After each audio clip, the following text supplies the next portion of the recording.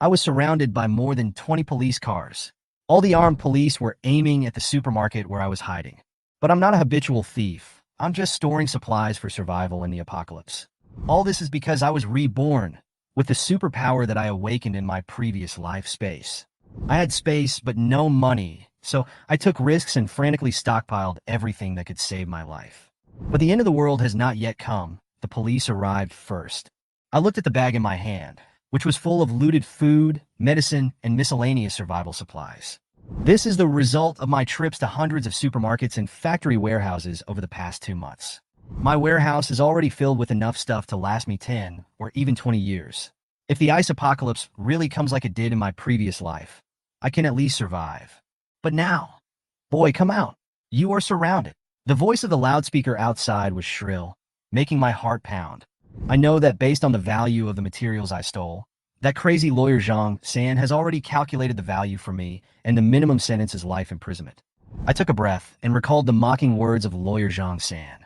Jiangzhe, don't even think about running away. You'll either go to jail or end up in a coffin.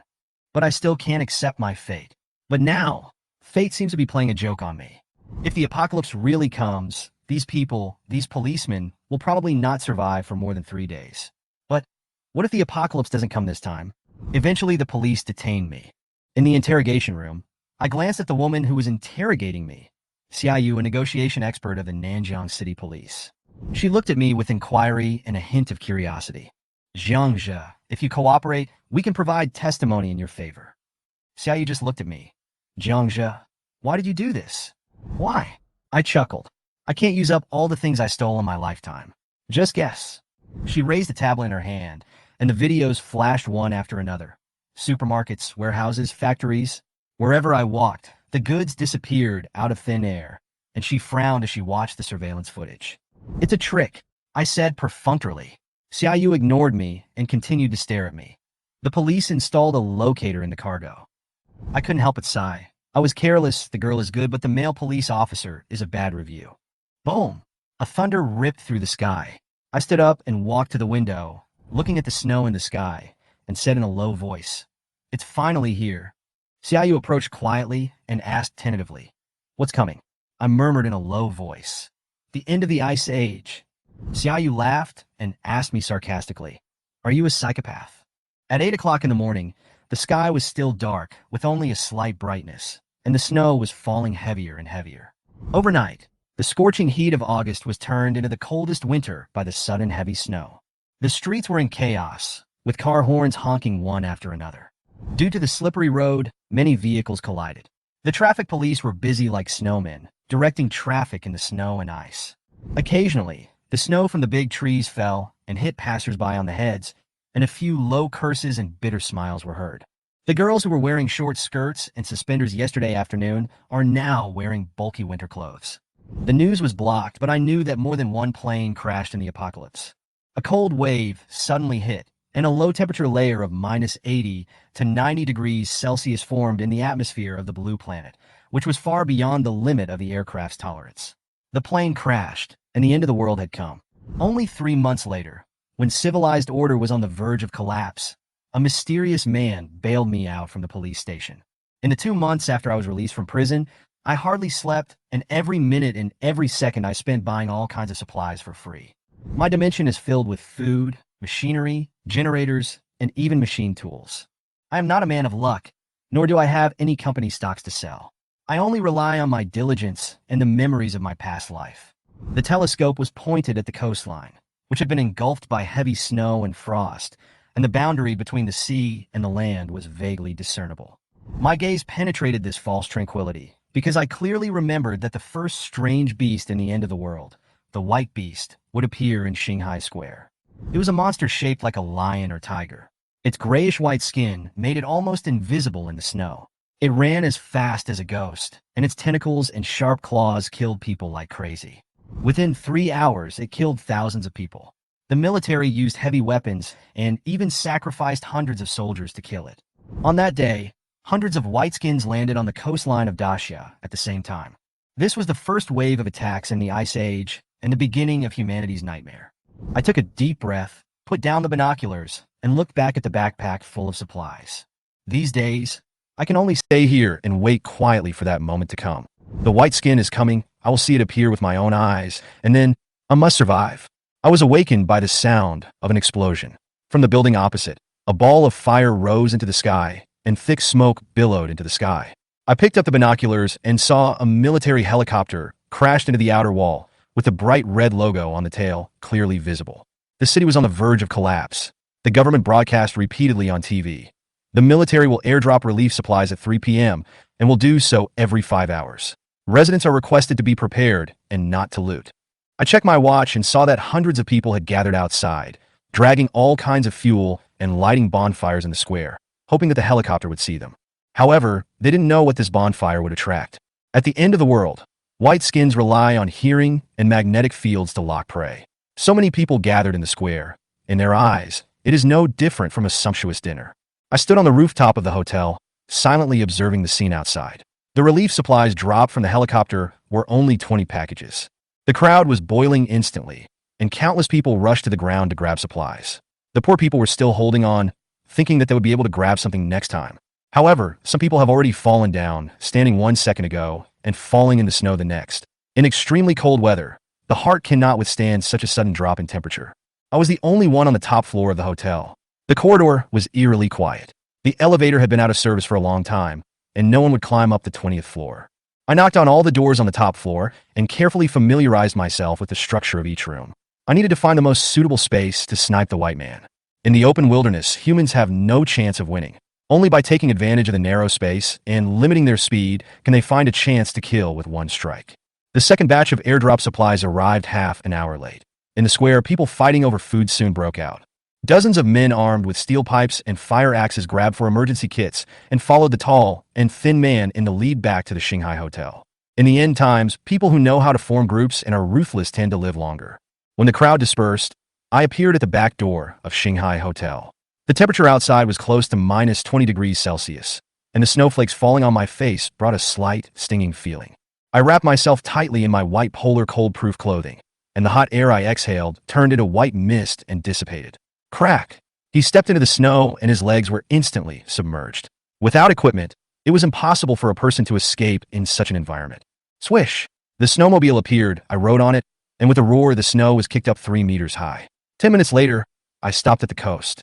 The seawater more than 200 meters from the shore has frozen into 3 centimeters of ice. In a few months, the world's seawater will be covered with ice. I pulled out a small hydrogen tank, blew up a red balloon, and released it into the air with a detector hanging from it. Life detector. If there is any living creature within 100 meters, it will automatically alarm and record it. After setting up more than 30 detection points in succession, I finally returned to the hotel panting. Hundreds of people gathered in the lobby on the first floor of the hotel. Men, women, young and old, all in a state of disarray. Hey brother, did you grab any food? The tall and thin man in security uniform came over, and I recognized him. The one who took the lead in grabbing supplies. No, I shook my head. Who are you? They're all working near the hotel. He pointed at the people sitting in the lobby. It's impossible to get into the resettlement site. The food is so little that it can't even fill the gaps between our teeth.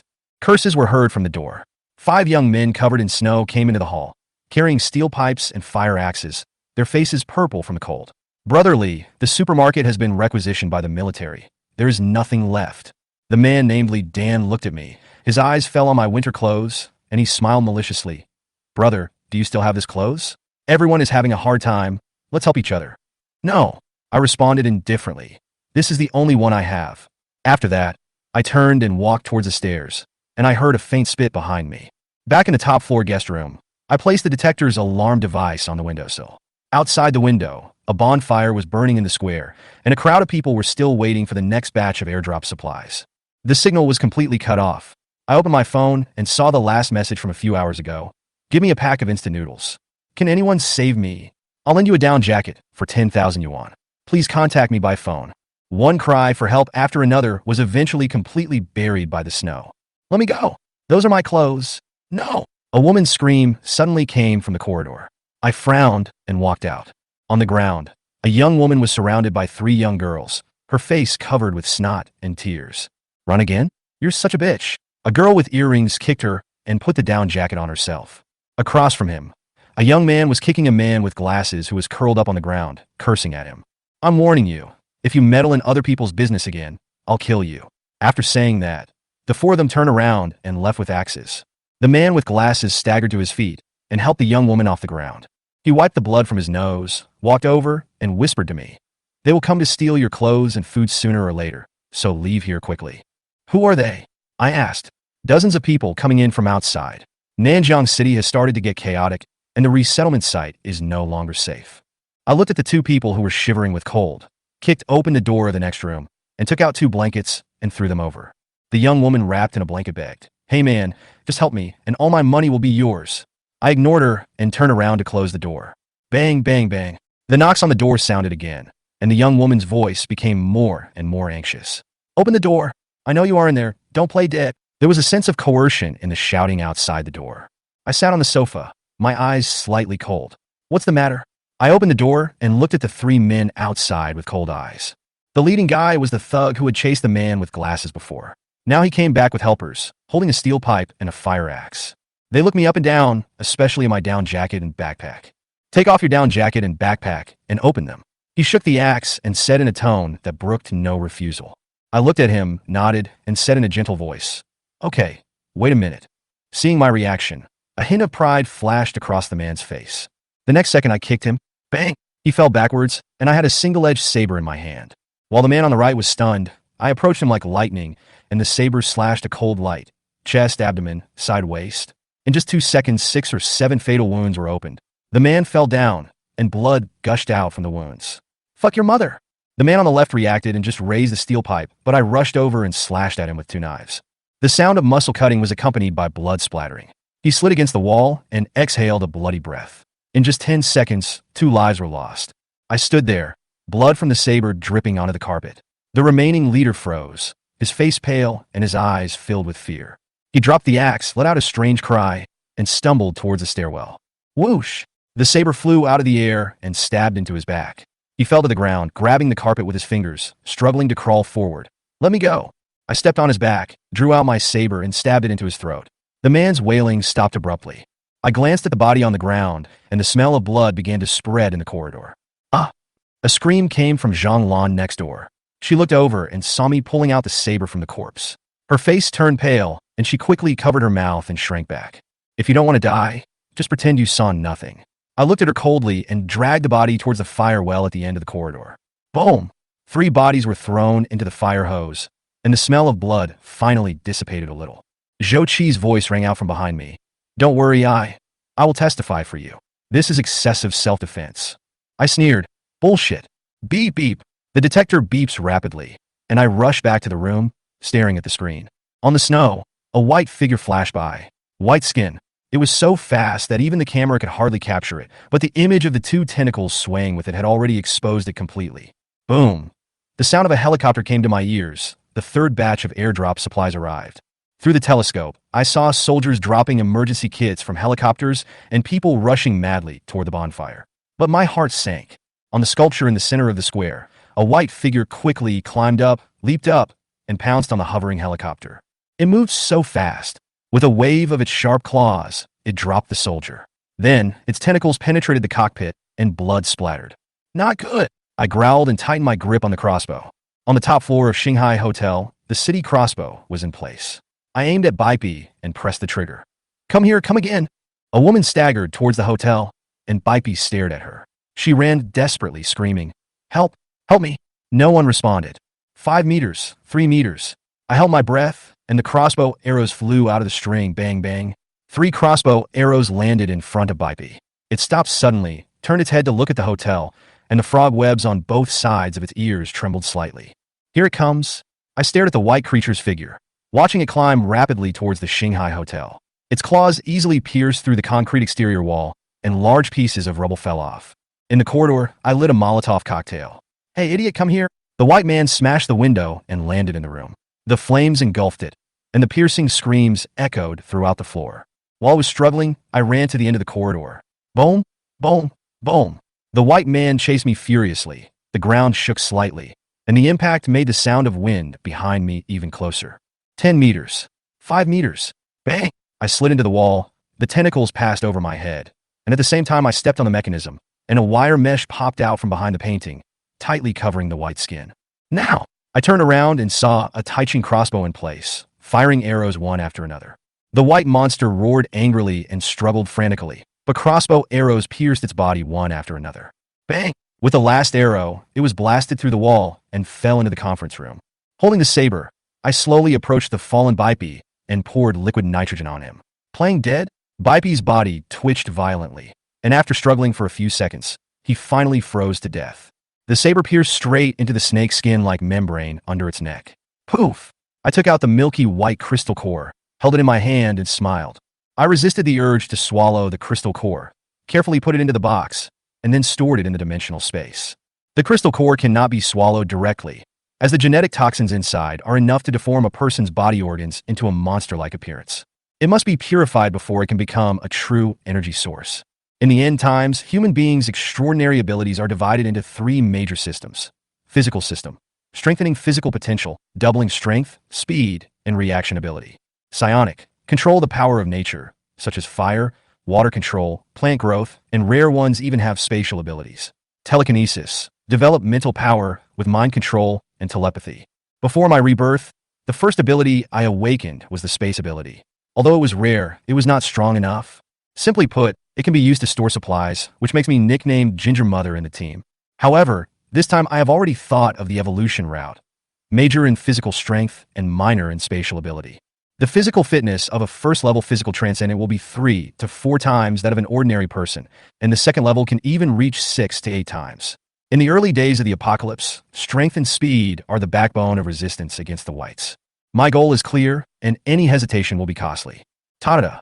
The sound of hurried footsteps came from the stairwell. I flipped my hand and put the white-skinned body into the space. Jiangxia, are you okay?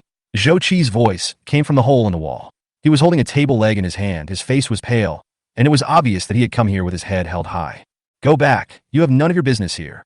I glanced at him coldly, my tone calm, but unquestionable. I heard no movement. I was worried that something might happen to you. I interrupted with a frown. Take a table leg. Are you trying to tickle the monster? If you don't want to die, get out. Zhou Qi swallowed awkwardly. Okay, be careful. He hurriedly retreated, and the sound of his footsteps gradually disappeared. I summoned the white-skinned corpse again and began to pull out the crossbow arrows that were stuck in its body. 1, 2. After shooting more than 10 crossbow arrows, my arms were already sore, and I couldn't help but straighten up and take a breath. Buzz! A strong wind hit me. In a flash, I subconsciously rushed forward, but I was still a fraction of a second too late. Oomph! A tentacle swept across my arm like a steel whip. The tearing pain made me groan, and blood spurted out. My heart sank, and I looked up suddenly. There was another white one. In the conference room, a slightly smaller white-skinned man was using his head to push the male white-skinned man's body. Why is there more? My face turned pale, and my breathing stopped for half a second. The intelligence was wrong. It turned out that there was more than one white-skinned creature in Nanjiang, and this one was a female. Crunch, crunch. It opened its mouth wide and chewed the dead white-skinned tentacles into pieces in a few bites. Dark purple blood flowed down the corners of its mouth. My pupils shrank slightly. The tentacle was the white man's reproductive organ, and it was also a very valuable thing in the end times. Those incompetent men in the upper class were willing to exchange their lives for it. Squeak! Bipe stared at me, his fan-like ears erect, catching the sound of my breathing.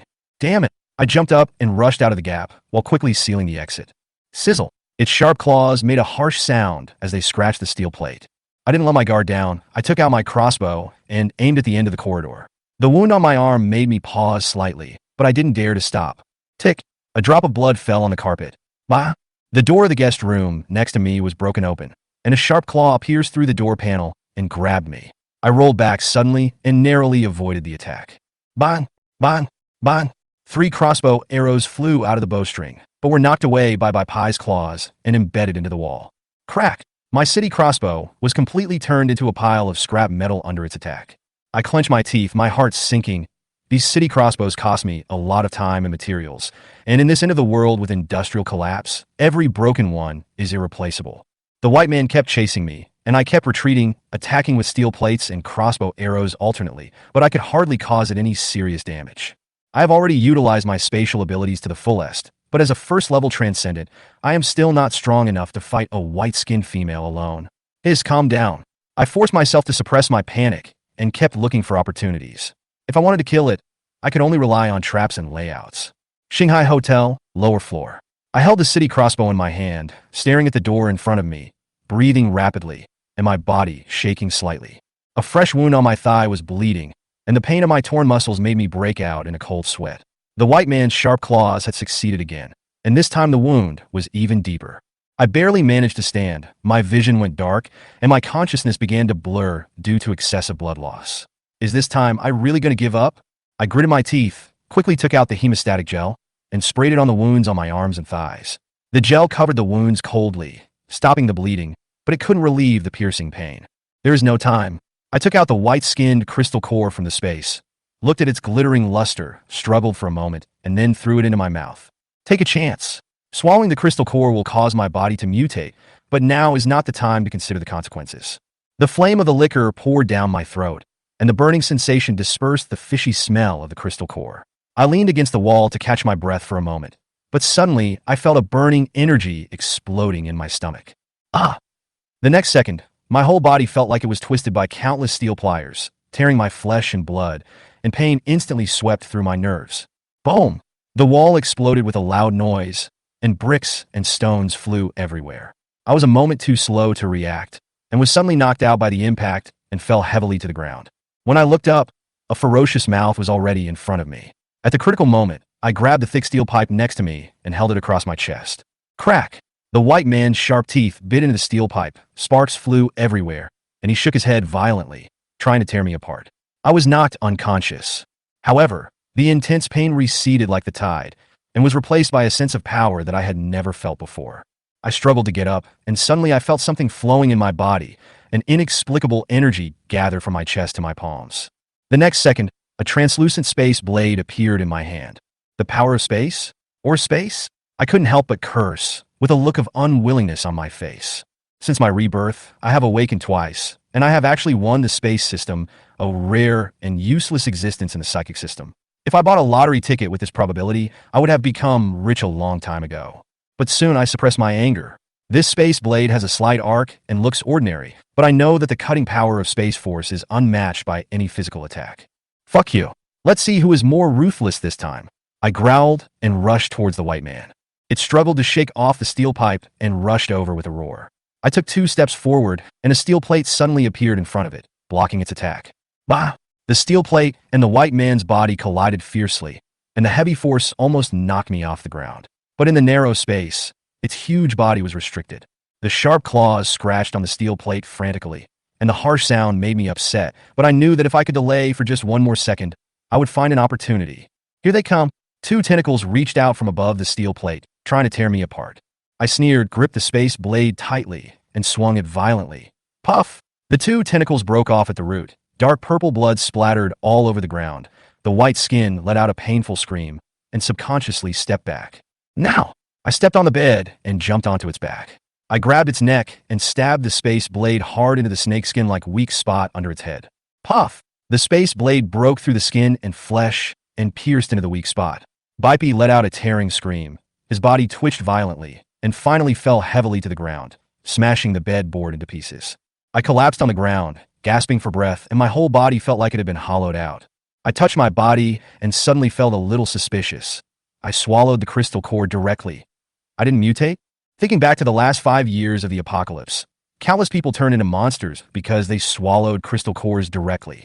Some had deformed limbs, while others grew scales all over their bodies, but I didn't have any abnormalities. Could it be because of my rebirth? I untied my belt and checked it.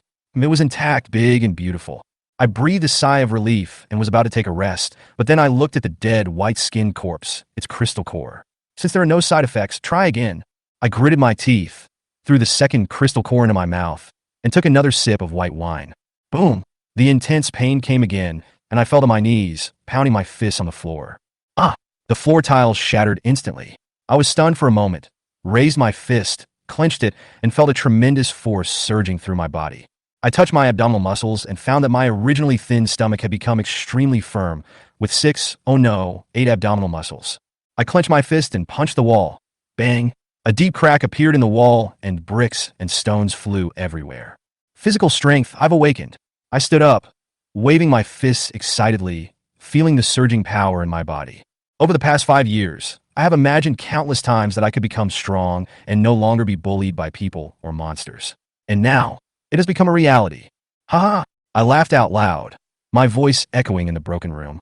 It was snowing heavily. In the guest room on the top floor of Shanghai Hotel, pork rib soup was bubbling on the gas stove, with steam rising.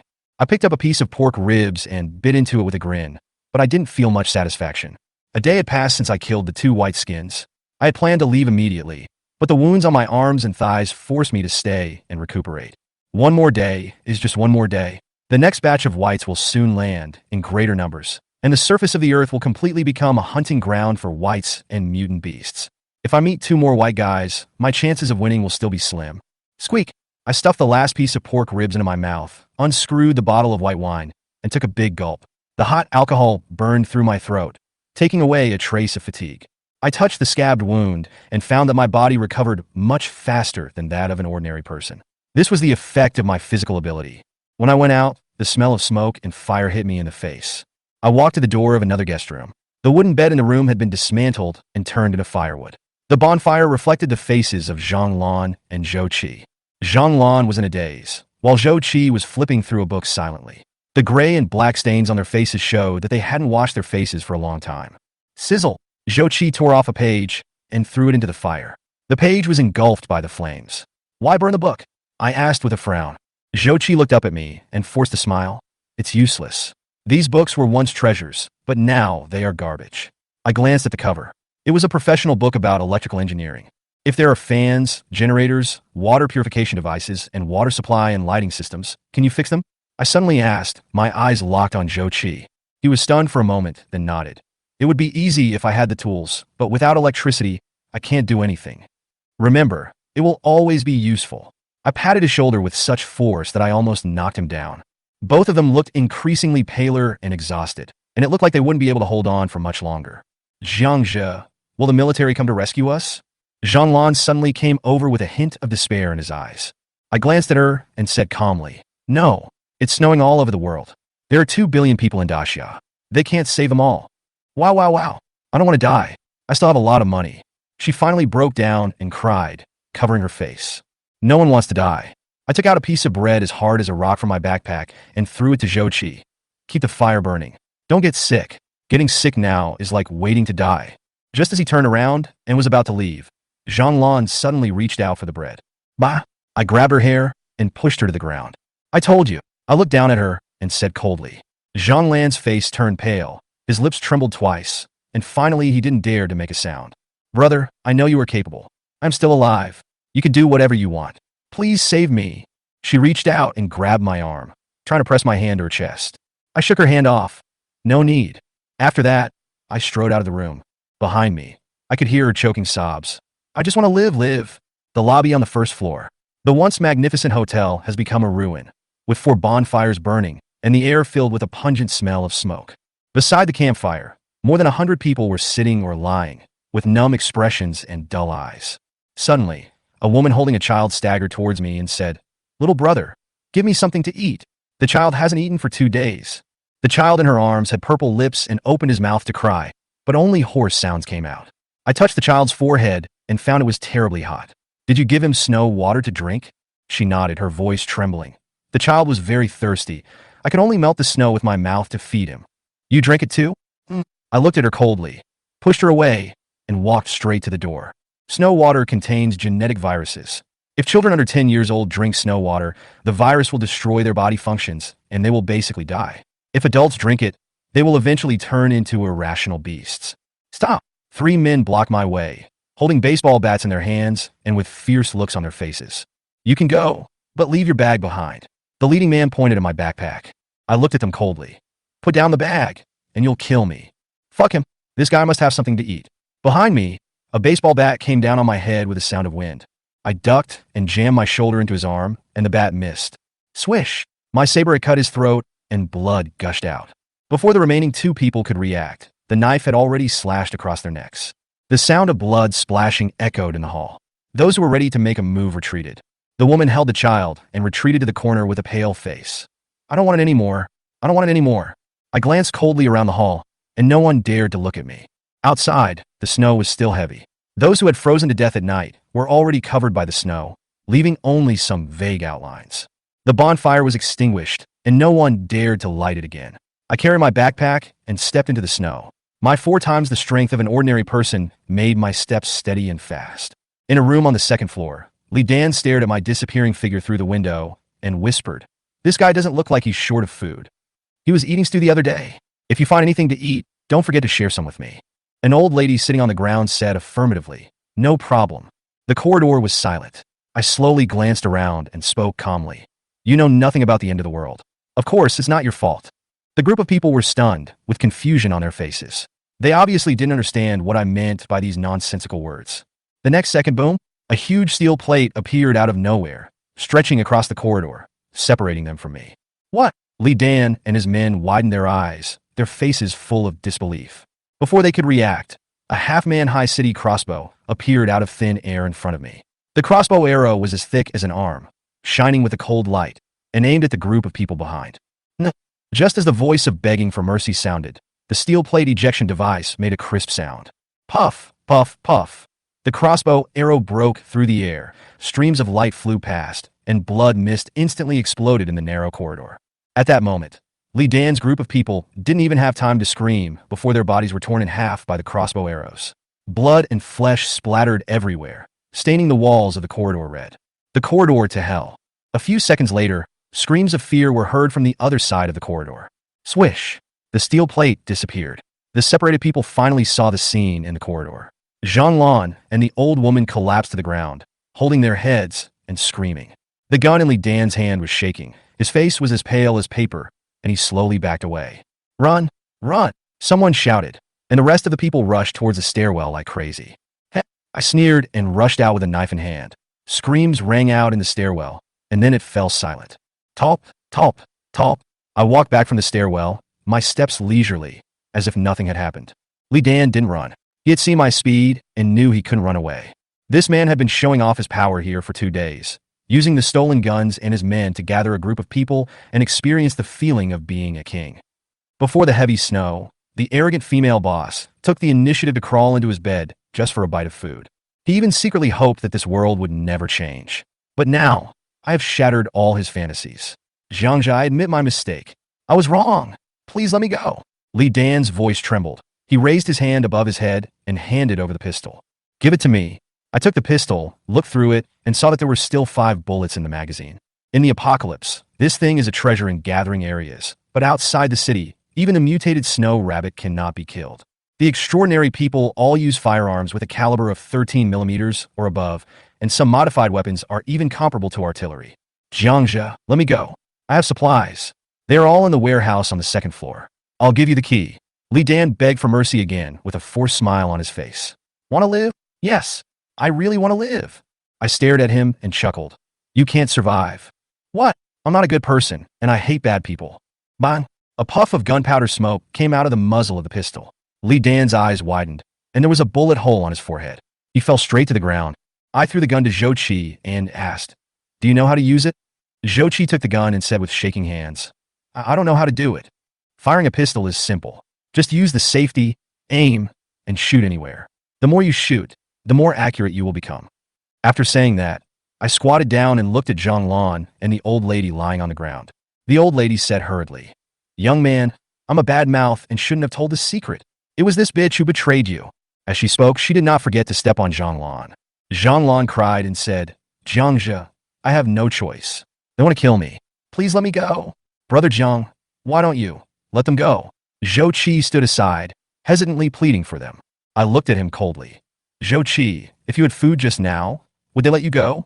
He lowered his head and murmured, "No, they will take it away, and then I will starve to death. So, if you do something wrong, you have to admit it, and if you admit it, you have to be punished." I grabbed Zhou Qi's hand, put the gun in his hand, and forced him to hold it tightly.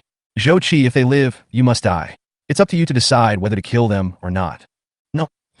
Zhang Lan and the old lady hugged my legs and cried for mercy. Zhou Qi turned pale, closed his eyes, and turned his head away. Bang, bang, bang, bang, bang. For shots rang out, and the screams stopped abruptly.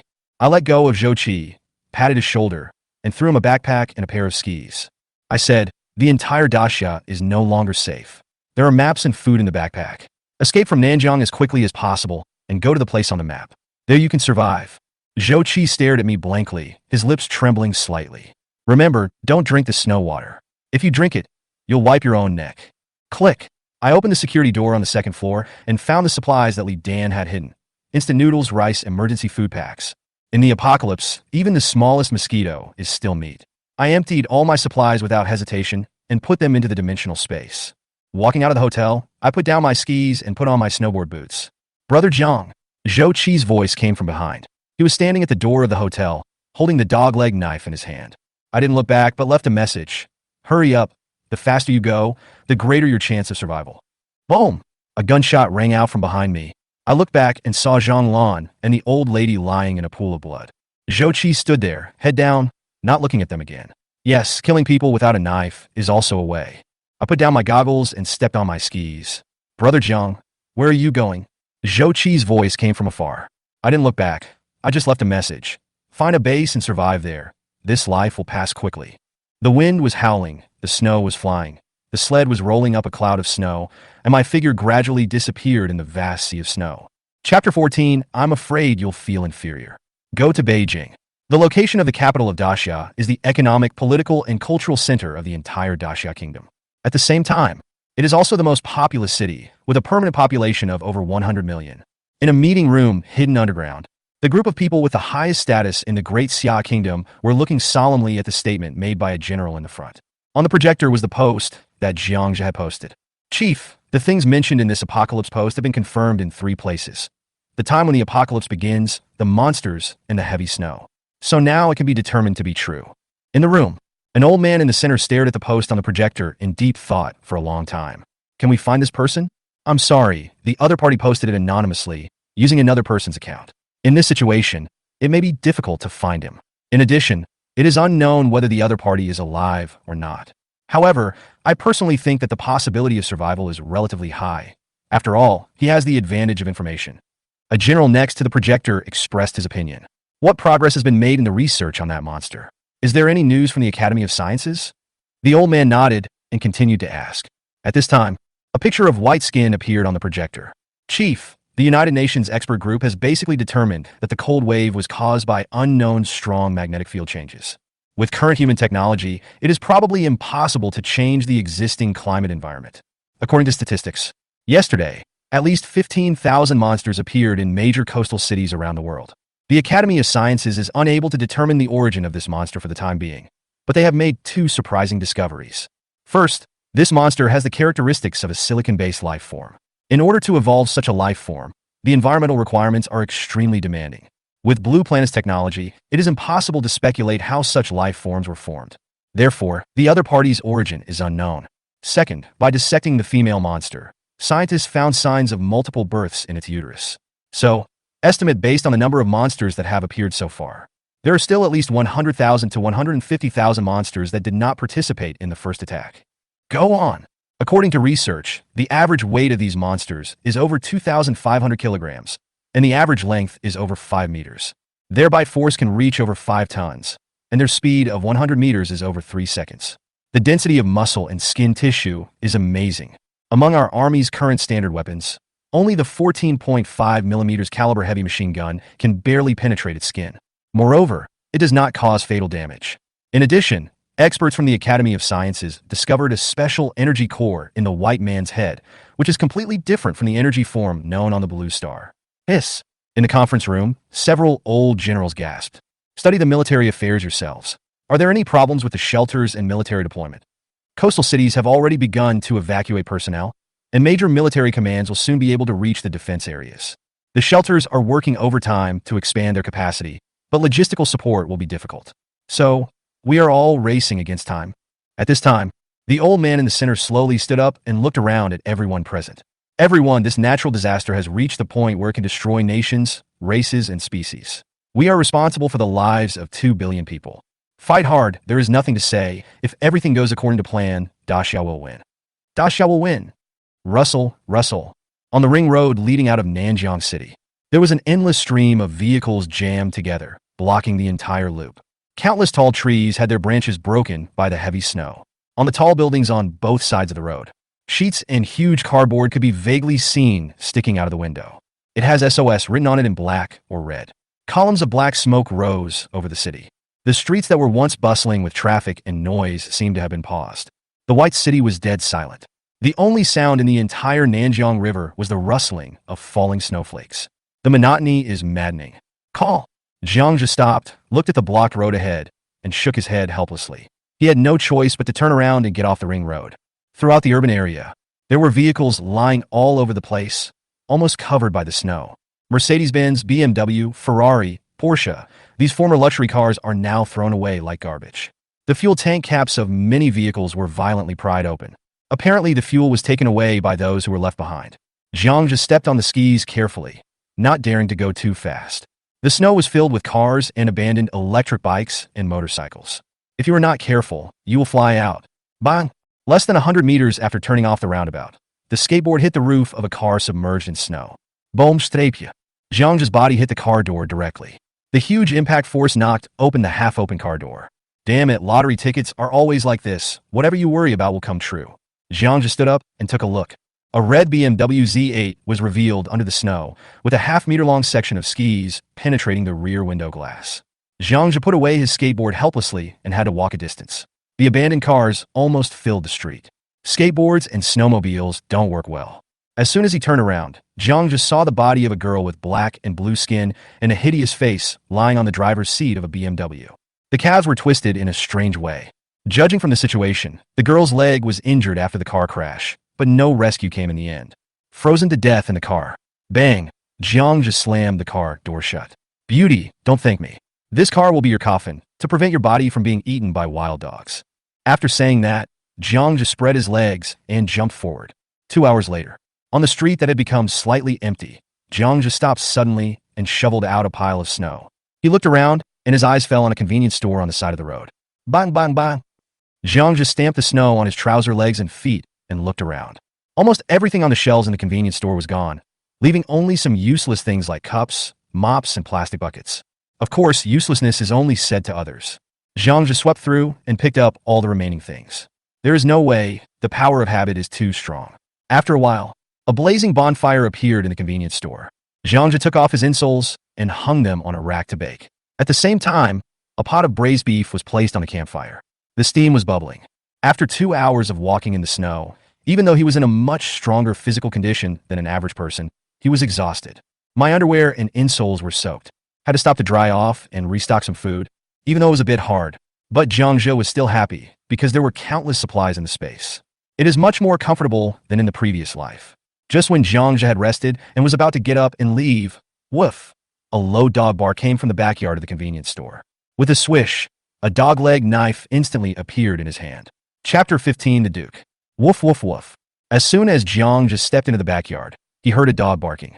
The voice was low and hoarse, without any deterrent effect. There are 3 main rooms in the courtyard. The barking of dogs came from the middle room, whose door had been broken into pieces long ago. The door to the room was piled with snow. Crunch! Jiang pushed through the snow and walked in. Woo woo woo. A large St. Bernard dog was tied with an iron chain. Before the end of the world, when Jiang was working as a delivery man, he had seen this dog in a wealthy man's house. The man said that this was one of the largest dog breeds in the world. The weight can reach over 100 kilograms, and the height can be close to 1 meter. However, the St. Bernard in front of him looked a bit miserable. There was a wound more than half a foot long next to the right eye. The blood made the surrounding hair stick together. The wound is deeper. The dog became one-eyed. Seeing Zhang Luo coming in, the big dog staggered to his feet. She lowered her head, bared her teeth at him, and made a low sound in her throat. Next to the dog, there lay the body of a man, frozen black and blue, with 1 foot dangling from an overturned wheelchair. The man's head was covered in blood. A bloody steel pipe was thrown next to the body. After looking at the environment, Jiang roughly guessed what had happened. The dog's owner was this man. Someone came to steal his things and beat up both the dog and the man. But this St. Bernard's thick coat saved its life. Okay, stop showing your teeth. There's not a single hair left in the house. What am I going to steal? Jiang complained to the big dog.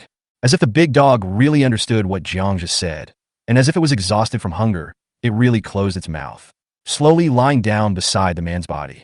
Suddenly, the big dog suddenly stood up and looked at the broken window.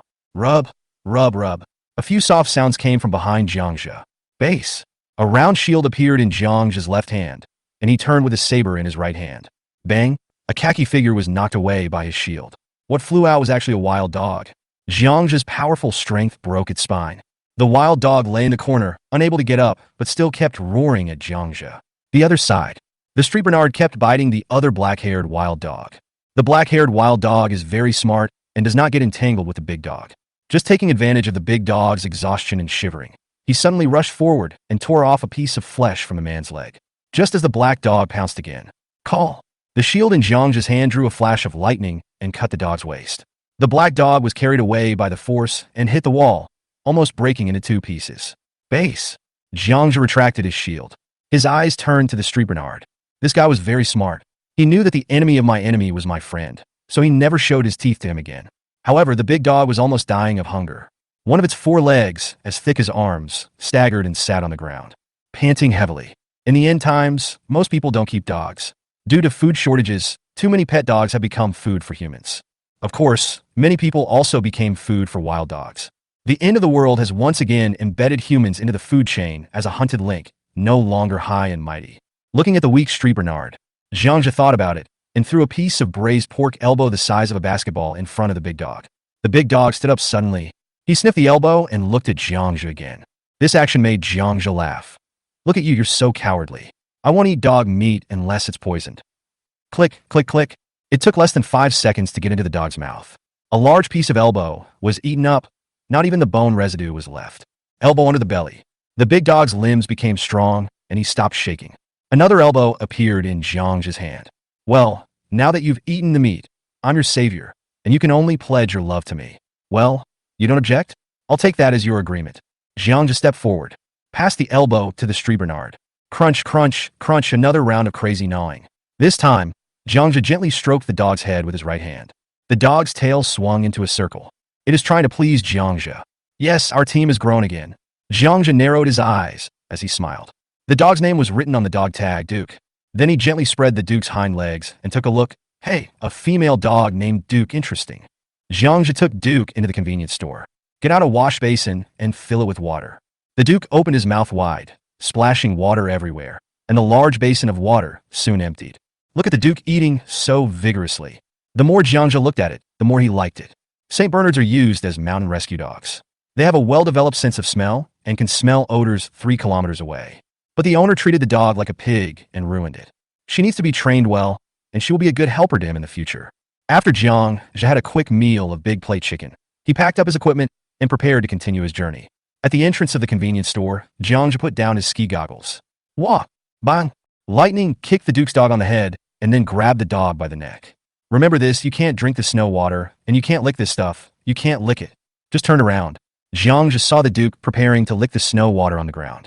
He had wasted 2 big elbows to get this guy, and he couldn't let it end up as a dog meat hot pot. People will mutate if they eat snow water. Animals do the same thing, just not as much as humans. Originally docile animals will become aggressive. Squeak!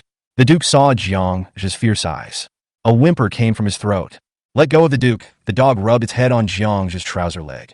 Jiang took out a bucket of mineral water and gulped it down until the 2-liter bucket was empty. What a fucking masterpiece. Jiang put on his ski goggles and shouted, "Let's go." Puff! The Duke disappeared behind him. Jiang had no choice but to stop again. The snow was higher than the Duke's thighs, and he was almost invisible when he jumped into the snow. It took a long time for the head to emerge from the snow. Damn it, I saved an ancestor. Others are dogs pulling people, but I am a person pulling a dog. Taking out a snowboard, Jiang complained as he tied the Duke to the snowboard. Then tie the rope around your waist. After a whistle, rushed into the heavy snow with the Duke. 100 kilometers outside Nanjiang City. Simple military camps stand on the vast snow. The G58 expressway leading to the outside world from Nanjiang is just 100 meters away. A dozen daxia officers looked at the dark crowd on the road, and everyone's brows were deeply frowned. Is this the last batch of residents to be relocated from Nanjiang City? A lieutenant general tilted his head and asked the adjutant beside him. Yes, General, the last batch of residents of the resettlement site are here. The adjutant stepped forward and answered in a low voice. What about the weapons and equipment? General, the situation is not good. We have only brought over 100 heavy artillery pieces, and many wheeled heavy equipment are trapped in the rear due to the snow on the roads. Our heavy weapons cannot carry out precision strikes because we cannot use satellites. Due to weather reasons, Many fighter planes were unable to take off. Besides, stop talking, go down and urge them. The lieutenant general waved his hand to stop the adjutant's report. After a moment's silence, the order has been passed down, right? Even if you die of thirst, you cannot drink snow water. Add this to the wartime regulations. Yes, the adjutant quickly wrote it down. General, could there be a mistake? We checked the people who drank the snow water and found nothing abnormal. On the contrary, people who drink snow water are healthier. Food supply is already very difficult now. If we can't even get water, I'm afraid. Behind him, a major general stepped forward and offered his opinion. We are following orders. Our superiors have their own considerations. We must hold on until these residents are evacuated. Ladies and gentlemen, this time, our opponents are not human. Even if I die, I must stop those monsters in Nanjiang and never let them rush into Shangjing. Yes. Chapter 16, I didn't want to be a hero. A day's trek. Jiangzhe and the Duke finally walked out of the main urban area of Nanjiang. There are no more high-rise buildings with dozens of floors here.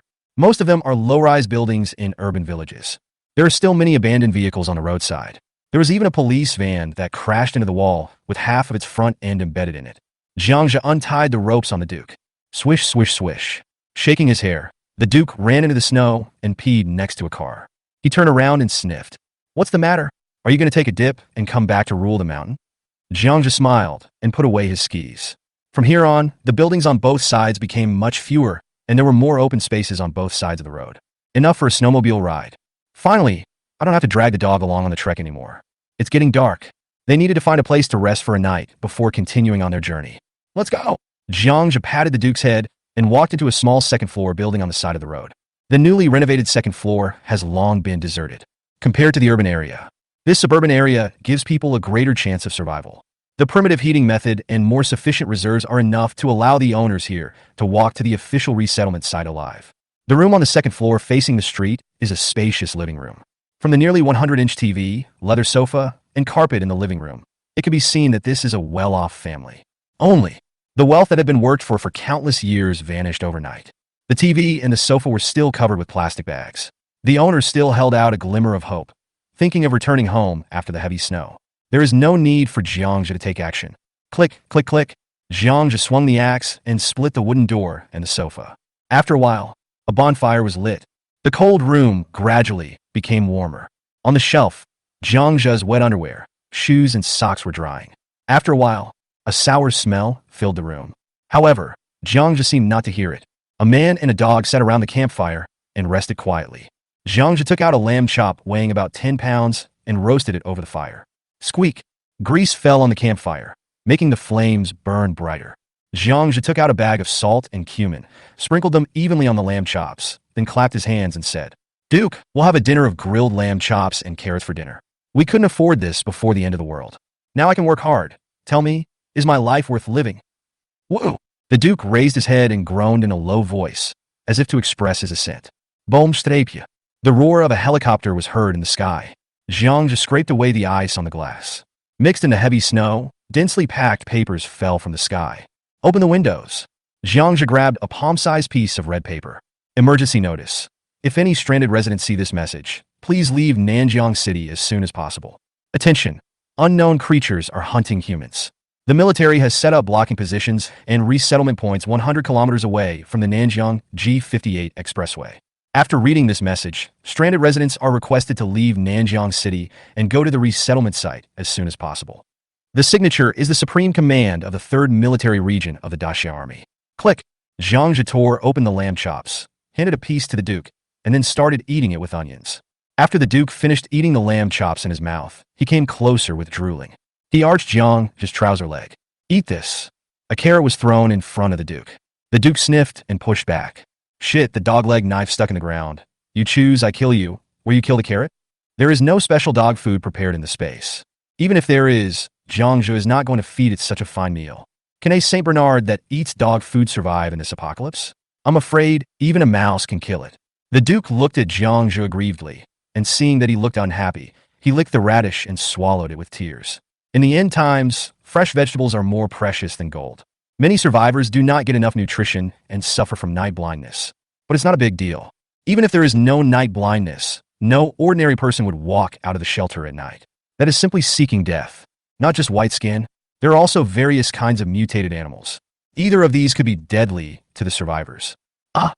Suddenly, a woman's scream was heard outside the window. Swish, Jiangja covered the Duke's mouth with his hands and said, "Sho," and gave it a look to signal it to be quiet. He quickly rushed to the window and watched secretly. Across the street, a young woman wrapped in a sheet, with her hair disheveled, ran out onto the road screaming. The waist-deep snow made her stumble as she ran. While running, a pair of thighs were vaguely visible, and the feet were bare. Across the street, a dozen men stood on the roof, laughing and whistling as they watched the woman escape. After running more than 100 meters, the woman's scream stopped abruptly. Jiangja watched. The woman fell beside a car, holding her chest. Jiangja put down the telescope and stopped looking. The woman was already gushing out blood foam from her mouth. Barefoot, bare body. In such a cold day, without any protection against the cold, the icy air would freeze her alveoli. Grass! Jiangja pushed the Duke away. Bang, crash, a bullet shattered the window glass. Damn it, the other party has a long thing. Jiangja recognized the sound of an assault rifle. Chapter 17 passing by. Listen, everyone in the house, get out right now, or I'll throw a Molotov cocktail at you and burn you to death. Come out now, don't waste time. Outside the window, a dozen men shouted towards the second floor. Apparently, these people had just seen the light coming from the room on the second floor and knew that someone was hiding inside. Jiangja, who had already prepared the crossbow and pistol, thought about it. He put away his weapons again. He tied the Duke up with a leash and said, "Don't bark for a while.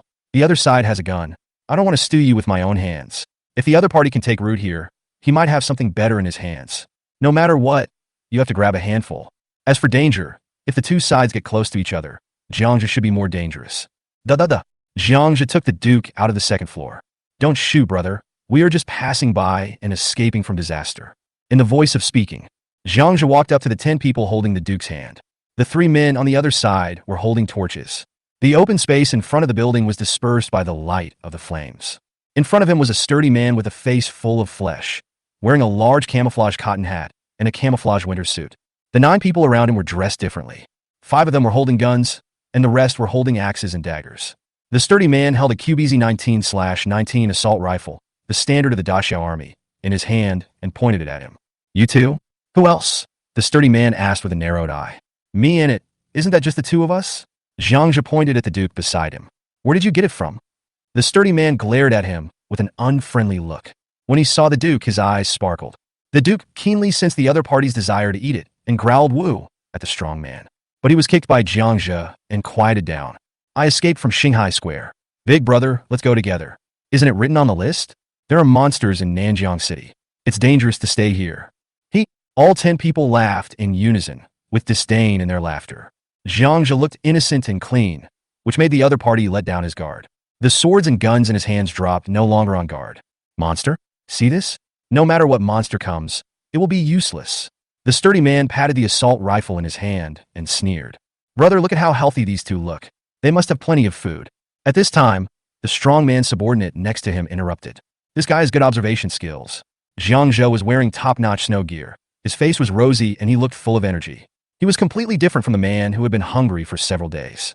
"Open the backpack and let me see." The burly man shook the gun. "Kila."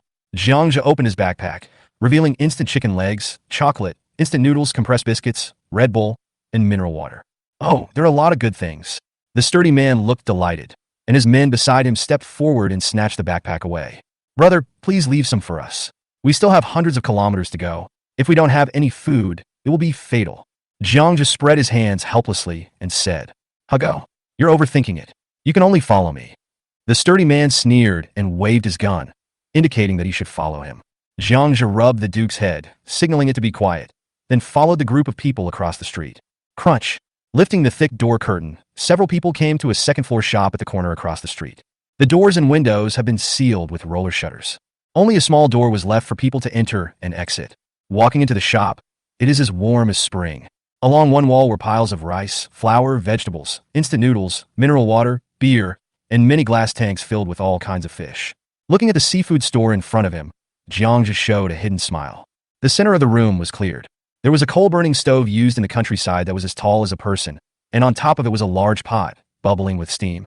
A meaty aroma wafts into the air. "Brother, that woman must be dead. Oh, there is still a greenhorn. What a pity that he is no woman." By the fire, a middle-aged man with a slightly bald head was stirring the food in the pot with a spoon. After seeing a few people coming back, He put on a flattering smile and greeted the big man. Well, it's a dead ball. We need to keep a closer eye on those people from now on. Lock this one up. The sturdy man gave an order to his two men. Two men with pistols came up and pointed them at Jiang's chest. The bald man who was cooking pulled out a kitchen knife and looked at the Duke. Hey, big brother, you've already taken the food. I was just passing by. There's no need to do this, right? If we keep it, we will have to provide food for it, and this dog is a big eater, so it's not worth it. Jiang just said as he looked at the burly man sitting on the sofa. Haha, if you hadn't mentioned it, I would have forgotten about it. You killed the dog, and you still want to leave after seeing me kill someone? Baldy Zhang, tell them who I am. The sturdy man lit a cigarette with disdain. The bald man bowed to the other man and said, This is Brother Long who came out of Nanjiang No. 3 prison. He was a well-known figure in Nanjiang Shay District. Boy, you are unlucky. Just bear with it. And when we leave here, you will be free. The third prison? Jiangzhe looked at the burly man and the men beside him. It turned out to be a group of escaped prisoners. It seemed that the guns in their hands were also snatched from the police. Nanjiang No. 3 prison holds all the serious criminals. This Brother Long probably wants to take them hostage. You beasts, you will not die a good death, Li Long. The country will not let you go. Suddenly, a hoarse roar came from the stairs on the second floor not far away. At the same time, there was the sound of the iron fence shaking. Jiangzhe looked over. Then I noticed a pair of hands stretched out from the ground near the stairs, grabbing the railing and shaking it. It's a basement. Haha, Supervisor Zhao, the world has changed. Do you know what the situation is like outside now? There are almost no people left in Nanjiang. Country? Is there still a country? Who cares about this place? Go bring him to me. You shouted so loudly, it seems that you didn't beat him enough. Under the instructions of Brother Long, two strong men walked over, opened the fence, dragged a man in police uniform over by his hair, and threw him at Brother Long's feet. Snap! Brother Long stepped on the man's head and said, Master Zhao, this is the end of the world. We are no longer in prison. Here, I have the final say. This Supervisor Zhao is a bit miserable. The right calf was broken, and the white leg bone was exposed. The right hand was hanging down and was also broken. His nose and face were swollen, and one of his eyes was black and blue, and so swollen that he couldn't open it. Being stepped on by Brother Long, he was still cursing. You fart, Da Xiao will never perish. Li Long, you killed so many people, someone will take care of you. Brother Long pressed the cigarette but against Supervisor Zhang's face. With a hissing sound, green smoke rose. The disciplinarian groaned in pain, but still did not beg for mercy. A very tough guy. Master Zhao, why bother? We asked you to join us, but you insisted on being a tough guy. Look, you have food and drink here. Can't you just follow Brother Long? Baldy Zhang was explaining it to the side. Bah, Zhang Hongliang, you are bringing shame to the police. Supervisor Zhang spat. Baldy Zhang's face changed. He picked up a wooden stick and stabbed it into the wound on the prison guard's broken calf. Shame on you? Isn't it better than living like a dog? Baldy Zhang had a ferocious look on his face as he slowly turned the wooden stick in his hand. Ah! Supervisor Zhao roared in pain. When a man next to Jiangzhe stretched out his hand to strangle him, Jiangzhe tilted his head to avoid it and grinned. I am more familiar with killing than you are. Chapter 18. You are insulting me. I am more familiar with killing than you are. The words fell. A hazy light flashed in the eyes of the man opposite. The man was shocked. Just as he was about to pull the trigger, he lost consciousness, as if his hand no longer belonged to him. Then the man felt the scene in the room rolling. Hiss! A column of blood shot up into the sky. The neck that was cut off by the space blade was smooth and flat, without a trace of burrs or bone residue. The other man had blood sprayed all over his face. In the 0.5 seconds that he was stunned, bang! A crisp gunshot was heard, and a bloody hole appeared on the man's forehead. He stared at Jiangzhe in disbelief and fell backwards. He never understood it until his death. What is that slightly glowing weapon in Jiangzhe's hand? Also, where did the gun in his hand come from? At this time, a head with its eyes open was rolling on the ground. Everyone in the room was stunned and looked up. Bang, bang, bang. 3 gunshots were heard, and 3 men with pistols in the room flew out with blood spurting out of their chests. The 5 men were killed in less than 2 seconds. Brother Long on the sofa's face changed suddenly. Just as he was about to reach out and grab the assault rifle on the sofa, a knife flew over. Ah! Amid screams, Brother Long's arm was nailed to the sofa by the dagger, and the wide blade almost cut off his entire arm. In the screaming of pain, the remaining 4 men just raised their axes. Jiangzhe had already pointed his gun at them. Let's make a bet and see how many bullets I have in my gun. We'll go first, huh? The remaining 4 people didn't dare to move. Woofa! Screams were heard. Baldy Zhang tried to escape during the chaos, but was tackled by the Duke, who bit him on the butt. Click, then opened its mouth wide and bit between the legs. An inhuman howl sounded again. The Duke was very cruel to the man who wanted to stew him. Less than 5 seconds. The situation of this seafood store has reversed. Jiangzhe slowly took out the rope and tied up the remaining people tightly. At this time, he then picked up the assault rifle and walked around the seafood store. Supervisor Zhao in the room kept his eyes wide open. As early as the first shot, he saw the beheading and shooting process clearly. Brother, please have mercy on me. I was wrong just now. From now on, I, Li Long, will follow you. Seeing Jiangzhe coming over, Brother Long's face turned pale, and he kept begging for mercy. Brother, you're insulting me. Jiangzhe placed his hand on the handle of the dog-leg knife. Bang! Brother Long slapped himself and said, Yes, you are a man of great ability. How can I be worthy of being your brother? You are a master. Brother Long forced a flattering smile. But this smile is even uglier. Jiangzhe ignored Brother Long and shouted towards the basement. Anyone alive? Come out. Yes, little brother, there are others. Supervisor Zhao said hurriedly, struggling to get up and limping towards the basement. Crash! After a while, with the sound of footsteps, 16 people staggered out, supporting each other. 12 women and 4 men. The surviving women were not in a bad condition, but the 4 men were in a miserable state. They were dizzy and shaky when they walked due to hunger. 16 people saw the corpses and heads on the ground, screamed twice, and huddled in a corner, trembling. If you want to eat, someone come out and tell me what happened to the woman who just ran away. Jiangzhe said while looking at the 16 people. After all this commotion, Jiangzhe lost his sleepiness. I simply moved a chair over and sat down. Little brother, let me tell you. At this time, Supervisor Zhao was protecting a group of people behind him, and his whole body was staggering. If it weren't for the support of several girls beside him, he would have died. I'm afraid I'll fall to the ground in the next second. Jiangzhe kicked a chair next to the supervisor and said, Sit down and talk. Thank you. My name is Zhao Kongyang, and I'm the warden of the 3rd prison in Nanjiang City. A few days ago, we were ordered to transfer the prisoners. As a result, a car accident happened here. This Li Long took the prisoners and seized guns during the chaos and killed the escorting soldiers and the driver. These people are all refugees who were locked up by Li Long. Just now, the girl was raped by them and tried to escape, but she was raped by them. They are all beasts. Discipline. I want to live too. Bang! Jiangzhe turned around and slapped Brother Long in the face, interrupting him. If I don't ask, you can't tell me. There was blood flowing from the corner of Brother Long's mouth. He nodded continuously when he heard Jiangzhe's threat. Is what Supervisor Zhao said true? Jiangzhe looked at the crowd. It's true. That girl was my classmate, Wu. And our teacher, who wanted to protect us, was also killed by them, Wu. One of the girls whimpered and pointed at Long Ge.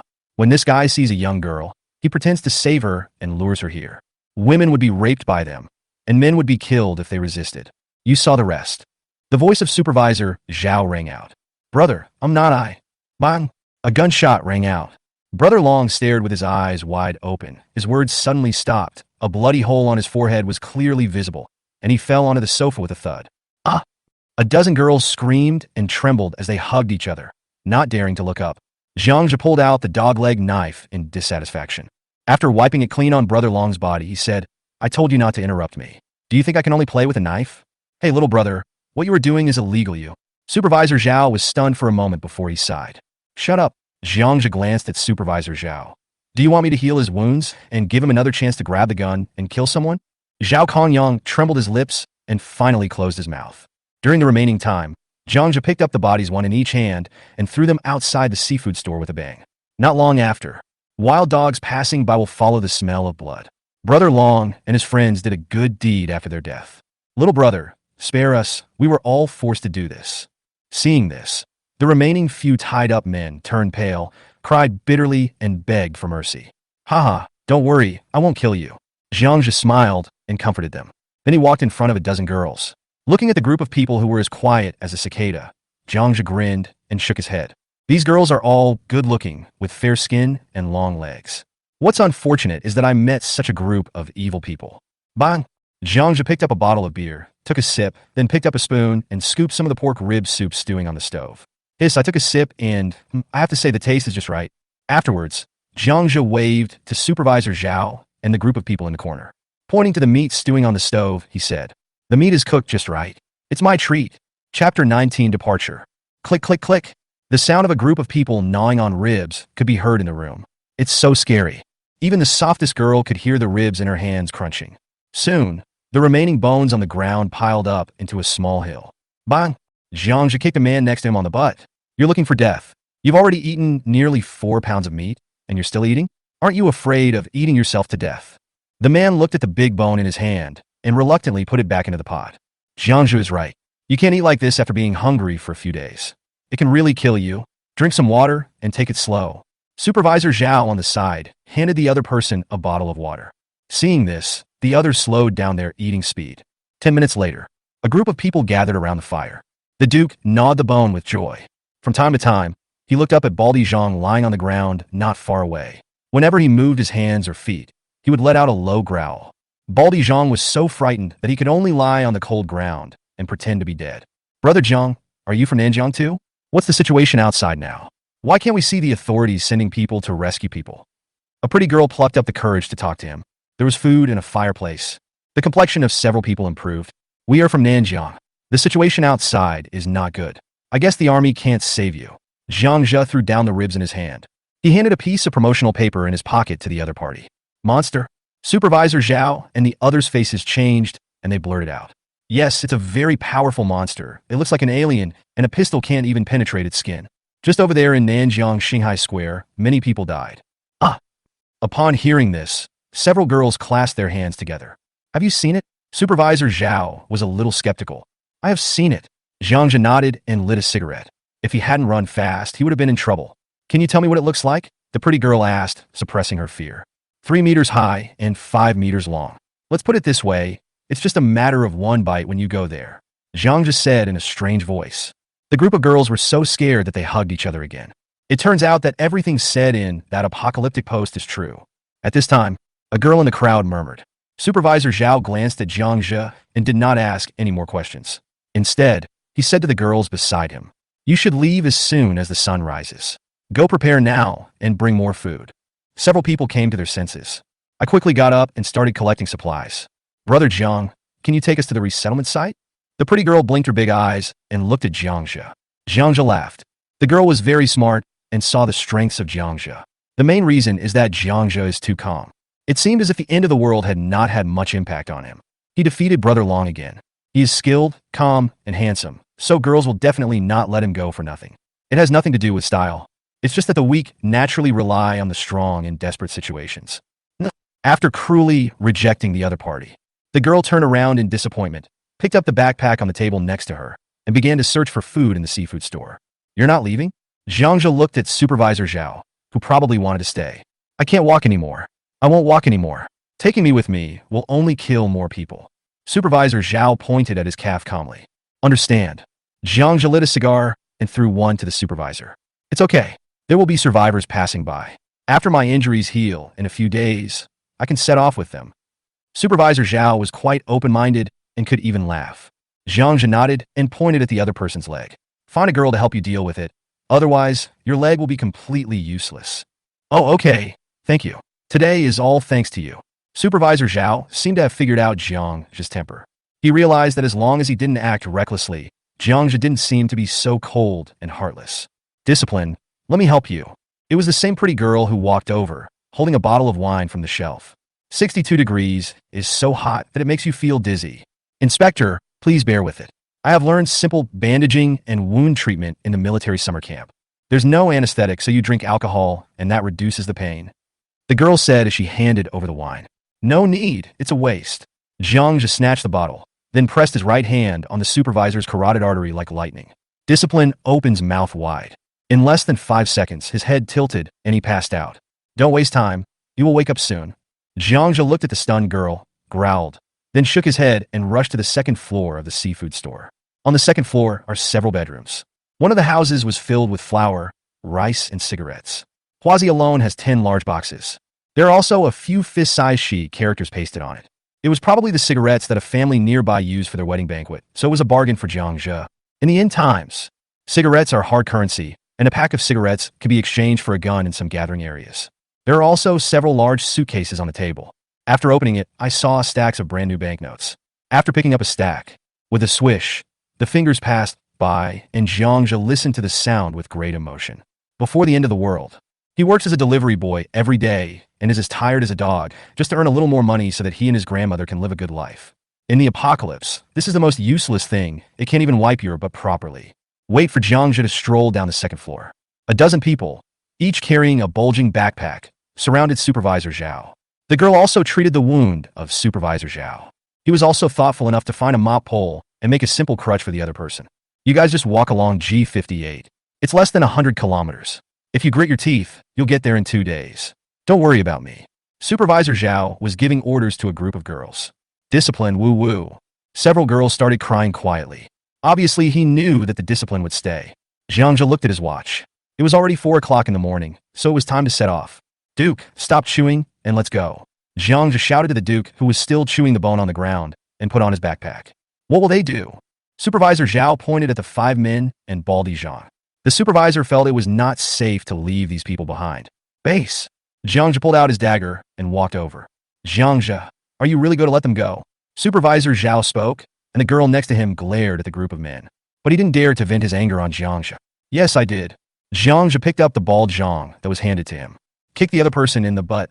Everyone get out. I'm going to keep my word, and I will definitely let you go. Several people were overjoyed and shouted, Thank you, Master. Thank you. We will definitely turn over a new leaf and start a new life. In the dark night, a group of people stood in front of the seafood store, and the bodies of Brother Long and his companions were still covered with snow. The girls raised the torches in their hands and looked at Jiangja with slight dissatisfaction. If Jiangja hadn't saved them, I'm afraid they will start scolding each other. Jiangja ignored their gazes and walked toward Zhang Tuzi with a knife. Chapter 20 accident. Take off your clothes, including your shoes. Jiangja stared at Zhang Tuzi and his men and swung his knife. Ah! Baldy Zhang reacted and shook his head quickly. No, someone will die, brother. Let me go. It was all their fault. It has nothing to do with me. Ki! The knife flashed, and 2 of Zhang Tuzi's fingers fell to the ground. Not taking it off? Then leave one leg. Take it off, take it off. The 5 people hurriedly began to take off their clothes. Soon, only the waistband of his pants was left, and he began to shiver in the snow. Jiangja raised the assault rifle in his hand and said, See that building 200 meters away? Run in, and you can survive. I mean what I say. Bang! Jiangja fired the first shot. Ah! Several people wailed, ran towards a 10-story building in the distance. Go, keep an eye on them. Jiangja gave an order, and the Duke chased after them closely. Ah! A wailing sound came from the wind and snow. Everyone behind them watched them silently. Jiangja ran back to the seafood store and frantically searched for food. In the end, he only left enough food for the supervisor to last for 4 to 5 months. Jiangja, they're all dead just like that girl. When Jiangja appeared again, Supervisor Zhao whispered, If they died, it means they were not strong enough. It's time to go. Jiangja put on his skis. A dozen people nearby came over. Everyone bowed to Jiangja. Thank you, Brother Jiang. At this time, Jiangja slowly stepped forward, stretched out his hand, and placed it on the chin of the pretty girl in front. The atmosphere suddenly became ambiguous. The girl's face turned red, but she mustered up the courage to look him in the eye. Everyone around looked at the 2 of them quietly. Jiangja looked around at these good-looking girls and shook his head. In the end times, being beautiful is a sin for women. Only by being ugly can you live longer. It's up to you whether you listen to it or not. Brother Jiang, we got this in mind. Take care. The girl nodded seriously, and the misunderstanding was resolved. At this time, the supervisor limped over and whispered in his ear, Little brother, I guess we won't have the chance to meet again. I'm curious, you're good at fighting and shooting, but you don't look like someone in the military. Can you tell me who you are? Jiangja put on a ski hat. Seeing the curious look in Zhao Guanzhao's eyes, he grinned. Nanjiang City, Eat Full Delivery Man, number M0023, available for inspection. Bang! Then slapped a pistol into the prisoner's hand. Under the gaze of everyone, a man and a dog disappeared in the heavy snow along the side of the road. Watching Jiangja and Zhou Qi disappear in the distance, everyone who was left hugged the supervisor, and the girls smeared their faces black with the soot from the bottom of the pot. Walking on the thick snow, heading into the distance. Delivery man? Zhang, the supervisor at the door, looked at the gun in his hand and shook his head.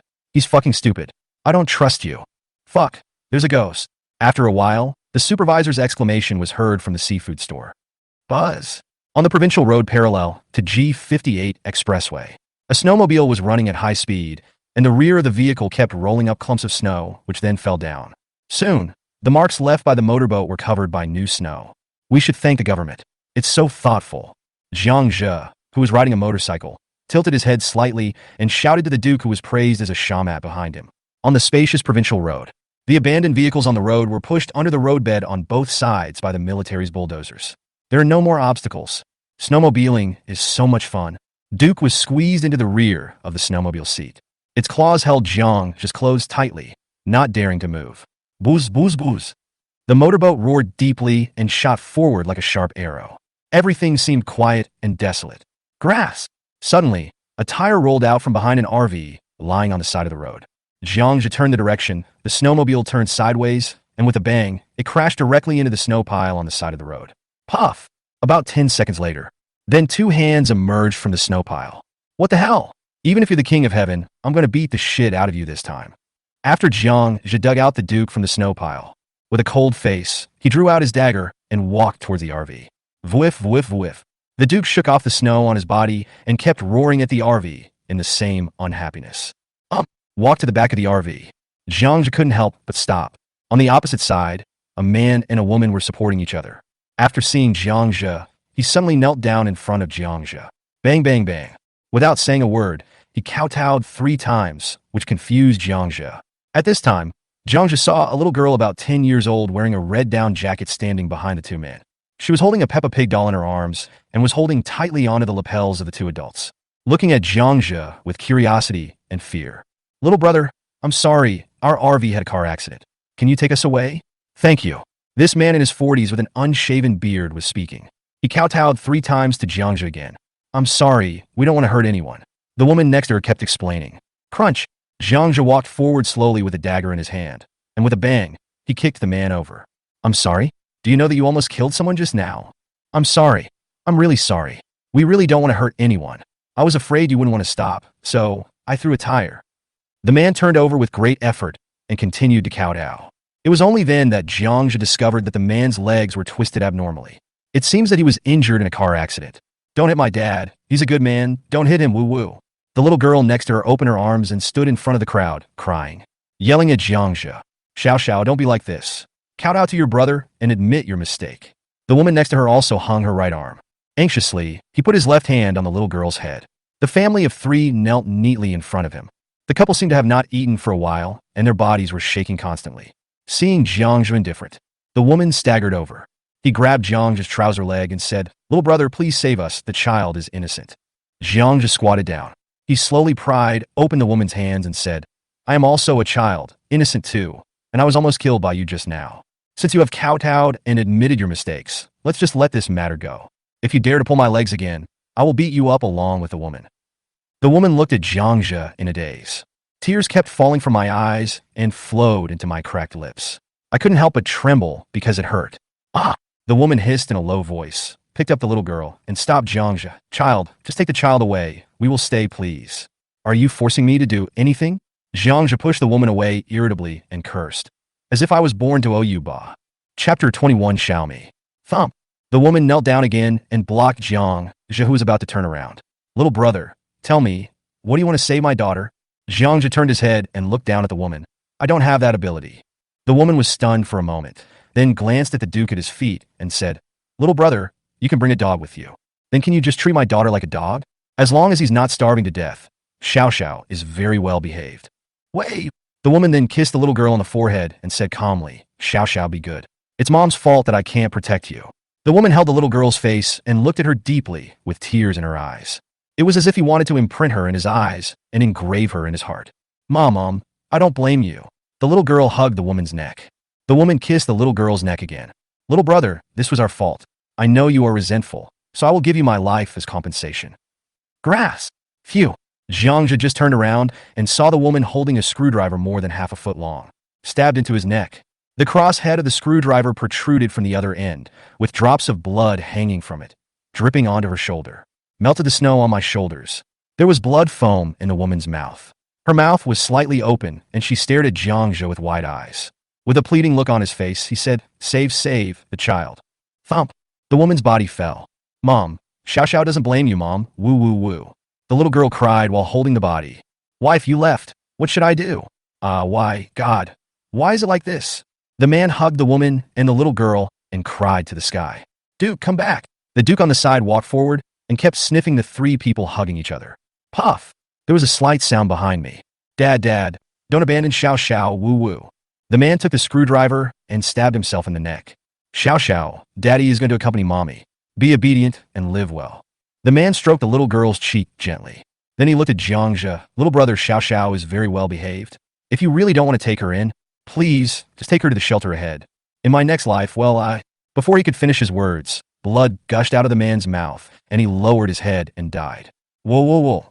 In the snow and wind, only the little girl was left sobbing, looking at that lonely figure. After a moment of silence, Jiangzhe turned around and picked up the snowmobile from the snow pile. Boom! The engine roared. It looked thrilling just now, but one of the rearview mirrors was knocked off. Everything else was fine. Duke, get in the car. Jiangzhe turned his head to look at the little girl kneeling in the snow, put down his snow goggles, and the Duke jumped to the back seat. Booze, booze, booze. The snowmobile rushed out. Everything returned to silence, and the only sound that could be heard was the rustling sound of falling snow and the crying of a little girl.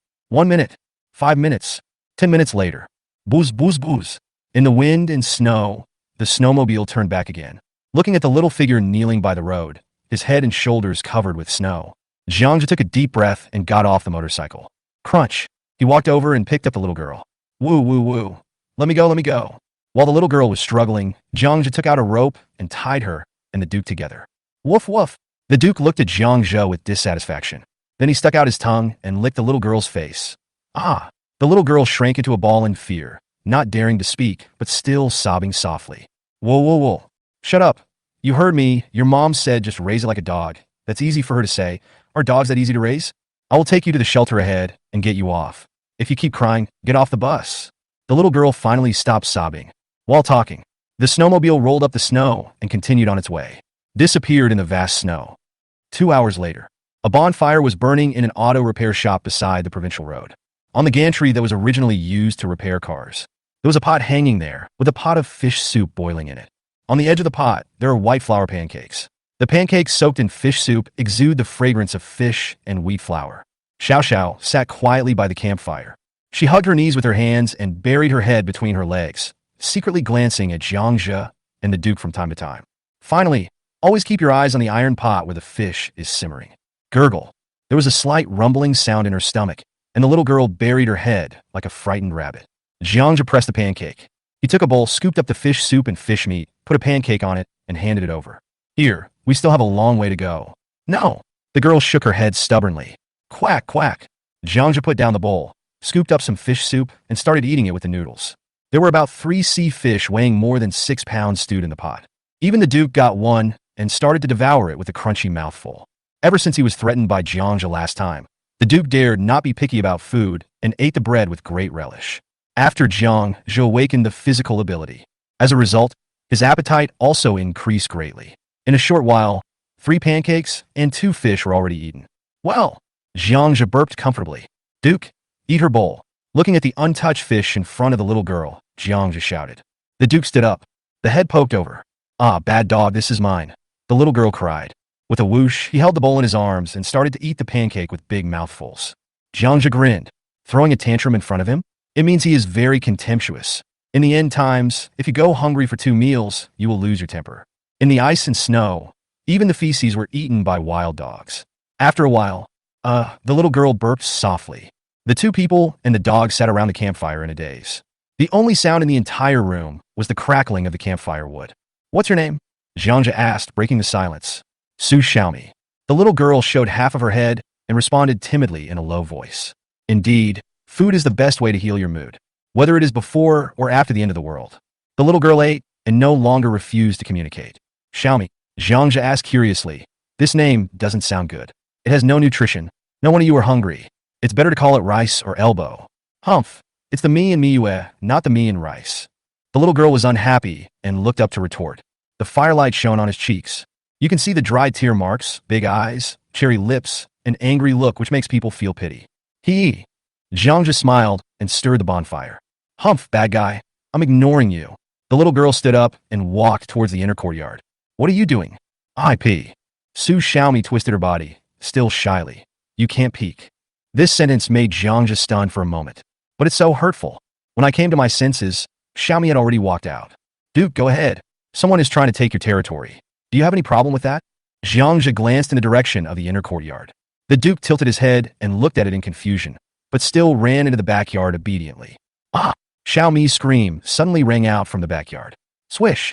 Jiangja jumped up, and the dog-leg knife in his hand cut through the curtain and rushed out. Chapter 22. What can I eat? In a house in the yard of the repair shop, Su Xiaomi stood blankly at the door, covering her face with her hands, her whole body trembling slightly. Base! Jiangja behind him slowly put away the dog-leg knife and ignored Xiaomi. Let her realize the cruelty of this end of the world sooner. It may be cruel, but it is not necessarily a bad thing. On the beam of the room, two old men in blue shrouds were hanging stiffly in the air. Because of the low temperature, the skin turned dark blue and black, which looked tragic and weird. On one wall of the room, it's a family portrait. The two kind-looking old men inside are the people who died in the room. Jiangja looked at the old man, turned and walked out. Xiaomi behind him hurriedly followed and returned to the house in front. Xiaomi was obviously frightened. She hugged her shoulders and clung to the Duke. Snap! Jiangja took out 3 green cucumbers and started eating them. He threw it to Xiaomi and the Duke. Looking at the watch, it is now the 7th day of the apocalypse, and the survivors are moving towards the underground base. The surface is no longer suitable for human habitation. Ah! Xiaomi let out a low cry. It turned out that the Duke had finished eating his cucumber and moved his head over. Want to grab the food in her hand. Xiaomi quickly hid the remaining cucumber in her arms and looked at the Duke vigilantly. Eat the cucumber, don't waste it. It will be as cold as an iron bar if you go outside. Can you chew it? Jiangja glanced at Xiaomi and said, I'm afraid I don't have enough to eat. Xiaomi lowered her head and said softly, Oh, you care about a lot.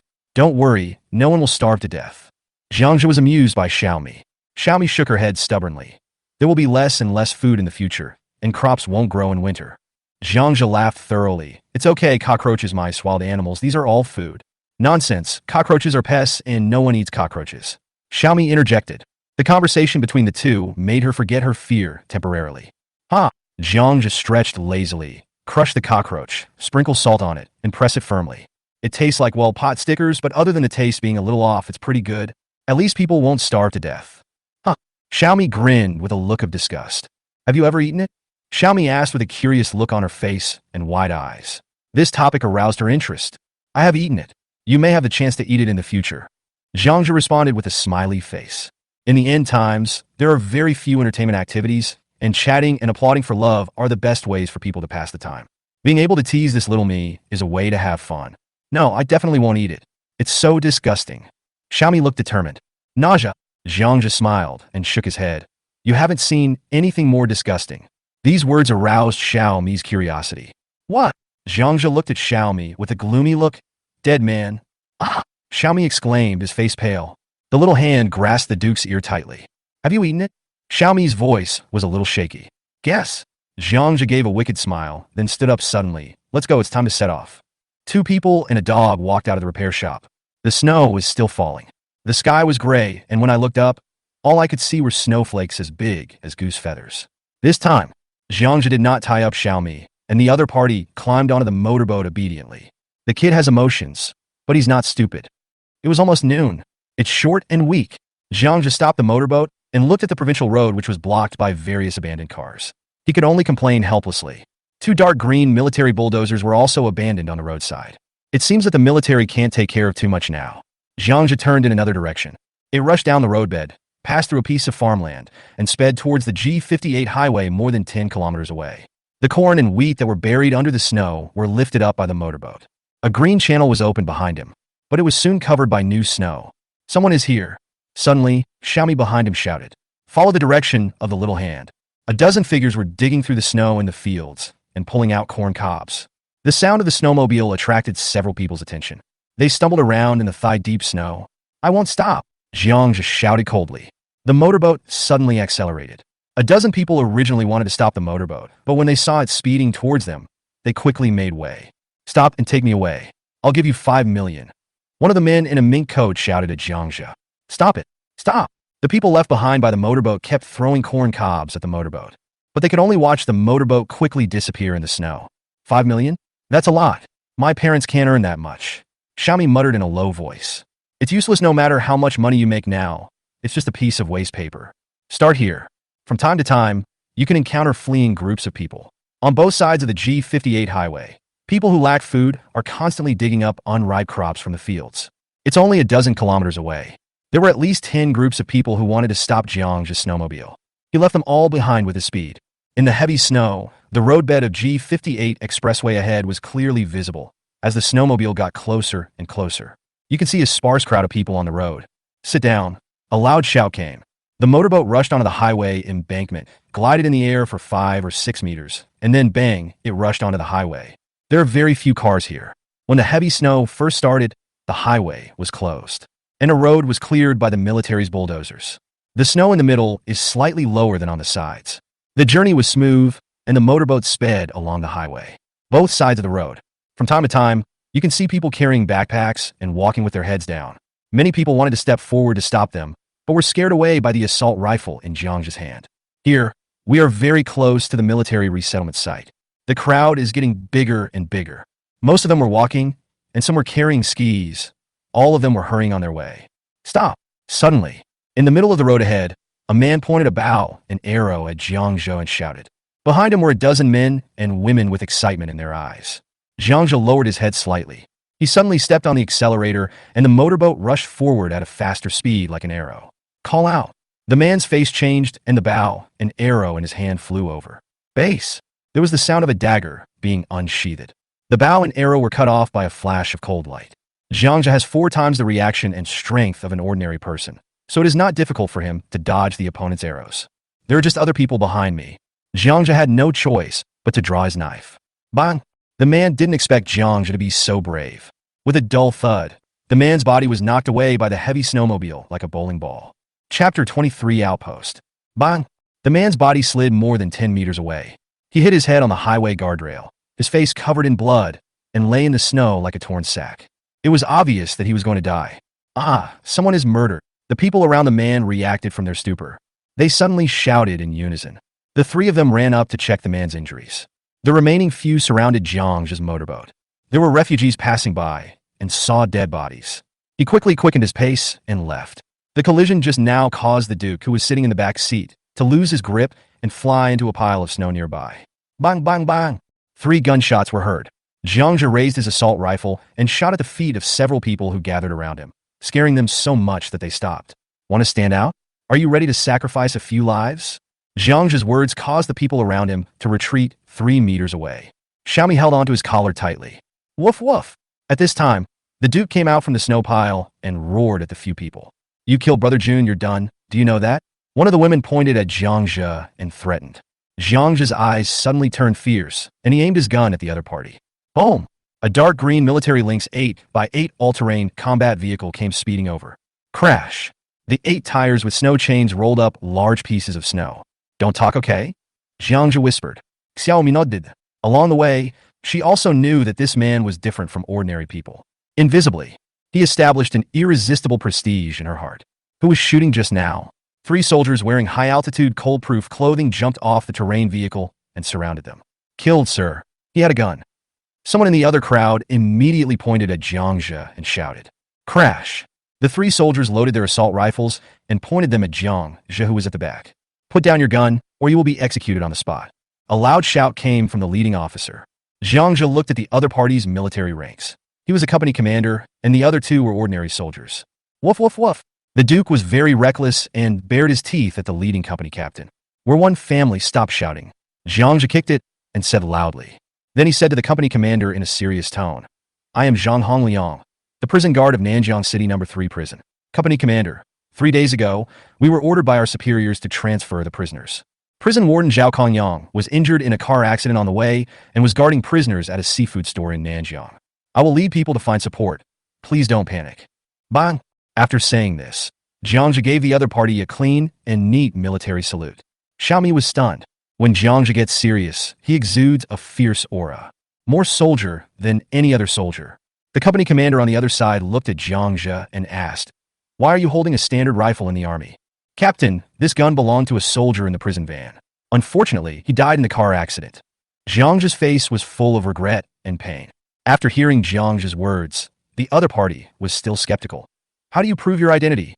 "Captain, you can contact the leaders of the Nanjiang City 3rd prison. They can vouch for me.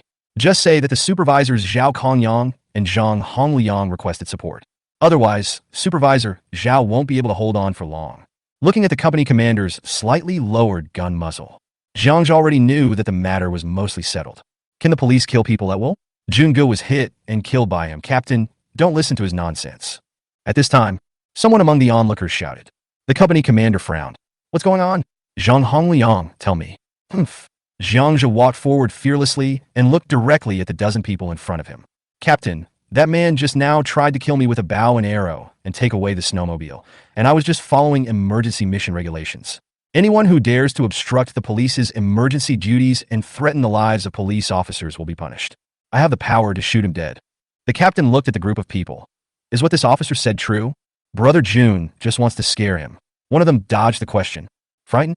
Zhang grabbed the other man's collar and pulled him to pick up the broken half of the bow and arrow on the ground. See this arrow? It's pointing at my neck. You don't think it can kill me? Right, huh? Zhang's hand was so strong that the man's bones were half loosened. The company commander behind him saw this situation. He winked at the two soldiers, and the three men put their guns on their backs. It must be the police. Otherwise, how could the soldiers be so arrogant? Moreover, the man just now was obviously looking for death. He dared to use a bow and arrow to rob the police. This is an assault on the police. At this time, the company commander was unwilling to take care of this matter. This is a traffic accident. Why don't you ask the traffic police? We can't handle it. If you have any questions, ask your superiors to handle it. But, Officer Zhang, can I discuss something with you? The company commander pulled the two men apart. He pulled Zhang aside and asked in a low voice, but his eyes kept looking at the snowmobile. Okay, Captain. It's not convenient here. Let's find a place. We haven't rested all the way. Let's talk while we eat. The company commander's eyes lit up. Okay, let's go. The outpost isn't far from here. Let's talk there. After saying that, the company commander and his men rushed into the terrain vehicle. Hey, sir. He killed someone. Are you just going to do nothing about it? Someone was anxious and shouted. I told you this is not our business. You should find the traffic police. Or, don't you know his name is Zhang Hongliang? Go to court and sue him. The company commander threw down a sentence. The terrain vehicle rushed forward. Everyone looked at each other. Everyone understood that Junji's death was most likely in vain. Go to court? The court gate can be found, but the people have run away. What's the point of suing? Zhang took Xiaomi onto the motorboat. He sneered at the few people, followed the military all-terrain vehicle, and disappeared in the snow. With the company commander's all-terrain vehicle leading the way, people on the road dared not stop them. The two cars moved forward quickly.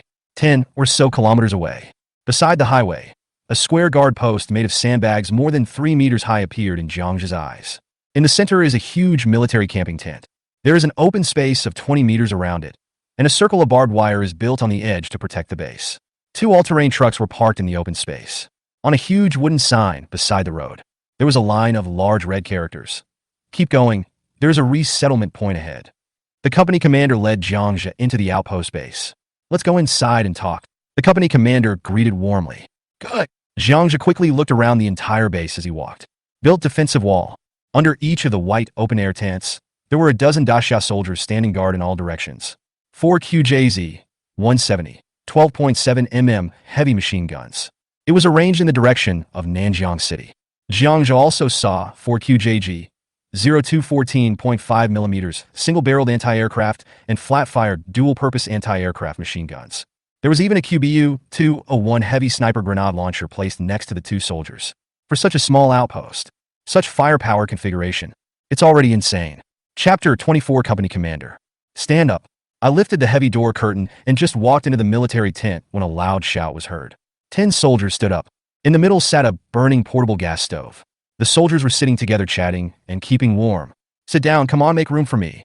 Under the arrangement of the company commander, a circle of people gathered around the stove. The soldiers looked at Jiangzhou with curiosity. The room was terribly cold. There was no large heating equipment, and the breath in the tent turned into ice.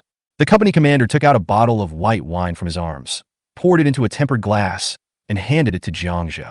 Come, have some wine to warm yourself up. The conditions here aren't very good. Forget about the little girl. Have some cookies. The company commander did not ask about Xiaomi's identity. The relationship between the military and civilians in Daxia is harmonious. The company commander smiled apologetically at the little girl and handed her a pack of compressed biscuits. Thank you, uncle.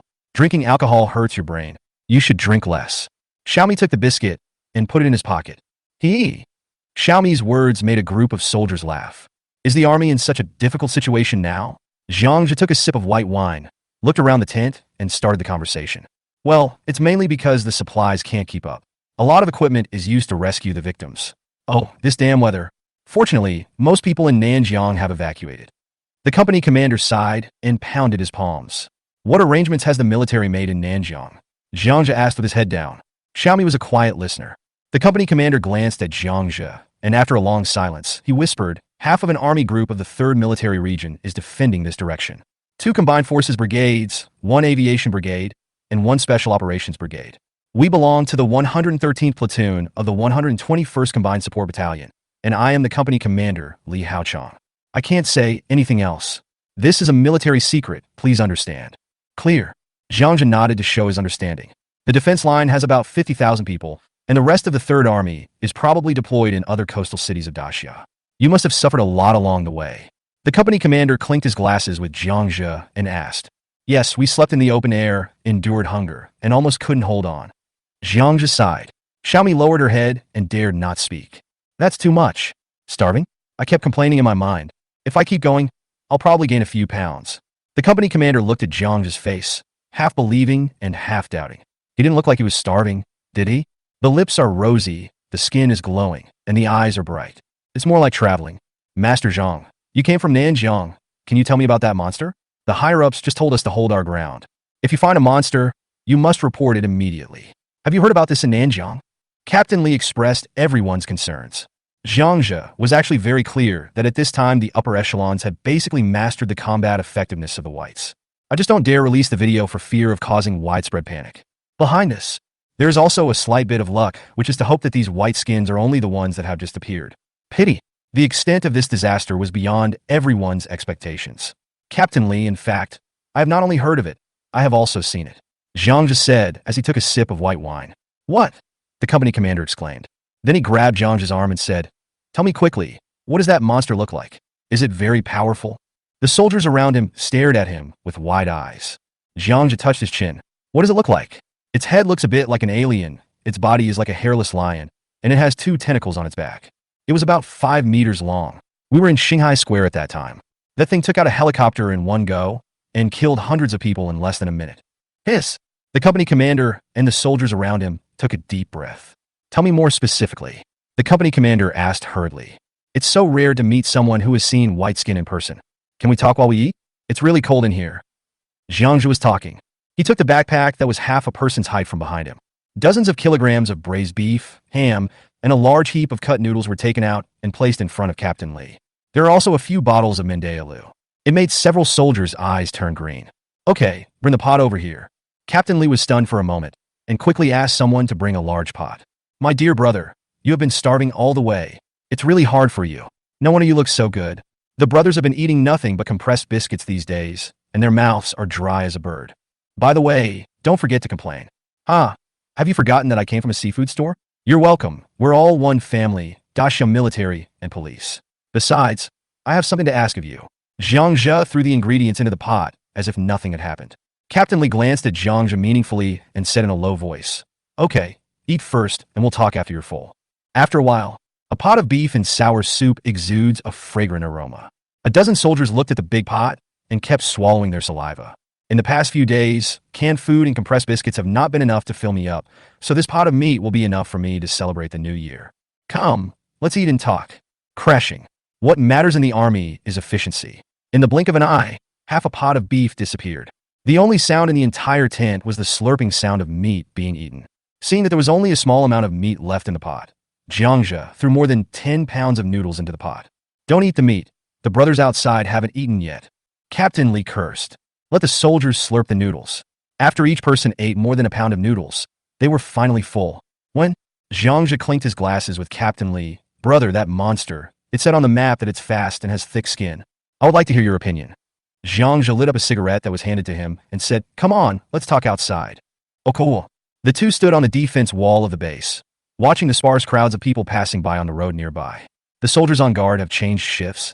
The two monsters killed someone and then ran away. I don't know where they went. Jiangzhe touched the 14.5 heavy machine gun beside him. Resist the urge to put it away. Do you think we can stop them with these? Captain Li also patted the heavy machine gun beside him and asked. Jiangzhe pointed to the 3-meter-high defense wall and said, Let's put it this way, at this height, that thing came right up. It weighs over 2,500 kilograms, and its teeth can bite through steel plates. Guns with a caliber below 14.5 millimeters are simply ineffective. The most terrible thing is that when running, it only takes 3 seconds to run 100 meters. Looking at the 3 fingers Jiang just stretched out, Captain Li's face turned pale. The sense of security that this pile of heavy machine guns brought him was completely gone. 100 meters in 3 seconds? He is a veteran and knows very well what this means. Even if he sees it, he may not be able to hit it. Not everyone is a sharpshooter. Every word was like a heavy hammer hitting the company commander's heart. Jiang pointed to the empty space around him and said, "You know better than me what the consequences would be if one of them ran into the base from this open area." Silence. The company commander stomped out the cigarette butt. "Is there any solution? Tell me, and we brothers will owe you our lives." "Have. What's the solution? Tell me now." "Run." Chapter 25, Give me something to save my life. This time, Captain Li picked up Jiang's cigarette. He put the remaining cigarettes into his pocket without hesitation. "Anyone can run, but we can't. Do you see those people?" The company commander blew out a circle of smoke and pointed at the figure on the highway. "Yeah," Jiang nodded. "There are at least several million people fleeing on the G58 highway ahead. If we run away, who can stop us?" Jiang fell silent. "It's useless. What if there are more white people coming?" He continued after a long time. Captain Li sighed softly. "If they die, then they die. Look at those people. How good can they be even if they are alive? Do they have to dig corn stubble in the fields every day to eat?" Jiang looked at the other person in surprise. This guy is quite insightful. He is right. In the end times, living is often more tiring. "Little brother, can you please do me a favor?" Suddenly, the company commander rubbed his hands embarrassedly. "I can give you the snowmobile, but you have to give me a 14.7 millimeters machine gun." Jiang already knew what this guy was thinking. All the way, he stared at his motorboat with shining eyes. Moreover, Jiang also contributed a meal of beef and sour soup to make the other party feel good. "I was just thinking about whether I could get a heavy machine gun." "No." The company commander shook his head and refused. "Brothers are counting on it. There are 2 spare 12.7 millimeters cannons on the vehicle. You could take one with 5,000 rounds of ammunition, if it weren't for the current situation. I will be court-martialed for this behavior." Perhaps it's because he knows that his chances of survival are slim. The company commander also became bolder. "Add 50 kilograms of beef, and I want 14.7 millimeters. Jiang flicked the ash off his cigarette. The company commander hesitated for a moment, then gritted his teeth and nodded. "Plus a cigarette. Make a deal." Swish. He threw the snowmobile key to the company commander. "Ha!" The company commander laughed. "This thing is still fast. I can send people to farther places to collect supplies. Even if I die, I cannot let my brothers fight on an empty stomach." Half an hour later, the sky has begun to darken. Another day is almost over. Boom, boom, boom, strapje. The company commander drove a Bobcat all-terrain vehicle to the highway a few hundred meters away from the base. Crash. He tore open the military canvas on the back seat. A 14.5 millimeters heavy machine gun lay quietly. There are also a dozen boxes of bullets. The company commander didn't say much, just put the gun and bullets on the ground and said, "Find a way to take them away. If anyone asks, just say you found them. If you dare to betray me, you, the fake policeman, will be finished with me." Jiang smiled and put the gun on the single skateboard and covered it with military canvas. "How did you know?" The company commander lit up a cigarette and said, "A real policeman wouldn't let me get away. You're too obvious." "Well, I meant well." Jiang stretched out his hand and said goodbye to the other party. "Take care on your journey. I've given you the gun, so you can't regret it." After saying this, the company commander got on the all-terrain vehicle. "Just turn around." The company commander suddenly stopped and asked, "Hey, what's your name?" "Jiang." "What for?" "The delivery guy." The company commander stood up and saluted Jiang, then stepped on the accelerator, and the all-terrain vehicle left the road and ran towards the outpost base. Jiang and Xiaomi came up. The 2 men and the dog looked at the outpost that was barely visible in the snow. A red military flag stood tall in the snow. Half an hour later, the sky has become completely dark. Gotsy. The Duke was panting and sticking out his tongue, struggling to pull Xiaomi on the skateboard behind him in the snow. "What a waste of your impressive physique. Look how weak you are now. You call yourself a mountain rescue dog? You're a good dog if you can save yourself." Jiang walked in front. He kept trash-talking the Duke as he walked. Xiaomi hugged the Peppa doll and held the skateboard tightly. It is more than 10 kilometers away from here to the resettlement site. Jiang didn't dare to take out the snowmobile again. If you meet someone from the military again, there is a high chance that you will be conscripted. It's wartime now. The army won't reason with you. And not every company commander is as easy to talk to as Li Haochong. There is another purpose. The Duke is very weak and needs to exercise. You don't have to be like him. As long as you run faster than others, your chances of survival will be greater. Finally, at about midnight, lights were faintly seen on the road ahead. Ah, here we are. Xiaomi cheated. Along the way, the little girl fell off the dog's back twice because she was sleepy. She had to be tied to the Duke. Just when Jiangzhe was about to untie the rope on Xiaomi, Xiaomi's little hand tightly grasped Jiangzhe's hand. A pair of big eyes blinked. Brother, I don't want to go to the gathering area. Xiao Xiao wants to follow you. Chapter 26 Stay? Not stay? Jiangzhe frowned and stared at Xiaomi. Two figures, one tall and one short, stood in the snow in silence. I said I would leave you in the shelter and never promised to take you with me. After a moment's silence, Jiangzhe said in a low voice. Xiaomi didn't say anything, just shook her head. I eat whatever the Duke eats, brother. I want to stay. After a moment, Xiaomi looked up at Jiangzhe's expressionless face, then lowered her head again. Your parents paid 2 lives to buy your life. They don't have that much face, so they can only send you here. You are not yet qualified to be like the Duke. Jiangzhe said coldly. The original plan was to send her to the gathering point. Moreover, Jiangzhe has no plans to raise a lowly. No matter how beautiful it is now a burden. Xiao Xiao can wash clothes, socks, and cook, but the Duke can't. Xiaomi didn't dare to look up and responded in a low voice. Jiangzhe narrowed his eyes and looked at Xiaomi. The atmosphere was depressing, with only the rustling sound of falling snow all around. After a while, with a creak, Jiangzhe picked up Xiaomi and said, You are a little too smart. After saying that, Jiangzhe strode towards the gathering area. Woo woo, Xiao Xiao is very good. Brother, take me with you. I don't have a father or a mother anymore. You are my brother, Wu. The little girl twisted her body gently, but I didn't dare to use too much force. Jiangzhe paused, but walked towards the shelter with a determined look in his eyes. This Su Xiaomi is very smart. However, the road ahead is still long and will be even more dangerous, including the fact that he is just running for his life. Crunch! Jiangzhe walked quickly and soon. On the left side of the highway, you can see a huge military camp. On a defensive wall more than 6 meters high, densely packed weapons of various calibers were pointed at the direction. The center of the military camp. Dozens of helicopters can be seen taking off and landing. Dozens of lights cast thick columns of light in the snowy night, illuminating an area of thousands of meters in radius. A few days. It was the first time that Jiangzhe saw such a busy scene. It feels like returning to the civilized world. Highway ahead. In front was a wall of sandbags, leaving only a narrow passage for trucks to pass through. 4 14.7mm anti-aircraft machine guns were pointed at them. Behind them, there are 4 military Type 99B heavy tanks. The thick 120mm caliber tank gun muzzle is clearly visible. Behind the tank, there are 2 huge lighting lamps standing. There was a noise coming from a huge tent. Everyone line up, hurry up, there is hot water and food inside, and after you eat, someone will take you away. The crowd formed up and marched through the fortifications.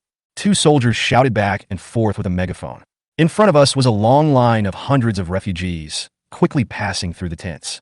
Occasionally, someone would feign in the team and would be immediately carried away by the soldiers nearby. Woo woo, brother, let me follow you. Xiao Xiao has no relatives anymore. Xiaomi was still begging in a low voice. But Jiangzhe remained indifferent, no discussion. The 2 soon arrived at a huge marching tent that spanned the road. There was a row of tables in front. Behind the table were 10 busy female soldiers, registering the information of each refugee. Name. When Jiangzhe walked forward holding Xiaomi, a busty female soldier asked without even raising her head. Brother, Xiao Xiao wants to follow you. Xiaomi was still saying the same thing. The female soldier suddenly raised her pretty but tired face. What's going on? It's okay. We rescued this little girl on the road. Please register her. Jiangzhe responded calmly. Little girl, is what he said true? The female soldier asked Xiaomi, looking at Jiangzhe's calm eyes. Xiaomi lowered her head and responded softly. Yes, I want to follow him. The female soldier looked at Jiangzhe and said nothing more. She couldn't force Jiangzhe to do anything. Name. So Xiaomi, fiancé. Shelter number 12, Longtan Bay. Take your sign. After you eat, soldiers will protect you as you leave. Next, the female soldier handed over a badge with the names of Jiangzhe and Xiaomi on it. Walk past the tent. Jiangzhe's face became increasingly gloomy. Don't crowd, everyone has their share, and leave immediately after eating. Past the registration tent, 2 military camping dining trucks were parked on the side of the road, and 2 soldiers were distributing food. Each person gets a bowl of meat porridge and a piece of bread. It can only meet the most basic physical needs, the kind that won't kill you with hunger. And then later, a spacious 4-lane highway on both sides. There are a row of neatly arranged tents. In front of each tent, there was an oil barrel with blazing flames rising from it. Many refugees who had already eaten gathered around the oil drums to keep warm. All refugees will stay here for one night and will leave under the protection of the army tomorrow morning. Had dinner provided by the army. The two were placed in a tent at the back. Looking at the number plate in his hand, Jiangzhe remained silent, and Xiaomi beside him was also silent. Longtan Bay Shelter number 12. The memory is very vivid. At that time, Jiangzhe was arranged to stay in Longtan Bay Shelter number 20. The two shelters were more than 30 kilometers apart. Most of these shelters were military material storage bases of the Great Xia Kingdom, or were converted from air raid caves. Most of them are built in mountainous areas, and some are large and some are small. The reason why he has a vivid memory of shelter number 12. This is because this small shelter will be breached by the whites, and only a few of the more than 30,000 people inside will be able to escape. When the hunting team from shelter number 20 heard about this, Jiangzhe followed the hunting team to shelter number 12 to move supplies. The tragic scene of corpses everywhere. It became one of the most unforgettable scenes in his memory. In the tent, Jiangzhe glanced at Xiaomi, who was silent and lowering her head, with helplessness flashing in his eyes. If we really put her in the car, she would surely die. To stay or not to stay? This gave Jiangzhe a headache. Annoyed, Jiangzhe walked out of the tent. Count the balls and take one step at a time. You stay, the Duke will stay with you. Seeing that Xiaomi still wanted to follow, Jiangzhe shouted at them to stay in the tent obediently. In the open space outside the tent, there is a huge wooden board standing at regular intervals. It was covered with palm-sized pieces of paper left behind by the refugees. Mom, I've been assigned to shelter number 28 in Yinshan. Don't worry.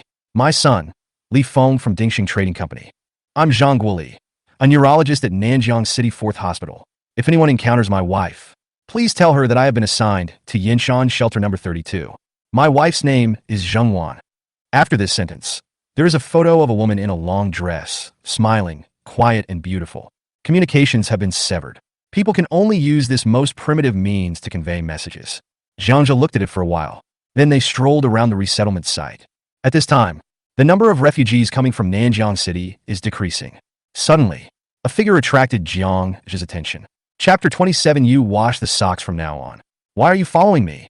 In front of a field medical vehicle with a bright red cross printed on it, a female soldier looked Jiangzhe up and down in confusion and asked. She was the busty female soldier who had just registered Jiangzhe. She had a petite figure, and her boldness mixed with the gentleness of a southern woman. Jiangzhe looked at the truck. I realized that the other person should be a medic in the army. After checking that there was no one around, Jiangzhe took out a palm-sized piece of Dove chocolate and handed it over. Sister, can you do me a favor? The female soldier looked at the chocolate, took it, and nodded to Jiangzhe. Get in the car. Inside the truck was an array of medical supplies. There was only a single camp bed in the corner. The female soldier tore open the package, put a piece of chocolate in her mouth, and her eyebrows arched. Sister, do you know Sun Changfu? He is a company commander in your artillery brigade, with a face full of acne. Jiangzhe waited for the female soldier to finish eating before asking. Sun Changfu? I don't know him. The artillery brigade has its own person in charge. The female soldier put the remaining chocolate in her winter clothing. Sister, please help me ask. He is my distant relative. I have to find him. I will come again tomorrow. Okay, I'll ask someone. Just as Jiangzhe turned around. But the female soldier grabbed his arm. I still have something to say. Why are you in such a hurry? Just sit down. The female soldier laughed. I'm not in a hurry. The eunuch is. Jiangzhe sat on a chair. Puff! The woman laughed and rubbed her hands. Remember, you must follow the team and don't fall behind. Tonight is the last group of people. It is estimated that in 2 or 3 days, the army will withdraw in batches. I heard from the people above that monsters appeared all over Blue Star and Daxia, and many people died. Be smart when the time comes. Okay, thank you, sister. You are so nice. Jiangzhe nodded in response. Kindness from strangers is rare. What's good about it? The female soldier gave Jiangzhe a meaningful look. Jiangzhe grinned. This was both easy and difficult to respond to. Besides, this is a military camp. Wouldn't it be too heartless for my sister to suddenly start flirting with me? Sister is good everywhere. Jiangzhe gave a flawless answer. Eh? The female soldier laughed. This little mouth must have fooled many girls. Okay, I'm just teasing you. Everyone has been so nervous these days that we can't help but make some jokes. Mark my words, tomorrow. Whoa! Suddenly, an urgent alarm sounded in the military camp. The female soldier's face changed, and she grabbed the medical box on the table. Go! Jiangzhe stepped out of the car. Boom! In the military camp nearby, 3 armed helicopters had already taken off and were rushing towards the outpost base in the heavy snow. The tank behind the tent has started, spewing out billowing green smoke. Wow! Hundreds of soldiers rushed in from the rear. With a loud bang, the assault rifles in their hands were all pointed at the road surface that was turned white by the searchlights. Prepare the medical team. A loud shout was heard. The female soldier nodded to Jiangzhe and stepped onto the armored vehicle parked nearby. In the fields on both sides of the highway, dozens of tanks rumbled and crushed the snow. The atmosphere suddenly became tense. Everyone held their breath, waiting for the unknown enemy. Jiangzhe hid behind the medical vehicle, looking at the 14.7mm machine gun and the fortifications ahead from time to time. Without a doubt, the white guy is coming, and he needs to be prepared. Boom! There were faint sounds of dense explosions coming from the front. However, the explosion lasted less than 10 seconds, and the whole world became quiet again. The armored vehicle carrying the female soldiers rushed out suddenly. 10 minutes, 20 minutes, half an hour. Suddenly, the roar of armored vehicles was heard on the road in the distance. The armored vehicle turned back. Everyone, be on high alert. If you find anything unusual, open fire immediately. An officer standing at the front shouted. The armored vehicle stopped. The female soldier got out of the armored vehicle, carrying a medical box, and slowly walked towards the truck. His hands were covered in blood. Her eyes were dull and tear-stained. Obviously, she had been crying. I saw Jiangzhe standing next to the car. The female soldier stopped and looked at him blankly. There are no casualties, only 2 people survived. After saying that, he walked into the medical vehicle. Jiangzhe thought about it and followed. Looking at the female soldier sitting there blankly, Jiangzhe took out a tissue and handed it to her. Sister, are you talking about what happened at the outpost? That monster is so scary, none of the bodies are intact. Well, the female soldier suddenly hugged Jiangzhe's waist. Is the monster dead? Jiangzhe asked, touching the other's hair. Yeah, the female soldier snorted. At first he was injured by the soldiers at the outpost, and then he was caught up by a helicopter and killed. Where is there a company commander named Li Haochong? Sacrificed. Jiangzhe fell silent. He thought of what Captain Li had said, and wondered whether the soldiers stationed at the outpost had enough to eat before they died. This monster is just exploring the way. Soon a large number of white people launched an attack. There will be many, many deaths. After a long time, the female soldier stood up suddenly, stretched out her hands, and held Jiangzhe's face. Brother, I was originally going to retire in 2 months. But I guess my sister won't be able to wait until then. Sister, now no one knows what will happen tomorrow. Jiangzhe looked down at her. The 2 sides looked at each other quietly. Suddenly, my sister covered his mouth. Brother, I've never been in a relationship before. Just be my boyfriend for a day. Jiangzhe locked the door. Then, the young bodies tangled together like wild beasts. The blazing flames ignited the small space. In the cold night, the faint sound of an oriole's chirping was heard, sometimes gentle, sometimes hurried. 5:30 in the morning. Get up, let's go. At this time, a soldier holding a loudspeaker urged in front of the tent. Everyone came out of the tent. Jiangzhe took Xiaomi to the convoy, and each person received a piece of bread and a bottle of water. Xiaomi behind him was still holding his collar tightly, refusing to let go. The retreat will soon begin. Come on, little girl can ride in the car. In the carriage of the military truck, a soldier noticed Xiaomi and stretched out his big hand. In the carriage covered with green military canvas, there were already about 10 children sitting there. Brother, are all the people in this car going to Longtan Base shelter number 12? Jiangzhe asked. Yes, we all lined up together. You are lucky. The journey is not far. The soldier consoled him. Jiangzhe nodded without saying anything. The road is not far, it leads directly to hell. But he couldn't say it clearly. Brother, Xiao Xiao will be very good, and let me follow you. I will never fight with the Duke for food again. Woo woo, brother. Xiaomi saw that they were about to separate.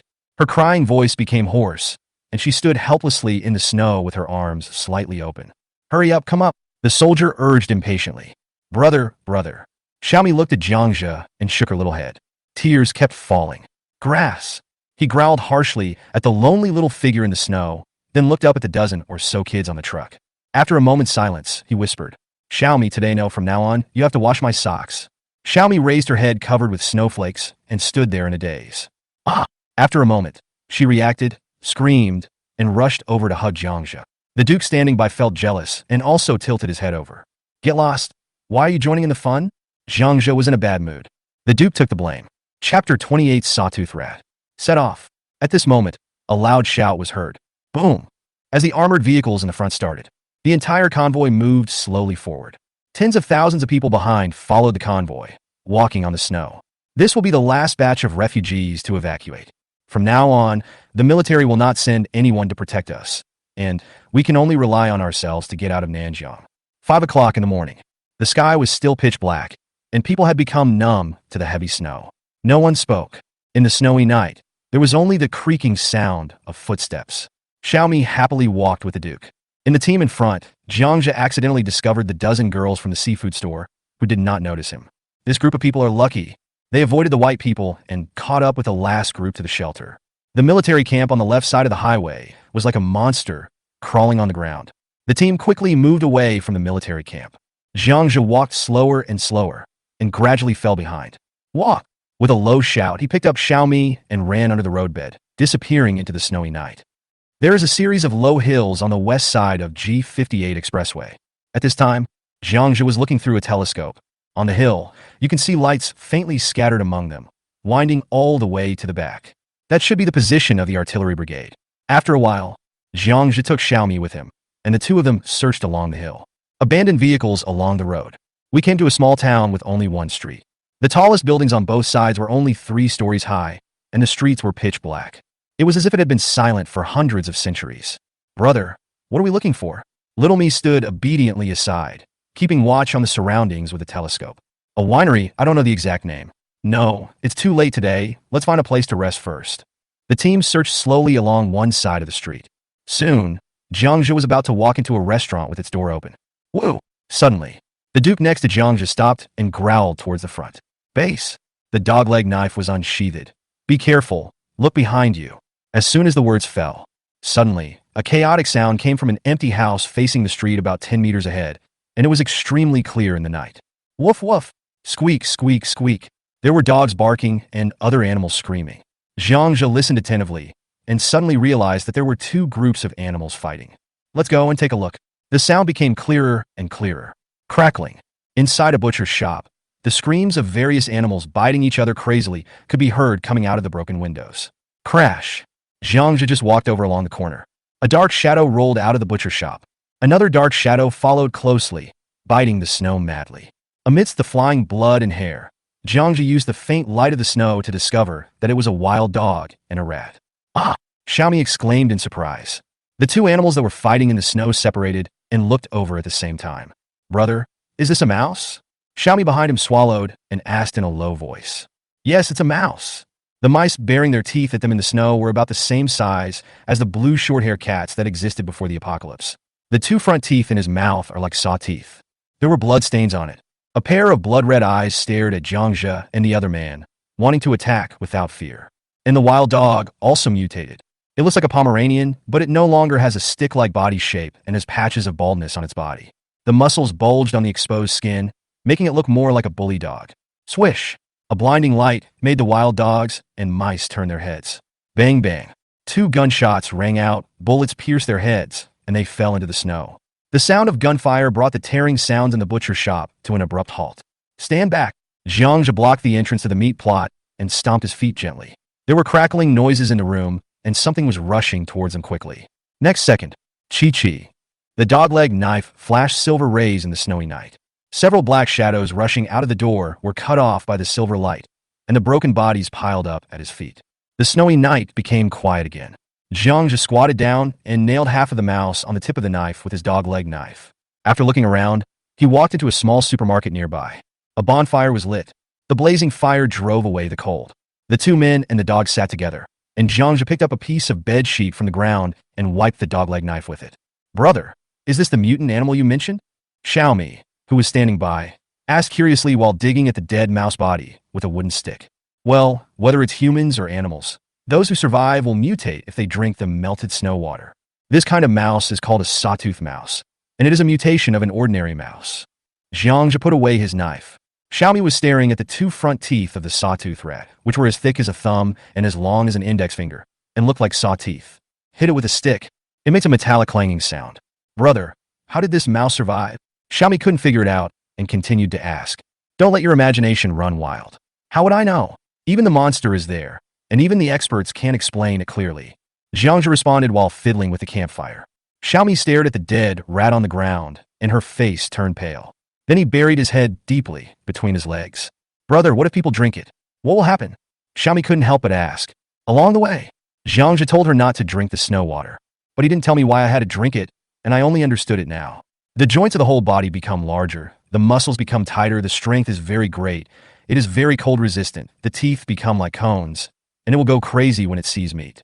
They especially like to eat human flesh. Their intelligence has degenerated, and they are no different from wild beasts.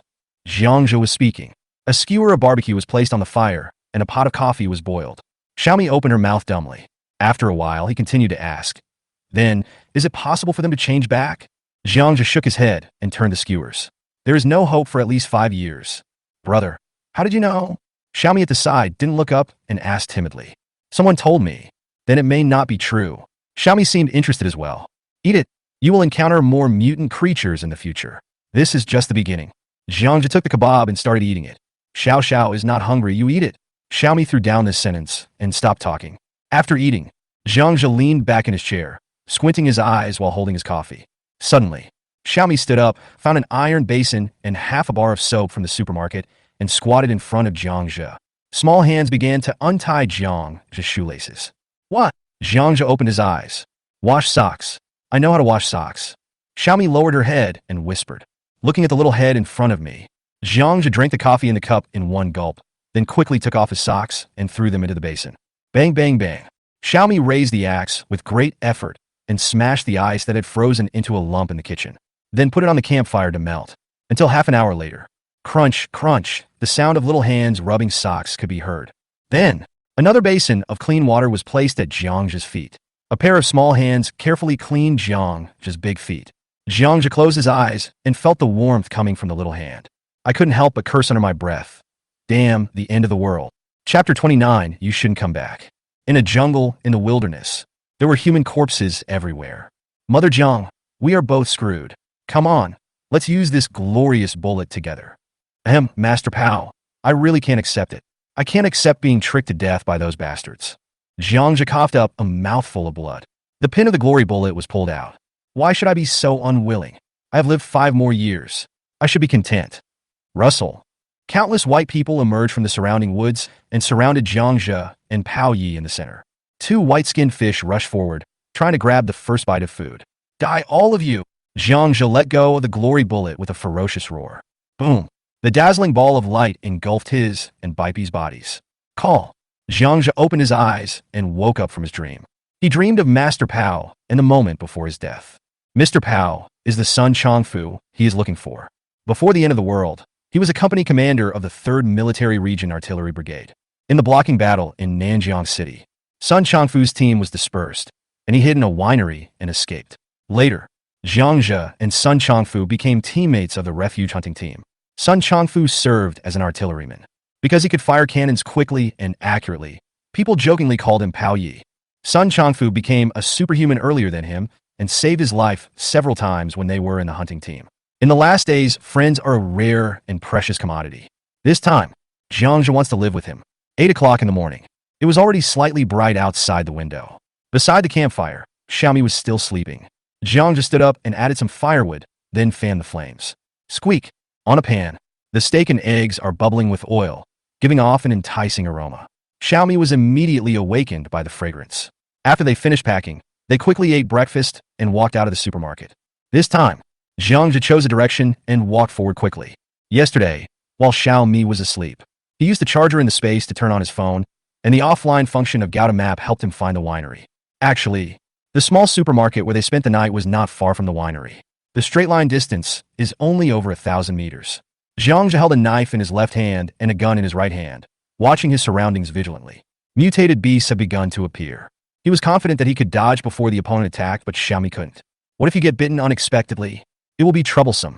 Xuanfao Winery. Jiangzhe soon saw the plaque on the gate of the winery. The winery is quite large. Warehouse, winemaking workshop, lease pool, and complete equipment. At the door of the warehouse, there was a trailer which was only half loaded with finished liquor. Jiangzhe took little Duke Me and squeezed in through the gap in the door of the winemaking workshop. The center of the factory. There is a fermentation tank made of stainless steel, more than 5 meters high. Pipes of various thicknesses are connected to a dozen or so devices whose names cannot be told. Crunch! Open the feed port above the fermentation tank. A faint smell of white wine wafted in the air. The leaves on top have frozen to the point where they are harder than concrete. Xiaomi Yu and the Duke hide here. I'm going to go out and find someone. If there's anything unusual, use the intercom. Jiangzhe handed a walkie-talkie to Xiaomi and gave her some brief instructions. Although Xiaomi's face was pale, she still nodded and agreed. At the latest at night, Wait for me to come back, and don't run around. Give the order again. Jiang Zhe hung Xiaomi and the Duke down. There was enough food in the backpack, so as long as they were not white-skinned, they would be safe enough. Boom! There was a loud bang. A 20-ton excavator appeared in the factory. Boom, boom, boom. Jiang Zhe clumsily operated the excavator and began to dig a hole in front of the factory gate. He had never driven this thing before, so he could only follow the operation video on his phone. Fortunately, you don't need a driver's license now. As long as the factory building doesn't collapse, everything will be safe.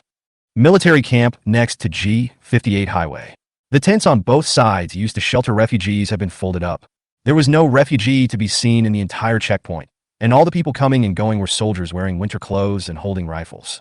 After the white skin appeared last night, the entire checkpoint was heavily guarded. As soon as Jiang Zhe appeared in sight, he was taken into the checkpoint by 2 soldiers. You are late. The last group of people in the shelter have already left. Take the food and leave quickly. It is not safe here. A soldier handed Jiang Zhe a packet of bread and water. Brother, I'm here to look for someone.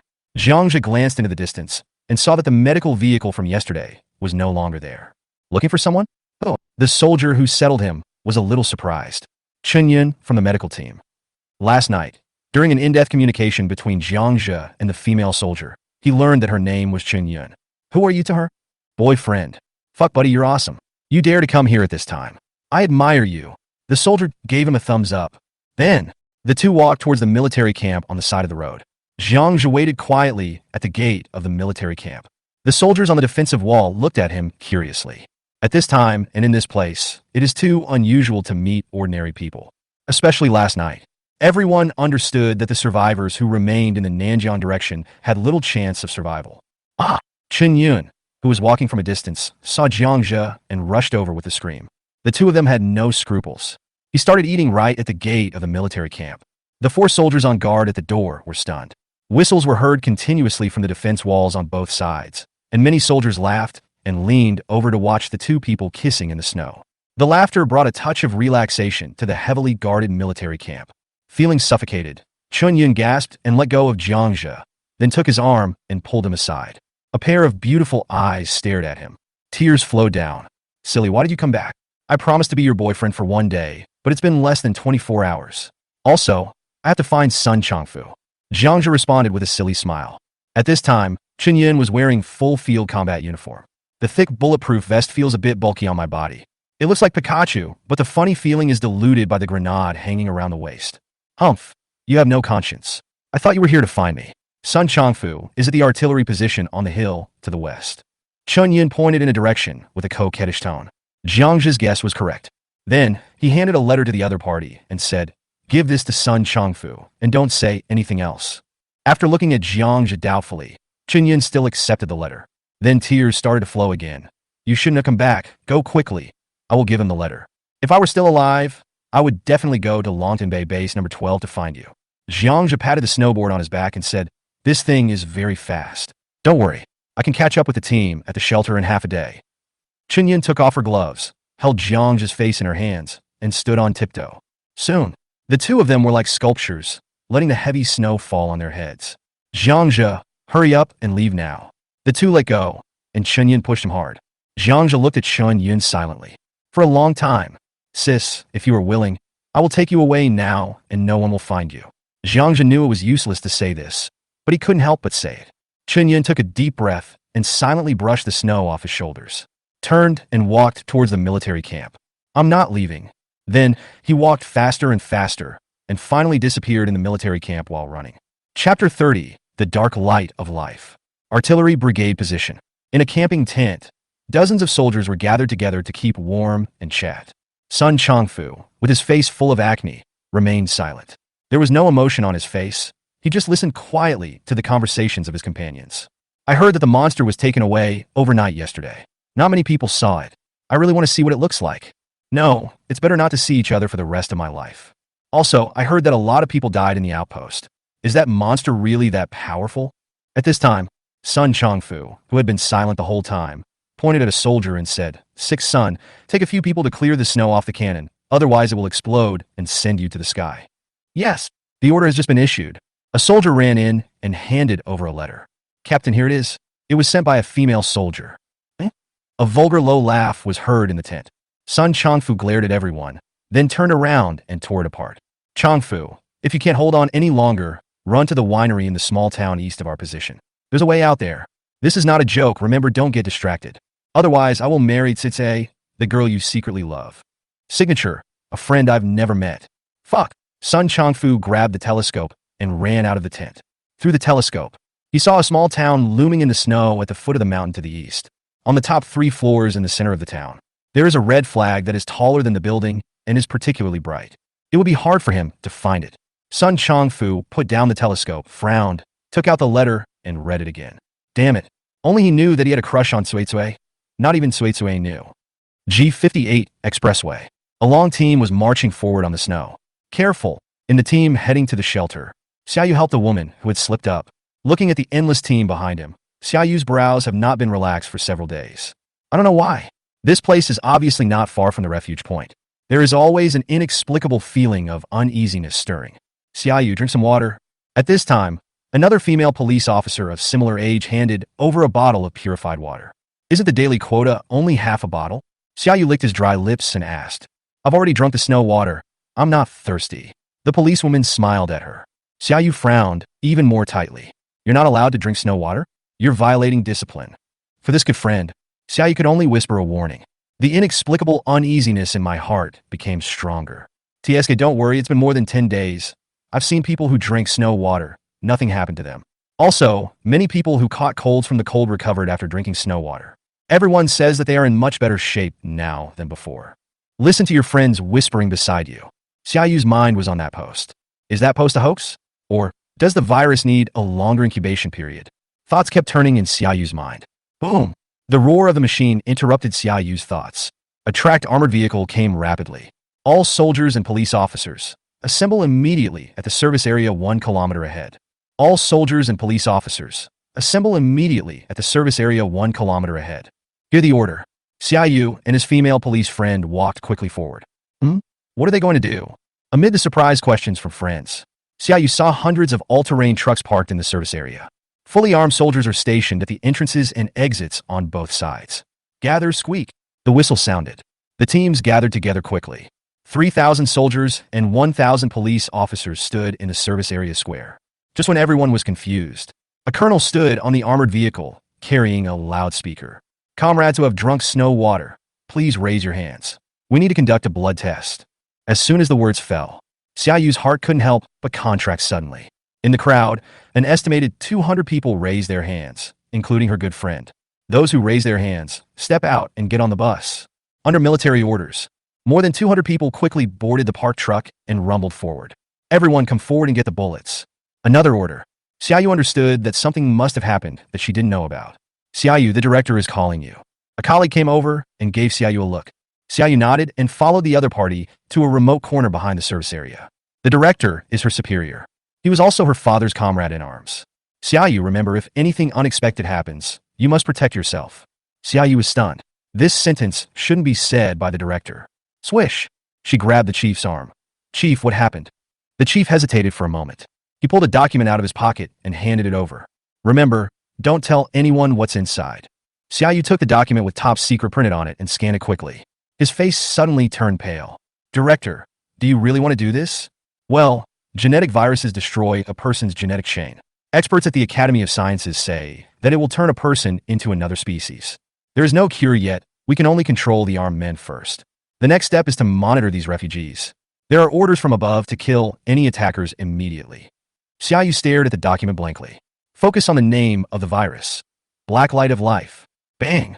The director patted her on the shoulder and said, Xiaoyu, no one is absolutely safe in this natural disaster. Alas, you have also read the post about the end of the world. No matter what time, you must protect yourself. Only if you survive can you have hope. Looking at the director in front of me, there was a serious expression on his face that I had never seen before. Xiaoyu nodded blankly. Ah! Scary screams continued to be heard from the highway. Xiaoyu turned back in horror. The soldiers and police in the square rushed towards the source of the noise. Hold your gun! The director took out the pistol from his waist and rushed out without hesitation. Ah, monster! Murder, get out of the way! The crowd on the highway was like a swarm of bees in a frying pan, fleeing for their lives in all directions. Many people were pushed down, roaring, cries for help, and sounds of running mixed together. Many people don't understand the situation. Just follow the crowd and flee. If it weren't for the gun in Xiaoyu's hand, he would have been trampled under the crowd's feet. Stop! Put your hands up! There was a loud shout from the front. Finally, Xiaoyu rushed to the innermost part. Hundreds of soldiers and police officers holding assault rifles surrounded a dozen figures squatting in a circle in the middle of the road. Xiaoyu also raised his gun. Crunch! More than a dozen figures were swaying constantly, and clear chewing sounds were heard. Stop! Last warning. Ban! Ban! Ban! A company commander fired into the air. Suddenly, a figure slowly turned around. Prominent cheekbones. On the pale skin, black blood vessels spread all over the body like vines. The pupil becomes as small as a pinhead. In the open mouth, the inverted triangle-shaped teeth closed as they cut a piece of raw meat into pieces, and blood flowed from the corners of the mouth. Through the gap, Xiaoyu saw a bloody woman lying on the ground with her bones exposed. My stomach churned. She knew where the chewing noise was coming from. The other party is eating people. Chapter 31, Xiaoyu's Despair. Eat! After roaring softly, the other party opened his arms and rushed towards the surrounding soldiers. Shot! The company commander roared. Da-da-da! Hundreds of tongues of fire spewed out from the muzzle. The bullets instantly made countless bloody holes in the opponent's body. Almost black, sticky blood flowed out. After staggering for a while due to the impact of the bullet, the mutant actually started running wildly again. Bang! The speed of the mutants far exceeded people's expectations. The distance of 20 meters can be reached in a few steps. A soldier had his gun pointed at the mutant's chest, and the bullet had completely shattered the skin on his chest. The mutants are still alive and well. It opened its huge mouth and bit the soldier's face. Ah! A scream suddenly rang out. Bullets have no effect on them, the company commander shouted miserably. Ah! At this time, more than a dozen mutants also roared and rushed towards the surrounding soldiers and police. Xiaoyu's face turned pale. Holding the gun, he aimed at a mutant who jumped more than 1 meter high. Bang! Bang! Bang! A bullet hit the other person's head. All I saw was a bloody hole, but I didn't see the other person falling down. Careful! A policeman next to him shouted and knocked Xiaoyu out. Hurry up! Bullets have no effect on these monsters. The police pulled Xiaoyu and ran for his life. Help! Run! Countless screams were heard simultaneously from the crowd watching from afar. Thousands of mutants jumped out of the crowd. They rushed towards the crowd around them. A man was knocked to the ground by a mutant, and a piece of flesh was torn off his back as blood splattered. The mutant swallowed it in 2 bites, then bit the man's face again, and his screams became quieter and quieter. The fleeing crowd crossed the highway railings and fled to both sides. A sea of black people filled the fields. On the entire highway, there were only countless mutants that were eating humans. Amidst the intensive gunfire, Xiaoyu saw soldiers and policemen being knocked down by mutants one after another, and they screamed as they fired their last bullet. In the snow, a pregnant woman reached out her hand to Xiaoyu for help. Her husband tried to pull her up with all his strength, but ended up falling head first into the snow. Just as Xiaoyu was about to step forward, he suddenly stopped. The man stood up from the snow, black veins winding up from his neck like earthworms. Instantly covered the cheeks. With a sound of crackling, the originally thin man grew a few inches taller. The black pupil faded until it was almost gone. Ai! The man grabbed his dazed wife, who was standing beside him. Honey, it's me, ah! The woman screamed. The man bit off half of his wife's cheek. Xiaoyu watched all this and couldn't help but shed tears. After scanning the fleeing crowd all over the mountains and plains, he threw away the spear in his hand, turned around, and fled towards the vast snowfield in the distance. In an unknown small town on the east side of G58 Expressway, Zhang Zhe was standing in a tent on the roof of a 3-story building in the town, through a military-grade high-definition telescope. From here you can see the hexagonal defensive positions spread out along both sides of the military camp in the distance. Attack helicopters and transport helicopters shuttled back and forth. Check the time. August 10th, 1 p.m. In 3 hours at most, the white people will launch a surprise attack from Nanjiang along the G58 Expressway. In the previous life, Zhang Zhe was among the second group of people evacuated from the Nanjiang shelter. Halfway through the journey, mutants, subhumans, who had drunk snow water began to appear among the refugees, and the entire shelter team collapsed. After nearly half a month of fleeing, he finally arrived at the official shelter. Calculated by time. At this time, the evacuation team on the G58 highway should be in chaos. 10 days is a critical point. The first humans to drink snow water will collectively mutate at this time. This is just the first wave of surprises. Then, the whites will break through the military's defenses. In the wild, they slaughtered the fleeing people at will. The 50,000 troops of the 3rd Military Region stationed in Nanjiang were spread out over several dozen kilometers of defense line. 2 scattered. In the previous life, It took less than 2 hours for him to be defeated by the white guy. But this is another unsolvable situation. If the troops are not deployed, the whites will bypass the defense line and directly catch up with the refugees. Alas, it's a pity for these soldiers. Zhang couldn't help but sigh. The bravest and most elite veterans of Daxia were basically wiped out in this blocking battle. Nanjiang City. A white loneliness. Only occasionally can you see animals moving around. Under the viaduct, for wild dogs with red eyes dug through the snow. Woo woo woo. The wild dogs growled as they dragged a frozen corpse out of the snow. Click click click. For wild dogs pounced on the corpse, tore the clothes into pieces in less than 5 seconds, and then began to eat it. The temperature of more than 30 degrees below zero made the corpse harder than stone. It still couldn't stop them from devouring the corpse bit by bit. Roar! A terrifying roar of a wild beast suddenly sounded, echoing among the buildings in the city. In the whistling sound, a huge yellow figure jumped out from the snow. One of the wild dogs was unable to dodge. Crack! The big, open mouth bit off the wild dog's waist. Squeak, squeak! The wild dog died after struggling for a few times. Roar! The khaki lion roared at the 3 unwilling wild dogs in the distance. The other party fled in panic with their tails between their legs. A broken chain can be seen around the lion's neck. There were bloodstains on the thick circle of hair on his neck. Click! The lion looked around vigilantly and swallowed half of the wild dog in one bite. Suddenly, the lion straightened its body, lowered its front paws slightly, and stared at a truck not far away. Russell, a slender white man nearly 3 meters tall, slowly came out from behind the car. Woo woo woo! A low roar came from the lion's throat. Actually retreated slowly. The beast's instinct made it sense the great danger. Da-da-da! A low-frequency sound like teeth chattering came out of the white man's mouth, and the lion opposite turned around and fled into the distance. The lion had just jumped onto the roof of a car. Bang! A white figure flashed out from the left side like lightning. The lion was knocked over before it could react. Before it gets up, with a puff, 2 tentacles suddenly shot out and pierced its heart. Roar! As the lion's painful roar just sounded, an even more terrifying big mouth opened, and with a click, it bit its head to pieces. The roar stopped abruptly. Click, click, click. A horrible chewing sound was heard, and soon the huge lion was bitten into pieces. Then, da-da-da, a crisp sound came out of Bipe's mouth. Da-da-da. Not far away, a white-skinned creature echoed back, and they seemed to be communicating. Da-da-da the second one. Da-da-da the third one. The fourth one. The fifth one. Countless terrifying voices of white people suddenly rang out from all directions on the entire street. Rumble. Snow splashing. On the streets, countless white monster figures were rushing in the same direction like tanks. The snow on the branches on both sides was shaken off by the huge vibration. Chapter 32, Nanjiang Blockade. South River. A tracked armored vehicle was speeding across the open snow. Inside the car. Captain, why don't you use the drone? The soldier driving the car complained to the company commander beside him. In this horrible weather, the power consumption is too great. We can't fly for long. The company commander tightened his collar and stared outside the car. Captain, where is the military satellite? The soldier asked without giving up. Is there snow in your head? There are such thick clouds in the sky. Do you think the satellite is Sun Wukong and can see through things? The company commander tapped the soldier's helmet, signaling him to shut up. Have all the mines been laid? All right. Why do I feel a little nervous about going back? The company commander sighed, leaning against the carriage. Boom! Suddenly, an explosion in the distance attracted his attention. Bang!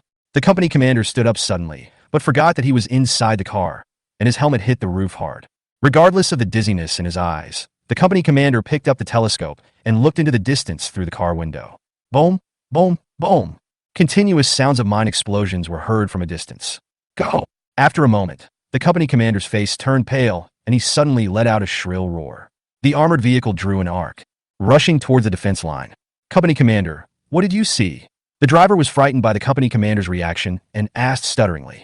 The company commander pursed his lips tightly, and cold sweat flowed down his head. The knuckles of the hands holding the telescope turned white. He saw the monster.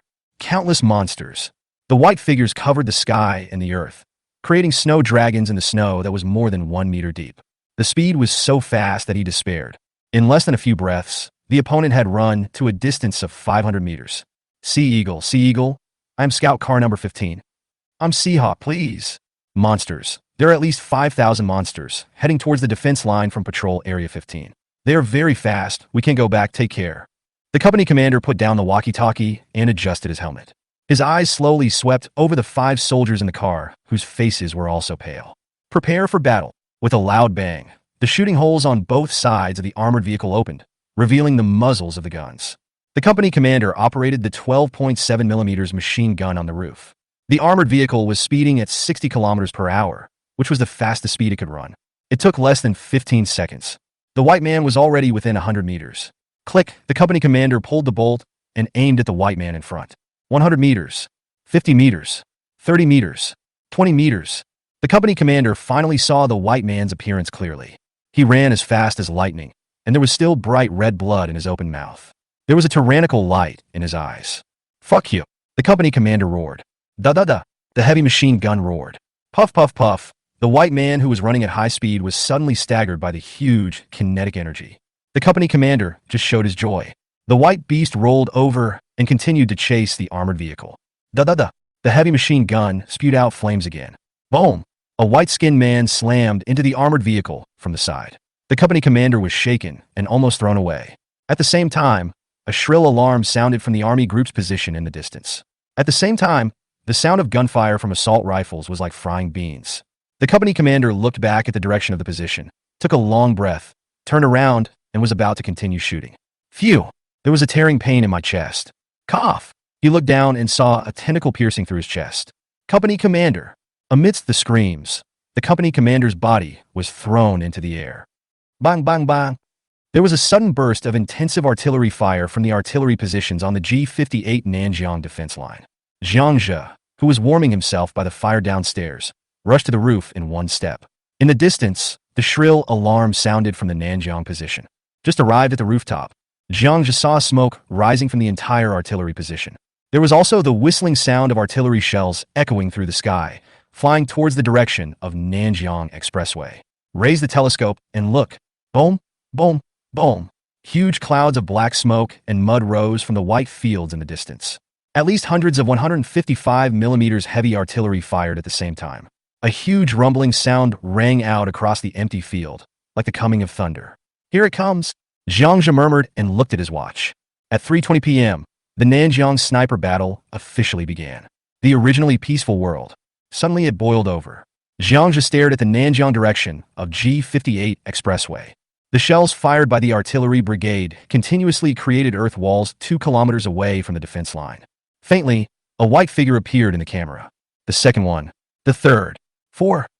Looking at the countless snow dragons rushing forward in the distance, Jiang Zhe couldn't help but gasp. In a previous life, he only heard from the surviving veterans that Nanjiang had been attacked by a large number of white people. Now, seeing the white skin rolling in like a wave still made him shudder. Just look at the amount of white skin you see now. At least more than 5,000. This is only the direction of Nanjiang.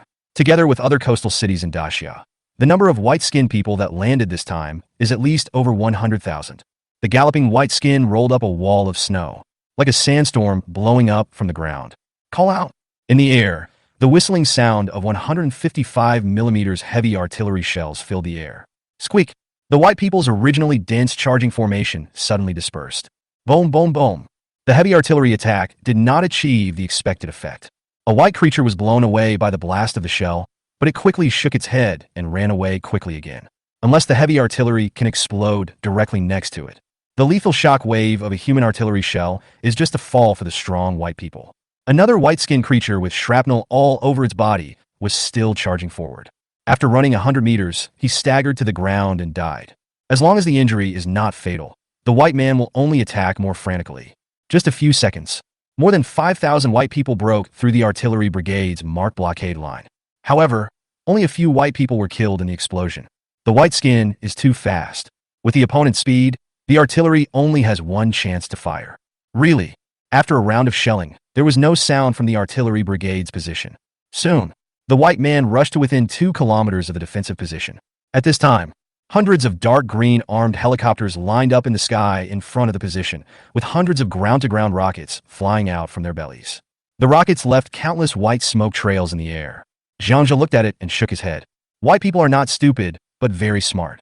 With their speed, they can easily avoid the attack. Sure enough, the white team suddenly dispersed to both sides again. The momentum of the 5,000 white-skinned people charging forward was overwhelming. Jiang Zhe didn't know what the scene was like in ancient times when tens of thousands of cavalrymen charged together. But in front of me, the scene of those white people rolling up a 3 or 4 meter high snow wall, and advancing continuously should not be too bad. Zhang on the roof could clearly feel the vibration under his feet. Boom! The rocket exploded in the center of the loose white formation, stirring up large pieces of dirt. Occasionally, some unlucky white people would be blown into the air by rockets. Immediately following, it is the 30mm cannon mounted on the attack helicopter. More than 100 thick red ammunition chains formed a firepower network in the air. On the ground, more than 200 of the latest Type 99B Dacia tanks. In front of the position, they formed a wedge formation and launched a counterattack towards the white people. The tremendous power of the 30mm machine gun sent the white man's entire body flying. On the huge body, fist-sized wounds appeared. Even though the white-skinned people did not die on the spot, their running speed had obviously dropped. This wave of attack, at least 20 white people were killed.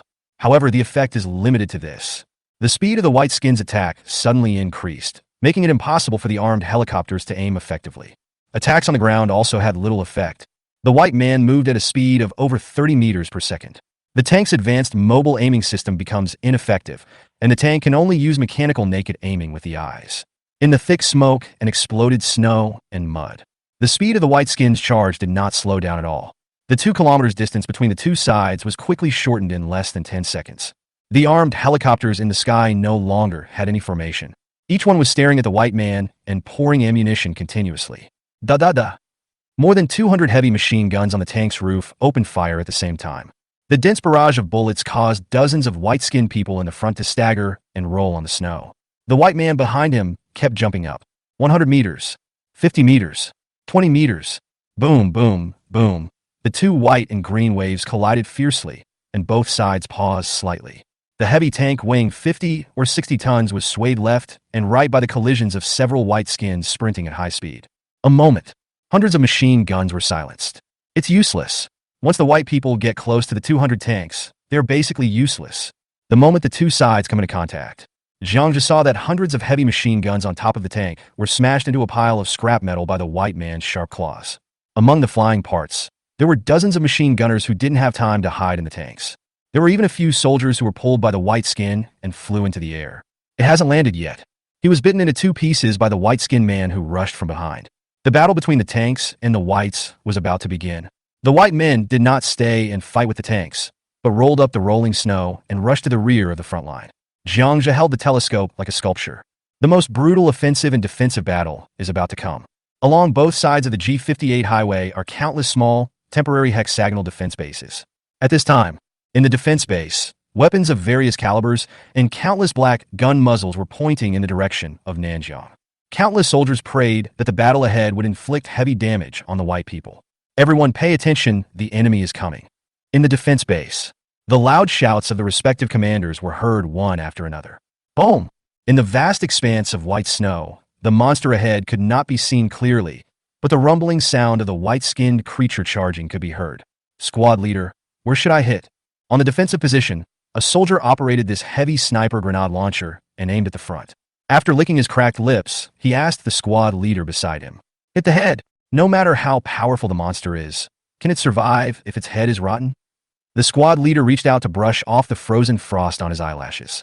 Boom strapje. The sound was getting closer and closer, and the snow on the sandbags began to jump slightly.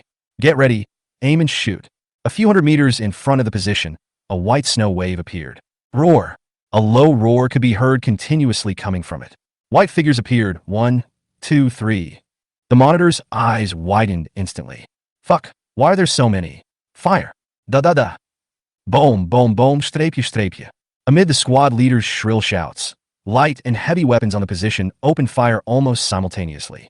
Countless tongues of fire poured out from the defensive positions. The white-skinned man in the front was hit on the head by a grenade launcher, and his huge body rolled on the ground. "Captain, I'll kill one." The soldier just now shouted excitedly. "Be careful," before the soldier could lock on the white man again. The squad leader pulled the other person away from the spot. Puff! A thick claw pierced through the squad leader's chest, and a white-skinned man nearly 3 meters tall was seen. There was a lot of chattering sounds coming from his mouth. The ferocious head stretched out suddenly, and the squad leader's upper body disappeared. "Sergeant!" The soldier reacted and shouted, just about to raise the sniper grenade in his hand.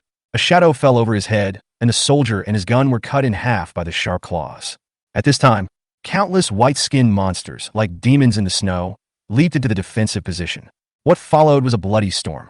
The defensive position constructed by the 3rd Legion will soon be broken through by the Whites. Jiang let go of the telescope. Even though he was used to seeing life and death, his chest still felt a little tight.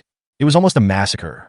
Countless desperate soldiers detonated the grenades on their chests, ready to die together with the white people. But they found that they could not catch up with the other party's speed at all. Ordinary soldiers encountered such monsters. There wasn't even the slightest chance to resist. Boom, boom, boom, streepje, streepje. Explosions and roars continued to be heard on the battlefield. Soldiers were slaughtered one by one. There is no need for a telescope now. From the rooftops of the town, one could see the white men flying like ghosts over the defensive positions and clusters of fireworks exploding. Many soldiers retreated from their defensive positions. Pity. Most of them were caught up and killed by the white people. Jiang was silent for a moment. He turned around, packed up the tent and other things and walked down the stairs. Chapter 33, I Miss You So Much. Artillery Brigade Position. Sun Changfu held the telescope and gritted his teeth. Around the army headquarters camp at the foot of the mountain, countless white people rushed over from all directions. The 6-meter-high defensive wall is like a vast expanse in front of the terrifying monster. With just 2 clicks, he could reach the top of the wall with his claws. In the air, the armed helicopter fired wildly at the white people on the wall. At this time, the army could no longer care about accidental injuries. But Baipi's strength once again exceeded Sun Changfu's expectations. I saw a white creature using its tentacles to roll up a piece of steel plate and throw it away with force. The nearest helicopter was unable to dodge, and its cabin was cut open by the steel plate. Then it spun and hit the ground. Hundreds of surviving tanks continued to bombard the periphery. The two sides engaged in a brutal battle in the headquarters military camp. Countless artillery shells and flames shot into the sky, mixed with the broken limbs of humans and white people. "Look, there's a monster coming," a sharp-eyed soldier yelled. Sun Changfu quickly looked in the direction the soldier was pointing. Hundreds of huge white figures, like ghosts, with hundreds of snow dragons behind them, rushed towards the artillery positions. "Prepare for battle," following the commander's loud shout. The monster is beyond the firing range of the position's 155mm cannon and has become a decoration. More than 2,000 artillerymen aimed their light and heavy weapons at the monster at the front of the position. Many soldiers turned pale. They all knew that such a hastily built defense line could not stop the enemy. Fire! At a distance of more than 100 meters, thousands of light and heavy machine guns spewed out flames. Unfortunately, Baipi's speed made everyone despair. Even climbing a slope, it only took 4 seconds. In the blink of an eye, the white skin was within reach. Squeak! A puff of blood covered Sun Changfu's head and face. When he opened his eyes, he saw the headless body of his comrade. The entire position was in chaos. The soldiers surrounded by Pai and fired bullets one after another, and rockets with white smoke trails flew all over the position. In a daze, Sun Changfu saw a soldier being bitten into 2 pieces by the white man. Drafted by NN. A surge of blood rushed to my head. Sun Changfu pulled out 2 grenades and rushed forward. Boom, boom. The grenades exploded above Baipi's head, but it just made the other person shake his head. Bang! Just as Sun Changfu gritted his teeth and was about to rush forward, a soldier's corpse whistled and smashed him away. Sun Changfu rolled more than 20 meters down the hillside. The white beast wanted to kill Changfu. He was blasted away by a single soldier rocket that came from the side. Ahem! Captain, let's retreat. There's no point in staying here. You'll just die in vain. The 6th of his men dug Sun Changfu out of the snow pile with tears in his eyes, looking at the white people in the military camp killing people like killing chickens. Sun Changfu bit his mouth until blood came out. Bang! After saluting towards the military camp in the distance. "Come on, brothers who are still alive, follow me." The 6 men under his command tumbled and crawled toward the foot of the mountain. Stop. After running thousands of meters, Sun Changfu panted and waved to the people around him. Sprinting at full speed in the waist-deep snow, my lungs felt like a fire was ignited. Boom, boom, boom. In the distance, there were still continuous explosion sounds. The military camp is still holding on. An armed helicopter that had run out of bullets launched a suicide attack on the white people on the ground. The soldiers on the defensive wall held Baipi and detonated boxes of grenades. "Watch all this." Sun Changfu's eyes turned red. "Run! There's a monster coming over there." Liuzi beside him shouted in fear. Everyone looked back and saw white people in the military camp chasing the fleeing soldiers. 3 soldiers stumbled towards them. Behind, a white creature pounced on him. "Run!" Sun Changfu didn't dare to stay any longer and ran towards the town with everyone. He had not forgotten the letter. Now, he was not given the chance to question anything and could only trust the person who knew his secret. There were gunshots and screams behind me. The 6 people didn't dare to look back, running all the way towards the town. When Sun Chongfu saw the flag on the roof, he walked faster. Chongfu, come here. Suddenly, Liu Zi on the side shouted, I'm not dead yet, and you don't recognize me as your commander? Sun Chongfu glared at the other person fiercely. No, Captain, look at the wall. Following Liu Zi's guidance, Sun Chongfu saw 4 bright red characters written on a wall outside the town. Chongfu, come here, followed by a thick arrow, pointing in a direction. The handwriting is crooked and ugly, as can be. Grass! Sun Chongfu couldn't help but curse. You can't even bear to write your last name on the wall? It felt like these people were welcomed into a brothel by a brothel owner. I can't do it anymore, Captain. You guys run. I can't run anymore. The last soldier gasped and raised his gun. Far away, the white man rolled up large pieces of snow. Kill them. Don't stop. There are people inside to save us. Sun Chongfu grabbed the other person's arm and ran forward. Really? Liu Zi shouted happily. I don't know either. We'll find out when we get there. At worst, we'll die together. Small town streets. The walls were covered with big red characters reading Chongfu, come here. And it was impossible to take the wrong route. Follow the arrows. The 6 people finally arrived outside the winery. At the corner, boom! The white guy slipped and knocked down a wall, then continued to chase after him. Ah! The 6 people quickly rushed to the fermentation workshop, following the red paint on the ground.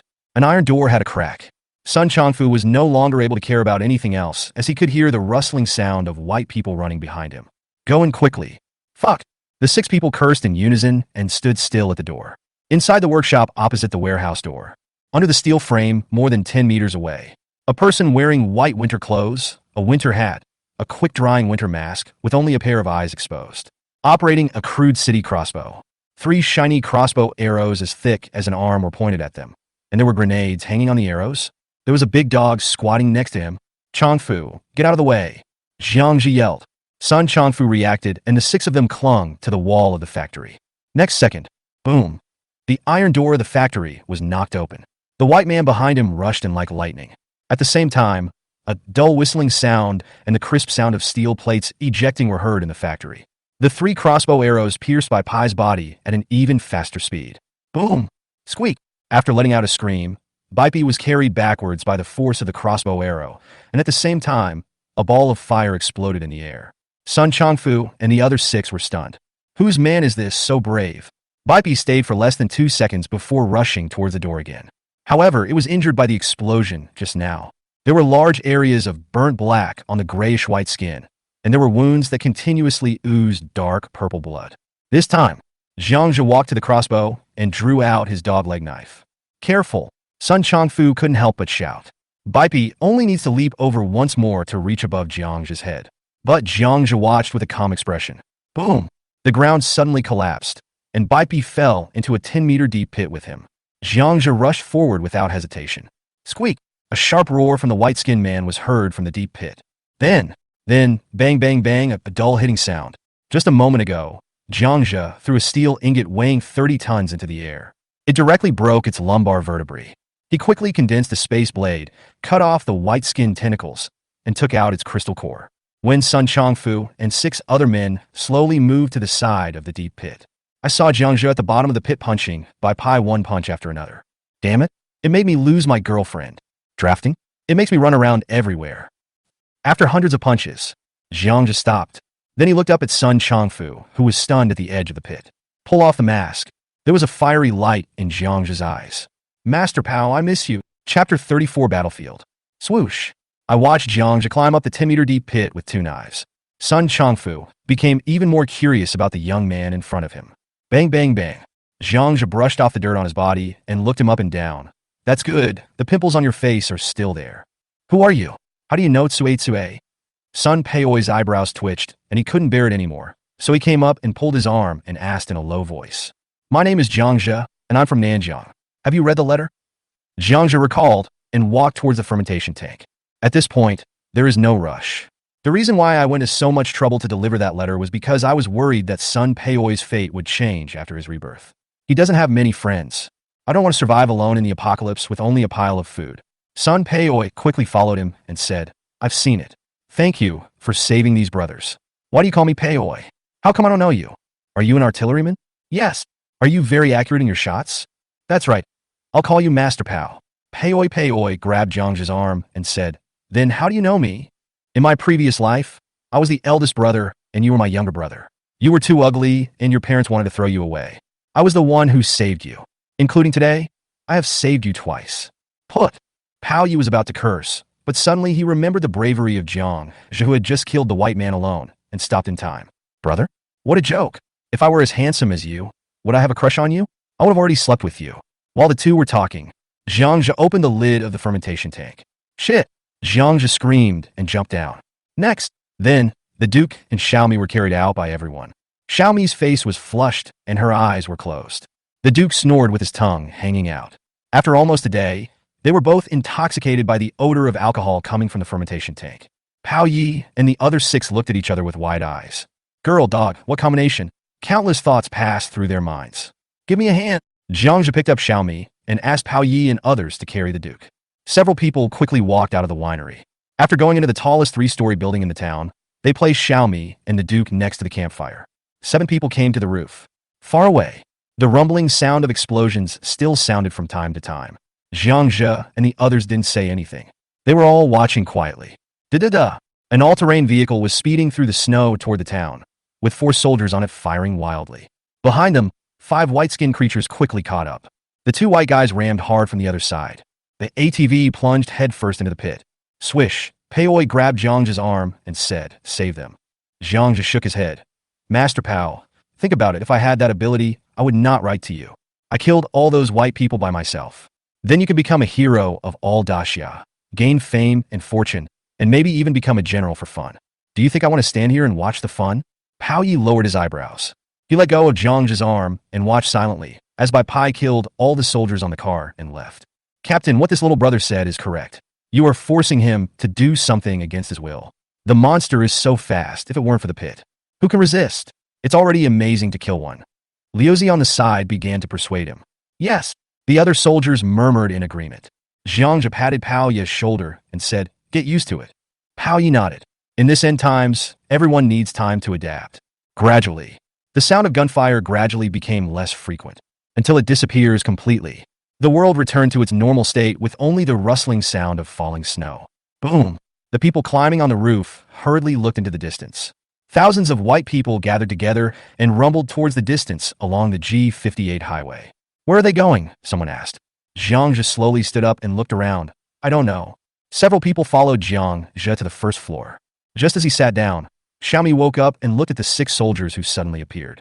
A little confused, the Duke and Xiaomi took a nap and missed the most brutal battle in Nanjiang. Come, let me introduce you. This is Xiaomi, the Duke. Jiang and the 2 groups introduced each other. You guys take a seat. I'll go take a look at the battlefield. After the 2 sides chatted for a while, Jiang stood up and put on his backpack. I'll go with you. Sun Peoi and others stood up quickly. No. What if there are still monsters left outside? This sentence dispelled the thoughts of several people.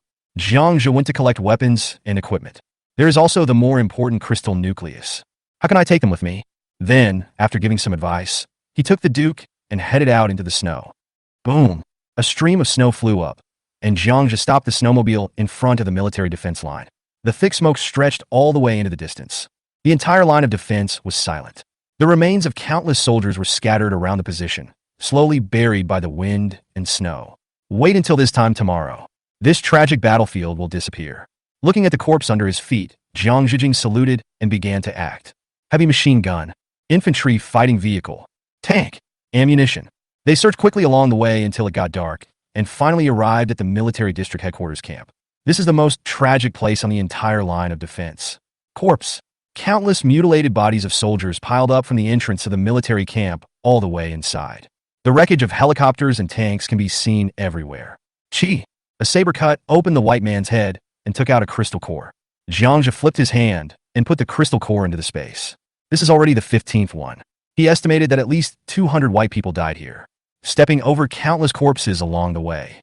Jiang walked towards the depths of the military camp. Fortunately, I was used to seeing life and death in my previous life.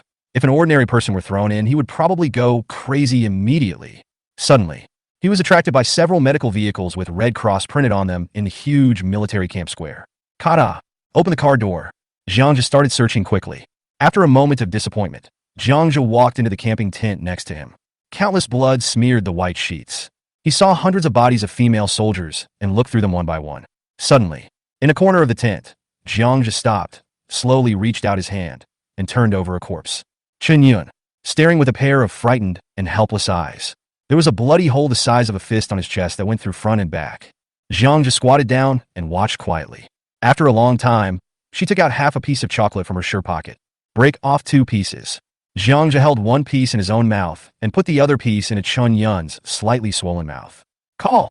After taking a deep breath, she closed her eyes. Sister, this time, I'll take you away. With that, the body disappeared. Whoosh! Jiang was breathing slightly. He couldn't remember how much equipment he had put away. As long as I see something complete and usable, I will put it into the space. Even if I don't need this thing, I can use it to exchange supplies and people with other shelters in the future. The beginning of the end of the world. The value of a gun and a bowl of noodles is inestimable. All night long, Jiang wandered across the battlefield like a ghost in the dark night. Even the cannons of the artillery brigade, where Pao Yi originally served, were received into the space by him. Squeak! Jiang killed the wild dog that wanted to attack him with one sword, shook off the blood and dog hair on the sword, and kicked the corpse away. After more than half a day, the surrounding animals had already smelled the food. Here, it will soon become a paradise for animals. By this time, the sky had begun to brighten slightly. The materials that could be collected were basically gone, especially the white skin crystal cores, which totaled to 211. This is a number that will drive all forces crazy in the end times. This means that 211 first-level transcendents can be created. If you're lucky enough, it can even produce 3rd and 4th-order transcendent beings. Look around. Jiang got on the snowmobile. With the roar of the engine, it sped towards the town. Chapter 35, Road Deer Mountain. August 30th. On the 10th day of the apocalypse, more than 200,000 white skins raided Daxia's coastal defenses. The main defense lines of Nanjiang, Jinshan, Qingdong, Modu, Fuzhou, Hangzhou, Beijing, and Xiangao were breached, and the main force of Daxia was almost wiped out. The white people rushed all the way to the inland cities, wreaking havoc throughout the land of Daxia. Nanyue, Burma, Tai, and many small coastal countries were almost destroyed. The entire blue planet. Only a few of the most powerful countries such as Daxia, Dengta, and Bear Kingdom are still struggling. Outside the town, 8 figures stood at the highest point of the town. Sun Pei Oi shouted in a low voice. 6 soldiers stretched out their right hands towards the military camp in the distance. It snowed heavily overnight. The smoke of gunpowder on the battlefield has cleared. One could only vaguely see the military camp still standing in the snow and the gun barrels stretching high into the sky. Let's go. There's still a long way to go. Jiang walked down the stairs first. A group of people followed closely behind, carrying huge loads on their shoulders. After a while, the entire town disappeared from sight. This time, with the addition of Pao Yi and 6 other people, Jiang had fewer things to distract him. He just needs to walk in front and explore the way. Things like being on guard and making fire and cooking. Just leave it to Pao Yi and a few others. Crunch. Along the entire highway, the only sound that could be heard was the sound of people trampling on the snow. Jiang, take a break. We are exhausted. More than 2 hours later, Pao Yi bent over and gasped, then shouted at Jiang. Originally, Jiang was planning to build an infantry fighting vehicle, but he was afraid that the sound of the chariot would attract the white people. Although the possibility is very small, he doesn't want to take the risk. Sun Pei Oi and his companions were also panting. Even the Duke kept sticking out his tongue, and the air he exhaled turned into puffs of white mist, and his entire dog's head almost turned into a big ice ball. Xiaomi, on the other hand, seems to be in good condition. Just 1 hour's rest. Jiang and a few others hid in a culvert under the highway embankment. Pao Yi and his men came back from a grove not far away, holding branches. A bonfire was lit. 8 people and a dog sat together around the campfire. Brother, where are we going? After resting for a while, Xiaomi hugged Jiang's arm and asked, Let's go to Road Deer Mountain. Where is he? Sun Pei Oi and his group stared at him. There's a shelter about 200 kilometers from here. Jiang scooped some sugar water from the pot on the campfire and drank it. The sweet syrup rolled down my throat. Jiang felt a surge of heat all over his body and breathed a sigh of relief. Then, under everyone's curious gaze, he used a branch to draw the outline of a map of Daxia on the ground. Nanjiang, Jinshan, yesterday there were actually at least hundreds of thousands of white people rushing into Daxia. Look at the situation here in Nanjiang. Other places are even worse. Daxia's main army is basically gone. Pao Yi and the others widened their eyes. So, then you mean that other places are not safe either? Sun Pei Oi asked hurriedly. Yes, now the white people have rushed inland. There is no safe place in the whole Daxia. Don't ask, I will finish. Jiang continued to draw arrows on the ground. Now, not only in Daxia, but also in the entire country of Blue Star, white people have appeared. Let's put it this way. The entire blue planet is a hunting ground for these white people. Don't think you are safe deep in the mainland. Look at the speed of those white skins yesterday. You just know that it won't be long before those countries are destroyed. How many armies in this world are stronger than Daxia? Then, isn't humanity doomed? What's the point of living then? Grandpa Pao murmured in a low voice. It's not the end of me, but I'll live a miserable life. Jiangzhe responded and continued drawing. And the demi-humans, did your army issue an order not to drink snow water? Yes, this is a wartime regulation. No one dares to disobey. Jiangzhe, then, what is a subhuman? Hearing what Pao Yi said, Jiangzhe nodded. The situation in the military is slightly better than among civilians. It is estimated that at this time, all cities are in chaos due to the attacks of subhumans. There is white skin outside. There are Asians inside. The most difficult time for mankind has arrived. People who drink snow water will mutate and become cannibals. You've seen zombie movies, right? They're pretty much the same thing. Now, it is estimated that the whole Daxia is in chaos. From now on, people can only live in shelters. I have prepared a refuge base in Luozi Mountain. What about you, Peoi? Do you want to come with me or go by yourself? If you go alone, we will separate in front. As for who will survive, it's up to fate. After saying it in one breath, Jiangzhe threw down the stick. This sentence is actually mainly said to the 5 people under Master Pao. If you are willing to follow him, he will be happy to accept you. If you are not willing, it is better to get rid of you as soon as possible. My parents and my sister. A soldier said in a daze with red eyes. What Jiangzhe said just now was beyond the understanding of all of them. Don't even think about it. Either you've made it to the shelter or you're already dead.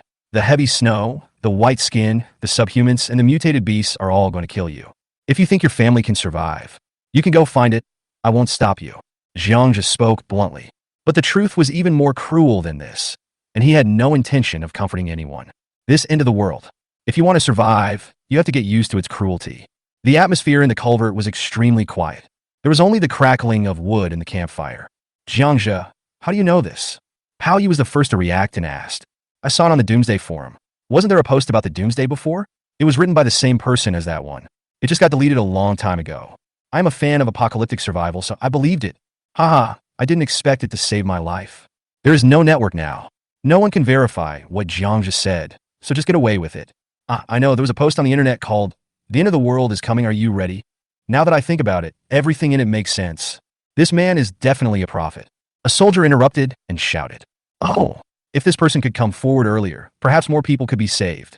Pao Yi sighed. Bullshit. How many people would believe me if I told them? I might be locked up as a psychopath. Jiangzhe sneered. Captain, I want to follow Jiangzhe. Suddenly, Liuzi spoke. Liuzi, whose real name was Zhao Lu, was called Liuzi because the word Lu was often pronounced as Lu by his comrades in the south. Have you made up your mind? You don't want to go back to your hometown? Asked Pao Yi, frowning. No, it's thousands of kilometers from here to my hometown. Captain, do you think it's possible for me to get back alive on my own 2 feet? Liuzi answered affirmatively. He also expressed the dilemma of all the soldiers present. Later, when the snow stops, maybe communications will be restored. By then, we may be able to find our family members in other shelters. Jiangzhe said something casually. This sentence actually leaves hope for everyone. Really? Pao Yi's voice was trembling. Don't ask me, I also saw it from the post. Jiangzhe clapped his hands and stood up. If Pao Yi impulsively runs to find Suitsui, all his efforts will be in vain. Chapter 36 Survivors in the Village. You all sure you want to follow me? Sure. The 6 people said in unison. Pao Yi and his friends knew clearly that if they wanted to survive, they had to rely on this young man. In the culvert, the 8 people have already stood up and packed their equipment. Okay, you can follow me, and we'll survive together in this apocalyptic world. However, let me be frank first. From now on, this team has to listen to me. If you can't accept it, let's go our separate ways now. If someone agrees now, he will give me a hard time later. I can kill white people, and I can kill people. Jiangzhe looked at the 6 people with calm eyes. Duke Xiaomi doesn't count. They can only follow him in this life. There is nothing to say about Pao Yi's character. He was someone I risked my life to work with in my previous life. Jiangzhe said this to these 5 people. Don't worry, Jiangzhe, you saved us. You are the most capable person here. If we don't listen to you, who else can we listen to? Company Commander Pao Yi strongly supports Jiangzhe. In fact, it's okay for Jiangzhe not to say this. The 6 people had seen him kill the white man alone. Even if he didn't say it, people in the current team subconsciously regarded him as the leader. They are not fools. With such a strong man leading me, my hope of survival is very great. Chi! Jiangja chopped off the mutated wild dog's head with one knife. Ah! Xiaomi's scream was heard from the side. The dog-leg knife in his hand flew out and nailed a black wild dog that pounced in the air to the wall. Then, the whole room fell silent. The bodies of nearly a dozen wild dogs of all sizes were covered with wounds. Duke, go and watch at the door. Jiangja drove the Duke to the door to stand guard. 2 hours after coming out of the culvert, the 8 people walked to a highway service area. When he was about to take a rest, he was surrounded by a pack of wild dogs hunting for food. Fortunately, the Duke has a keen hearing. No one got hurt. Boss, did these dogs mutate after drinking snow water? Pao Yi walked over with a grim expression and asked. Now, Pao Yi and his men are holding the QLU-11 ultralight individual grenade launcher of the Dacia military. The original assault rifle had been thrown away long ago. Now it can only kill ordinary people and is useless against any mutant creatures. The 35mm explosive shell is extremely powerful. Just now, in a desperate situation, Pao Yi fired 2 missiles and directly killed the wild dog. But Pao Yi was not in a good mood. According to its previous power, this 35mm bullet would have blown a wild dog into pieces. But now, the defensive strength of the wild dog's body is a bit outrageous. Well, be careful, Master Pao. I don't want to work so hard to save you and then find someone to bury you. Besides, you have to learn to use cold weapons. The sound of gunfire easily attracts white people. We have to let Pei Oi and Liuzi and others practice using cold weapons as soon as possible. If you can avoid using guns, try not to use them. Base. As Jiangja spoke, he pulled out the knife from the wall. A black dog, much bigger than the Duke, fell to the ground. Its body was covered with bald spots, and its muscles were bulging with fist-sized lumps. It looks extremely ferocious. No one could have imagined that this would be a pre-apocalyptic Labrador. Don't throw it. Suddenly, Jiangja stopped Dabing, who was about to pick up the dead dog and throw it out. Dabing, whose real name is Li Qinfei, is from Nanha. He has a big head. He said it was because he had been eating big steam buns since he was a child. So people gave it the nickname Big Pancake. What's going on? Dabing was stunned. Jiangja walked forward and cut directly across the wound in his abdomen with his knife. Tighten it. Then let Dabing and Pei Oi pull the big dog's 4 legs. With a crackling sound, the dead dog turned into a piece of red meat, and its entire skin was peeled off. Boss, you don't want to eat? Dabing reacted immediately and let out a strange cry. Jiangja threw the skinned dog into Dabing's arms and said, "What a fuss. I thought people were growing crops, raising pigs and cattle now. From now on, as long as you don't die, you can eat anything except shit." Pao Yi and the others looked at each other, speechless. Huh? Xiaomi at the side looked at the frustrated expressions of the others and chuckled. Brother said that some people even eat cockroaches. I won't eat it even if I starve to death. Liuzi swore. Okay, everything is done. We'll have dog meat hot pot tonight. Jiangja clapped his hands and arranged the tasks. The Duke at the door shuddered immediately. It stands upright, stares into the distance with eyes wide open. Now, it is the most loyal sentinel. Woof woof. People have just dealt with about 20 stray dogs. The Duke at the door shouted. Crash. Everyone stood up as quickly as possible and aimed at the doors and windows. The Duke. With a low growl, the Duke came in, wagging his tail and biting his trouser leg with his mouth. Jiangja stretched out his hand and pressed down on the people behind him. There can't be any white people outside, otherwise the Duke would have run back long ago. Come to the door. Jiangja saw a column of smoke rising from a village 500 meters below the highway. Through the telescope, you can see someone holding a red sheet and shaking it towards this side. It seems that there were survivors who heard the gunshots. Boss, are you going? Pao Yi next to him also saw the other party. Jiangja thought for a moment and said, let's go over there and take a look. Maybe there's something we need there. He had to pretend to search for supplies. Otherwise, a backpack would not be enough to provide him with food and drink. The Duke led the way. The 8 people crossed the intersection and walked cautiously towards a courtyard to the west. The village is not big, with only about 100 households. There is a country road next to it. Stop! Jiangja shouted coldly, and the others stopped in front of a large bungalow courtyard that was common in rural areas. On the wall in front of the compound, a piece of Taishan stone was covered with black and red bloodstains. Jiangja stepped forward and took a closer look and couldn't help but frown. This was the blood unique to subhumans. Rub your feet in the snow in front of the gate for a while. A piece of arm appeared. It is covered with black blood vessels. This is the arm of a subhuman or a mutated human. As soon as the words fell, the door opened a crack. A woman's head popped out. She was a very beautiful woman, the kind of beauty that could be cut out with a knife in a cold country. Ah, I just heard gunshots. You really are soldiers. That's great. The woman saw the military uniforms worn by Sun Pei Oi and his men. He immediately shouted with joy. Well, where are you coming from? Jiangja turned around and asked. The woman crawled out. He stood at the door and looked around, then quickly opened the iron door and said, "Come in. This is too scary." Zhang gave Pao Yi and the others a cautious look. Several people walked into the compound. It was a very clean courtyard, with houses on all four sides covered with white tiles. There is an apple tree in the middle. The green leaves have fallen off, leaving the whole place bare. The green fruits left on top were also frozen into ice lumps. "Don't worry, they are from the army," the woman shouted to the surroundings. More than a dozen men and women armed with rakes, shovels, kitchen knives, and other weapons emerged from the houses on all sides. 8 women and 5 men, all handsome men and beautiful women. The door curtain of the main room was lifted. A middle-aged man came out. The 2 strong men beside him were holding standard assault rifles used by the army. When the man saw Sun Pei-oi and his 6 companions, his face immediately showed joy. "Ha, I didn't expect to meet brothers in the army. Come in quickly, it's warm inside." The man enthusiastically led Jiangzhe and others into the room. A cast iron coal stove stood in the spacious living room, dispelling the chill and making it very warm indeed.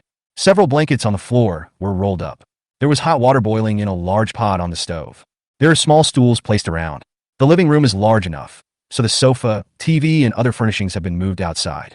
It is big enough to accommodate more than 20 people. "Brother, can you tell me what the current situation of the army is?" The man wanted to pull Pao Yi to sit on the small stool. "You're wrong. This is our head." At this time, Pao Yi stepped back and made way for Jiang Zhe, who was beside him. Chapter 37, Who is bleeding? "Oh, who is this little brother?" The man looked at Jiang Zhe curiously. In the room, more than a dozen people from the other side also looked at Jiang Zhe in surprise. The main reason was that he was too young and had a handsome face, but he didn't have the upright aura of a soldier. No matter how you looked at him, he didn't look like someone who could make 6 soldiers obey him.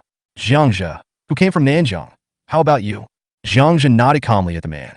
The man was wearing a thick goose-down jacket and huge diamond rings on 2 fingers. She has a kind face and her skin is well maintained. Before the end of the world, he should have at least been a manager in a company. From the moment we meet, a formal smile will unconsciously appear on my face. Moreover, there were more than a dozen people in the room, both men and women, and they all looked to be in poor condition. But her eyebrows and eyes are so delicate, not for hard labor. Jiang Zhe even found that when the 2 young men were leaning against the wall, they subconsciously pinched their fingers together to make an orchid shape. "Brother, I was mistaken. I am Du Tao from Nanjiang Dingsheng Cultural Communication Company. These are the people in the company who followed me to escape. Brother, our group escaped from G58 yesterday. It was miserable, too miserable." Du Tao sighed and motioned Jiang Zhe to sit down. No wonder this group of people look a little different from ordinary people. It turns out they are live broadcasters, and those men and women are all little internet celebrities. Jiang Zhe didn't hesitate and sat on the small stool. The dozen or so people in the room either sat on cushions or just squat on the ground. "Handsome guy, this is our boss." The girl who just opened the door introduced him. "Hey Alan, what boss or no boss? Where is the boss now?" Du Tao smiled bitterly and shook his head. Jiang Zhe glanced at the 2 bodyguards behind Du Tao without leaving a trace. "I saw the other person put the gun behind his back." He secretly winked at Pei Oi and Liuzi and the others, and they turned on the safety of their guns. But Jiang Zhe's right hand was still lightly resting on the dogleg knife on the outside of his thigh.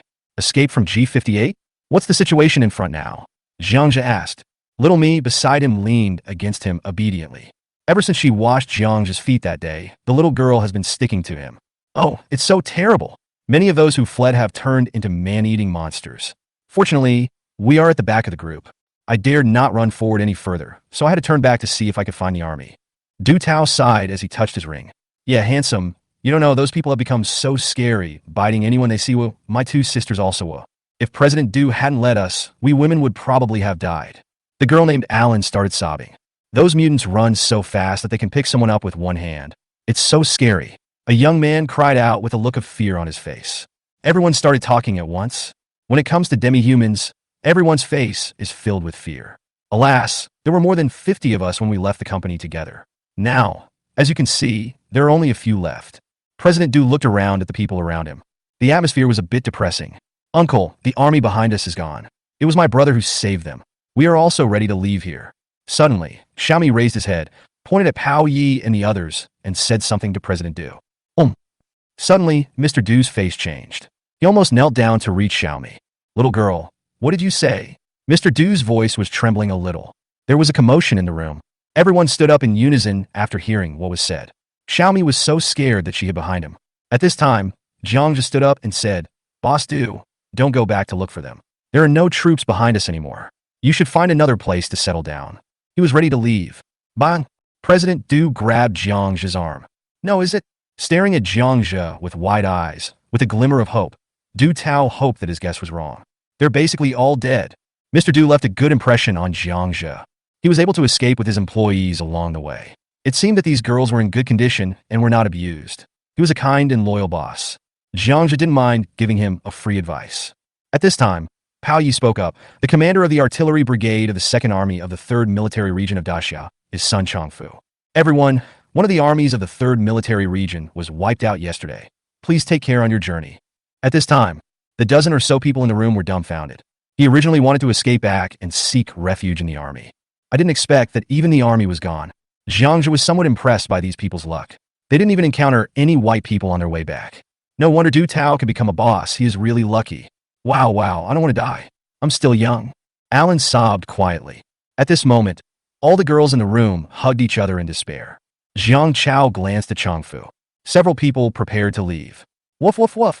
Suddenly, the Duke at his feet suddenly rushed out of the room. Be on guard. Jiang Zhe drew out his dogleg knife and took a step forward. Go to the basement quickly. There were messy footsteps in the room. Woof, woof. The Duke ran to the gate and growled over the wall. The Duke is back. At this time, Jiang Zhe slowly walked out of the main room with a knife in his hand. Behind him, the 6 Chongfu men knelt on one knee and aimed at the gate. Crunch! Jiang Zhe heard hurried footsteps. Bang, bang, bang! Mr. Du, open the door! Open the door! A man's hurried shout came from outside the door. Jiang Zhe rushed over. Base! Pull the man outside the door over. The dogleg knife was pressed against the man's neck. A bearded man in his 30s looked at Jiang Zhe in horror, with frost hanging on his beard and eyelashes. His whole body was shaking slightly uncontrollably. What do you do? Jiang Zhe stared at him coldly and said in a low voice. Those mutated people. I saw those mutated people. The man finally squeezed out a sentence. At this time, Mr. Du from the main wife ran out. Little brother, you are wrong. He is Chao Wang, and this yard belongs to him. Jiang Zhe put down the knife. How many did you see? There were at least 10 of them, no less than 15. I was digging vegetables in the field when I saw them rushing over from over there. Chao Wang pointed in the direction of the highway service area. At this time, Jiang Zhe also noticed the urea bag in his hand, and his eyes turned and he understood. It was the dead body of the wild dog that attracted the demi-humans. Smell of blood. Fortunately, when they came, they hid the skinned dog meat in a tree hole at the entrance of the village. Just don't make any sound. A dozen subhumans couldn't find this place. Don't talk. Jiang Zhe gestured to Pao Yi and his men. Okay, I've asked the bodyguards to take those people to the basement. Don't worry. Mr. Du was sweating profusely. It quickly turned to ice. Jiang Zhe waved his hand, and several people slowly retreated under the eaves. Rustle. There were messy footsteps outside the door. There were wheezing and heavy breathing like a few bulls standing outside. Roar. There was a roar that sounded inhuman from the door. Boom. With a loud noise, the iron door suddenly shook violently.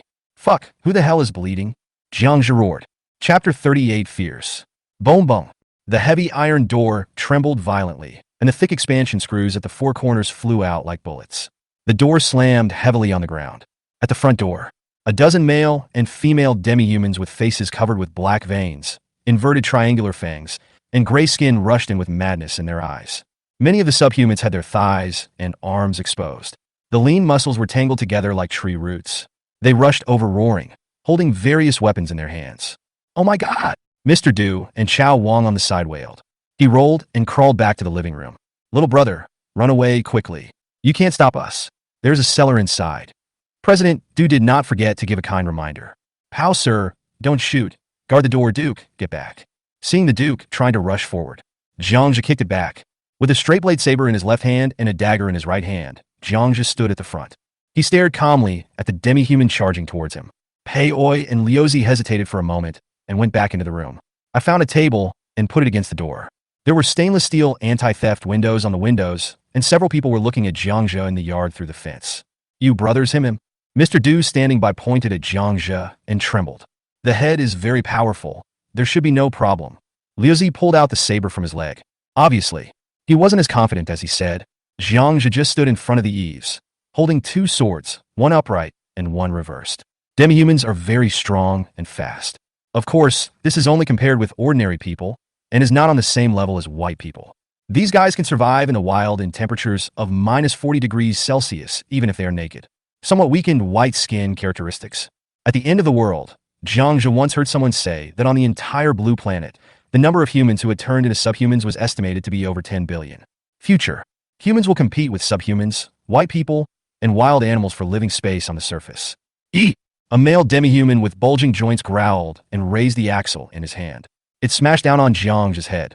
The axle, weighing 30 or 40 kilograms, made a whistling sound when it was swung by the demi-human. Bang! The current demi-human was kicked in the chest.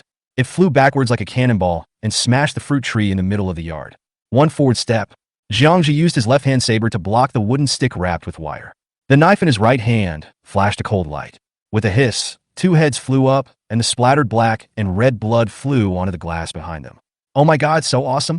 Mr. Du's eyes widened, and his throat broke with a scream. Nonsense, if the head isn't powerful, can it still be called a head? The tension on Pao Yi and the others' faces faded a little. Zhang Zhe is like the god of war on the ancient battlefield. A single man with two swords blocked the main entrance. Puff, puff, puff. Every time the knife is swung, it will inevitably hit the neck of the subhuman. Cold rays of light flashed by. Every cut was fast, fierce, and accurate. Every cut would inevitably bring up a puff of dark red blood. Bang! The last female demi-human roared and rushed forward with her eyes almost completely white. Ki! The head flew out. Zhang Zhe turned around and kicked, and his head flew out like a cannonball. Row a distance of 5 meters. It hit the first demi-human who had just stood up and was kicked away. The demi-human was knocked to the ground. Just as he stood up, a knife pierced his neck. With a plop, he fell face down into the snow pile. The courtyard fell silent. It sounds slow, but in fact it was less than 30 seconds. The headless bodies of 15 subhumans lay in the yard. Crunch! Zhang Zhe stepped forward and cut off the opponent's neck with a dogleg knife, and the head fell off. He frowned and looked at his down jacket, deciding to change into another one. When Zhang Zhe turned around, vomit! Under the eaves, a row of people bent over and began to retch. The girls shivered and hugged each other, covering their faces, not daring to look or speak. Master Pao, come here, all of you. Zhang Zhe ignored everyone else and waved at Liuzi and the others. Wait for everyone to gather around. The dogleg knife cut open the clothes of the demi-human on the ground, revealing the flat chest of the corpse. Squeak! The skin on the chest was cut open, revealing a whole piece of white bone underneath. Did you see that? The subhumans are not afraid of small caliber firearms at all. After they mutate, the bones of their entire body will grow rapidly. The original ribs will grow into the current plate shape. Bang, bang, bang! Zhang Zhe knocked on the bone with the handle of the knife, making a dull sound. It's like they have a layer of bone armor under their skin, and their weak point is in their neck. Zhang Zhe pointed to the neck of the demi-human corpse and said, "There is no bone hyperplasia here if you encounter it in the future. Just hit the neck. Other places may not be able to kill with one strike." Pao Yi squatted down and observed carefully for a moment before nodding. "Boss Du, please help deal with these bodies. We should leave now. We will meet again someday." Zhang Zhe wiped the blood off the knife in the snow, gave instructions to the pale-faced President Du, then turned around and was about to take his men away. "Little brother, hey little brother, wait a minute." Mr. Du behind him reacted and ran over quickly, not realizing that the blood under his feet had frozen into ice. He sat down on the ground with a thud, and then it slid over. Mr. Du ignored the fishy smell on his body, grabbed Zhang Zhe's trouser legs, climbed up, and said, "Little brother, I have a way to leave Nanjiang, but we have to cooperate." "Oh." Zhang Zhe turned around. "What method?" "Helicopter. There is a general airport 30 kilometers away. A month ago, the company bought a helicopter. Because the flight route has not been applied for yet, the plane has been parked at that airport. I saw it a few days before it snowed, and it was parked in the warehouse. As long as we get to the airport and fly the plane, we will definitely be able to escape." Beep, beep, beep. Mr. Du spoke very quickly, pouring out his words. Zhang Zhe's terrifying skills in killing people gave him hope of escaping alive. Huh. Zhang Zhe's eyebrows twitched and then frowned. "Where's the pilot? Pao Yi, can you fly?" "Who can fly that thing? I've only touched the armed helicopter of the Army Aviation Brigade before." Pao Yi and the others shook their heads. "Yes, my sister has learned it. She hasn't got a pilot's license yet, but she has no problem flying it." Mr. Du's words made Zhang Zhe's eyes light up. With a helicopter, it will save Zhang Zhe countless troubles on the road. At least he won't have to rely on his own 2 feet to travel the 200 kilometers. Most people don't get to experience such a good thing. At the Nanjiang defense line, Zhang Zhe also planned to get an armed helicopter, but unfortunately, more than 100 helicopters were destroyed. Not a single one is complete. Unexpectedly, things turned out for the better, and I met Mr. Du here. Okay, let's talk inside. No, absolutely not. Just as Jiangja turned around to go back, a female voice came from the house. There was an irresistible tone in the voice. A plump woman squeezed out from the crowd behind her. She is pretty and well-proportioned, and looks about 40 years old. A pair of phoenix eyes glared at President Du fiercely, with a murderous look that would not brook refusal. Vomit! As soon as the woman came out, she saw the yard full of corpses and heads, so she bent down and vomited. After a moment, he straightened up with forced composure. Du Tao, I don't agree. The helicopter is our last resort to escape. Who knows who they are? Besides, that helicopter can only hold about 20 people. What will happen to our people if we take them with us? Jiangja didn't say anything. He just looked calmly at Du Tao standing aside. This should be his wife. Du Tao frowned. Hey, without this little brother, do you think we can get there? Brother, what sister-in-law said makes sense. At worst, I'll drive the helicopter over, and you guys just wait here. At this time, another female voice came. A young woman came out from behind Au. Not very pretty. She has fair skin, long legs, and average looks, but she is the type that is very attractive. The thick down jacket could not hide the other person's curvy figure. Jiangja looked at President Du with amusement. Both his girlfriend and his wife are out to mess with him. This guy is so unlucky. Chapter 39, Mr. Du is attracted to. In the compound, a group of people watched both sides quietly, and no one interrupted. Sister-in-law, what President Du said is right. What should we do if we encounter these monsters again on the way there? Alan, who was under the eaves, saw that President Du was embarrassed. A mouthful of sticky food came out. Shut up. Who do you think you are? Do you have the right to speak here? Au slapped Alan in the face. The girl burst into tears immediately, covering her face and not daring to speak anymore. This stunned the people around. Six de son. Jiang just shouted coldly. Liuzi was full of vigor and was very angry when he saw such a beautiful girl being bullied. Just as he was about to step forward, he was stopped by Jiang's gaze. After all, this is Mr. Du and his family's family affair. There is no need to get involved. It is troublesome to reason with a woman. Can the other party win with two mouths? Alan, sister-in-law is right, what do you know? Yes, Alan. Hurry up and apologize to your sister-in-law. All of a sudden, people in the surrounding companies started talking at once, isolating Alan in an instant. Jiangja glanced at President Du. The guy looked unhappy, but he didn't dare to speak. This means that he is usually under the control of his wife. Mr. Du's sister. I heard you can fly a plane? Jiangja shouted. My name is Du Shui. Without me, none of you can leave. The girl responded with her chin up. He has a hot temper. The airport is easy to find. I'll wait for you there. Jiangja sneered at the girl. After saying that, after waving to Pao Yi, several people prepared to leave. Tommy stopped them. Pretty boy, what do you mean? Ayu shouted from under the eaves. The two bodyguards behind him immediately raised their assault rifles. Crash! Pao Yi and the other six reacted quickly and raised their guns in an instant. The atmosphere in the compound suddenly became tense. No, don't be impulsive. We can discuss anything. Du Tao was sweating profusely. Tommy, put the gun down. The bodyguard ignored Du Tao and looked at Ayu. Madam? Don't let go. You were a soldier before, so what are you afraid of? Ayu narrowed his eyes and snorted coldly. Jiangja looked at the burly bodyguard behind the woman and narrowed his eyes. It seems that President Du did not explain everything to him just now. He hit his wife and sister. Crunch! Jiangja drew out his dagger and slowly walked towards Ayu. No, little brother, don't be impulsive. Du Tao's face changed drastically, and he quickly opened his arms to block in front of him, constantly saying nice things. Base. The dogleg knife was placed on Du Tao's neck. Du Tao's voice stopped abruptly, and his eyes were full of pleading as he looked at Jiangja, shaking his head slightly. Get lost, I don't want to cooperate anymore. This is robbery. Jiangja's eyes turned cold, and he stared at Du Tao. Du Tao's lips trembled twice. Seeing the murderous intent in Jiangja's eyes, his legs went weak, and he couldn't help but take a step back. Waste, Du Tao. You are such a waste. Ayu on the step screamed. Crunch! Jiangja ignored the assault rifles in the hands of the two bodyguards. Step by step towards each other. You. What do you want to do? Ayu finally panicked and took a step back. Two bodyguards stood in front of him. What are you doing? Let me tell you, I'm a black belt in karate. Du Shuejia shouted. At the same time, his feet were staggered one in front of the other, and his palms were in an attacking posture. Karate? Jiangja glanced at Du Shui. Certainly. Bang. Du Shui was hit by a big bag and flew out, knocking down the 5 girls behind her. People rolled in the black and red ice and snow. Du Shui landed right in front of a demi-human's head, and her mouth almost bit the demi-human's nose. After a scream, he was so scared that he hid in the corner. At the same time, the two bodyguards' eyes blurred. An irresistible force came from my hands. When the two men lowered their heads, the assault rifles in their hands were gone. Snap! Zhang's big hand was on the other person's neck. The two bodyguards struggled, trying to break free from the big hand, but the big hand was as motionless as an iron clamp. Zhang just stared at Yu, whose face was turning pale. I really don't like being pointed at by a gun. Why do you think I'm an easy person to talk to? Click! There were two soft sounds, and the bodyguard's limbs drooped in the air. The people around screamed and took 2 steps back. The body fell onto the steps. Is it too much? Pao Yi, who was not far away, frowned. Captain, I think the leader is right.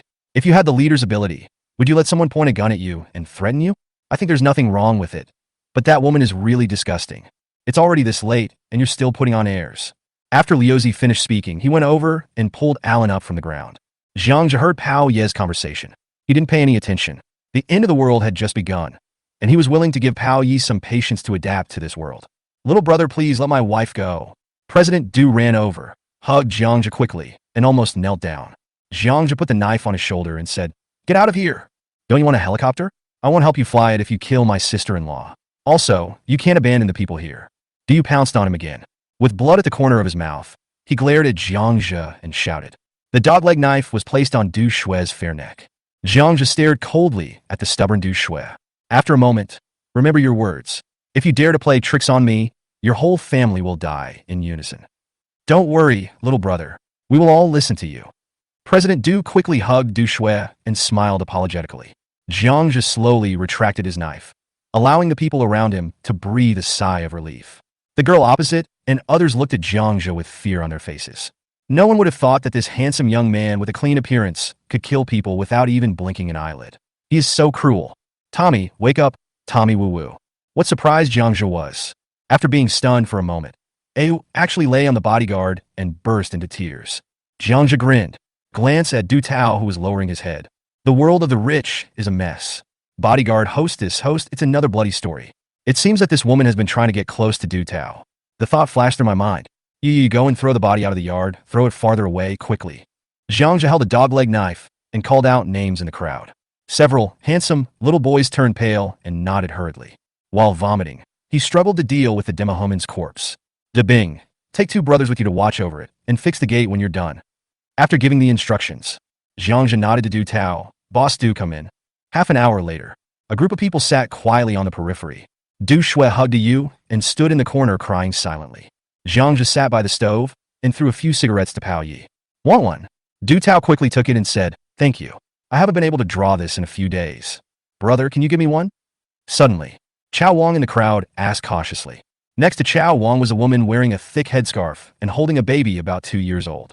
This is Chao Wang's wife, who has been staying in the bedroom with Du Shui and the others. Zhang nodded and threw one to the other person. What are you doing? Why don't you follow the people in the shelter? Chao Wang quickly lit it. He drove his wife and children to another bedroom.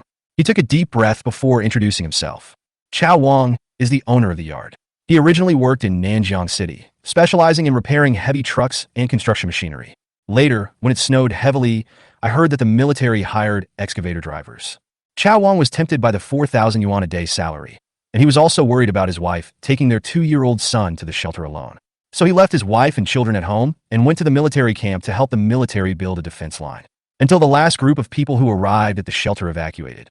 After the escape team was attacked by the subhumans, they wrapped up with Mr. Du and his group and fled all the way back to their home. It was Du Tao who agreed to let Chao Wang take his wife and children to the airport. Chao Wangkai took so much effort to prepare food and drinks for this group of people. Zhang looked out the window. It's getting dark. If you want to start the helicopter, you have to wait until tomorrow morning. Moreover, we must keep a close eye on this woman Du Shui. As for whether the helicopter can accommodate these people, Zhang is not worried. It's very dangerous outside, and it's not surprising that 2 people died. Chapter 40, Good Guys and Bad Guys. It's time for dinner. Ding ding dong.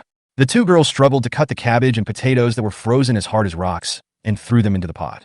Just add a handful of salt and soy sauce and make a pot of vegetable soup. Little brother, this is all the food we have. You have to make do with it. Chao Wang scooped out a bowl of thick soup and handed it to Zhang. Du Tao and his group picked up the food and started eating. Zhang looked at the white cabbage in the bowl and smacked his lips. In the previous life, this was a bowl of good rice that could exchange for a life. But now, I really have no appetite, and I wouldn't eat it even if it suits my taste. Zhang put the bowl aside and took out a can of beef from his backpack. Bang! Suddenly, the aroma of beef filled the room. Du Tao and his group watched as the Duke ate beef. The rice in the bowl suddenly lost its flavor. When? Jiangja picked up an empty can and threw it at Liuzi's head. This guy actually gave the can to Alan, and the key point is that he didn't even touch it. It's outrageous. Liuzi, do you know where this can came from? I know. You got it from the battlefield overnight. Liuzi didn't dare to look at Jiangja's unfriendly eyes. Jiang just stood up and slowly walked to Alan, then squatted down and looked at him. The girl's face was still a little swollen, and her eyes were wide open with panic. Swish! He took the can from her hand and asked, "Do you know that this thing can save lives?" "Yeah, I know." The girl was about to cry. At this moment, people are starving outside every day, and some are starving to death. We risk our lives to carry the canned food from dozens of kilometers away. What do you think you can exchange for it? Jiangja asked calmly. I. The girl stuttered for a long time and couldn't say anything. Lu Zi likes you. How about sleeping with you? Don't worry. You can refuse. He won't dare to force it. Yeah. After a while, Alan finally nodded. Snap. Jiangja threw the can heavily into Liuzi's arms. Liuzi, remember, this is the end of the world. Don't be so kind all the time. You are a firefly that can be stepped on to death at any time, and yet you still pretend to be the sun to warm others. Noble? Yes. Wait until you have the ability to kill all the white people before you become Jesus. Otherwise, you will die quickly. Also, who is leaking blood in this house? Hearing Jiangja's voice, the girls couldn't help but look at the unconscious Du Shui. The matter has been clarified. A bag of blood bars was thrown into the toilet by Du Shui. That's why a group of demi-humans found this place by following the smell. After a group of people had eaten, sitting quietly around the fire. There is another bedroom next door, which was the room that Mr. Du had prepared specifically for his wife Ayu and his sister. But now, Liuzi exchanged a can of military canned food for Alan's friendship. The two of them occupied the room and were having an in-depth apocalyptic conversation in it. Mr. Du, the demi-human was brought here by your sister. Actually, I saved you. Let's leave for the airport tomorrow morning. Is there any problem? Jiangja uttered a word softly. No problem, no problem. Mr. Du nodded quickly. He didn't dare ask more questions. I didn't dare to put myself on an equal footing with the other party like I did during the day.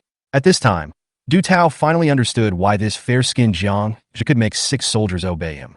Take the time to rest and set off tomorrow morning. Jiangja threw down a sentence. He got up and walked out the door. Whoosh! A white mist spurted out from far away. Jiangja took a deep breath of the cold and fresh air. Ah! Alan's soft call came from the window next door. Bang, bang, bang. Jiangja knocked on the window and said, "Sixth son, save your energy. If you can't get up tomorrow, no one will carry you." Suddenly, the room became quiet. At this time, Xiaomi and Pao Yi came out. Several people stared at the vast sky. Dabing and the others have their own ideas too. I understand them. In this day and age, they live without a tomorrow and don't want to die with regrets. Pao Yi said softly. With Xiaomi beside him, Pao Yi didn't dare to speak too bluntly. If there is, then there is.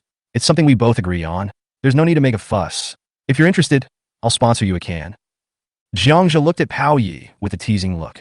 Are we still good people? Chongfu shook his head and sighed. Of course my brother is a good man. He saved you. Xiaomi, this smart kid, actually learned how to flatter. Jiangja smiled and handed Xiaomi a Snickers bar. Good guy? Master Pao, when you see more, you will know what a good guy is in this world. The current Pao Yi is protected by Jiangja. I have never experienced the process of traveling thousands of miles or escaping death. I felt a little resistant to Jiangja's actions. However, time will change Pao Yi. When he was in the hunting team in his previous life, it was his favorite. She's the kind of girl who's not tall, has a thin waist and big hips. Just like Tsitse, the girl he had a crush on. Seeing that Pao Yi was still a little confused, Jiangja put his arm around his shoulders and said, I met a group of people when I was in Nanjiang. They rounded up the women and made them slaves. A girl wants to escape. After running a few hundred meters barefoot in the snow, the group of people stood by and watched the girl freeze to death with laughter. Compared to those people, exchanging my body for food is already very fair. Master Pao, in this world, as long as they don't harm others, they are all good people. In fact, the last sentence was said by Master Pao in the previous life. Now, Jiangja brought it up and talked about Pao Yi. Xiaomi, go back to sleep. You need to have a good rest so that you can catch up with the team tomorrow. Jiangja said to Xiaomi. The other party nodded obediently and carried Paige back to the room. There are tens of thousands of people. Why would you save me? Don't tell me you're my brother or something. I don't believe that. After Xiaomi left, Pao Yi couldn't help but ask. This question has been on Pao Yi's mind for 2 days, and today I finally got the chance to ask it. Pao Yi really didn't understand why Jiangja saved him. Not a beauty. I don't have any special skills. With Jiang's abnormal skills, it doesn't make sense that he could live a comfortable life in the apocalypse. Jiang patted his shoulder with his big hand. No matter how you ask, you are still my brother. None of this matters. I just want to live well with you. Just remember this. We are brothers, good brothers from our last life. Looking at Jiang, Zhou has a sincere face in front of him. Pao Yu was stunned for a long time. Finally, he nodded slightly. Okay, I'll take advantage of you. Anyway, you saved my life, so whatever you say is what I mean. Okay, remember to keep watch at night. After settling several people, the courtyard fell silent. Jiangzhe looked around, jumped lightly, put his hands on the courtyard wall, and flipped directly to the next yard. It was pitch black. The accumulated snow was almost covering the doors and windows. It was obvious that no one had lived here for a long time. Crunch! Jiangzhe broke the lock and walked into a main room, riding the snow outside the window. 5 crystal cores appeared in his hand. On the Nanjiang battlefield, Jiangzhe obtained a total of 212 crystal cores. He swallowed 5 crystal cores that night. It's like guessing a blind box. 2 are physical and 3 are psychic. Now, Jiangzhe was originally at the first level of the physical system. Last night, I used 2 crystal cores to directly advance to the second level of the physical system. Psionics Fire Level 1, Plant Level 1, Water Level 1. It's not that he doesn't want to swallow all the crystal cores in one breath. The main thing is that each of these things takes time to consume, and the pain of tearing his whole body apart makes him feel like he's in heaven. 5 is the limit of the crystal cores that can be swallowed every night. If it's more, the whole person will become listless due to the severe pain and excessive mental exhaustion. Everything is ready. Call. A flame appeared on the finger and lit the giant candle on the coffee table. Change of mindset. The flame on his hand turned into a 10-centimeter water ball in the blink of an eye. The first level psychic powers of fire and water only have so much power. Chapter 41. Killing a disciple with one knife. Jiangzhe tightly grasped a solid steel rod as thick as his wrist, and cold sweat broke out all over his body. Ha! The steel rod made a low hum. Jiangzhe, who has reached the second level physical fitness system, possesses a physical fitness 6 times that of an ordinary person. That's why he was able to kill a dozen subhumans as easily as cutting melons and vegetables during the day. Huff, huff, huff. Finally, the tearing pain receded like a tide. Jiangzhe turned over and lay on the cold floor, looking at the ceiling and gasping. After a long time, Jiangzhe stood up. He slowly stretched out his right hand, and whoosh, a blazing flame enveloped his hands. Psionics Fire can now be used in combat in a preliminary manner. Today's 5 crystal cores. It allowed him to open 2 psychic fire attribute crystal cores and directly advance to the second level fire psychic transcendent. There's also a relatively rare psychic type 1 gold. The flame disappears. The palm of his right hand quickly turned dark silver again. Ding, ding, ding. Jiangzhe tapped the coffee table lightly with his palm, making a crisp metallic sound. Psionics Gold allows the extraordinary to control metal. When one reaches a high level of cultivation, a metal protective layer will form over the entire body. However, the first level metal spiritual energy can only cover the area of 1 palm. Now, Jiangzhe is a second level physical system, second level psychic system, fire, and second level psychic system, space force. First level psychic plant, first level psychic gold, first level psychic water. It is easy for extraordinary people to be promoted to the first and second levels. Only a small amount of genetic evolution fluid extracted from the crystal core is needed. Starting from the 3rd level, the number of crystal cores required for the entire promotion will increase exponentially. A first level transcendent only needs 1 crystal core to awaken. The second stage requires 2. The third stage requires 8. The fourth stage requires 48. The 5th level requires a terrifying 384 beads. 384, and the corresponding number of white skins need to be killed.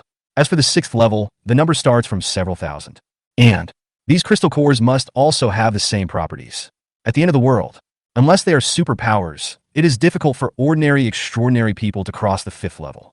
A crystal core that can be promoted to a 5th level transcendent. It can awaken at least 7 4th level transcendents, more than 30 3rd level transcendents, and more than 180 2nd level transcendents. Therefore, there are many refuges in the last days. Many forces will use the precious crystal cores to create more extraordinary people below the 4th level. This is also the most effective way to distribute crystal nuclei. Jiangzhe's plan is to upgrade any 2 of his physical, spatial, and fire spirit from the 2nd level to the 3rd level as soon as possible. It would take at least a month for the first extraordinary person to appear in the military shelter. Take advantage of this time difference. He wanted the Duke, Changfu, and the others to become at least 3rd level transcendents as soon as possible. Let the Roe Deer Mountain Shelter become the most solid shelter on the blue planet. And it's too tiring to do things alone. Having to take care of all these people and still having to work 996 hours in the end times would be too boring. Looking at the watch, it's already 2 o'clock in the morning. Jiang Zhe waved his right hand, and a mobile gas stove appeared in the room. Less than 10 minutes. The thick frost on the walls of the house melted into water droplets. Crash! A 2-meter-long bathtub was placed in the room. A stainless steel hot water bucket is placed on the gas stove, the faucet is turned on, and hot water flows into the bathtub. Naked Jiang Zhe couldn't wait to lie down. Oh! Jiang Zhe made a comfortable sound. After more than 10 days, I finally had a hot bath. Coming all the way from Nanjiang City with Zhou Qi, Xiaomi, and then Changfu, we never had a chance. My body is all smelly. In this last days, being able to take a hot bath is a great enjoyment. Jiang Zhe felt that the only regret was the lack of someone to scrub his back. He thought of Xiaomi. It's too small and boring. It needs to grow into a big one. By the time I finished taking a bath, it was already 4 in the morning. Gulp! He drank the matai in the glass in one gulp. Jiang Zhe got up from the bathtub, dried his body, and changed into a new set of polar cold-proof gear. Before the end of the world, just for the winter clothes, Jiang Zhe emptied out 5 entire warehouses, and even he didn't know how many there were. After washing off all the dirt, I feel like I have become a lot lighter. Put away the things in the house. Jiang Zhe walked out of the room and reached out to catch a snowflake. It is already the 12th day of the apocalypse. In 3 days, the heavy snow that has lasted for half a month will stop, and the long-lost sun will appear. Bang! A soft sound came. It's me. Jiang Zhe grabbed the spear in Chunzi's hand while he was on guard. Chunzi's real name is Wang Lichuan. He has a shy personality and a feminine appearance. He looks a bit like the singer Chun Ge. So people in the military camp called him Chunzi. Ah, boss, where have you been? Chunzi asked happily in a low voice. Go out and take a look. Wake up everyone. Ask them to prepare breakfast, and then set off. After giving an order, Jiang Zhe came to the gate. Looking at the bloodstains on the wall, his brows couldn't help but frown. The severed arm that arrived yesterday belonged to a subhuman, and the torn wound looked too much like the work of a white person. If this is the case, be extremely careful on your way to the airport. With Jiang Zhe's current strength, fighting a white guy alone is not a big problem, but Changfu, Zhou Qi, and others may be killed instantly. Jiang Zhe didn't want to run back to the Laotian base alone. After a while, there was a faint light coming from the main room of the compound. When Jiang Zhe walked back to the room, everyone had their things ready, and everyone had a backpack at their feet. The 2 girls who were in charge of cooking had already stewed breakfast in the pot. Alan sat behind Liuzi shyly. From time to time, he would steal a glance at Jiang Zhe. Du Tao's sister and wife leaned against him, lowered their heads, and remained silent. Jiang Zhe walked over and asked, Boss Du, is your sister ready to fly the plane? Okay. President Du pushed Du Shui's arm. The girl raised her head with stubbornness in her eyes. Humph, you are despicable. You attack me by surprise. If there is a suitable venue, you will definitely not be my opponent. Jiang Zhe was amused by the other party's brainless words. Du Shui, are you confident in your own abilities? Of course, I know you are powerful, but I am not worse than you, and I am also an entry-level disciple of the Hokushin Notoryu of Sakura country. Du Shui stood up suddenly and stared at him angrily. It sounded like a very cool name. Jiang Zhe touched his chin. No problem. I will give you this opportunity. To prove whether your karate and one-knife killing skills are fake, you have to fly a helicopter first. Kill with one strike? That's right, the one-sword style emphasizes killing with one strike. I mean one cut, and you die. You. Du Shui clenched her fists and wanted to fight, but was held back by Du Tao. Remember, get the plane flying first, and I'll give you a chance. Jiang Zhe didn't want to waste time with her anymore. He turned around and sat down next to the stove. A group of people were waiting to finish breakfast and then head straight to the airport. Chapter 42. You want me to pad you? Shangjing Yinshan No. 1 Shelter. In the huge underground conference room, hundreds of Daxia's military and political leaders looked at the projection on the wall with serious expressions. Da-da-da. Boom. The picture was shaking slightly. It was a video shot from an aerial helicopter. In a city covered in snow, thousands of white people poured into the streets like a tide. Keep running and climbing between buildings. Occasionally, the white people would stop and suddenly rush into a room not far away. Then, the crowd would scream and rush out, fleeing in all directions. But he was chased by the ghostly white man and was eaten in the blink of an eye. In a 5-story residential building, a rocket flew out and blew away the 2 white-skinned creatures. The next second, dozens of white monsters rushed towards the residential building, followed by a series of violent explosions. The whole building fell into silence. The projected image turned. A road leading to a mountain refuge was crowded with countless military vehicles and people walking. There are also thousands of white people. He walked on the rugged mountain road as if it were flat ground. and in the blink of an eye, he rushed into the long group of fleeing people. A bloody storm. The entire snow-covered road was dyed red by the bright red blood. The crowd fled in all directions. Some people even jumped off cliffs hundreds of meters high, holding their children in desperation. In the conference room, many people couldn't bear to watch this scene and turned their heads away. Okay, stop. In the conference room, a calm, yet slightly hoarse voice sounded. The picture stopped abruptly. The camera stopped on the bloody road. What I want to know now is there any way to stop those monsters? Asked an old man in the front in a deep voice. A general with gray hair on his temples stood up. We have lost too many elite troops and heavy equipment and are no longer able to organize a large-scale defensive battle. The military believed that the only way to solve the problem was to lure the monster into the city. Only then can we take advantage of the terrain to limit their size and speed and kill them effectively. We have already done experiments on this. Form a hunting team of 8 to 15 people, lure the monsters into traps, and use high-powered bombs to devour them bit by bit. Moreover, we must take the initiative. The Academy of Sciences research on monster crystal cores has now entered a critical stage. We need a lot of crystal cores. Perhaps it will be the only way to change the current situation of mankind. Suddenly, an old man wearing glasses stood up and continued the old general's words. Okay, the emergency mobilization order has been issued. All military regions must immediately form teams. We cannot just sit there and wait for death. At the same time, every effort will be made to evacuate the survivors to the nearest shelter. Yes. In the conference room, hundreds of people stood up and cheered in response. Du Tao's cultural company is actually engaged in live streaming. Zhang Zhe later understood why they were all a group of exquisite young men and soft girls, all of whom were little internet celebrities. He is proficient in live streaming, selling goods, and chatting. It is God's blessing that these people are still alive today. Crashing. A group of people knew that they could leave here today. I didn't care whether the rice smelled good or not, and finished the soup in the bowl as quickly as possible. Each person was given 4 thick cornmeal and white flour pancakes and 3 bottles of mineral water. Fortunately, Chao Wang's family had raised 2 pigs before. The pigs ran away, but there was still corn feed at home, which he crushed into cakes, providing people with dry food on the road. After everyone was ready, they looked at Zhang Zhe. Whether they like it or not, the fact is that only by following him can we have the greatest hope of survival. I won't rescue those who can't keep up with the team. Find a way to survive on your own.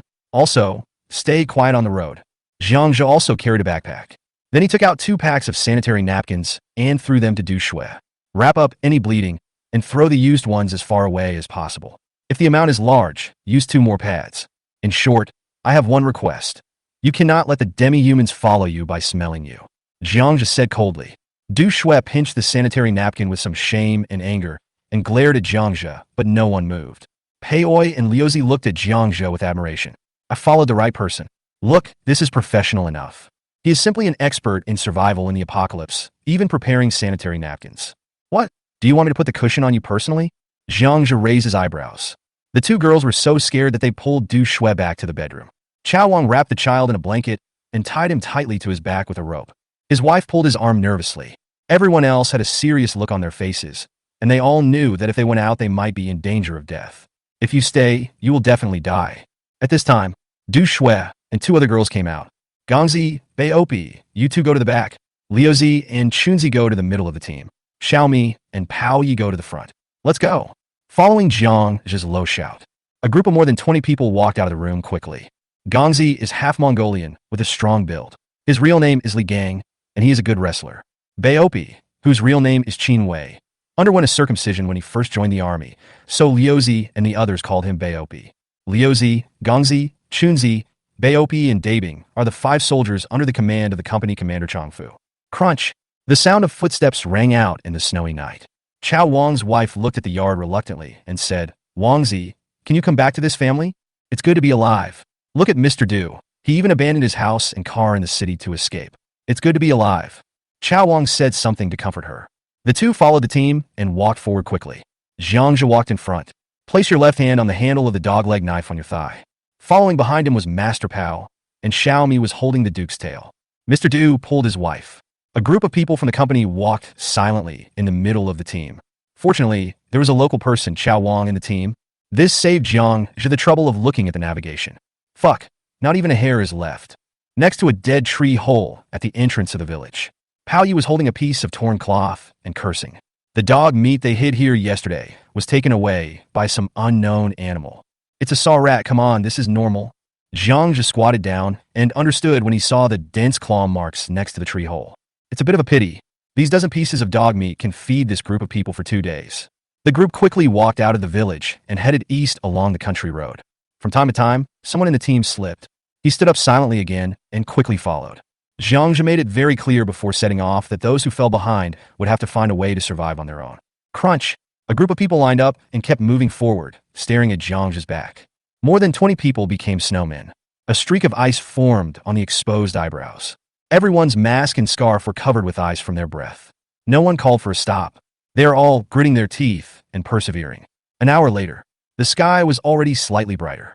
Boss, we need to take a break. The people behind us can't move any further. Pao Yi came over and asked in a low voice.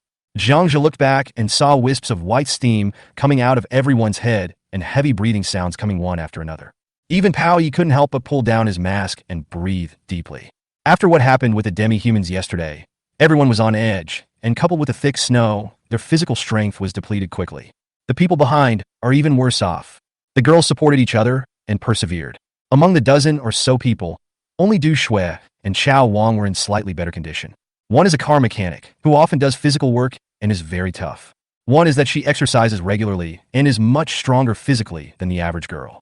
20 minutes rest. Zhang gave an order. With a plop, the dozen or so people behind him sat down directly on the snow.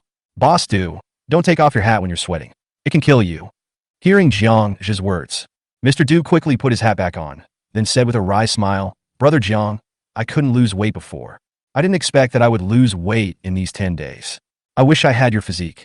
In the entire team, only Zhang looked fine, which made President Du very envious. You won't be able to gain weight even if you want it from now on. Zhang responded with a smile. Click. Du Tao took a bite of the cornmeal pancake with great effort and held it in his mouth for a long time before swallowing it. When Zhang saw Du Shui, the other party snorted coldly and turned his head away. Zhang walked away with a sneer. There were too many people like him at the beginning of the apocalypse, and they couldn't see the situation clearly. 20 minutes to go. Set off. Zhang gave the order and was about to take a step. Suddenly, he jumped behind a tree beside the road. This action frightened everyone behind, and they hid behind the bare poplar trees. Looked through the telescope. 3 gray-white figures half a person's height were jumping quickly in the snow. He would stop from time to time, stick out his but pull out the corn stalks buried in the ground, and chew them in big mouthfuls. Oh my God, is that a rabbit? Why is it so big? Changfu, who was standing by, asked with his eyes wide open. He saw it too. Zhang hung up the telescope and said, It's a snow rabbit, which is a relatively docile mutant animal. As long as it doesn't attack, it generally won't attack humans. Let's go. After the end of the world. In nature, any animals or plants that are not frozen to death in a short period of time will mutate afterwards. Brother, can I take a look? Xiaomi, who was standing next to him, heard that it was a rabbit and wanted to take a look too. Wow, what a cute big bunny. Xiaomi exclaimed. A rabbit that is half a meter tall is not a big rabbit. Let's go. Don't waste time. Zhang ordered. The others continued on their way. Brother, will these rabbits die after the corn in the field is eaten? Xiaomi asked worriedly. No, many plants will survive like spruce, pitch pine, agave, beak orchid, long knotweed. Rabbits will not starve to death. On the contrary, they live a more comfortable life than humans. Zhang walked in front. He cleared a snowy path, and the crowd followed closely behind him. Another hour later, the sky was beginning to brighten. At this time, the team stopped at a fork in the road. On the low hills in the distance, pine trees stand as strong as cones. At the same time, it embellishes this white world of ice and snow with the only patches of green. Not far from the hill are a number of steel-frame factory buildings. Standing here, you can also see 2 towering cranes. Chao Wang came over at this time and pointed at a hill in the distance. Brother, go through the development zone and over the hill, and you will see the airport. That's great. The girls behind him whispered happily. A horse will die if it runs too fast. The distance was not far, so Zhang continued to move forward. Crunch! He stopped after taking just one step and kicked away the snow on the ground. The ice below was revealed. Is this a river? Chapter 43 Black Bull Herd. Yes, it used to be a small river. It had no name and was only waist deep. Hear Chao Wang's explanation. Zhang waved his hand. The people behind him continued on their journey. Crunch! There are sparse woods on both sides of the nameless river, and a faint mist of moisture is floating among the trees. Walking on the river, everything was white. It's like walking in a fairy tale world of ice and snow. If it weren't for the end of the world, this place would definitely become a tourist destination for internet celebrities to check in. Woof woof. Suddenly, the Duke beside him stopped and shouted towards the grove ahead. Stop! Zhang waved his hand, and everyone behind him stopped. As soon as the words fell, moo! A deep and heavy cry came from the woods on the opposite bank of the river. Moo, moo, moo. Vuif, vuif, vuif. A series of cow mooing and dog barking sounds were heard. When everyone heard the sound, they immediately squatted down. Boom! Click, click! Accompanied by shouts and the sound of tree trunks cracking, 2 cows, one big and one small, with black hair, rushed out of the woods. Behind, dozens of wild dogs followed closely. In the blink of an eye, he was running neck and neck with the 2 cows. For big dogs like golden retrievers pounced on a calf that was lagging behind from both sides and bit it. Moo! The calf fell down with a scream. The big bull in the front suddenly braked and almost turned upside down, then turned around frantically. The bent horns of the bull directly picked up a wild dog that had no time to dodge and flew away. Then, the big black bull opened its mouth wide, and with a snap, the wild dog that was thrown into the air was bitten to death on the spot. This big black bull has also changed and can eat anything, including meat and vegetables. Woof! More than 20 wild dogs were under the command of a border collie as strong as a calf. 2 cows, one big and one small, were rounded up. These 2 cows are from the cattle farm in the development zone ahead. Chao Wang's voice was heard in the team. Jiangzhe looked carefully and found that the cow was wearing light yellow plastic identification earrings on its ears. Wild dogs come in all sizes. Because of licking the snow water, they all mutated and became 2 sizes larger than before. Their faces were ferocious, and they were no longer the docile pet dogs they used to be. In particular, there is a brown-haired teddy bear in it, which has the same body shape as the golden retriever and a bloody mouth, turning into a King Kong teddy bear. Gudong! The girls behind him covered their mouths tightly and looked ahead in horror. The pack of big dogs was less than 20 meters away from them. Jiang just slowly pulled out the dogleg knife. He knew that the pack of wild dogs had discovered the team. It's just because the 2 cows haven't regarded them as prey yet. Mr. Du and more than a dozen people were crowded together. On the periphery were a few men with guns, pointing their grenade launchers at the pack of wild dogs. Hey, give me a knife. Suddenly, Zhang's arm was pulled by someone, and Du Shui's voice was heard. Looking at Du Shui's determined eyes, after thinking for a moment, Zhangzhe pretended to grope in his backpack and stuffed a straight knife into Du Shui's hand. If you can't stand it anymore, call for help. Now the most unfavorable situation has occurred. In this empty place, there were more than 20 wild dogs. Even though Jiangzhe was a second-level physical transcendent, he was unable to protect everyone. Although Du Shui's skills are not that good. But he was quite brave. At least he dared to face the beast with a knife. Much better than those girls who were huddled together and shivering. Jiangzhe didn't expect her to kill wild beasts, just to protect herself. Du Shui took the straight knife, flicked the blade, and said arrogantly, "Don't worry, maybe I can save you, the knife is not bad." Then he swung a knife and looked ahead vigilantly. Du Shui is good at knife skills. Of course Jiangzhe's knife is better. This was custom-made in bulk before the end of the world at the price of 1 handle for a bottle of Matai.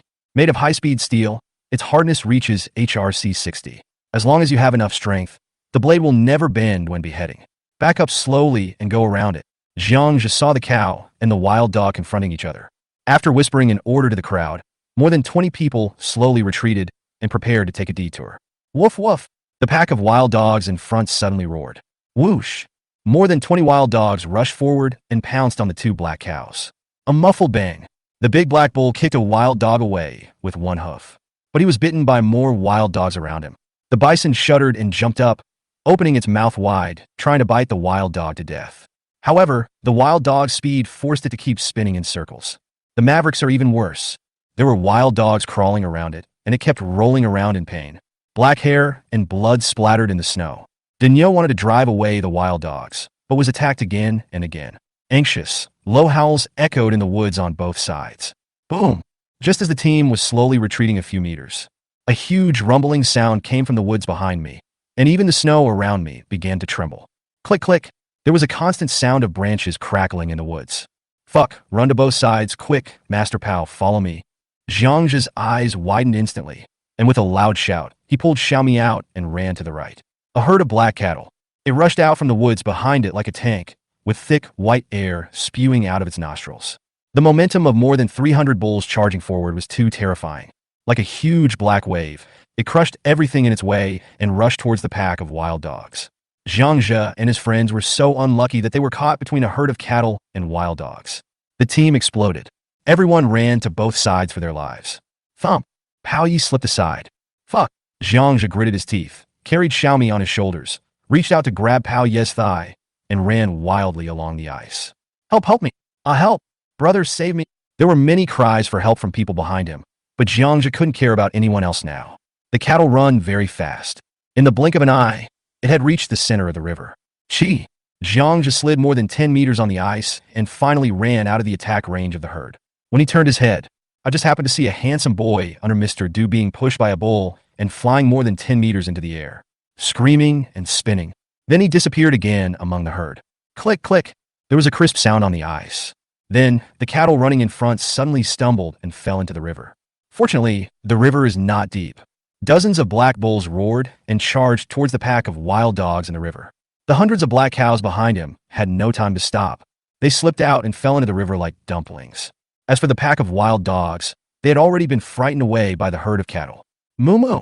The remaining group of cattle gathered around the ice hole and kept roaring. Help! Come and save me! There were cries for help from the herd of cattle. Many people in the team fell into the river along with the ice. Damn it! Jiang just seemed to hear Du Shui's voice. Master Pao, take off your red underwear and save people. Pao Yi. Zero, how did you know? Jiang's big hand has already reached for Chong Peioi's pants. Hurry up. I'll do it. I'll do it. The saber reached into the crotch and cut off the cloth strip, and then a bright red waistband was picked up by Jiangja and placed on the dogleg knife. I'll lead the cattle away, and you go to the water to rescue people. While he was still speaking, he had already run more than 10 meters away. Hey, look here. Jiangja ran to the front of the herd of cattle, threw out a saber, and stabbed it directly into the butt of a black cow. Then he shook the red trousers with a knife tip hard. Moo! The herd of cattle that had just calmed down suddenly went crazy, rushed towards Jiangja. Seeing this, Jiangja turned around and ran, with his red pants fluttering high above his head. Uncle Pao, how long has it been since you last showered? Cursing, the frantic cattle and Jiangja disappeared into the woods. Chapter 44 Cold Shock. Jiangja ran back with a pile of snow. A group of people were gathered on the bank of the creek. Woo woo. Several girls were crying softly. Hey! Pao Yi had a sad look on his face and shook his head at Jiangja, who was walking towards him. Jiangja glanced at the crowd. Gongzi, Chunzi, and the foreskin are missing. Alan hugged Liuzi and sobbed softly. Du Shui, with her clothes soaked, lay in the snow with her eyes closed, still tightly holding the straight knife in her hand. Mr. Du and Yu knelt beside him in silence. The team originally had more than 20 people, but now only had a dozen or so left. Jiangja frowned and squatted down. Du Shui's lips turned purple and she closed her eyes tightly. Her eyelashes were covered with frozen ice beads, and her hair had become tangled sticks. All the clothes on my body are almost frozen into a popsicle. Looking at the watch, almost 10 minutes have passed since I fell into the water. Get out of the way! Jiang just shouted coldly and pushed President Du away. He bent down, picked up Du Shui, and ran forward. A person's heartbeat in ice water will suddenly accelerate to more than 200 beats per minute. Du Shui should have suffered from cold shock. If he could be taken to a warm place for rescue, there might be hope of survival. The grove is not big. After passing through, Jiangja saw a row of simple mobile houses. Bang! Jiangja kicked the door open and waved his right hand, and a pile of firewood appeared in the room. Under the action of gasoline, the firewood caught fire. Place a thick blanket next to the campfire. Jiangja stripped Du Shui naked with his big hands and laid her on the blanket. He threw the frozen clothes aside and wiped her whole body dry with a towel. At this time, footsteps were heard outside the door. Little brother, how is my sister? As soon as he walked out of the door, Mr. Du ran up, grabbed his arm, and asked anxiously, I don't know right now. Let's rest for a while. Maybe we can save him. Mr. Pao, you guys go to the next door and wait. Okay. When Mr. Du heard that his sister still had hope of survival, he immediately breathed a sigh of relief. The rest of the group poured into the next room. As the flames burned, a light mist rose above Du Shui's head, and her purple lips began to fade. Jiang just sat next to him. His eyes swept over the other person's naked body. It's okay, quite curvy. I guess this girl works out regularly, as she doesn't have any extra fat on her body. The skin is like a peeled egg, white, smooth, and firm. 2 long legs attract people's attention. You can't look any higher, it's too eye-catching. After a moment, Jiangji used a branch to lift up Du Shui's black stockings and bra and roasted them. Mainly because I'm afraid she'll catch a cold. It would be a disaster if you get distracted while flying the plane. But while grilling, Jiangji couldn't help but complain. In a short while, he had to forcibly pick up the crotch of 2 people's trousers. How unlucky. The clothes were dried, but Du Shui showed no signs of waking up. Jiangji frowned. Slap. Hey, don't die, or there will be no one to fly the plane, hey. He slapped the other person twice on the face, but there was no response. Whoosh, whoosh, whoosh. The next second, Jiangja gave the other person artificial respiration. 10, 20, 30. Perhaps it was because he felt Jiangja's surging and burning body temperature. Finally, at the 35th time, Du Shui reacted and subconsciously stretched out her arms to hug Jiangja. Hiss hiss, a big tongue woke Du Shui up. A pair of eyes opened. Ah! Du Shui started and turned over. The next second, he squatted down, covering his key parts, his face flushed, and raised his head and shouted angrily. Shameless, despicable scum, hooligan you. Jiangja licked the corner of his mouth and sat down. She threw the dried black silk suit to the other person and said, "If you have a brain, you should know what happened." After a moment, Du Shui saw wet clothes in the room. Finally, he reacted. "Get out! I need to put on my clothes." After a moment, Du Shui gritted her teeth and shouted. Jiangja glanced at the other person and said, "If you don't wear it, I'll call everyone next door over." "You." Du Shui clenched her fists. He wanted to stand up but quickly squatted down and curled up into a ball. Seeing that Jiangja didn't look at her, Du Shui hesitated for a moment, then quickly put on the black silk suit. Jiangja stole a glance. I couldn't help but grin. As expected, wearing something a little more sexy is more attractive than being naked. Hurry up and dry your clothes. We don't have time to wait for you. Du Shui didn't dare to delay. He hurriedly lifted up the wet clothes and dried them. At this time, Jiangja also took off his shoes and started to warm himself up. He also took out a pack of sanitary napkins from his backpack and threw it in front of her. "Thank you." Du Shui lowered her head and whispered in response. "If you die, no one will fly the plane." Jiangja responded indifferently. "You." Du Shui was choked. Suddenly, Jiangja stretched out his hand and touched Du Shui's forehead. Whoosh! Du Shui jumped away like a rabbit, glared at him. "What are you doing?" He clearly looks angry. However, Du Shui's black silk suit diluted the serious atmosphere, making her look more like a couple acting coquettishly. "Do you feel unwell? It's best not to catch a cold." Hearing Jiangja's words, Du Shui realized that she had misunderstood and sat back down. "It's okay. Although I'm a woman, I'm not as delicate as you think." Half an hour later, Du Shui finally dried all the clothes. A group of people from next door also squeezed into the wooden house. Jiangja counted. There were only 14 people and a dog left. Jiangja, Xiaomi, and Pao Yi only have Liuzi and Dabing left under their command. Du Tao, Ayu, Du Shui, Chao Wang and his wife, Alan, and 2 other girls. The atmosphere in the room was somewhat depressing. How did Gongzi and the others die? Jiangja asked first. Baopi, Gongzi, Chunzi, and those people were not able to escape and were killed at the time. Several were killed by cattle. Pao Yi lit a cigarette, leaned against the wall, and said in a deep voice with lingering fear. The others were silent. The cruelty of the end of the world began to tear apart a corner of their reality. Who could have imagined that a living person could be chewed to death by a cow? Jiangja said nothing, breaking off a piece of wood and throwing it into the fire. "There's nothing we can do. This is the end of the world. Let's go. Just get used to it." A group of people packed up their equipment, walked out of the cabin, and continued on their way. This time, people became more cautious, and Jiangja would use a telescope to scout left and right every few steps. Fortunately, there was no harm. A herd of black cattle stopped in a small wood in the distance and made occasional noises. The pack of wild dogs also disappeared. Crunch! If you want to go over the hill, the shortest way is to go through the development zone. The group advanced cautiously along the wall on one side of the development zone street. Walk! Many abandoned vehicles can be seen scattered on the wide streets. The entire development zone. All you can hear is the rustling sound of falling snow. Roar! Suddenly, just as a group of people were about to walk out of the development zone, a roar that sounded like a human but not a human was heard faintly. Swish! Jiangja and his group immediately squatted down.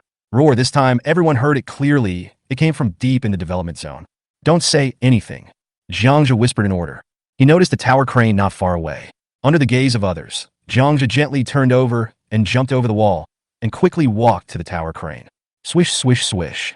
He jumped onto the tower crane in a few steps and climbed all the way to a height of more than 10 meters. "I'll go." Jiangja couldn't help but frown and blurt out something. Through the telescope, I saw a group of subhumans gathered in an open space in front of a 2-story shed a kilometer away. There are at least more than 200. Many of the demi-humans were wearing safety helmets on their heads, and most of them were probably construction workers on the construction site. 2 tall subhumans in the middle are fighting. A low roar came from his mouth. Chapter 45 Airport. Jiangja jumped out of the wall and appeared. "What's going on?" Pao Yi, who was standing by, came up and asked. "There is a group of demi-humans inside. Don't worry, they haven't discovered us. Let's go." At Jiangja's urging, a group of people ran out of the development zone in silence. Huff huff. Half an hour later, white air was coming out of everyone's mouth, and they were leaning against the tree trunks and breathing deeply. Zhang just scanned the development zone at the foot of the mountain with a telescope. This place is 2 kilometers away from the development zone. There is nothing unusual. At this time, Pao Yi came over stealthily and said, "Did you peek at my underwear? Otherwise, how would you know it was red?" Fuck. Zhang didn't know whether to laugh or cry. "I guessed. Isn't this your zodiac year?" After saying that, Zhang left quickly. Pao Yi touched his crotch in dissatisfaction. "It's freezing here. Where can I find another red one? I don't even know how to bring it back." Ayu, are you done yet?" Mr. Du's voice came from not far away. After a while, Ayu walked out of a pine forest. After looking at Zhang, he lowered his head and sat down under a tree with President Du. Zhang ignored her. "I just feel sorry for Gongzi, Baopi, and the girls who died. Those who deserve to die don't die, and those who don't deserve to die all die." After resting for half an hour, the group continued on their way. "Look, that's the airport." After climbing to the top of the hill, Chao Wang pointed to an open space at the foot of the mountain and shouted excitedly. "A small general-purpose airport. Provides services for some rescue, medical, material transportation, and private small aircraft. The airport covers a large area. There are not many buildings, only a row of 2-story rooms on the east side. Next to it is a row of huge aircraft warehouses, with a dozen vehicles of unknown purpose parked in front of the door. Then there is a lonely control tower next to the runway. There was not a single plane in sight at the airport." Zhang carefully looked through the telescope and said, "Boss Du, the plane has not been requisitioned. It would be a wasted trip. Then you can walk to the shelter by yourself. Don't worry, the key is still with me. Luckily, I took it with me when I left, otherwise there would be nothing I could do." Mr. Du took out an object that looked like a car key from his down jacket pocket. "Is there any oil?" "Yes, when we first bought the plane, I had it filled up. We only flew it once for a test, and there is absolutely no problem." Mr. Du patted his chest and made the assurance. Hear the conversation between the two. Everyone around showed joy. "As long as you get on the plane, you can stay away from those horrible subhumans and white people. Airplanes represent a way to survive." Strength was re-injected into everyone's tired bodies, and after a brief rest and some dry food, they immediately set off for the airport. When it was completely dark, they finally arrived there. Rub. Zhang swung his knife and cut through the barbed wire fence outside the airport. A group of people walked towards the warehouse. "Warehouse number 2. Yes, I remember the plane is here." Several people came to the warehouse. Mr. Du pointed at one of them in the faint light of the snow. Fortunately, the sliding iron door of the warehouse was not locked, saving Zhang the trouble of breaking the lock. The warehouse, which is nearly 30 to 40 meters long and more than 20 meters wide, was pitch black. "Master Pao Yozi, find something to lock the door. I'll go light the fire." Under Zhang's arrangement, the warehouse door was closed again, and Pao Yi found a large wrench and locked the door from the inside. Boom! A flame started from the torch, lighting up the front half of the warehouse. In the front were 2 single-seat trainer aircraft with a piece of their wing removed and undergoing maintenance. A group of people followed Zhang deeper into the cave. There! Mr. Du shouted excitedly and ran over quickly.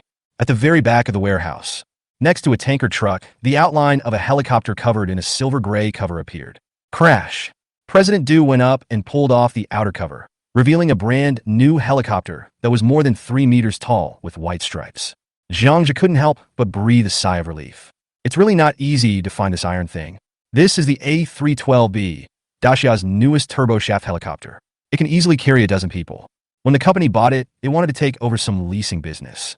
I didn't expect that you would save my life today. Mr. Du patted the plane and said with emotion, "Mr. Du, you are a noble man with great fortune." Chao Wang on the side did not forget to flatter him.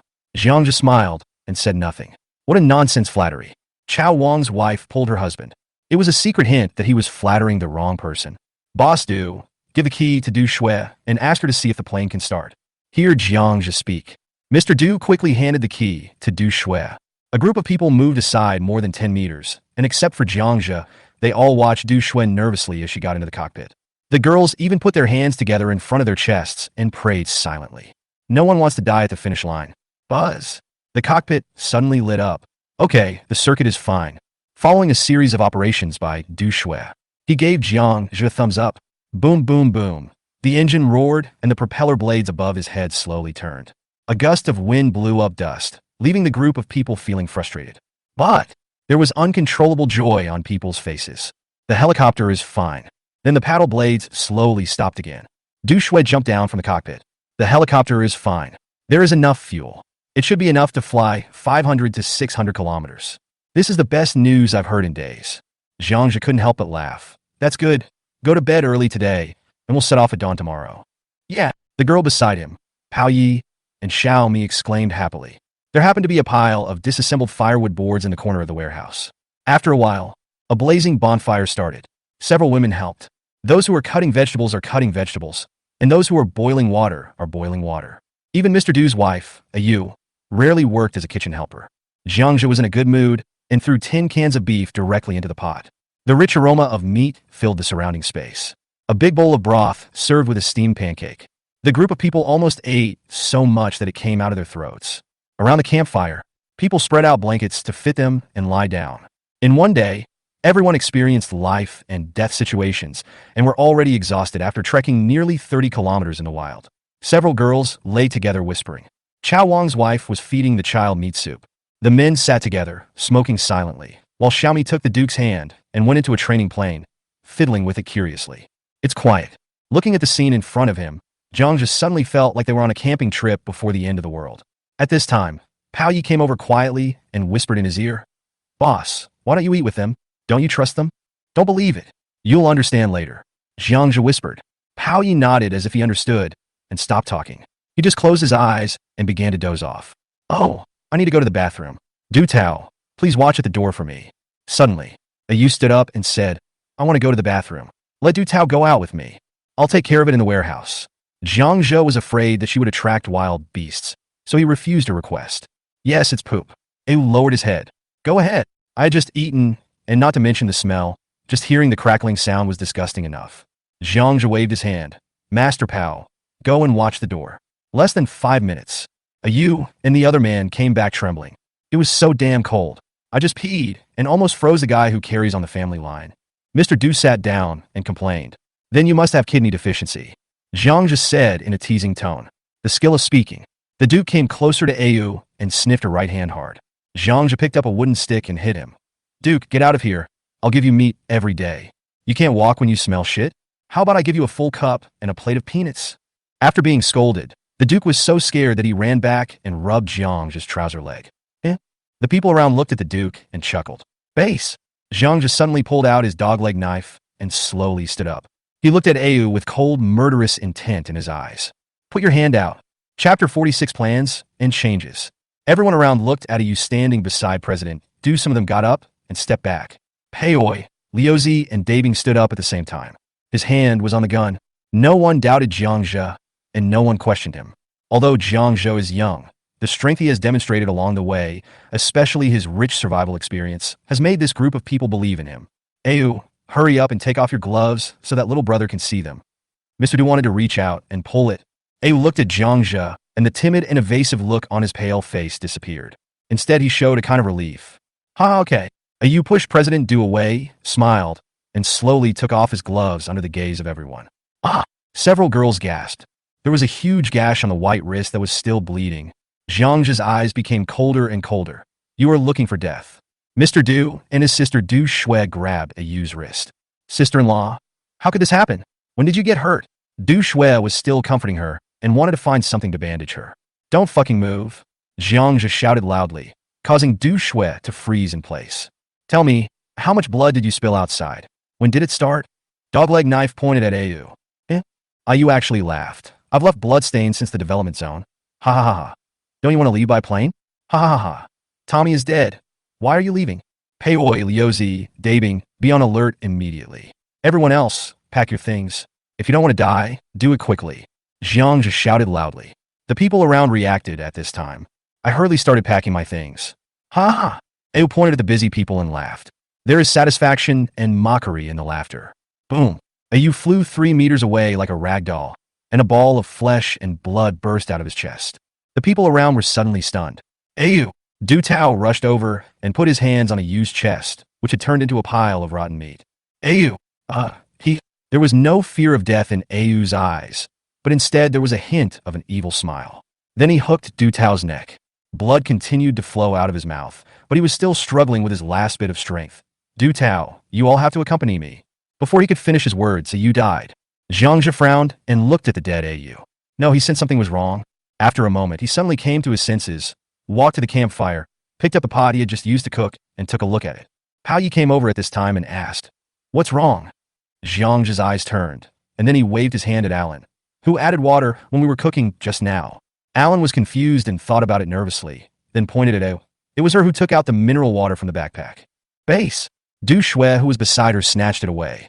He picked up Ao's backpack and took out the big bucket of mineral water bottles. Afterwards, Du Shui froze in place, looked back at everyone with a sad smile. It's over. The bottle was raised. There was only half a bottle of water left, and it was turbid. At this time, even the dumbest person would have figured out what had happened. Suddenly, Du Tao, Du Shui, Chao Wang, and his wife all turned pale. Snow water? Pao Yi widened his eyes and looked at the pot in Zhang's hand with lingering fear. Fortunately, Zhang quietly told them at the beginning to only eat the food they brought with them. Otherwise, I would really fall into this woman's trap. President Du stared blankly at the person who had once been his bedmate, unwilling to believe this fact. Ew, why are you doing this? Is Tommy worth this? Mr. Du knelt beside the corpse and murmured. Du Shui's face turned pale. Sister-in-law, I have always regarded you as my sister, even though you and my brother had conflicts. I'm on your side too. Why are you doing this? Why do you want to do this? The two talked to themselves. Among the crowd, the most innocent people were Chao Wang and several people in the company. They were completely misfortune. Ah, I saved an ungrateful person. Du Tao, UF * King killed all of us. Chao Wang had no place to vent his anger and despair. He could only rush forward, grab the other person's collar with both hands, and spit out saliva all over Du Tao's face. In the face of life and death, Du Tao is no longer President Du. Zhang frowned and looked at Du Shui. He was sitting by the fire with a dazed look on his face. After the woman drank the snow water, death no longer threatened her. Da-da-da. Zhang walked to Du Shui's side and whispered, "Help me fly the plane back. I'll make sure you're okay. Do you want to do this business?" Swish. Du Shui's dull eyes suddenly came to life, and she grabbed Zhang's arm. "Are you telling the truth? Do you have any other way except trusting me?" Zhang stared at her and said slowly. Du Shui was silent for a moment, and then nodded. "Okay, I believe you. Pei Oi Liuzi, Dabing, open the door, push the helicopter out, and leave now." Zhang shouted loudly, causing the stunned crowd to react. 1-2, 1-2. The helicopter removed the smock, and then with the efforts of the four people, the helicopter on the cart slowly moved towards the hangar door. "Little brother, can you save us?" Chao Wang and his wife and the rest of the people surrounded Zhang. Zhang glanced at everyone and said, "Let's leave the airport alive first." This sentence undoubtedly opened a way out for everyone in despair. Holding on to a glimmer of hope, Chao Wang and his companions quickly packed their things and helped Pao Yi push the plane. Zhang looked at the busy crowd with a changing look in his eyes. Various thoughts are running at high speed, constantly thinking about the next step. Ayu's move disrupted his plan. Zhang himself is not afraid of the black light of life genetic virus in the snow water, because after becoming a supernatural being, his body will naturally become immune to this virus. He wants Du Shui to stay, and also wants this helicopter. In the end times, if there was a helicopter, it would be the fastest and most convenient way to escape or transport supplies. The key is that pilots are too hard to find. Otherwise, 10 days is the transition period for the virus. Once that time has passed, it will mutate into subhumans.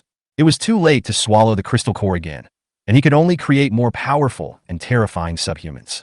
Now, the only problem, it's about how to find someone who can purify the crystal core energy. If an ordinary person swallows the crystal core directly, his body's organs will mutate, and he will become chaotic transcendent. These chaotic transcendents are no different from other transcendents. The only difference, those are the mutated organs that people don't like. Tentacles grew on its belly. Its eyes became compound eyes. Its arms became completely skeletonized, and its legs were abnormally thick. Unless they are in desperate situations, no one likes to become a monster like this. Just as Zhang was thinking. Bang! As soon as the words fell, a muffled sound came from the top of the warehouse. Chapter 47, Demi-Human Leader. Bang! A demi-human smashed the skylight on the top of the warehouse. The man was still in midair when Zhang kicked him and sent him flying against the wall. The kick, with a force of nearly 1,000 kilograms, caused dark red blood to spurt out of Ya's mouth. Boom, boom, boom, strapya. Then there were continuous loud noises coming from the door. Countless subhumans outside were desperately banging on the warehouse door. Master Pao, push the plane aside. Zhang shouted loudly. He was afraid that if the gate collapsed, the helicopter would be damaged. Walalalo. Broken glass kept falling from above their heads. Amid screams of "ah," a group of people hurriedly hid. Squeak. Zhang kept slashing with his dog-leg knife. chopping off the white skins one by one. Many of the subhumans wore yellow helmets on their heads. It was obvious that this group of subhumans were the ones from the development zone, and they were attracted here by the blood that Au secretly spilled along the way. Bang, bang, bang. More and more demi-humans fell from the top of the warehouse. Even though Jiangzhe killed one person at a time, he still couldn't offset the opponent's advantage in numbers. Next to the helicopter, Alan and the two girls were almost knocked down by the demi-humans and screamed in fear. Du Shui jumped out of the plane. Holding a straight knife and pursing his lips, he assumed the Beichen it is Yuri stance. Wow, wow, wow. A female demi-human with black veins all over her face rushed towards her quickly with a steel pipe in hand. When poof, Du Shui's knife was very fast, and her movements were smooth and flowing. The moment the two sides came into contact, he turned around and swung his sword. Then, the sharp straight knife cut the demi-human's neck. A stream of blood spurted out. The demi-human roared and rushed forward fiercely again. Get out of the way! Pao Yi, who was standing by, kicked Yarn on the shoulder, causing him to stagger and take 2 steps sideways. Du Shui stared at the straight knife blankly. She couldn't understand why Jiangzhe looked like he was cutting vegetables, while her knife was a fatal one. But it only cut the opponent's skin. Boss, I have to shoot, Chongfu shouted. Grass! Looking at the increasing number of demi-humans, Jiangzhe knew that this couldn't go on. Come here and fight as much as you can. There is no other way. Jiangzhe shouted in response. The 2 dog-leg knives in his hands were crossed to form a pair of scissors. He bit forward, and the head of a demi-human running overflew into the air. Bang, bang, bang. Pao Yi and his men finally couldn't hold on any longer and opened fire. A 35mm grenade can hit a demi-human and directly send him flying. It just shoots too slowly. Faced with more and more subhumans, Pao Yi and his men were about to be unable to hold on. Roar! Boom! The warehouse door finally failed to block the attack from more than 200 demi-humans outside. It smashed back at me. Let's go! Taking advantage of this opportunity, Jiangzhe used his 2 swords to clear the way, chopped down the rushing demi-humans, and ran towards the depths of the warehouse with a few people. Clang! The lid of a tanker truck was lifted by Jiangzhe. Hide inside quickly. The girls Chao Wang and his wife, Xiaomi, and the Duke hurriedly jumped into the tanker truck. Jiangzhe was guarding the front end of the oil tank alone, while Pao Yi and his 2 men with 3 guns were guarding the rear end. Bang, bang, bang. The sound of gunfire continued in the warehouse like frying beans. Under the tanker truck, there were subhumans with strange faces covered with black blood vessels, waving weapons and constantly attacking the tanker truck. The dogleg knives and spears kept knocking back the demi-humans who tried to jump onto the oil tanks. Fortunately, the top of the tanker truck is easy to defend but difficult to attack. The 4 of them managed to withstand the attack of the subhumans. What are you standing here for? When Jiangzhe chopped the demi-human who jumped onto the tanker truck away with 1 sword, he found that Du Shui had crawled out again with a knife in her hand. I want to help you. Du Shui's pride at this time had been shattered to pieces by the knife just now. Watching the man in front of me chopping the fee at people like cutting fruit, Du Shui felt that the previous argument was too childish. Beichen 1 sword style really meant 1 sword could kill someone. If it weren't for Mr. Pao, she would have died. Get in there and don't cause any more trouble for me. The saber in Jiangzhe's hand flew out and pierced the forehead of a demi-human who wanted to sneak attack Pao Yi. He pushed Du Shui. I didn't expect my palm to sink into something soft and sticky. Du Shui took 2 steps back, glared at Jiangzhe, her face flushed, and then she shouted, I don't want to become a woman like Alan who relies on men to survive. My Alan makes a living by her own ability. Why do you look down on her? Liuzi on top of the tanker was unhappy. He just started talking nonsense. I won't exchange my body for, Du Shui said hatefully. Halfway through the conversation, Jiangzhe grabbed her by the back of the neck with his big hand, lifted her up and stuffed her into the oil tank. Your battlefield should be on the bed. Jiangzhe, you bastard. Du Shui cursed. Bang, the oil tank lid closed. Bang, bang, bang. There was constant gunfire throughout the warehouse. There were already hundreds of demi-human corpses lying around the tanker truck, but there were still nearly 200 demi-humans constantly rushing towards the roof. Jiangzhe was very glad that there was this tanker truck here. This gives them the advantage of terrain. Otherwise, these people would have to rely on him to chop them off one by one. Head, no more bullets. Dabing shouted. Jiangzhe reached into his backpack, pulled out the drum magazine, and tossed it to him. It was also divided among Chongfu and Liuzi. I say, why is there so much stuff in your backpack? I wouldn't be surprised if you took out a woman tomorrow. Pao Yi changed the magazine. With a burst of fire, he blew away a demi-human's body and then complained. No more, only the last few magazines. Jiangzhe responded calmly. Roar! A dull roar came from the door. By the light of the campfire, a subhuman wearing a helmet, nearly 2 meters tall, an extremely strong walked in slowly. The surrounding demi-humans heard the roar. They all stopped attacking. Da-da-da!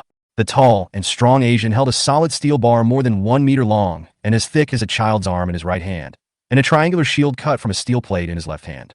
Slowly walked towards the tanker truck. The panicked demi-humans gathered in a circle and made way for them. Looking at the tall and strong subhumans, Jiang just shook off the blood on the knife. This subhuman group obviously already had its own leader. The Asians are not without wisdom. On the contrary, their intelligence is not low, and they can speak some simple words. They use simple tools and like to live in groups. A subhuman leader will gradually emerge in every subhuman group. In the previous life, Jiangja had heard of a leader who could command hundreds of thousands of subhumans and was extremely powerful. The structure of the entire subhuman group is a bit like the early tribal era of mankind. Oh, D. The demi-human leader paused. Jiangja looked up at the top of the tanker truck, opened his mouth suddenly, and shouted the word death with great effort. Red flesh threads can be seen between the sharp inverted triangle teeth. There is also constant spurting of saliva and mucus. This is a demonstration, and Jiangja said he can't tolerate this bad habit. Ah, get lost. Jiangja also yelled at the demi-human leader. This shout startled the demi-human leader. After a moment of stunned silence, he swung the iron rod towards him. Roar! The surrounding demi-humans all jumped onto the tanker trucks, becoming even more fearless. Pao Yi suddenly aimed at the head of the demi-human leader. Boom! Unexpectedly, this guy had already raised a rough shield as thick as a palm, and a ball of fire flashed. The steel plate is deformed. The huge kinetic energy caused the demi-human's feet to leave a mark on the ground. Careful! A meter-long steel bar flew towards Pao Yi's chest like a flash of lightning. Clang! In the dark warehouse, a ball of sparks the size of a basketball exploded. Fortunately, Jiangja reacted in time. A dogleg knife cut the steel bar into pieces. Uncle Pao, take Liuzi and Dabing to the oil tank quickly. Jiangja was angry. Be careful. The three of them fired all the bullets in the magazine. He quickly got into the oil tank, and with a bang, Jiangja lifted the iron cover with his toes and closed it. The demi-human leader swung his thigh away. He rushed up in 2 steps. The shield in his hand smashed down hard on Jiangja's head. Fuck you, do you know what a cheat is? After saying that, Jiangja stretched out his palm, as if trying to block the opponent's shield. 2 meters. 1 meter. 1 foot. The palm and the shield were getting closer. Suddenly, the entire space in front of Jiangja darkened. A steel ingot with a diameter of more than 4 meters appeared in the air, then fell rapidly, submerging the body of the demi-human leader. Boom! With a loud bang that shook the earth, the tanker truck jumped twice. Chapter 48. Dangerous Battle at the Airport. The entire warehouse fell silent because of the loud noise. The surrounding demi-humans were equally startled. The huge steel ingot disappeared, and a large hole nearly 1 meter deep was smashed into the hard concrete ground. Swish! Jiangja jumped off the tank truck and took the steel ingots back into the dimensional space. At the bottom of the pit, the demi-human leader and more than 20 demi-humans were crushed into a blurry mass of flesh and blood. Steel ingots, weighing dozens of tons, fell from nearly 4 meters in the air. The huge kinetic energy may not be able to be blocked by even white people, let alone subhumans. The hundreds of remaining Asians around were holding their weapons and looking at Jiangja helplessly, until Jiangja took out the dogleg knife. Roar! The demi-humans became angry and surrounded Jiangja. Under the influence of the genetic virus, the physical fitness of subhumans has become a template for superhumans before the end of the world. There is data to prove it. These guys are 3 to 4 times as strong and fast as normal humans. Basically, it is equivalent to a first-level physical transcendent. More importantly, they are not afraid of the cold. Bang! After kicking a subhuman away, Jiangja spun the dogleg knife in his hand. I was tricked by that AU today. I was feeling a bit pent up in my heart, so I took it out on these subhumans. Come on, I will save you today. Jiangja shouted and rushed towards the demi-human. Ki! The wooden stick wrapped with wire in the hand of a demi-human was cut off by a dogleg knife, and one of his arms flew into the air. Just when the dogleg knife was about to cut off the opponent's head, there were low and frequent bang-bang sounds coming from behind. The sound of whistling wind suddenly sounded. Jiangja's face changed suddenly. The person behind him was definitely not a subhuman.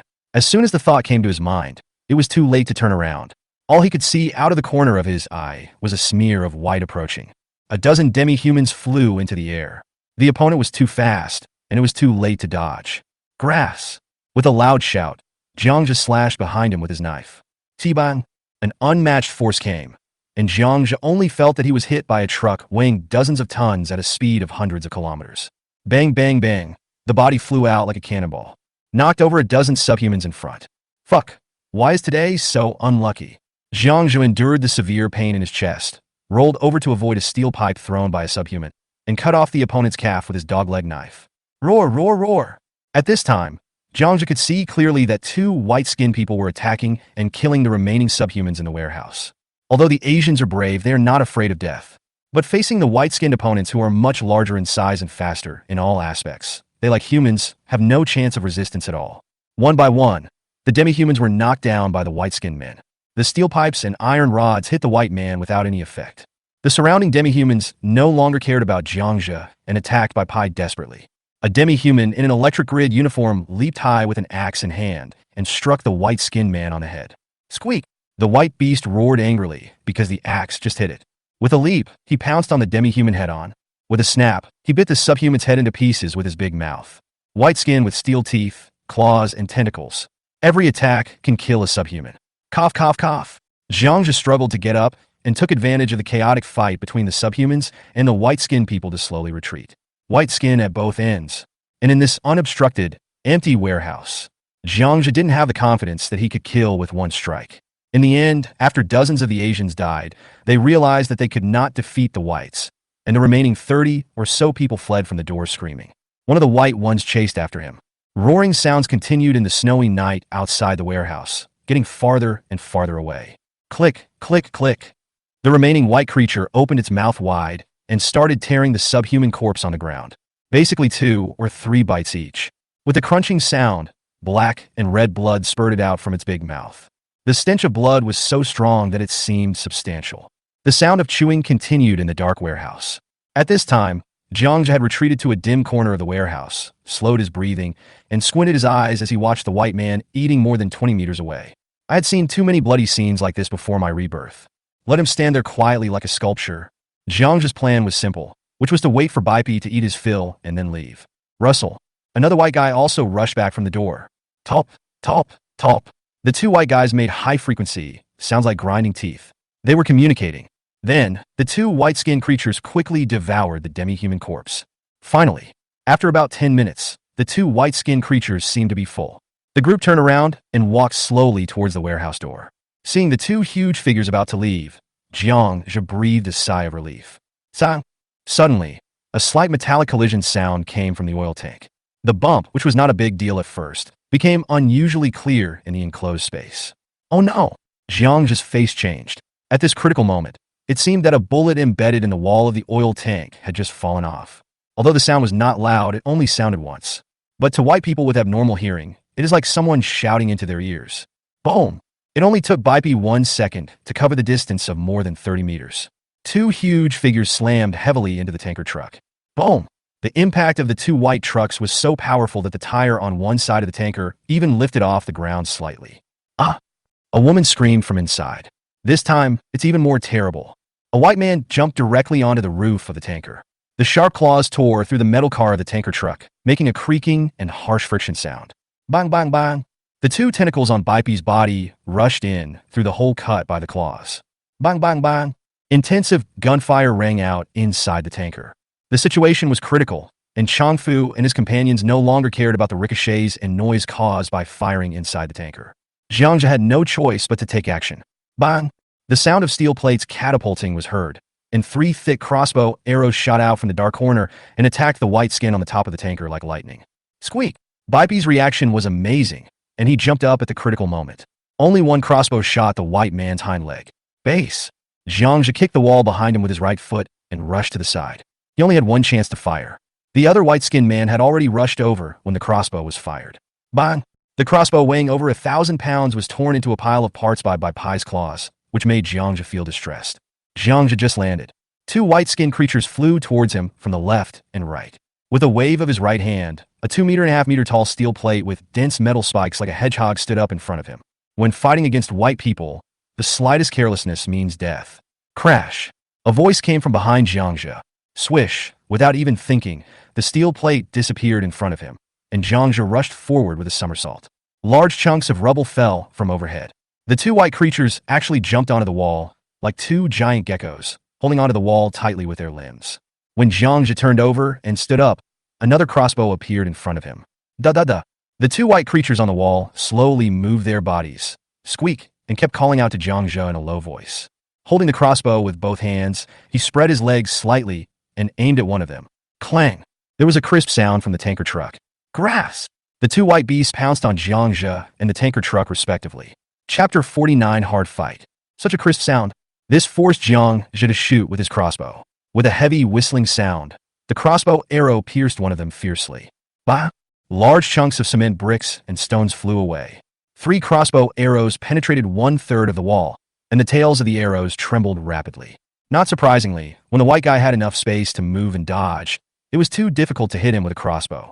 Unless in a vacuum, a crossbow arrow will not make any sound of breaking through the air. Either the speed of the crossbow arrow is like a bullet, so that the white skin cannot react in time, but these two things are simply impossible now. Clang! A half-human-high steel plate shield appeared in Zhang Zhe's right hand. Baipi's claws collided with the shield, making a loud noise, and Zhang Zhe leaned forward. A body with 6 times the strength of an average human. He was still pushed back more than 2 meters by the huge force transmitted from the shield. The other white creature had pounced on the tanker again, and its tentacles stabbed into the tank body fiercely. The dogleg knife on the leg turned into a full moon and flew towards the white-skinned man. The soles of shoes made a harsh friction sound against the ground. Zhang Zhe rushed towards the other party, and the sound of another white-skinned person running came from behind him. Boom! The steel plate with spikes suddenly appeared, and the white man who was chasing him did not hesitate at all. Leap over a steel plate more than 2 meters high. Suddenly, a moon-colored space blade shot up from behind the steel plate like lightning. This is a trap. Phew! The spatial blade cut open Baipi's belly from chest to abdomen, and dark purple blood spurted out from the half-meter-long gap. Squeak! The white man staggered to the ground and screamed in pain when he looked up. The tentacles on the back went around to the abdomen and pulled hard, pulling out a mass of exposed internal organs. With a crunch, he opened his big mouth and swallowed it in 2 bites. Zhang Zhe's eyelids couldn't help but twitch twice. Although this is not the first time I have seen such a scene, I still marvel at the other party's strong vitality. 2 white-skinned people surrounded Zhang Zhe from the left and right.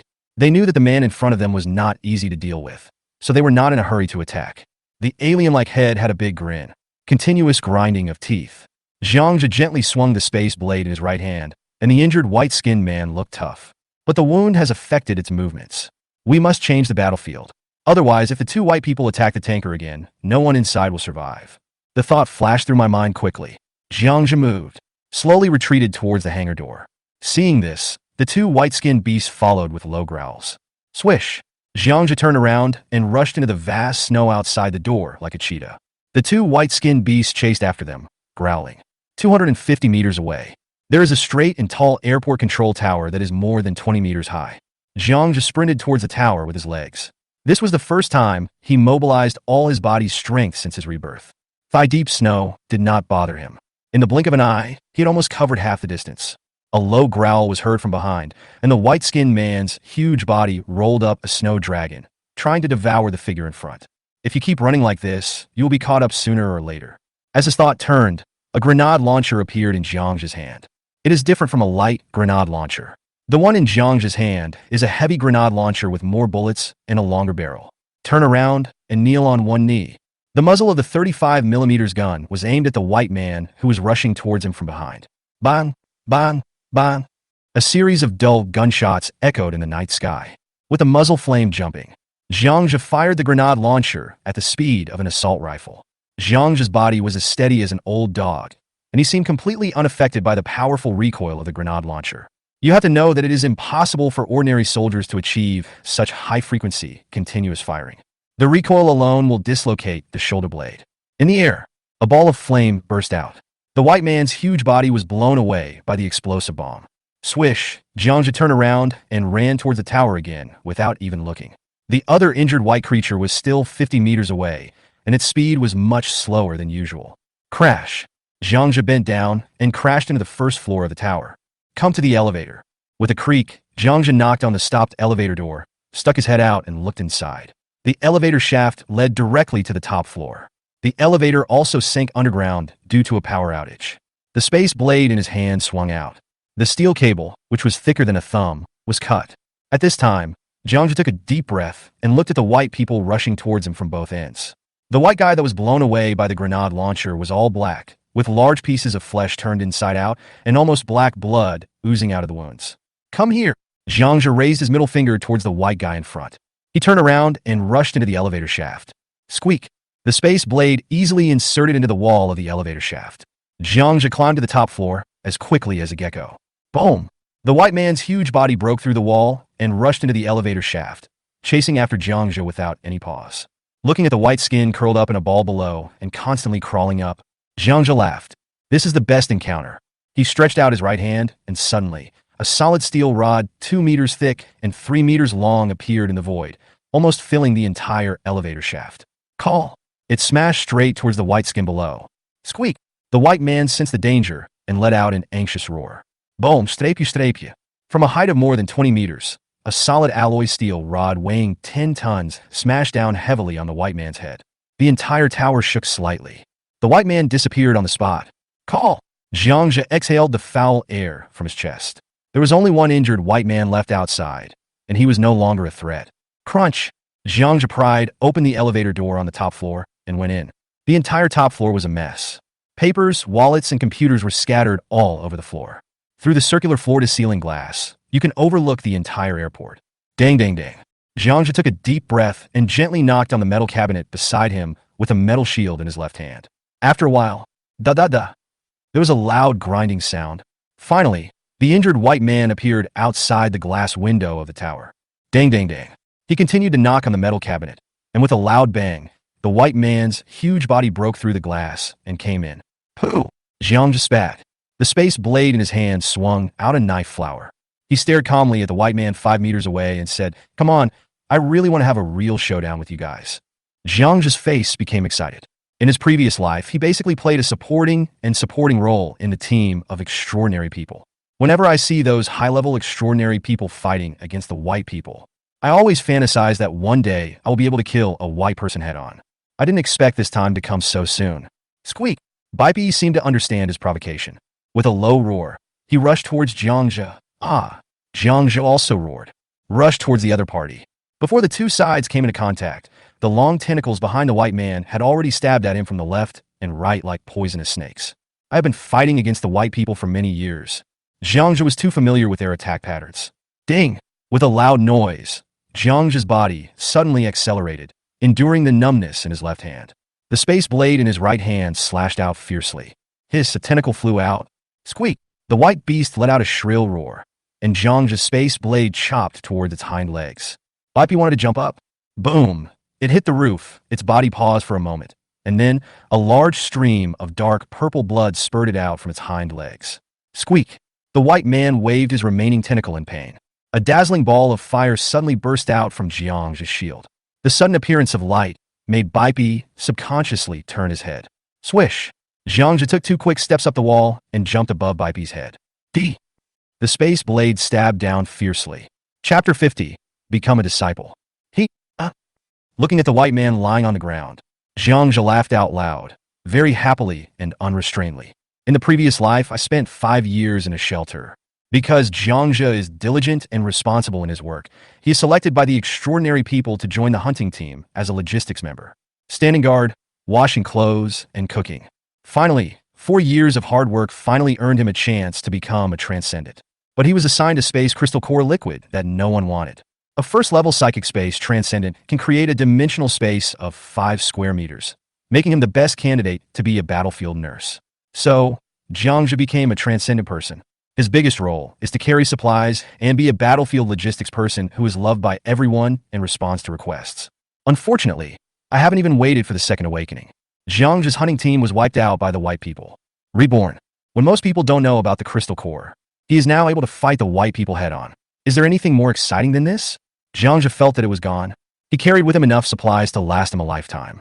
There is also a bug that allows for rapid upgrades. In this life, you no longer need to rely on others or live in fear. 20 minutes later. Crunch! Jiangzhe walked back to the hangar in the snow. Boss! Pao Ye's voice was heard next to the tanker truck. It's me! Seeing Jiangzhe coming back, the group of people breathed a sigh of relief and got out of the tanker truck one after another. The ground around them was littered with demi-human corpses. There are also huge deep pits. Many people watched all this in horror. In the tanker, they all heard the fighting outside. However, They did not expect the intensity of the battle to be far beyond their expectations. After an accident, wife, Chao Wang's low whisper caught Jiang's attention. It was only at this time that he saw Chao Wang holding his wife, kneeling in a daze beside the tanker truck. A bloody hole the size of a fist was clearly visible on the woman's chest. Chao Wang's whole body was stained with blood. Alas, just now in the tanker, Chao Wang's wife was killed by the monster's tentacles while trying to protect her child, and the child is dead too. Seeing this, Pao Yi, who was standing by, sighed and explained. Jiang just shook his head, patted Xiaomi's head beside him, and said nothing. The girls around were just silent. Seeing the corpses all over the ground, I was no longer as panicked as the first time. No one shed tears. They were used to it and numb to it. The glass roof above the entire helicopter warehouse was shattered. Heavy snow fell in. They couldn't stay here anymore, so under Jiang's command, a group of people moved to another hangar. The bonfire was reignited. Jiang didn't dare to find a place to swallow the crystal core. There are subhumans and white people at this airport. It is not very safe. What if another white person or subhuman comes at a critical moment? Pao, Xiaomi, Du Shui, and others might have to give an account. A busy period. Alan and a few girls made a pot of sweet soup. A group of people gathered around the campfire, some in a daze, some chatting. Chao Wang placed his wife and children in the big pit he had dug, saving the trouble of digging another grave. Jiangzhe, what exactly is that monster tonight? After a moment's silence, Du Shui started to ask. Jiangzhe blew out a puff of smoke. White skin, a monster that rushed out of the sea. Killing people is like killing chickens. At the same time, Pao Yi and Lu Zi also started talking and told Du Shui and others about the process of the battle in Nanjiang. When Du Shui and others heard about the white people killing people on the battlefield in Nanjiang, he showed a look of horror. Demi-humans are scary enough, but I didn't expect there are even more powerful white people. It's over. Is there any way for us to survive? A girl sighed in despair. Daxia, as one of the most powerful military countries on the blue planet, could not withstand the attack of the white people. You can imagine how scary white skin is. At last, Du Shui finally couldn't help but look at Jiangzhe, who was resting with his eyes closed. How did you kill those white people? From the descriptions of Changfu and others, she was frightened at Bai Pai's strength, and even more surprised at Jiangzhe's power. Jiangzhe pointed at the dogleg knife and said, "We can kill them with a knife. Those white skins are powerful, but they are not invincible. How can I kill him with a knife?" Du Shui wanted to know eagerly. There's a weak spot below their necks. You can stab them with a knife from there, but you have to make the white skin stop first. Listen to Jiangzhe's words. Du Shui straightened her back in dissatisfaction, with an indignant look on her face. Humph, it's the same as if you didn't say anything. Will Baipi stop on his own? No, unless it eats you. Jiangzhe responded indifferently. Xiaomi looked at Du Shui, who was frustrated. He lowered his head and laughed secretly. Suddenly, Du Shui stood up and bowed deeply to Jiangzhe. Jiangzhe, I want to take you as my master. Please teach me how to kill those monsters. Okay, what can you give me in exchange? Jiangzhe flicked the ash off his cigarette. I can fly the plane for free. Du Shui thought for a while and said, Not enough. Jiangzhe shook his head. I haven't paid you back for saving your life yet. Flying the plane doesn't count. I can help you wash your clothes, wash your socks, whatever. No. Xiaomi suddenly stood up and said, Sister, you can't take my job away from me. Well, everyone looked at Jiangzhe strangely. During the eye contact, an evil halo was quietly put over his head. Cultivate? Du Shui looked at Xiaomi's unfriendly eyes, and this word flashed through her mind. Then, he glanced at Alan, who was leaning against Liuzi. His face turned red and then white, and then white, and then red. What did she have now? Obviously, she had nothing to give except her body. Selfish and heartless. After saying these 4 words harshly, Du Shui sat down. My brother is not that kind of person. He even saved the Duke. Xiaomi seemed to be arguing with Du Shui and kept on complaining. Can you speak? Does that mean I'm worse than a dog? Jiangzhe ignored everyone else and took out a map of Daxia and looked at it carefully. Du Shui came over and asked, Where are we going? Here. Jiangzhe pointed to a place on the map. There was only a circle, but no name. This place is so small that it doesn't even have a name. Where is this? It seems not far from Xinyang City. Du Shui said, gesturing on the map. Jiangzhe put away the map and looked at Chao Wang and others standing aside. Since you have survived, I will give you 2 options. 1, we can go our separate ways and find ways to survive on our own. 2nd, you can follow me, but I have to be frank with you. From now on, I have the final say on your life and death. As soon as he finished speaking, Chao Wang and the others' faces changed drastically. They all lowered their eyes to think and weigh the options. After a moment, Chao Wang gritted his teeth and said, Little brother, If I don't follow you, I will die. I will follow you. The girls behind him looked at each other and nodded. We want to follow you. Okay, remember what I said today. Your lives belong to me. Jiangzhe didn't say anything else, letting everyone think whatever they wanted. If there was no Du Shui and no helicopter, Jiangzhe would never have brought this group of people with him. Another thing is that there are too few people in Shaoxi Mountain. Even if all these people went, there would only be 20 of them. A base, a shelter, without people, is just a pile of steel, concrete, and stones. At this time now, the whites have probably begun to wreak havoc on the entire land of the Blue Star. Some small countries will disappear completely. Human living space is also being squeezed step by step, until everyone is hidden in the shelter. Chapter 51 Highway to Hell. In the early morning, the sky was already slightly brighter. Ah, it's getting smaller. It's getting smaller. Outside the warehouse. Suddenly, Liuzi's delighted cry was heard. The people around turned to look at the door, and after a second of silence, they all ran towards the door with a bang. Ah, it's really getting smaller. The snow is about to stop. The girls jumped for joy. The goose feather-sized snowflakes in the sky had indeed become much thinner, and the sky was much brighter than before. Jiangzhe looked at his watch. It's the 14th day of heavy snow. Tomorrow, the snow will stop completely, and the situation will become worse. 1-2, 1-2. Pao Yi and his men shouted excitedly and pushed the helicopter out of the hangar. Originally, Jiangzhe was planning to set off earlier, but he was still worried that Du Shui's level was not up to par. He waited patiently until daybreak before directing everyone to take action. A space had been cleared in front of the hangar. Everything was ready. Jiangzhe nodded to Du Shui in the cockpit. Buzz, buzz, buzz. As the engine roared, the propeller on top of the helicopter began to turn faster and faster. Large flakes of snow were flying all over the sky under the strong air currents. Everyone squeezed into the helicopter. Only Jiangzhe was still standing in the open space, scanning the surroundings vigilantly with a telescope in his hand. He didn't want to have to carry a white dog with him when the plane took off. After making sure there is nothing abnormal around, Jiangzhe quickly opened the passenger door and rushed in. Take off. At this time, Du Shui looked solemn. She nodded and slowly pulled the helicopter joystick. The plane began to shake from side to side. Bang! The landing gear on the abdomen hit the ground hard. Ah! The girls' screams were heard in the cabin at the back. Damn, can you do it? Jiangzhe yelled at Du Shui. It's so cold. Taking off and landing are already difficult. Aren't you very capable? Is this all you have to be brave? Du Shui operated the plane while making a sarcastic remark. Can you survive if you are brave enough? Jiangzhe lowered his voice. He knew he couldn't disturb the other person at this time. Humph, heartless man. Cursing softly, the helicopter finally left the ground. Rising slowly upwards, outside the window, the buildings on the ground were getting lower and lower, and the plane was flying faster and faster. Call. Jiangzhe breathed a sigh of relief and looked at the white land and the airport that was no longer visible behind him. He patted the helicopter with emotion and said, This thing has to be it. It's much faster than 2 legs. Du Shui, who was standing by, heard Jiangzhe's sigh and shook her head. It's useless. Once the fuel runs out, it will soon become a pile of waste. Vomit! The Duke's voice came from the back of the cabin. Ah, the Duke is a little airsick. Xiaomi's voice came. Bear with it, Jiangzhe growled. The Luozi Mountain is located in the northwest of Nanjiang, more than 200 kilometers away in a straight line.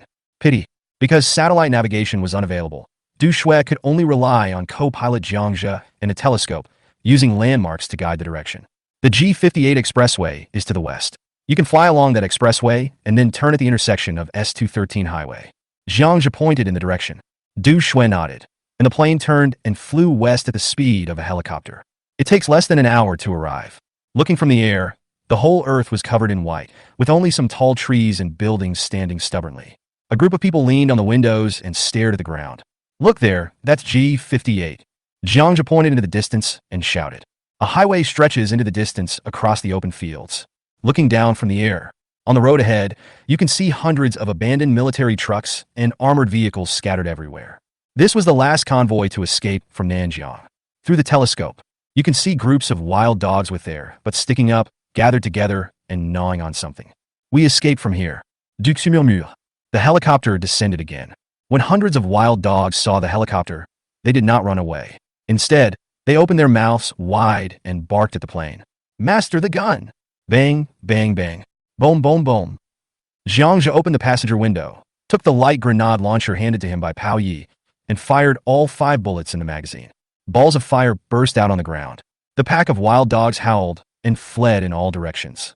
The helicopter circled the road, and the strong airflow blew away the snow. Ah! Xiaomi, Alan, and other girls covered their eyes and trembled all over. Under the snow, countless corpses were exposed, a body frozen to a blue color. Men, women, old people, children, civilians, soldiers. Broken limbs were scattered on both sides of the road. Wow! Alan and the other sisters couldn't hold back any longer and started sobbing softly. It's conceivable.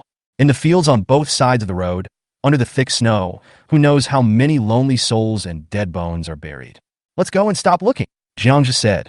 Du Shui, with tears streaming down her face, wiped her eyes, pulled up the plane, and flew along the road. Every few dozen kilometers, you could see the messy convoy, but the helicopters did not land again or blow away the snow. The atmosphere in the helicopter was a bit heavy, and no one wanted to talk. Jiangja looked at the map in his hand. I couldn't help but draw a circle on the G58 highway with a pen. Death Highway. Highway to Hell. This is the name of the G58 expressway after the end of the world. Millions of people died on the way to the shelter. Subhumans, white skin, wild beasts, cold, hunger, disease. Even 5 years later, countless bodies could still be seen on both sides of the road. And roads like G58, Daxia, we don't know how many there are on the Blue Star. Boom. The ground below the helicopter has turned into an undulating mountain range. Continue along S213. Jiangja saw a huge wind turbine standing on the top of the mountain. The huge wind turbine has stopped turning, and its 3 blades, several dozen meters long, are spread out, staring at the earth like giants. We'll be ready to land once we get over this mountain. Jiangja pointed at the last wind turbine and said. The helicopter flew across the sky, bypassed the wind turbines, and crossed the ridge. Below is a flat valley, perfect for parking a helicopter. Crash. Jiangja opened the hatch and said, Master Pao, I'll go down first. Wait for my signal, and then you can land. Swish. After saying that, Jiangja jumped out of the cabin. The helicopter rises rapidly. Bang! Jiangja landed steadily after falling from a height of more than 10 meters. He dug through the snow and found gravel underneath. He took out the binoculars and looked around vigilantly. Jiangja took out 2 burning sticks and drew a circle towards the helicopter above his head. The helicopter finally landed safely. More than a dozen people quickly jumped out of the plane. After shutting down the helicopter, a dozen people followed Jiangja and quickly moved along a country road toward the west of the valley. Why don't you just fly to a shelter? Du Shui beside her was a little confused. First, I'm afraid of attracting white people. Second, there's no suitable landing spot there. Also, there's no reason to do it in the future. You do what I say. Du Shui kicked a stone under her feet hard, and it fell into the snow in the distance.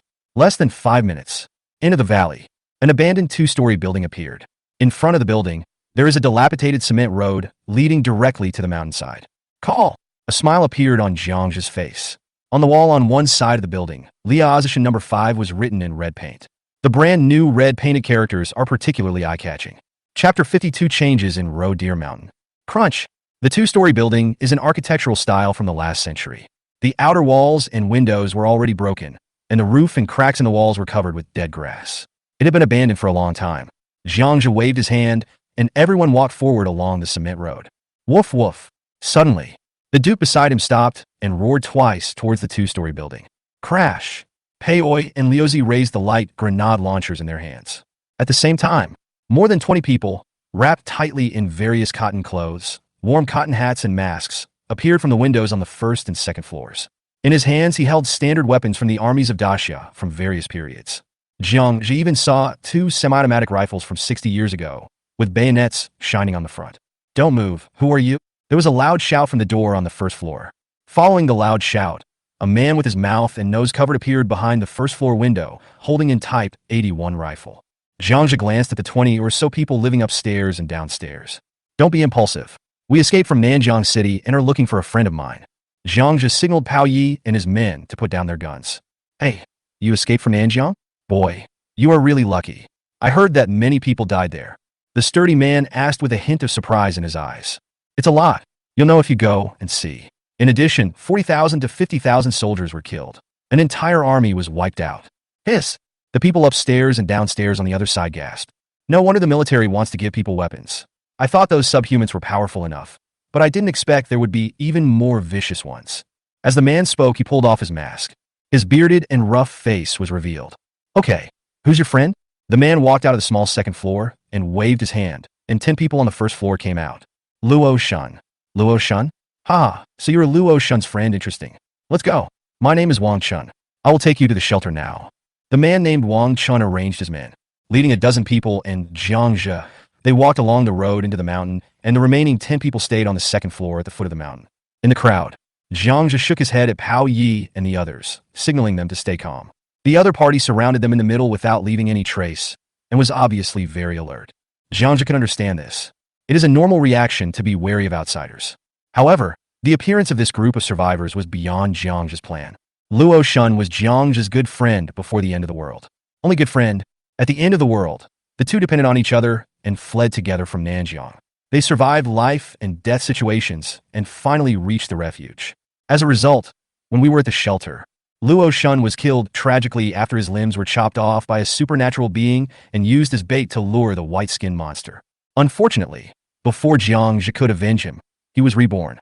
2 months ago, Jiangzhe borrowed more than 3 million yuan from various online loans and banks and gave most of the money to Luo Shun. Let him come to the Rome Mountain to stockpile supplies and build a shelter. But, judging from the current situation, there seems to be something unexpected going on at the shelter. Thinking of this, Jiangzhe narrowed his eyes and scanned the people in the surrounding shelters, wondering if Luo Shun really had an accident. Jiangzhe will never show mercy to these people. The way up the mountain is not as far as people imagine. It only takes less than 10 minutes. At the end of the road, there is an arch-mined cave with a width and height of 5 meters. A few large carved characters appeared among the withered vines above the cave entrance. Cave number 5, Deer Mountain. The red paint on the 6 big characters has become mottled. Brother, is this the shelter? Xiaomi at the side raised his head and asked.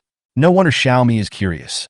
The main reason is that this place looks a bit too low-end and doesn't look like a shelter at all. Everyone else looked at the cave entrance halfway up the mountain with curiosity. Can this place really be used as a shelter? Pao Yi also came over and asked. There's no better place to be. Jiangzhe looked at the words above the mine and responded. Huh. Wang Chun laughed. It seems that Luo Shun told you about the situation here. Otherwise, can you find this place? As he spoke, he took the lead and walked towards the cave. In the Ice Age, the best places to take shelter are those near volcanic craters, geothermal areas, or hot springs. With heat energy from underground, it will provide better living conditions for people in the shelters. Deer Mountain number 5. Originally, this was an iron ore cave decades ago, but it was later abandoned due to groundwater bursting. None of this is important. After the end of the world, once a hunting team was attacked by whites and hid here and discovered the magic of this mine. Not only hot spring water was found in the mine, but also rich iron ore. Then, after number 5 Pit Hill was discovered, it attracted people from countless shelters in the surrounding area. Later, after 3 years of construction, number 5 Pit Hill gradually developed into the largest refuge base in this area. There is plenty of water and it is remote, making it an excellent refuge. Dozens of people walked into the deep mine. The sound of footsteps drifted away in the mine. The stone walls on both sides of the mine were covered with frozen vines, and yellow leaves were scattered all over the ground. People in the shelter lit a torch, illuminating the entire alley for a distance of more than 10 meters. Go forward another 10 meters. An iron gate as thick as a finger blocked the entire alley. There is a small door about 1 person tall on the iron gate, tightly closed. Jiangzhe looked back and saw that the entrance to the alley was not far from here, only less than 30 meters away. Bang, bang, bang. Wang Chun knocked hard on the iron door several times. Here it comes, here it comes. The observation hole on the iron gate opened, and after seeing that it was Wang Chun, the small door creaked open. Brother Wang, it's not time to change shifts yet. One was wearing a down jacket. The man, who was wrapped in another blanket, stamped his feet and said, Someone is here. They escaped from Nanjiang and said they were looking for Luo Shun. I'll take them to find Brother Chang. The man who opened the door looked at Jiangzhe and his gang curiously. After staying with Alan and the other girls for a while, he slammed the iron door shut. Behind the iron gate, on the 2 semicircular sandbag positions, there are 2 outdated Type 56 light machine guns. 4 men were warming themselves around a bonfire. Crash! Wang Chun waved his hand, and the people in the surrounding shelters raised their guns and aimed at Jiangzhe's team. I'm sorry, anyone coming in needs to remove their weapons before seeing Brother Chang. Wang Chun swung the muzzle of the gun and said to Jiangzhe. He also noticed that Jiangzhe seemed to be the leader among this group of people. Where is Luo Shun? Jiangzhe asked with a frown. Luo Shun is nothing, he is just a piece of shit. If it weren't for him, the brothers wouldn't have found this good place. A man in a nearby shelter shouted with a sneer. Okay, be more careful with your words. Wang Chun frowned and growled, stopping his men from laughing any further. Jiangzhe was silent for a moment. Suddenly he sneered. You're right, he is a jerk. I have to have a good talk with him. After saying that, Jiangzhe took out a dogleg knife and handed it to Wang Chen. Chapter 53. This account must be settled. With Pao Yi and his companions being extremely reluctant. The grenade launcher in his hand was still taken away by the other party. Walked less than 20 meters forward. A fence made of steel bars as thick as a rolling pin blocked the end. Two thick cotton curtains at the back completely covered the entire alley. There was a faint sound of people talking inside. It seems like quite a lot. Wang Chen pulled the rope on the wall, and ding-ling-ling, a crisp bell sounded. Crash. The heavy cotton curtain was lifted, and a man wearing a cotton hat looked in. Oh, there are new people here, and there's a girl. Good, good. After the man saw Du Shui and Alan, a look of joy appeared in his eyes, and he quickly opened a small door on the fence. Jiangzhe followed Wang Chen in. Suddenly the view became clear. The temperature suddenly warmed up. A rectangular space, 10 meters high, 20 meters long, and 10 meters wide appeared, equivalent to a small square. Across the square was still a dark alley. On both sides of the small square, there is a row of a dozen compartments carved out of the stone wall. On the stone wall, there is a slogan painted in mottled white paint many years ago. Safety first, strive for excellence. This was probably originally a place used by the mining team to repair machines and for personnel to rest. The compartments are hung with thick cotton curtains. In the center of the small square was a bonfire as tall as a person. A dozen young men and women were sitting around 3 wooden tables near the campfire, playing mahjong. On the ground next to the table, it was covered with beer, liquor, beverage bottles, and all kinds of garbage. Fuck, I'm unlucky today. Let's watch a movie later. An extremely arrogant voice rang out from the crowd. Wang Chen walked over with Jiangzhe and others. The people playing mahjong stopped and stood up to look over. Crash. A dozen men and women picked up the Type 81 rifles beside the table. At this time, only one man was still sitting at the table. He put one foot on the stool, lit a cigarette, and raised his chin. Wang Chen, what do they do? The man was in his 30s, with a crew cut, narrow eyes, thin lips, and a rosy face that didn't seem like he was in the end times. Brother Chong, they came to find Luo Shun. They all escaped from Nanjiang. Wang Chen responded with his hands down. Oh. Brother Chong seemed to be interested and stood up and walked over. When he noticed Du Shui behind Jiangzhe, he smiled and said, Nanjiang, it's quite far away. I heard that many people died on the way. That means no one knows you are here. Okay, stay here from now on. Where's Luo Shun? Jiangzhe calmly took a step forward and faced Brother Chong. Luo Shun. Brother Chong was stunned for a moment. He didn't expect Jiangzhe to be so bold. I don't keep idle people here. I'm mining. Click. Brother Chong took out a pistol from behind his waist. He sneered and shook the Type 92 pistol. Wang Chen, lock them up in the mine later, and if they don't mutate after 10 days. The men were sent to dig iron ore, and the women cooked and washed clothes. No, I want to go mining too. Du Shui beside him shouted. She felt the undisguised desire in Brother Chong's eyes. Naked and undisguised. Oh, Brother Chong sneered. But my brother will be sad. Why don't we watch some action and romance movies from Sakura Country and talk about life? Let others do the rough work. Da-da-da. In the voice of speaking. In the alley across the small square, there were sounds of disorderly footsteps. More than 20 people with dirty clothes and faces so dirty that they could not be recognized walked out slowly. Jiangzhe's eyes narrowed. He stared at one of the figures. It was Luo Shun. A group of people stood in a long queue at the entrance of the pit. Let's eat. In a house, 2 middle-aged men carried a pot of sticky food and a basket of cakes and distributed food to the group of people. Mule! Jiangzhe shouted loudly. A man in the crowd froze. She slowly raised her head and looked over, then untied the dirty scarf around her face. Ginger slices? The mule's lips trembled and he shouted hoarsely. Then he staggered over. She grabbed Jiangzhe's arm, with joy, guilt, and tears in her eyes. Jiangpian, I thought you were so good. Mule, what happened? I gave you millions, and now you live like this. Jiangzhe patted the dust off Luo Shun, nicknamed Mule, and asked with some dissatisfaction. Mule glanced at Brother Chong evasively and said, I'll tell you later. Hi-yo, I was wondering who would have the foresight to store supplies in this godforsaken place. So it's you, my friend. I have to say thank you. At this time, Brother Chong behind him staggered over. After glancing at Jiangzhe, he smiled triumphantly. Jiangzhe ignored this Changgu and looked at Mule, placing his right hand on the other shoulder. Mule, so, the supplies they eat are all mine? Jiangzhe pointed to the wine bottles and garbage bags on the ground. Yes, Jiangpian, I'm sorry, I didn't expect things to turn out like this.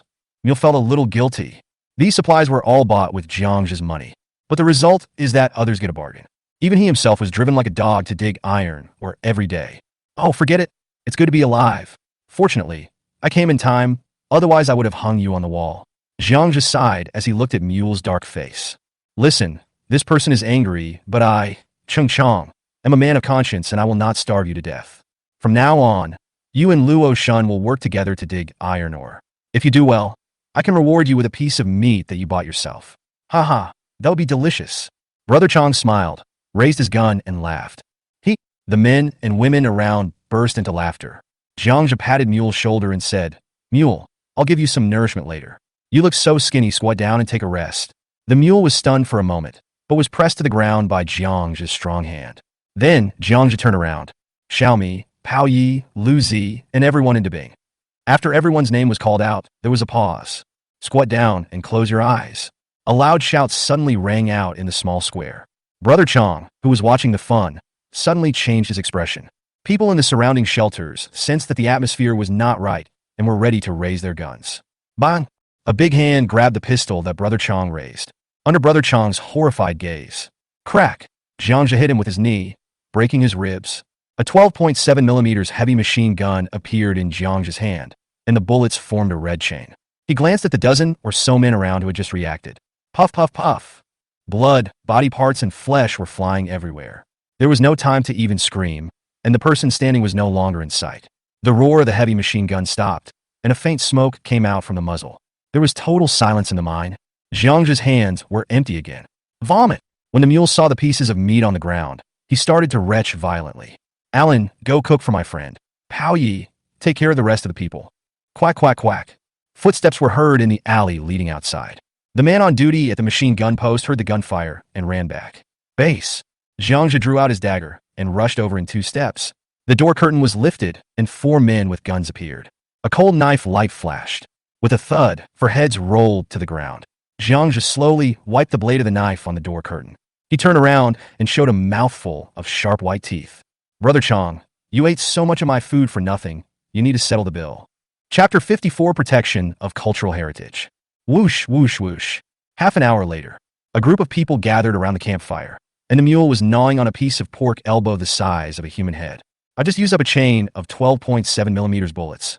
Except for Brother Chong and Wang Chun, everyone who had a gun in the entire pit was beaten into a pile of minced meat.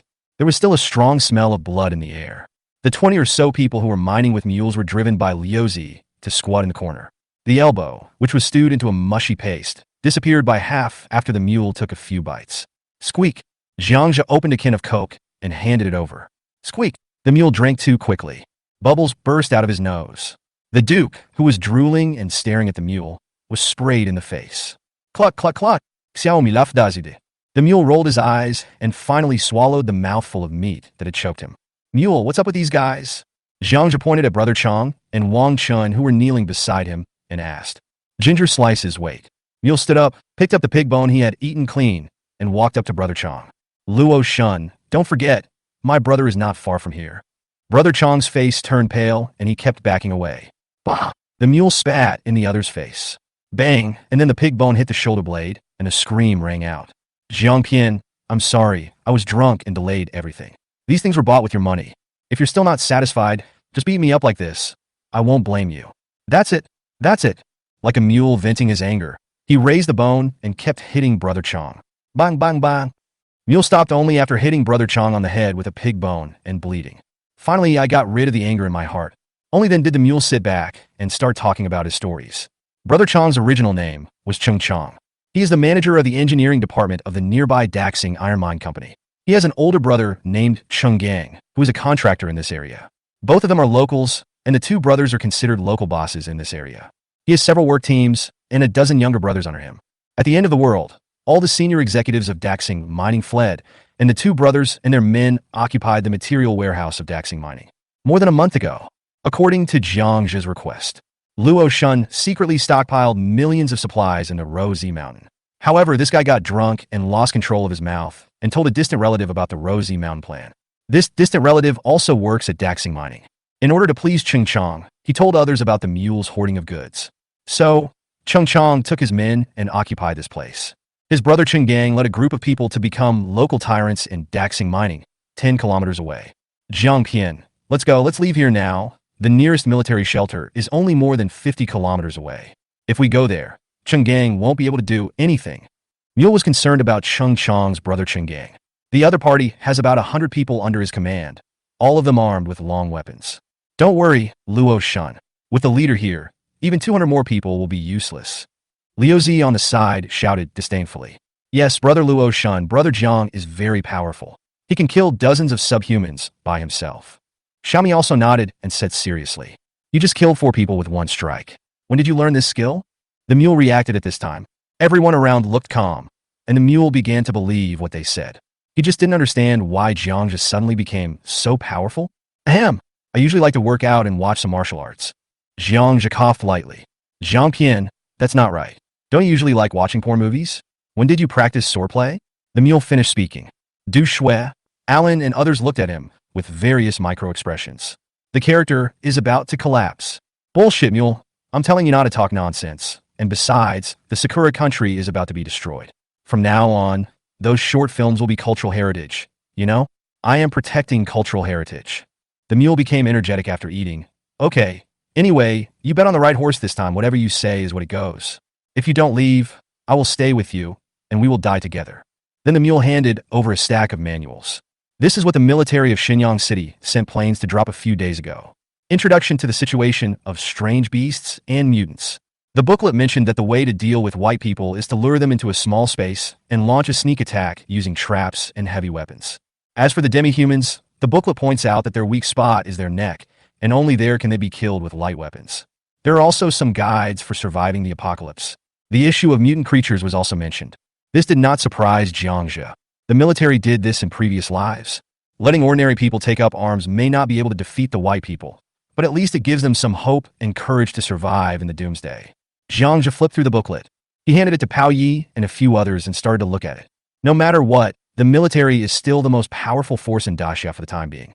Will there be chaos if we have guns? Du Shui looked at the booklet in her hand with worry. Jiangzhe clapped his hands and stood up. Don't worry, most of them are retired equipment. Don't think too much. We just need to survive. The rest of you clean up. Pao Yi arranges for someone to be on guard and you'll come here. Jiangzhe walked towards a group of people squatting in the corner. These people are workers brought by Cheng Chong from Daxing Mining. In the end times, iron ore is a very important strategic material. The Chung Gang brothers have a good vision and now know how to stockpile ore. Future, either selling it to the military or using it yourself is a good move. Snap! Jiangzhe took out a pistol and handed it to Mule. His distant relative was the cook who just met him. At this moment, he was squatting in the corner, looking at the two of them in horror. Shunzi, I'm your second cousin. You can't kill me. The middle-aged man howled at the Mule for mercy. Jiangzhe lit a cigarette and handed one to Mule. Did he take care of you? The Mule shook his head silently.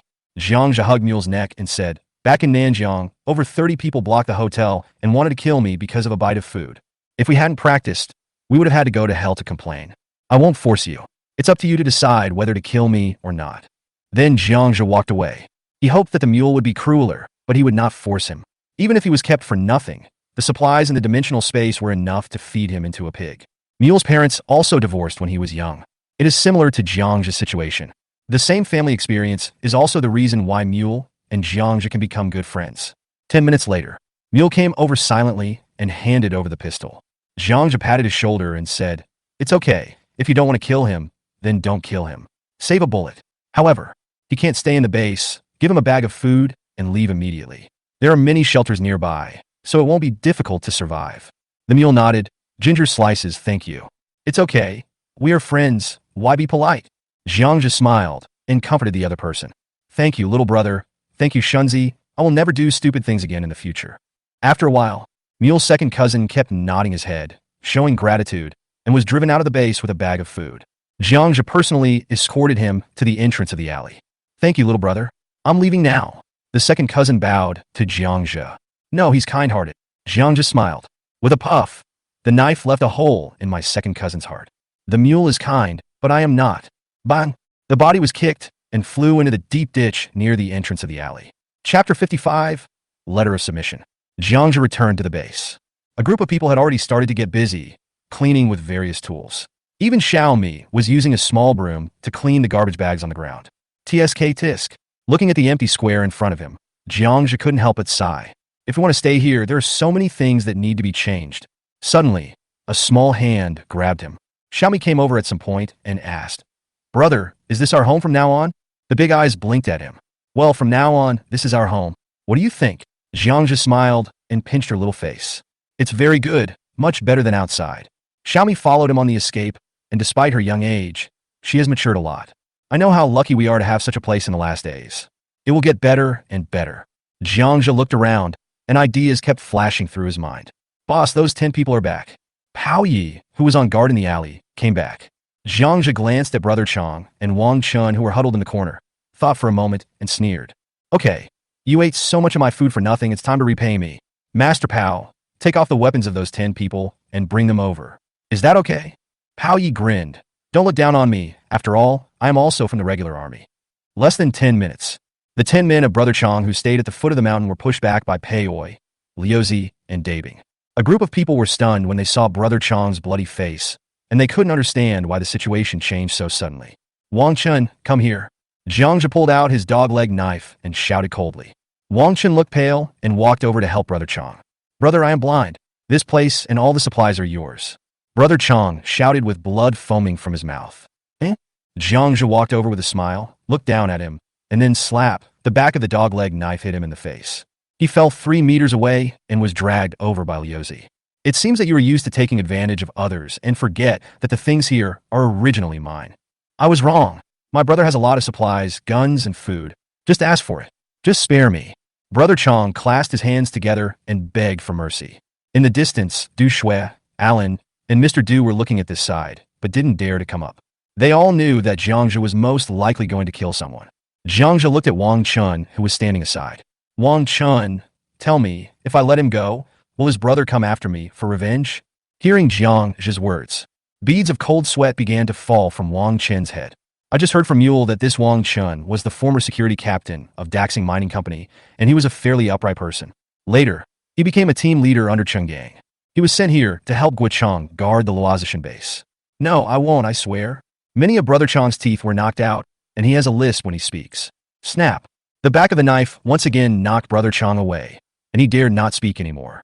Looking at Jiangja's half-smile, Wang Chun felt guilty based on his understanding of Cheng Gang and Cheng Chong. It's impossible for these two brothers not to come and seek revenge afterwards. But he shouldn't say that. I don't know. Wang Chun gritted his teeth and could only shake his head. This sentence actually offends Brother Chong. Okay, since you don't know, then it's possible. Jiangja sneered. He squatted in front of Brother Chong and said, You ate so much of my food, you have to pay it back. Return, 5 times no, 10 times. As long as you send me back, I will definitely return it. Brother Chong sensed a chance to survive. I don't lack things, you have to use your life. Base. After Jiangja finished speaking, he stuffed a military knife into Wang Chun's hand. If each of you stabs him with a knife and kills him, you can live. This is called a pledge of allegiance. Everyone was stunned. No, I could be obedient, sizzle. A man in the crowd just shouted out half a sentence. A flash of extremely cold light flashed across everyone's eyes. The man covered his throat, blood oozing from between his fingers, and fell to the ground with a thud. Ah! The mule in the distance also exclaimed, then covered his mouth again. Once again, the mule witnessed the cruelty of this good friend. Wang Chun, it's your turn. Jiangja seemed to have lost his patience, and his eyes were cold. Wang Chun clenched the half-foot-long military knife, with a conflicted expression on his face for a moment, and then, with his swish, he stabbed it into Brother Chong's waist like lightning. Ah, Wang Chun, you're done. My brother won't let you go. At this time, Brother Chong also knew that he would not survive. He screamed and cursed continuously. Puff, puff, puff. The remaining 9 people took the sabers and stabbed them into the body quickly one by one. When the last person draws his saber, Brother Chong had turned into a corpse, with blood staining his clothes red. Very good, you can stay in this base. Wang Chun, clean up the corpses and scraps of meat on the ground. Okay, I'll take care of it now. Wang Chun and his companions also knew that there was no way out now. He quickly found a small cart, threw the minced meat and corpses on the ground onto it, and pulled it out of the base. Everyone in the base became busy again. Boss, those people can't believe it completely yet. At this time, Liuzi and Pei Oi came over and whispered, We'll lock up all the guns. They'll be mining from now on, so no one will be needed to guard outside. The issue between Brother Chong and Wang Chun has been resolved. Jiangja originally wanted to kill Wang Chun and all these people, but he thought that the expansion of Luozi Mountain would require a lot of manpower in the future. I just endured it for now. Ginger slices. The mule in the distance waved to him. The 2 men came to a room, pulled aside the curtain, and saw a warehouse full of food. This is the largest warehouse in the entire pit. All food is sorted and placed on wooden shelves that are only big enough for one person to pass sideways. The warehouse, which is 6 meters wide, 4 meters high and more than 30 meters deep, is filled to the brim. Water, instant noodles, flour, toilet paper, rice, salt, soy sauce, dried noodles, canned meat, canned fruit, all have a long shelf life. The list you listed is too long. I personally went to Shenyang City to negotiate these at factory prices. Many factories have not yet paid their final payments. If the apocalypse doesn't come, we'll still be unable to pay off our debts even if we deliver takeout food for our entire lives. The mule shouted excitedly, pointing at the room full of food. There are 2 such food warehouses in the entire base. Okay, these things are enough to last for a while. Thank you for your hard work. Jiangzhen nodded with a smile. Actually, compared with the supplies in Jiangzhen's dimensional space, these things are nothing. Asking a mule to buy these things was just a cover-up for Jiangzhen. What's the hard work? I just shop every day. You're really brave. Someone posted online saying that the end of the world is coming. I really dare to buy so many things. Now they smell really good, the mule said as he put his face close to a bag of flour. It's like caressing a beloved lover. Okay, from now on, you will be responsible for keeping these foods. Jiangzhen smiled and walked out with Mule. Boss, didn't you notice? At this time, Chao Wang came over and pointed around. What? The temperature here seems to be abnormally high. Chapter 56 Planning Base. Jiangzhen, Chao Wang, and Mule stood in front of the tunnel leading to the depths of the mine. Standing at the entrance of the cave, I could clearly feel that the temperature in the cave seemed to be a little higher. I stretched out my hand and felt a warm current flowing. Hiss! Chao Wang squatted down and touched the rough stone ground with his hand. Suddenly his expression changed. Boss, this isn't going to be a crater? Jiangzhen walked deeper into the cave. Don't worry, it's not a crater. Go and take a look, and you'll know what's going on. In the light of a flashlight, the 3 of them continued to go deeper into the alley. From here on, the entire alley began to have a slope. It wasn't big, but you could clearly feel that it was sloping down the mountain. After walking for more than 40 meters, the entire tunnel was blocked by messy rubble and pieces of sorted red iron were piled up on the side. The light shone on the surrounding alleys. The temperature here is higher. Chao Wang touched the wall curiously. Jiangzhen's gaze was on the wall of the cave. A thin layer of blue-black moss emits a faint blue light under the light. There are plants here? Chao Wang was surprised again. The mule on the side was a little heartless. Isn't it normal to have moss here? We often poop and pee in the corners, and those places grow more vigorously. Jiangzhen glanced at Mule helplessly. I think we should build a toilet in the future. Otherwise, this place will be uninhabitable. Mule grinned. It's not time yet. Cheng Chong, that idiot, doesn't even know how to keep things hygienic. Jiangzhen reached out his hand, picked off a piece of moss, put it in his mouth and chewed it. It still had the familiar taste. In the previous life, this black moss is an important source of vitamins for many refugees and shelters. Below this collapsed mine, there should be a hot spring vein. As long as we dig it, we can get a constant source of water and heat. Let's go back now. Chao Wang, notify everyone to hold a meeting. Return to the small square of the pothole.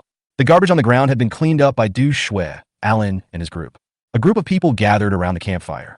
Jiangzhen, on the other hand, was writing and drawing with a pen and a piece of white paper. Wang Chen and a group of 30 men who were originally miners were driven by Pao Yi into a dormitory room. A full half-hour later, Jiang Zhizai put down his pen. Come and take a look. A group of people gathered around, looking curiously at the stick drawings on the white paper. This is the plan of the shelter drawn by Jiangzhen. The blueprint was already in his mind. This was what he did in his previous life, when he saw a shelter and imitated the other person. He thought the shelter was well planned, so he started to learn and apply it. First, this small square needs to be expanded and dug into the mountain. And a 15-meter wide deep pit needs to be dug from the entrance of the alley to the square. For the time being, this pit will be dug to a depth of 10 to 20 meters, with 3-meter-high iron spikes placed at the bottom of the pit. Hiss! Mule gasped. Ginger, do we need a 20-meter pit to deal with those subhumans? Pao Yi and a few others standing by understood what was going on. I know that Jiangzhen is not dealing with subhumans. Mule, you have never seen white skin. In fact, even this may not be able to block it. Then, Jiangzhen looked at Chao Wang. Chao Wang, now it's up to you. You will lead Wang Chen and his group to clean up the collapsed section of the mine. Then keep digging down and stop when you find water. Draw a circle on the picture with a pencil. Chao Wang was a little stunned. Boss, how do you know there is water here? But the water in the iron mine is not drinkable. It will kill people. Just dig, and you'll understand when the water comes out. Jiang just said as he put down his pen. He looked at Du Shui and said, take Alan and the others with you. From now on, the 4 of you will be responsible for the meals at the base. If you need anything, Just ask the mule. He will be in charge of the warehouse. Hey oi, Liu Zi, Dabing, you are responsible for the security of the base. Bang bang bang. At this point, Jiang just stomped the ground and said, from now on, this is where we will survive in the apocalypse. So, be quicker, do better, and you will have a better chance of survival. Everyone nodded solemnly. This concerns everyone's life and death, so no one dares to be careless. Boss, I've worked on a construction team before. If we only use manual labor for such a large project, it would take at least 1 or 2 years to complete it, right? At this time, Chao Wang said with some hesitation, just do it for now. When I come back, I'll get you a batch of shovels and mine trucks. Hearing Jiang's words, Mule came over and asked hurriedly, Jiang Pian, you want to go out? Jiangja nodded. Now there is a more urgent matter. They all drank the snow water. I have to go out and find someone. Can you take me with you? Asked the mule. Bring food to the subhumans? Jiangja said dissatisfiedly. Mule looked at the eyes of the people around him and smiled awkwardly. Jiang Pian, those subhumans are just too scary. I saw them in town before. They were more powerful than the zombies in the movies. Oh, that's not right. How can you have a solution? Isn't it true that the military can't do anything to the subhumans? The mule finally thought of the key issue. It was mentioned in the Apocalypse Post, but I have to find someone. Where are you going? Not far. Jiangja responded calmly. Jiangja.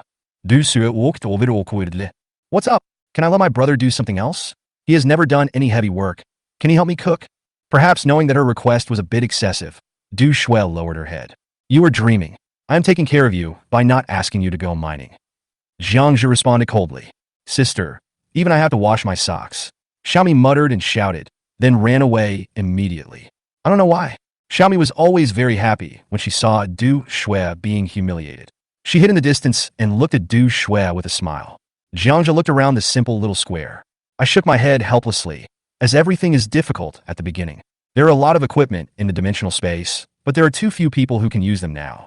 And there are a lot of equipment that need to be installed in the base. As my thoughts turned, I couldn't help but think of Zhou Qi from Nanjiang. I wonder if that guy is still alive? It's a pity that the two met too early. Chapter 57. Opening the pot to offer sacrifice to the kitchen god and killing the pig. Chao Wang is a versatile person. Under his command, a pig was quickly plucked and washed clean. Soon, the small square was filled with the smell of burnt pig hair. According to Pao Ye's advice, now that we have moved into a new house, we should have a good meal to start the pot and worship the kitchen god. Jiangja liked this festive expression very much. Without saying a word, he went out of the base and picked up a pig. Dinner was a pig-killing dish from the apocalypse. Watching a group of people busy at work, Jiangja quietly walked out of the alley of Luozishan. After a busy day, it was already completely dark. The snow outside is getting lighter. Tomorrow, the living people will see the long-lost sunshine. Crunch! Amid the sound of footsteps on the snow, Jiangja climbed up the rocks above the cave entrance, winding his way, and soon reached the top of the mountain. Look into the distance. A ridge of undulating snow-capped mountains stands quietly, empty and cold. The whole world seemed dead. Fortunately, after going through the most difficult months, humans will slowly survive in this ice and snow apocalypse. Jiangja had imagined this countless times. If there were no more humans in this world, he would commit suicide without hesitation. No matter how great your abilities are or how much supplies you have. Without people, it would be boring and uninteresting. Call! Jiangja waved his hand, and a pile of firewood piled at his feet, with Chun Yun's body lying on the top. His face had returned to normal, no longer the terrifying iron blue color. Just like sleeping. After gently touching the other person's cheek with his big hand, he placed a piece of chocolate on her chest. Slowly place your right hand on the pile of firewood. Boom! A ball of flame burst out from his palm and ignited the pile of firewood. Flames shot up into the sky, illuminating the surroundings. Devoured Qin Yun's body. Gulp! Jiangja took a sip of white wine and fell on the snow in front of him. Sister, I originally wanted to bury you in Nanjiang, but I still don't want to leave you alone there. Didn't you say you would come to see me? From now on, just stay here, so you don't have to travel so far. You have your own choice. All I can do is light a fire for you. It won't be cold down there. I can't control other people. Don't blame me. In fact, we're not the same kind of people at all. For your sake, I will show some mercy to those soldiers in the future. Otherwise, if we meet down there in the future, it will be difficult for me to explain to you. Okay, there's nothing more to say. It's all in the wine. The flames illuminated Jiangja's face. A sip of wine and a cigarette. Half an hour later, the liquor was gone and the flame gradually died down. An aluminum alloy box appeared in Jiangja's hand. Pick up the bones from the fire one by one and put them in the box. Buried on the top of the mountain, Soon, a thin layer of snow covered the ground. Call. As everyone stared in amazement, Jiangja dropped the hook in his hand. Behind him is a beige mobile diesel generator truck that is over 5 meters long and 3 meters high, with a power of 500 kW. It is enough to provide electricity for the base temporarily. Fuck. Neil put down the beer in his hand, ran over, looked at the generator, and said, "Ginger slices, where did you get this from? Don't tell me that this was picked up just like that pig." Jiangja dusted off his hands and said, "I hid at the foot of the mountain before the end of the world. I didn't have time to tell you. The pig-killing dish has just come out of the pot just right. Come, let's eat first. After dinner, let Chao Wang prepare it. From now on, this base will not need these candles." Jiangja shouted and called the curious people back to the table. Drunkard peanuts, chicken feet, salted duck eggs, red sausage, pickled cucumbers, and roast chicken. In the middle was a pig-killing dish the size of a bathtub, 6 simple cold dishes, and a main dish. The fragrance dispelled the chill of the snowy night. Jiangja picked up the beer bottle and said, "Come on, from now on, we will settle down here. If it is fine, we will be fine too. It's safe, so we're safe, let's do it." Dry. The people around responded loudly. Crash. Everyone in the circle didn't hesitate to eat. In the end times, there are only big-bellied men, no fat people. Before the end of the world, people like Alan and Du Shui probably wouldn't even look at the pig-killing dish. At this time, everyone's mouths were full of oil. "Brother Luo, come here and eat more." Next to the mule, a girl with long legs considerately picked up some food for him. Everyone laughed knowingly. "Thank you, beautiful lady. Come, have some pork kidneys too. They are very nutritious." The mule was a little reserved. He quickly picked up some food for the long-legged girl. "Brother Luo, my name is Shan Shan." Shan Shan, with long legs, lightly punched the mule's arm with her small fist. Since arriving at the base, several people noticed that Jiangja and Mule had a really good relationship. The girls didn't dare to tease Jiangja as he was too murderous, so they set their sights on the mule. Before the end of the world, a pretty internet celebrity like Shan Shan might not even look at the mule. Now, I'm afraid that with just one look from the mule, the two of them will be able to roll together. "Brother, you work the hardest, you should eat more too." Xiaomi leaned half of her body forward and scooped up a piece of pork ribs for Jiangja. The movements are skillful and natural. Mule's eyes widened and he looked at Xiaomi. "Oh, say Oga, Jiangpian, it turns out you like to cultivate it. No wonder. Scratch your head and nourish your lungs." Jiangja picked up a bone from the table and smashed it on the mule's head. Pao Yi and the others at the table started laughing. The current atmosphere is so rare. There's food, shelter, and everyone is talking and laughing. Is there any better place than here in the apocalypse? After everyone had eaten and drunk their fill, they began to clear the table. Chao Wang has started researching mobile generators, with Mule and Pao Yi helping him. After a while, 1, 2, amid the men's shouts. In the center of the small square, a wooden pole was erected, and on top of the 3-meter-high pole was an LED outdoor lighting lamp. Boom, boom, boom. Chao Wang excitedly pressed the fire button. The mobile generator trembled with a low roar. Swish. A dazzling light emanated from the top of the wooden pole. "Wow!" The girls shouted excitedly. "This is a small electric light. It seems to bring people back to the civilized era." Wang Chen and more than 30 people from the mining team ate the oil soup left over from the pig slaughter by Jiangja and his team, plus 3 cornmeal cakes. Even so, more than 30 people continued to say thank you. Needless to say, the 20 or so people before were fed by Brother Chong with nothing but paste and a handful of salt. Wang Chen and the other 10 people have been worried that Jiangja would abuse them. When I saw the food, I realized that Jiangja didn't seem to be embarrassed. Chao Wang and the other 2 were constantly busy. They were going to simply arrange the lighting for the entire base. Until after 12 o'clock at night, electricity was only connected to the alleys, warehouses, and bedrooms. However, the mobile generator stopped, and using it for lighting was actually a huge waste. Its function is to drive the water supply system of the entire base. Needless to say, Jiangja's bedroom was Brother Chong's room before. There is a large double bed inside. There is also a desktop computer without internet access and a sofa. In the corner, there are mineral water, instant noodles, and various canned snacks. The room was very large and was previously used to store mining equipment. Jiangja changed the bed sheets and quilt covers. The mule came staggering in. "Don't want to sleep?" Jiangja handed the other person a cigarette. "I can't sleep today." The mule shook his head. Jiangja smiled and lit it for him. "What's wrong? Are you angry? Then go find that Shan Shan." We both agreed. What's there to be embarrassed about? "Hey, I'm not stupid. If it weren't for this base and those foods, would Shan Shan be interested in me? I still want to talk about love seriously. This is too direct." The mule said with some entanglement. "Come on, I've delivered food to many women before. Is there anyone who is willing to have a serious relationship with you?" Jiangja cursed with a smile. "You look down on me, don't you? Have you forgotten that girl from last year who was willing to marry me? The mule was anxious. Nonsense, it's because that woman is already pregnant and she's asking you for 300,000 yuan as a betrothal gift. If not, I'd scold you. You're still a virgin and you're already a father. Aren't you quite proud? What a pride. Just as the two were arguing. Suddenly, Xiaomi, what's wrong with you? Du Shui's frightened voice was heard in the small square outside. Chapter 58, The Mutated Xiaomi. Ah! Alan and others exclaimed at the same time in the square. When the mule gets up, Jiangzhe has disappeared into the room. A crowd of people gathered in front of a house. Du Shui looked inside in horror, while several girls stood not far away with their mouths covered. Liuzi and Dabing raised their guns and aimed at the room. Even the Duke was growling at the door. When Jiangzhe pushed through the crowd and saw the situation in the room, he was stunned. Xiaomi's originally smooth face was covered with black blood vessels like earthworms, and her eyes became the size of needle tips. Roar, the mouth is twice as big as before. It kept roaring and biting the crowd at the door. Someone tied his hands up and tied them to a rusty truck wheel under the bed. The rope as thick as fingers was tightened and made a popping sound. It can be seen that Xiaomi, who has transformed into a subhuman, has become stronger than many adults. Grasp! Jiangzhe couldn't help but pound the door frame hard. Jiangzhe slowly walked to Xiaomi's side and squatted down. Bang, bang, bang.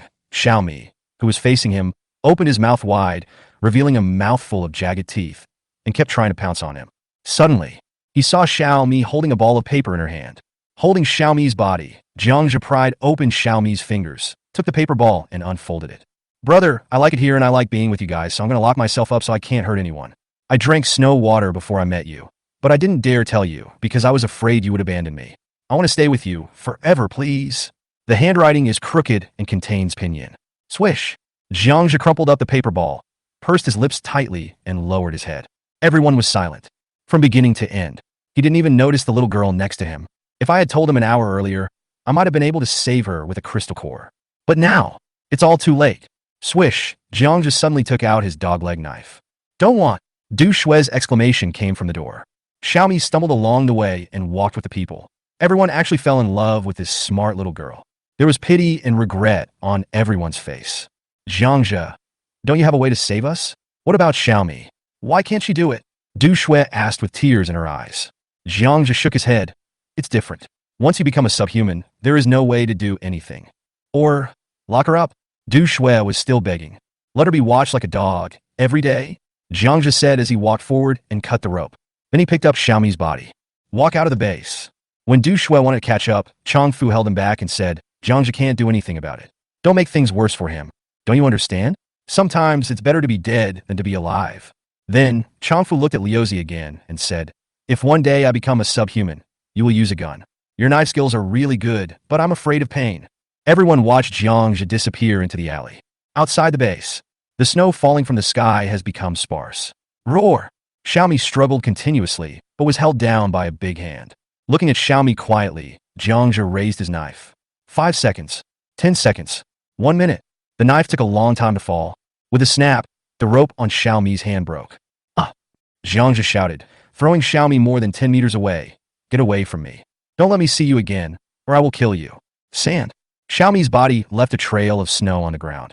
He stopped with a nimble somersault. When she wanted to rush forward, she saw the dogleg knife held by Jiangzhe. His eyes were fixed on Jiangzhe. The two sides looked at each other quietly. After more than 10 seconds of silence, Xiaomi growled, turned around, and ran quickly towards the foot of the mountain. In the blink of an eye, it disappeared in the vast snow. Jiangzhe watched Xiaomi disappear, let out a long breath, flipped his wrist, and swallowed the crystal core with white wine. Well, a low roar sounded on the empty mountainside. The snow has stopped. The snow has stopped. Ding, ding, ding. The bell at the door rang. At the same time, Liuzi's surprised roar was heard again in the small square of the Ro mountain base. Really? Really? Changfu and Dabing rushed into the alley without wearing their hats. Behind him, everyone in the base followed. When Jiangzhe walked out of the Laozian base, neatly dressed, more than 30 people were breathing out puffs of white air with their heads held high, all bathed in the rising sun. Hiss! Jiangzhe took a deep breath, and the coolness entered his lungs. When the sun shines on my face, I can feel a little bit of warmth. He breathed such clear air again. Half a month. The whole sky turned blue, and this heavy snow purified the whole world. Ha ha! We can survive! Someone in the crowd shouted with laughter. The sunshine dispels the darkness and brings hope to people. The mule excitedly wiggled its butt twice in the snow. Seeing Jiang's calm face, he was a little surprised. Jiang Pian, why are you unhappy? With the sun, we don't have to work so hard. It's a good thing, but also a bad thing. As Jiang spoke, he put his hands on the pergola and looked out at the endless white snow-capped mountains in the distance.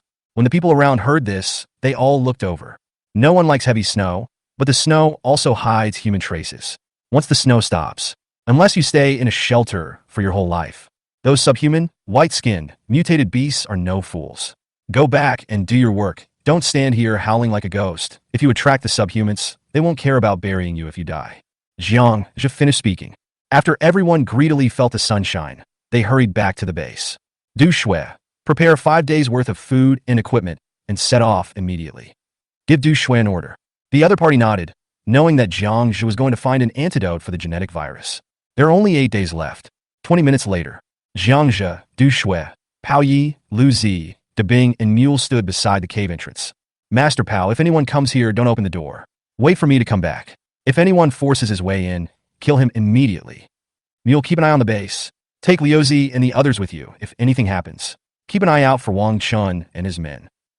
After everyone has been instructed, Jiang took Du Shui and walked towards the foot of the mountain.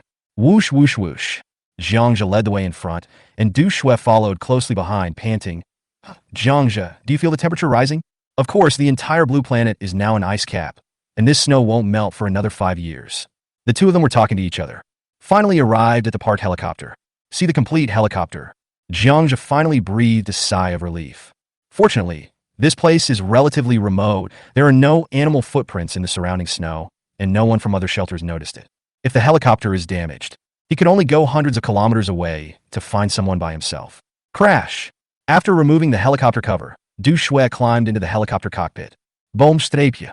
The low temperature required Du Shui to tinker with the engine for half an hour before it could start. In the rolling snow, the helicopter quickly rushed into the sky. Where to? Du Shui flew in the direction Jiang pointed. Xinyang City. Chapter 59 Snow Swan. Boom strapia.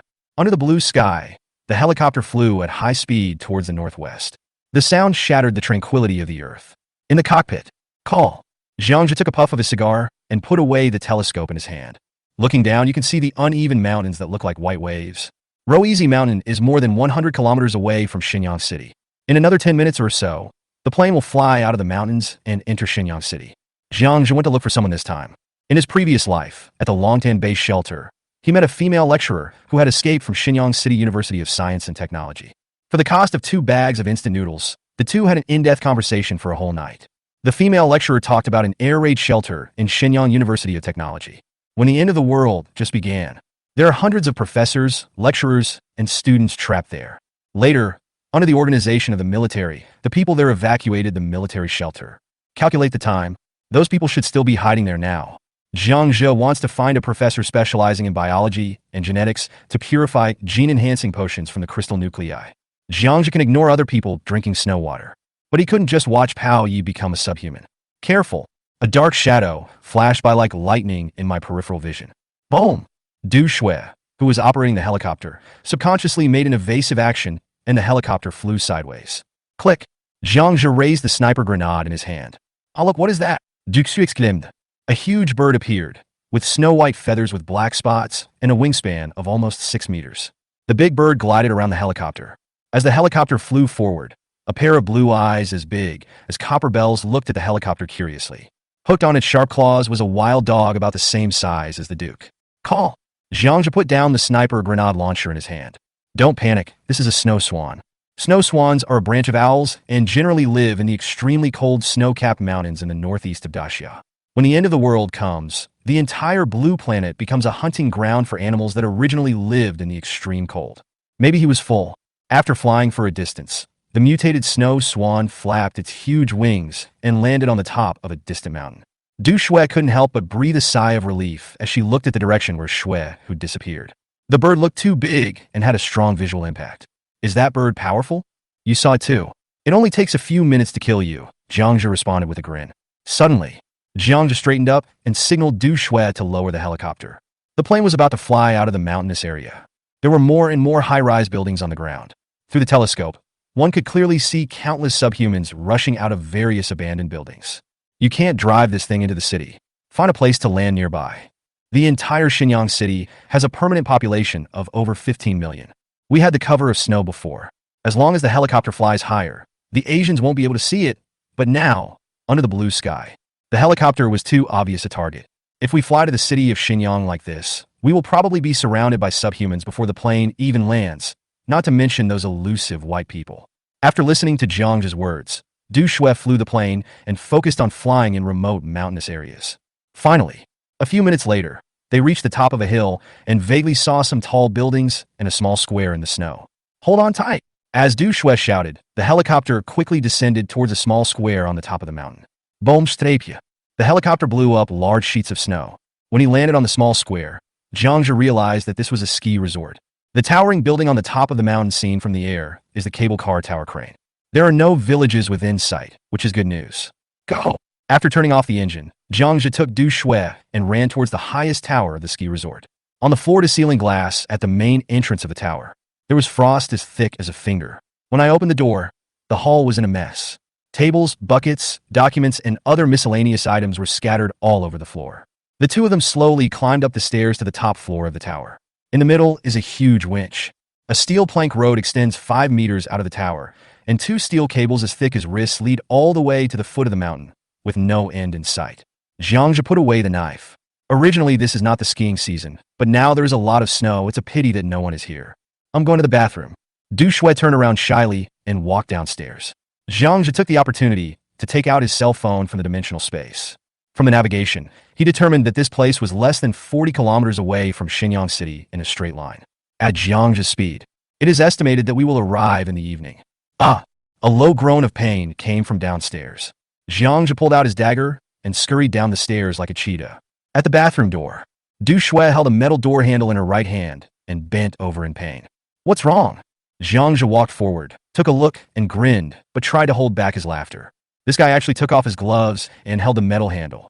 It's now over 40 degrees below zero, and metal objects will stick to her skin instantly. Push harder. A layer of skin on the palm of your hand will be torn off. Because the bathroom window was open, the snow had covered the floor, and a pool of yellow urine was in the corner of the bathroom wall. Very yellow, Du Shui has been suffering from internal heat recently. What are you looking at? I've never seen it before. Seeing that Zhangzhe did not help him and was actually staring at the puddle of urine, Du Shui could not help but glare at him fiercely. I have seen it, but I haven't seen yours, Zhangzhe said honestly. Ah! Du Shui was so excited that she pulled her palm and felt pain. Help me. Do you really want my help? Zhangzhe's mouth curled up. Yes, hurry up, don't dawdle. Good. After saying that, Zhangzhe began to take off his pants. What are you doing? Du Shui screamed and turned her head. Don't you want me to help you? If you encounter this kind of situation in the wild, the quickest way is to spray it. You should just be happy secretly, because if you meet someone with a weak kidney, it may not be able to heal you. Don't want. Du Shui looked back in horror, screamed, and turned her head away again. Zhangzhe is a man of action. The big radish had been taken out and was directly put on. Du Shui just turned her head and saw everything. Wow! A wave of heat rose. Du Shui jumped away like a rabbit and hid in a house. Oh! Zhangzhe shivered and put on his pants. Fortunately, he had saved up some money just now. Otherwise, he would have to use a lighter, which was such a waste. Hurry up, stop wasting time. Zhangzhe knocked on the door. Du Shui walked out with half shyness and 9 parts resentment in her eyes. After I leave, you stay here and make sure to seal the window glass. If anything unexpected happens, hide under the winch upstairs. After Zhangzhe finished speaking, he adjusted the backpack on his back and prepared to leave. Take me with you. Du Shui stopped him. Zhangzhe slowly turned around and looked at her calmly. Are you ordering me or begging me? I don't know. I don't want to be here alone. Du Shui saw Zhang Luo's expression, and her words were no longer firm. Your role is to fly the plane. Swish, Du Shui stopped Zhangzhe again. Bang! Before he could say anything, Zhangzhe's big hand grabbed her neck and pushed her against the wall. Do you feel like I can't do anything without you? Zhangzhe's knife was pressed against her neck. Du Shui's eyes became extremely firm at this time. Zhangzhe, I don't want to be like Alan and Shan Shan. Use your body in exchange for the protection of others. If I die, I won't blame you. This is my choice. The two fell silent. Zhangzhe stared at her exposed eyes for a long time, then turned around. Okay, I'll give you a chance. Chapitre 60 du Suez persistance. Swish. 2 figures wearing white snow camouflage clothing, bringing up a cloud of snow, stopped at the edge of an artificial pine forest. This is already the foot of the ski resort. Going further, there will be a provincial road leading directly to Shenyang City. Have you ever practiced skiing? Jiangja took out a telescope and asked while looking into the distance.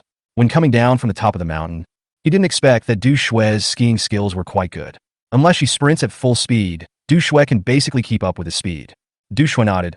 I've also practiced rock climbing, diving, skydiving, and wingsuit flying. Jiang just shook his head and looked into the distance. Before the end of the world, these sports were only played by rich people, but Du Shui is indeed very brave. Let's go! After confirming that there was no danger, Jiangja rushed out like a sharp arrow. Across an open area, a small town can be vaguely seen ahead, with tall and low buildings arranged along a road. Bang! Damn it! Jiangja growled. The skateboard sliding at high speed seemed to be tripped by something suddenly. Jiangja flew into the air forward. Seeing this, Du Shui behind him slammed on the brakes and came to a stop after kicking up a cloud of snow. Sand. Jiangja turned in the air and fell into waist-deep snow. What's wrong? Du Shui was panting and walked over with her ski goggles on. Jiangja waved his hand, bent down, and pulled out a pencil-thick wire ring from the snow, with the skateboard tightly on it. What is this? Du Shui asked curiously. Jiangja turned his head to look at the small town in the distance and the villages that were vaguely visible in the ice and snow around him. This is for trapping rabbits. There are survivors nearby. Be careful. There may be other traps. After saying that, the two men went around the wire ring and continued forward. Those who survived have begun to save themselves and have shown a strong will to survive. The two were approaching the town. Are we going in? Du Shui asked behind him. No, go around and keep going along the road. Jiang just shook his head. No one knew where the subhumans were hiding, so it would be too troublesome to kill them. It's already mid-afternoon. The sunlight shines on the snow, and the crystal-clear snow particles reflect the sunlight, which is extremely dazzling. Roar! A low roar suddenly came from the town. Jiangja picked up the telescope and looked. On the east side of the town, there was a flat expanse of snow, and suddenly 5 well-dressed men appeared. After hearing this roar, he ran desperately towards a 2-story building in a corner of the town. A group of more than 30 demi-humans rushed out of a yard with weapons in hand and chased after the 5 people. With a swish, Du Shui pulled out the straight knife from behind. Walk! Jiangja rushed out first. Unlike what Du Shui imagined, Jiangja did not go to rescue people, but quietly walked into the courtyard where the Asian man was staying. The yard is very large, similar to a Sihiyuan. It seemed that the group of subhumans had all been drawn out. Vomit! As soon as she entered the yard, Du Shui bent over and started retching. The wire that was originally used for drying clothes was now covered with frozen sawtooth mice, snow hares, and human limbs. There was a thin layer of frost on the 2 dark blue heads. With his mouth slightly open, he was facing the door. Jiangja ignored Du Shui and walked straight into a room in the main house. Just walked into the room. A foul smell mixed with feces and blood hit my nose. The whole room was covered with bedding and various cushions. Center of the room. Bones and hairs with blood streaks were piled up together. Wow! This time, Du Shui couldn't hold it in any longer and started to vomit while holding onto the wall. She saw a skull with long hair. There is also a blue hairpin on top. Bang! Jiangja kicked Du Shui away, and a wooden stick hit the place where Du Shui had just stood. Roar! 2 little Asians about 12 or 13 years old. He stood at the door with a bloody stick in his hand, growling at Jiangja and Du Shui, who had stood up. Black blood vessels covered his cheeks, and tiny strands of flesh could be seen between his teeth. Base! Jiangja pulled out his dog-leg knife. One of the little Asians squatted slightly, and then smashed down on Jiangja's head. The wrist-thick, heavy log club made a low whistling sound. Chi! A knife flashed, and a head flew into the air. Du Shui, you take care of the remaining one. If you can't kill it, get back to the ski resort. After saying that, Jiangja kicked another little Asian who was rushing towards him and sent him flying into the corner, then turned and walked out of the room. Ah! Du Shui's hoarse voice came from the room. Then bang, bang, bang, the sounds of the wooden stick and the straight knife colliding continued to be heard. There was also the sound of a straight knife cutting into skin. After 5 minutes, the room fell silent. Du Shui, with blood on her face, walked out slowly, looked at Jiangja who was smoking, and wiped her face with her hand. Can I go with you? Jiangja looked at the tearful and stubborn look in the other person's eyes and finished the cigarette in his hand. Let's go. Roar! The roar of the demi-humans came from the east of the town. Jiangja walked through the town, along the wall, and a flat provincial road appeared in front of him. Abandoned cars are everywhere. The streets of the entire town were silent. The two of them stepped on the skateboards and rushed forward quickly along the provincial road. Aren't you going to save those people? Du Shui's voice came from behind. No time. If you are interested, you can go and try it. Jiangja in front gradually increased his speed. Du Shui gritted her teeth and quickly followed. Boom! The voice behind him made Jiangja stop. Du Shui fell heavily into the snow. She staggered to get up, but was crushed into the snow by the heavy backpack behind her. Jiangja lifted up his ski goggles and looked at his watch. The two of them had been skiing along this provincial road for 2 hours, and Du Shui was exhausted. I looked up and around. Villages can be seen dotted in the distance on both sides of the road. Dozens of steel frame factory buildings can be seen along the road a few thousand meters ahead. Get up and go to the front to rest. Jiangja slid forward. Du Shui, who was standing behind him, threw a handful of snow at Jiangja. Straight man, I wish you will be a single dog for the rest of your life. Less than 10 minutes. Jiangja slid off the road and rushed into a large courtyard. There is a 3-story office building on the west side. Thick ice and snow cover all the windows, making it impossible to see what is inside. Jiangja walked into the 3-story office building. There are plaques hanging on both sides of the door. Shenyang Dingxing Paint Company. See the words. Jiangja gave up his plan to search for supplies behind the office building. I was too lazy to go upstairs, so I just picked an office and walked in. Click, click, click. The dog-leg knife was swung, and the tables and chairs in the room turned into a pile of firewood. Boom! A flame rushed up. In the blink of an eye, a marching pot was placed on the campfire. While Jiangja was stewing the beef and sauerkraut together, Du Shuizai came in panting, sat down with a bang, and lay limply beside the campfire. Don't you know how to be gentle and considerate to women? Du Shui looked at Jiangja stirring the broth slowly, without even looking at her, and said angrily, "Before the end of the world, she is a soft girl from the second generation of rich people with fair skin, beautiful face, and long legs. Those who want to pursue her have to draw lots and queue up." But Jiangja in front of her seemed to have no feelings for her at all. Jiangja glanced at her. "Be gentle with women? Yes, I am very gentle in bed." Chapter 61. It's good, but it's rotten. Crack. In the room, the crackling sound of burning would continue to be heard from the bonfire. Jiangja was smoking a cigarette. "Take a sip of the coffee in the cup from time to time. Have you seen enough?" Du Shui asked from the side. She was wearing black lace underwear and holding warm underwear in her hands to keep warm. In order not to fall behind, she almost tried her best. The warm clothes inside the down jacket were soaked. After falling into the water last time, Du Shui was very open and confident. She sat there in her underwear without any hesitation. Jiangja stared at Du Shui, who was trying to stay calm. "It's okay. I've seen enough, but it's a little rotten." After saying that, he hissed and sniffed his nose. "Damn it." Du Shui bit her lip and cursed. "I can't even save my life. Who the hell still has the mind to take a shower?" 2 hours later. Chi! The dog-leg knife flashed a cold light and cut a wild dog that was rushing towards it into 2 pieces. He kicked the wild dog's corpse away from his feet. Jiangja picked up the telescope and looked at the tall buildings covered in snow in the distance. At this time, they were standing on an outer ring viaduct. The small city in front of us is the only way to Shenyang City. After passing through here, another 20 kilometers will bring you to Shenyang. Call! Du Shui behind him took a breath and wiped the blood off the straight knife. A stray dog had just scratched a hole in the chest of my down jacket. A ball of down emerged. "Let's go," Jiangja whispered, and Du Shui nodded and followed. Swish! Jiangja stopped and stretched out his hand to stop Du Shui. Crash! A sniper grenade appeared in his hand and pointed at the back of a small truck on the overpass. With a swish, Du Shui on the side held her breath and slowly pulled out the straight knife. Jiangja? Is he a subhuman? Jiangja shook his head. No. He just heard the slightest crunch of something heavy on the snow. If he was a subhuman or white-skinned person, he would have rushed out long ago. Crunch! Jiangja walked towards the pickup truck. At this time, 3 figures appeared from behind the van. "We are human beings, not monsters." A slightly childish voice sounded. 3 boys, about 16 or 17 years old, appeared, looking like savages, with only frost on their eyebrows. He was holding a kitchen knife and a rough spear in his hands, and his body was wrapped in a white sheet, tied tightly with ropes. She looked at Jiangja with a little nervousness in her eyes. "What's up?" Jiangja slowly raised his ski goggles and sunglasses and shouted to the 3 teenagers.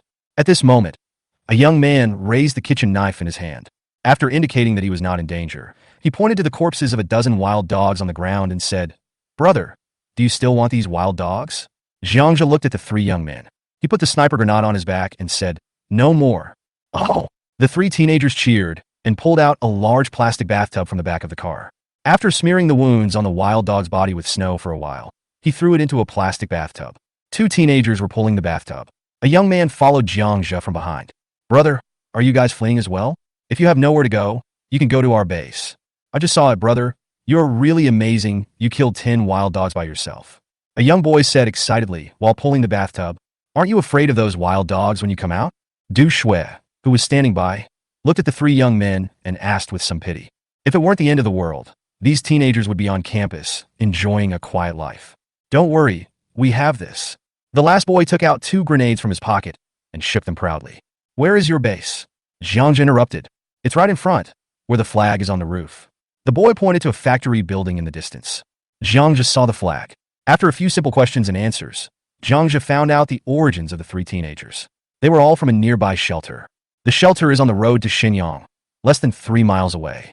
Just as Du Shui was on the verge of collapse, Jiangzhu agreed to the boy's suggestion to go to a shelter. Soon, the boy took Jiangzhu off the road, walking towards a factory not far away. Surrounded by 3-meter-high walls, the boy came to the heavy iron gate and pulled the rope on the wall. After a while, the lookout on the iron gate opened. Are they back? Hey, who are they? The man at the lookout was a little surprised to see Jiangzhu and the other man. I met this guy on the road. He killed all these wild dogs.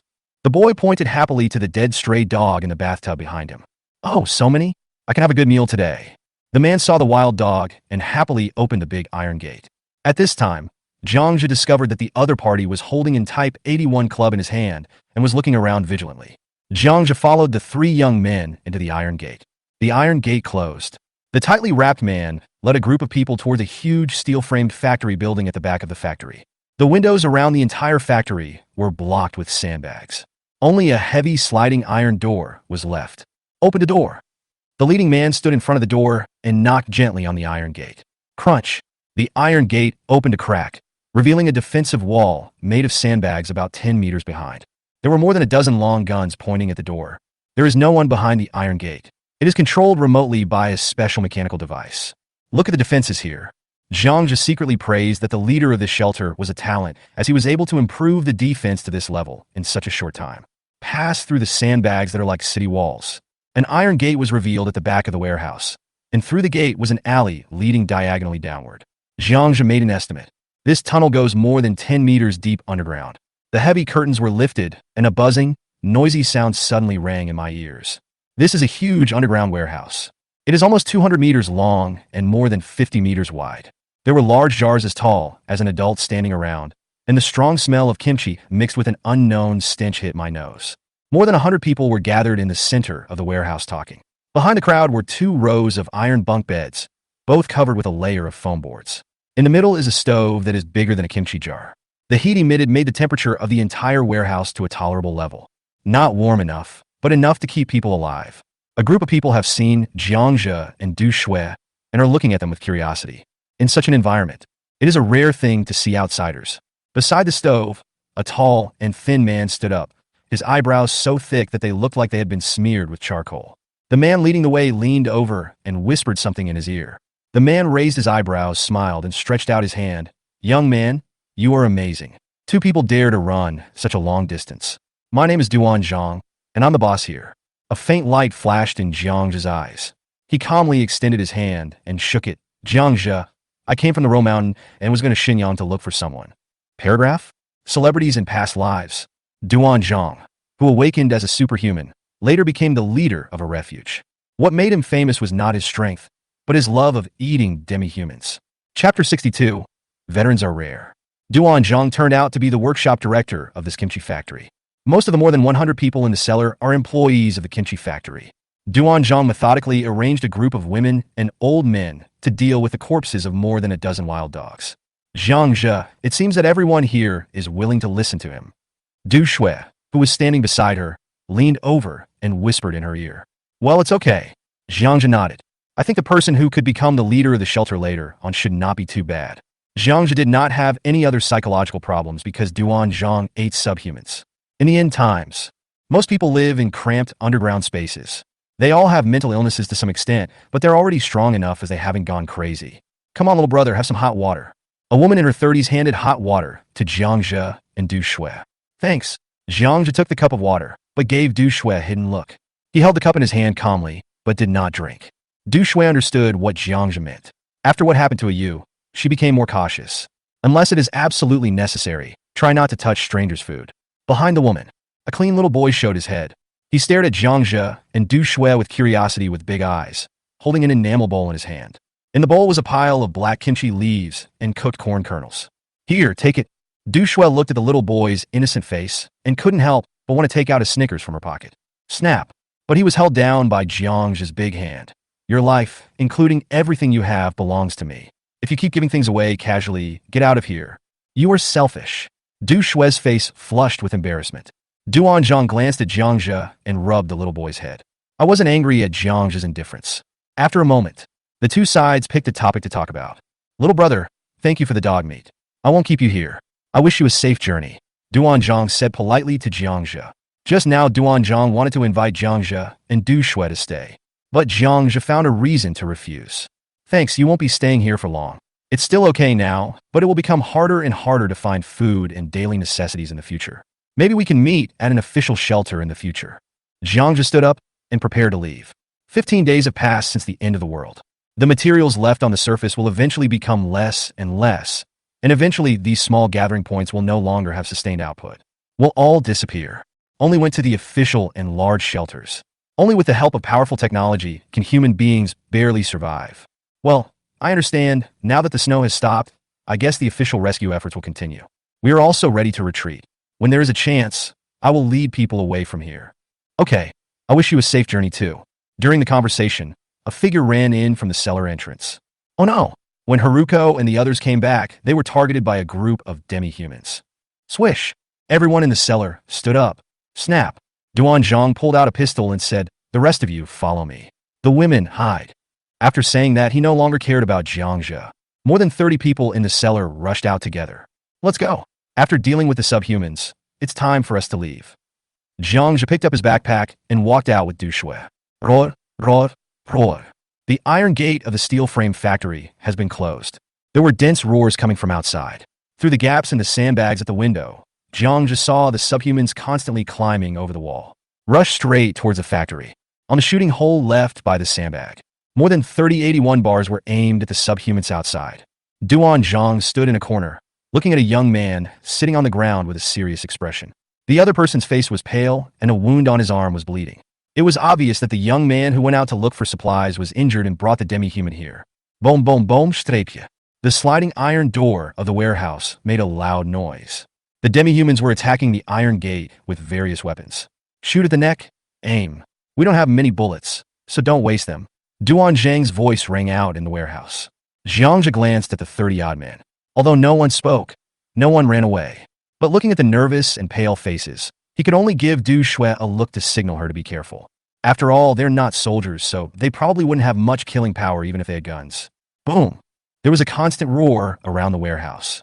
Bang, bang, bang. It was not known who fired the first shot, but gunmen from across the base opened fire. An assault rifle with 30 rounds of bullets could be emptied in a little over 3 seconds, except for a few people who can keep their composure and keep firing. Everyone behind the sandbags began to change magazines in a hurry. Jiangzhe looked outside through the sandbag. There were less than 5 demi-humans lying outside the warehouse. There were still about 100 demi-humans left, waving their weapons and continuously smashing the iron outer wall of the factory. Don't waste bullets. Aim for the neck, shoot at the neck. Duan Zhang's eyes were red, and he roared at everyone. Bang, bang, bang. The gunshots continued, and this time, they were obviously much better than the last time. The gunshots turned into rhythmic bursts of fire. However, the recoil of the Type 81 rifle is quite large, and most of them are ordinary people who have rarely touched a gun. The hit rate was equally dismal. Veterans are rare, and all need to be tempered in blood and fire. There was a man holding a homemade steel bar sharpened into a spear, who kept poking out through the gaps in the sandbags at the window. Oh, I killed one. The man shouted with joy. Be careful. The next second, the spear in his hand was snatched away like lightning, and then came back like lightning. Puff! The steel bar pierced through his chest, and the smile on the man's face froze. He fell backwards with blood gushing out of his mouth. The power of the demi-humans far exceeded that of ordinary people, and his carelessness cost him his life. Boom! Before anyone had time to grieve, the sliding iron door of the warehouse fell heavily inside. Hundreds of demi-humans screamed. They rushed in wielding all kinds of crude weapons. Behind the door, on the semicircular sandbag wall more than 3 meters high, the people in the shelter no longer cared about saving bullets. Bang, bang, bang. The sound of gunfire, like frying beans, suddenly rang out. Ah! A steel fork pierced the guard's chest, and he fell off the defensive wall. A wall more than 3 meters high is too difficult for subhumans with abnormal athletic abilities. It only takes 2 or 3 steps to jump up. If the remaining people had not fought desperately, the defense of the shelter would have been broken through in an instant. I'll go and help. Du Shui on the side couldn't bear it any longer. He picked up the straight knife and rushed to the 3-meter-high defensive wall, chopped a demi-human away with one blow, and saved the guard. Pity. Du Shui's joining did not reverse the situation. In less than 3 minutes, half of the team of more than 40 people were killed or wounded. Quickly retreat. Everyone retreat to the cellar. Duan Zhang's eyes were red with anger as he watched the guards dying one after another. He could only shout with red eyes. Zhang Zhe pulled out his dog-leg knife. A lot of time has been wasted, and it is impossible for him to hide back in the cellar. As for Duan Zhang, he is a man with good luck, and there is a high probability that he will not die in this place. Boom! Just then, the roar of a helicopter was heard outside the warehouse. Da-da-da. The whistling sound of dense 12.7mm bullets was heard. More than 100 demi-humans outside the warehouse fell down in an instant like wheat cut by a sickle, and more than 20 of them fell down in an instant. Although the subhumans have amazing defense, it is only comparable to light assault rifles. The 12.7mm bullets could still tear holes in their bodies. The remaining demi-humans roared in unison and fled in all directions like rabbits. Disappeared in the blink of an eye. The military is here to rescue us. Duan Zhang, who had escaped death, reacted and shouted with joy. Just as the people in the warehouse were cheering in unison, a team of more than 20 fully armed Daxia soldiers walked in with guns. The leading soldier shouted, "Stop howling, and come with us if you're still breathing." Chapter 63 Encounter with the Military. Boom! 2 armed helicopters were hovering hundreds of meters in the air, not far away, on alert. On the road outside the warehouse, a row of a dozen strange dark green armored vehicles were parked on the side of the road, with 2 tanks in front and behind. On every roof, all have 4 12.7 or 14.5mm heavy machine guns. What a good thing! Looking at the tracked armored vehicle on the side of the road, Jiang Zhe's eyes lit up. This is the military's Python-shaped 2-section articulated crawler transporter. Just like 2 train carriages spliced together, it has powerful off-road capabilities and can easily climb mountains and wade through water. There are 12 pairs of road wheels in the front and rear carriages. It can carry 40 tons of cargo at a speed of at least 30 kilometers per hour. Jiang Zhe really wanted to get such a transport vehicle before the end of the world. Unfortunately, only the military and the fire department have this thing. There is no place to grab. Get in the car. Under the urging of hundreds of fully armed soldiers around, more than 100 people in Duanzhang's shelter were arranged on armored transport vehicles. As the car body swayed, Jiang Zhe's eyes swept across the crowded crowd in the car. Finally, it fell on a row of 10 or so Daxia soldiers on the opposite side. He was wrapped tightly in a snow combat suit and holding an assault rifle with a silencer in his hand. Each of them had a thick-backed, single-edged machete behind him. "Hey kid, where did you get the sniper grenade behind you?" A company commander on the opposite side raised his snow goggles. He asked with a pair of curious eyes. "I picked it up on the Nanjiang battlefield." Jiang Zhe also took up his snow goggles. Nanjiang. Several soldiers around the company commander looked over curiously at the same time. "Then have you ever seen the battle between the 3rd Military Region Army and the White People?" The company commander asked, leaning forward hurriedly. "Yes, I was in a small town not far from the artillery brigade's position." "It must be very tragic." The company commander on the opposite side was silent for a moment before asking in a serious voice. "Yeah, I've been to the battlefield and it was miserable." Jiang Zhe nodded. "Boy, you are so reckless. How dare you go to the battlefield?" The company commander looked Jiang Zhe up and down and asked in confusion. "If you're not brave enough, you might die faster." "That's right." The company commander gave Jiang Zhe a thumbs up. "What's your name? Once we get to the shelter, I will transfer you to my side." The company commander seemed to have taken an interest in Jiang Zhe. Jiang Zhe shook his head and said, "I'm sorry, I'm not going to the military shelter. I'm going to Xinyang City to look for someone this time." "Huh?" The captain glared. "Aren't you in the same group as that one?" "No." Just now the company commander misunderstood and thought that Jiang Zhe was with Duanzhang. "Boy, I advise you to follow the convoy to the military shelter. Now the entire Xinyang has become a battlefield. You don't have to be brave to survive there." A soldier next to the company commander interrupted. Jiang Zhe still shook his head stubbornly. "Thanks, are you guys here to rescue people?" It seems that Jiang Zhe has made up his mind. The company commander shook his head helplessly and leaned against the carriage. "There are many tasks. On the one hand, we need to transport some steel ingots from the Bunchy steel plant to the shelter. By the way, search and rescue people stranded along the way. Our team is going to Xinyang to pick up a group of people there. If you really want to go to Xinyang, you can go with us." In the end, the company commander couldn't help but take care of Jiang Zhe. "Okay," Jiang Zhe nodded. "Why do you say Xinyang City is a battlefield now?" Du Shui on the side couldn't help but ask the group of soldiers. "There are still hundreds of thousands of people in the thousands of air raid shelters in Xinyang City. The army is evacuating the people there in batches. They are subhumans, white-skinned, and none of them are easy to deal with. The company commander lazily took out the remaining half of a cigarette from his jacket pocket. Jiangzhe looked at the crumpled cigarette in the company commander's hand. He took out a pack of cigarettes and said, "Here, take mine." "Wow, this is a good stuff." The company commander's eyes lit up, and he quickly took it. The dozen or so soldiers around were not polite, and came over one after another, taking one. "Hey, you're lucky. The company commander is the combat and gun competition champion of our brigade. Follow him, and you'll be safe on the journey," one of the soldiers said with a smile. A box of cigarettes quickly brought the two sides closer together. The python-shaped all-terrain transport vehicle is indeed powerful. Even in waist-deep snow, it can still move at a speed of 30 to 40 kilometers. There are tanks leading the way ahead. There are armed helicopters conducting reconnaissance and surveillance above. Soon, the convoy was less than 15 kilometers away from the urban area of Shenyang City. Just as Jiangzhe was chatting with the company commander and others, suddenly, the company commander waved his hand. He placed his right hand on the headset, and after a moment he shouted, "Everyone alert." Jiangzhe turned his head. Through the narrow gap in the car window, he saw that the convoy seemed to be passing through a densely built town. There are rows of 3- or 5-story buildings on both sides. Da-da-da. Before Jiangzhe could look away, the heavy machine gun on the front tank let out a dull roar. Roar. Then, there were dense roars on both sides of the street. Countless demi-humans rushed towards the convoy from the streets. Immediately afterwards, all the heavy machine guns in the convoy opened fire at the same time. The armed helicopters kept circling overhead, but they did not dare to open fire for fear of accidentally injuring the convoy. Snap! A dozen soldiers on the opposite side loaded their guns, drove the people in the carriage to the back, and stood at the door ready to attack at any time. The convoy is still moving forward quickly. Once trapped in the encirclement, facing so many demi-humans, the only thing left is death. All the refugees in the carriage looked pale. Huddled together with their heads down, many women sobbed softly. Outside the car, the deafening sound of gunfire, the sound of tank guns, and the roar of subhumans mixed together, stimulating people's nerves. "Ah, if I had known earlier, I should have stayed in the shelter. It's all because of you that you dragged us here to die. I should have stayed in the shelter. I should have stayed in the shelter." In the carriage, a woman in her 40s was shaking her head and screaming. Anger flashed in the eyes of the company commander in front. Before he could speak, Jiangzhe grabbed the woman's hair and slapped her with 6 loud bangs.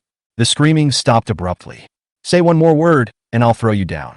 Looking at Jiangzhe with murderous eyes, the woman covered her red and swollen cheeks, lowered her head tremblingly, hid in the crowd, and dared not say a word. The company commander gave Jiangzhe a thumbs up, his eyes full of admiration. The convoy moved forward. There were constant loud bangs in the carriage. Fortunately, these dozen or so python-shaped transport vehicles have thick steel plates on the outside, so the attacks of the subhumans have no effect for the time being. The carriage shook violently from side to side from time to time, scaring people so much that they huddled together. The demi-human that rushed over was rolled under the car. Half a minute later, the convoy continued to move forward at high speed. It seems that this time the subhuman sneak attack will be in vain. Boom! There was a dull thud from the rear of the convoy. "Oh no, 015 is stuck," the company commander roared, breaking the silence in the carriage. Through the observation port on the tailgate, Jiangzhe saw a python-shaped transport vehicle at the end of the convoy, with most of its body tilted on the road. Black smoke billowed from the engine chimney, but the entire car body did not move at all. The fully loaded weight of the transport truck is close to 40 tons, and the sewers on the city roads cannot bear such a heavy object. Nearly 5 or 6 meters of the road surface completely collapsed. In the blink of an eye, behind the python-shaped vehicle number 015, thousands of Asians came in a sea of heads like a tide. Chapter 64, IP Man's 5th-generation successor. Da-da-da. The rear tank stopped. The 12.7 millimeters heavy machine gun on top continued to spew out flames, and the demi-humans in the front fell to the ground wailing. 2 armed helicopters in the air were also hovering at low altitude. The door machine guns continuously poured ammunition into the air, trying to prevent other demi-humans from surrounding the transport vehicle. Parking. As the company commander shouted, Jiangzhe's transport vehicle stopped abruptly. Bang! The carriage door opened. The company commander and 10 men rushed towards the number 015 transport vehicle that had fallen into a deep pit. At this time, the door on the 015 transport vehicle also opened. A dozen soldiers and more than 50 survivors came out of the carriage and ran towards Jiangzhe's car. The company commander and his men raised their guns and continued shooting at the demi-humans rushing towards them. The helicopters and the machine guns on the roofs of the cars stopped firing. At this time, the subhumans have already caught up with us, and if we shoot again, we will accidentally injure our teammates. Ah! A scream rang out from the crowd. Several survivors who were running at the end were knocked to the ground by the demi-humans. Run, run. The company commander kept yelling at the crowd. The assault rifle in his hand kept firing at the demi-humans around him. Fortunately, these soldiers are good marksmen. Basically, a single shot could hit the demi-human's neck. But more and more demi-humans were rushing over from all directions. The company commander didn't dare to stay any longer and ran towards the transport vehicle with his men. Ah! Help me, help me! Screams continued to be heard from the crowd. Unfortunately, at this time, the company commander had no choice but to turn back, which would only result in more lives being lost. Ah, so... A loud cry of sorrow came from the crowd. Ah, it's Duan Zhang's son and wife. In the car, Du Shui grabbed Jiang's arm. Among the running crowd, a woman and a child were knocked to the ground by two demi-humans. Their screams were heard only once and then stopped abruptly.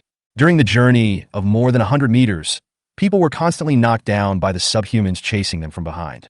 The company commander and his men have run out of bullets. Pull out the machete from behind. Run! The company commander pulled up a teammate who had slipped, turned around, and attacked. When, with the crisp sound of metal collision, sparks flew from the steel pipes and machetes in the hands of the demi-humans. The company commander took advantage of the situation and crouched down, turned to the side of the demi-human, and brought the machete in his hand down hard on the demi-human's neck. Puff! A stream of black blood spurted out. The demi-human screamed as the entire blade of the machete cut into his neck, and blood spurted out of the huge gap. Despite injuries that would kill an ordinary person instantly, this demi-human was still able to wield the steel pipe in his hand ferociously. The company commander took a nimble step back to avoid it. The machete fell on the wound on the demi-human's neck again like lightning. Amidst the black blood that gushed into the sky, the demi-human's head fell to the ground. Da-da-da! The heavy machine gun on the roof of the transport vehicle sounded again, covering the company commander's retreat. Going quickly. The first survivor to arrive was pulled onto the carriage. Hurry, company commander. The two soldiers guarding the carriage opened fire. He kept shouting at the company commander, who was 20 meters away. At this time, only the company commander and two of his men were left outside the transport vehicle. A fatal accident happened suddenly. A soldier stumbled and was tripped by something. He fell to the ground. The company commander pulled the soldier up with one quick step. In this brief delay, the demi-human behind him had caught up. There was a flash of determination in the company commander's eyes. He pushed the two men behind him hard and said, "Run away now." He turned around and swung the machete in his hand. Company commander! Two soldiers wanted to step forward and pull the company commander. Oh! The company commander shouted, and used his machete to block the steel pipes thrown down by the two subhumans. He staggered and almost fell to one knee. The difference in strength almost caused the company commander to drop the machete from his hands. It's too late to escape. Go quickly, don't worry about me. The company commander shouted at the transport vehicle. A mace came down hard on the company commander's head. Just as the company commander raised the machete with trembling arms. Call! A dull whistle came from behind. A dog-leg knife turned into a disc and cut into the demi-human's neck. A hideous head flew half a meter high in front of the company commander. Before the company commander could react, a big hand grabbed him from the back, and then he was thrown into the arms of two soldiers. Captain, remember, you owe me your life. Jiang's voice rang in my ears. Bang! With a kick, the demi-human in front flew out like a cannonball, knocking down a dozen demi-humans who were rushing towards him. Jiang picked up the dog-leg knife. A straight-blade saber in the left hand and a dog-leg knife in the right hand. Like two sides of the god of death, they continuously reaped the lives of the Asians who rushed up. Every knife, one of the Asians will fall. In less than 10 seconds, Jiang had cleared out the dozen or so demi-humans who were chasing him. Then, use your whole body to exert force on your feet. Like a cheetah, it caught up with the transport truck and leapt into the carriage. The car door is closed. The company commander stared at Jiang blankly, and after a while he asked, "Why are you so awesome? What do you do?" "I was a delivery man before the end of the world." Jiang shrugged and shook off the blood on the knife. The company commander looked at his teammates, who were equally confused. "Bullshit, if all the delivery men are like you, there's no point for us to stay here."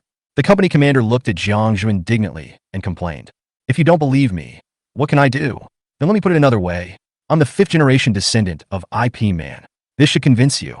Jiang winked at the company commander. The company commander grinned and didn't listen to Jiang's nonsense anymore. He also knew that the other party didn't want to reveal his identity. After a moment, he came over excitedly again. "Little brother, your skills are amazing. Come to my team, and I will give you the position of captain." Boom! The transport vehicle's engine roared and suddenly accelerated forward. And the last tank was also emitting black smoke. The demi-humans behind the transport vehicles were repeatedly drawn under their wheels, and the two vehicles rushed out of the town. The company commander really likes Jiangja now. Killing Asians was as easy as cutting vegetables. He had never seen anything so exaggerated. Not interested. Jiangja shook his head. If you have any requests, just let me know. I will definitely help you with anything I can, whether it's food or daily necessities. If you don't have a partner, I can introduce you to two celebrities.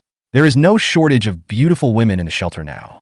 When the company commander saw Jiangja refused, he immediately used his ultimate move. All I ask is that you shut up. If you continue to talk nonsense, get out of the car now. Jiangja couldn't stand the company commander's nagging. Direct threat. Boy, unless you never go to an official shelter for the rest of your life, you will have to join the army sooner or later. The company commander shook his head in disappointment. I think Jiangja is just stubborn like a young man. We'll talk about the future later. Jiangja carried the sniper grenade behind him. Several soldiers around looked at the sniper grenade with envy. But they all knew that this kind of weapon would be useless to them, as the weight of nearly 30 kilograms alone was enough to make them lose their minds. A corner of the carriage. Duan Zhang grabbed his hair tightly with both hands, lowered his head, and didn't know what he was thinking. The death of my wife and son was a heavy blow. At this time, Jiangja also understood why he liked to eat subhuman flesh. Maybe for Duan Zhang. Only by eating their meat can I suppress the rage for revenge in my heart. Squeak! The convoy stopped at this time. Get off, kid. Do you really want to go to Shenyang with me? About 20 soldiers got off the transport vehicle. The company commander looked at Jiangja and Du Shui, who got off the car, and asked in a serious voice. Start here. The convoy would split up, with one part taking the survivors and the ingots to the official shelter. The remaining 3 vehicles will stay here and wait for the company commander and his men to rescue some survivors from Shenyang City. Of course. This is a life-threatening matter for me. I have to go. Jiangja nodded in response. The company commander shook his head and didn't try to persuade him any further. Stretch out your hand and wave. The team sneaked quickly along the highway towards Shenyang City. Chapter 65. You can't look at the face. Only the girl can. Shenyang City. On the rooftop of a 2-story building outside the city, dozens of people in white snow suits looked at the city quietly. Jiangja looked into the distance through the telescope. The sun has set. The snow reflected the slightly reddish sunlight. The whole city was shrouded in white snow, as if it had fallen asleep, and there was no sign of life. Only occasionally, an explosion would be heard somewhere in the city. A diagram of the city's underground pipe system is laid out on the ground. From here, we will follow the underground pipeline to the People's Park air raid shelter, and we must remain absolutely silent on the way. Remember, we are here to save people, not to kill Asians and white people. Okay, start checking your equipment now, and set off in 15 minutes.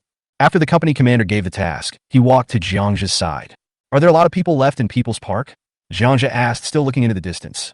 About 40,000 to 50,000 people, the company commander responded. Jiangja put down the telescope and asked, why not use a helicopter? The company commander reached out his hand, grabbed a handful of snow, and scattered it. There are not many helicopters left at each shelter.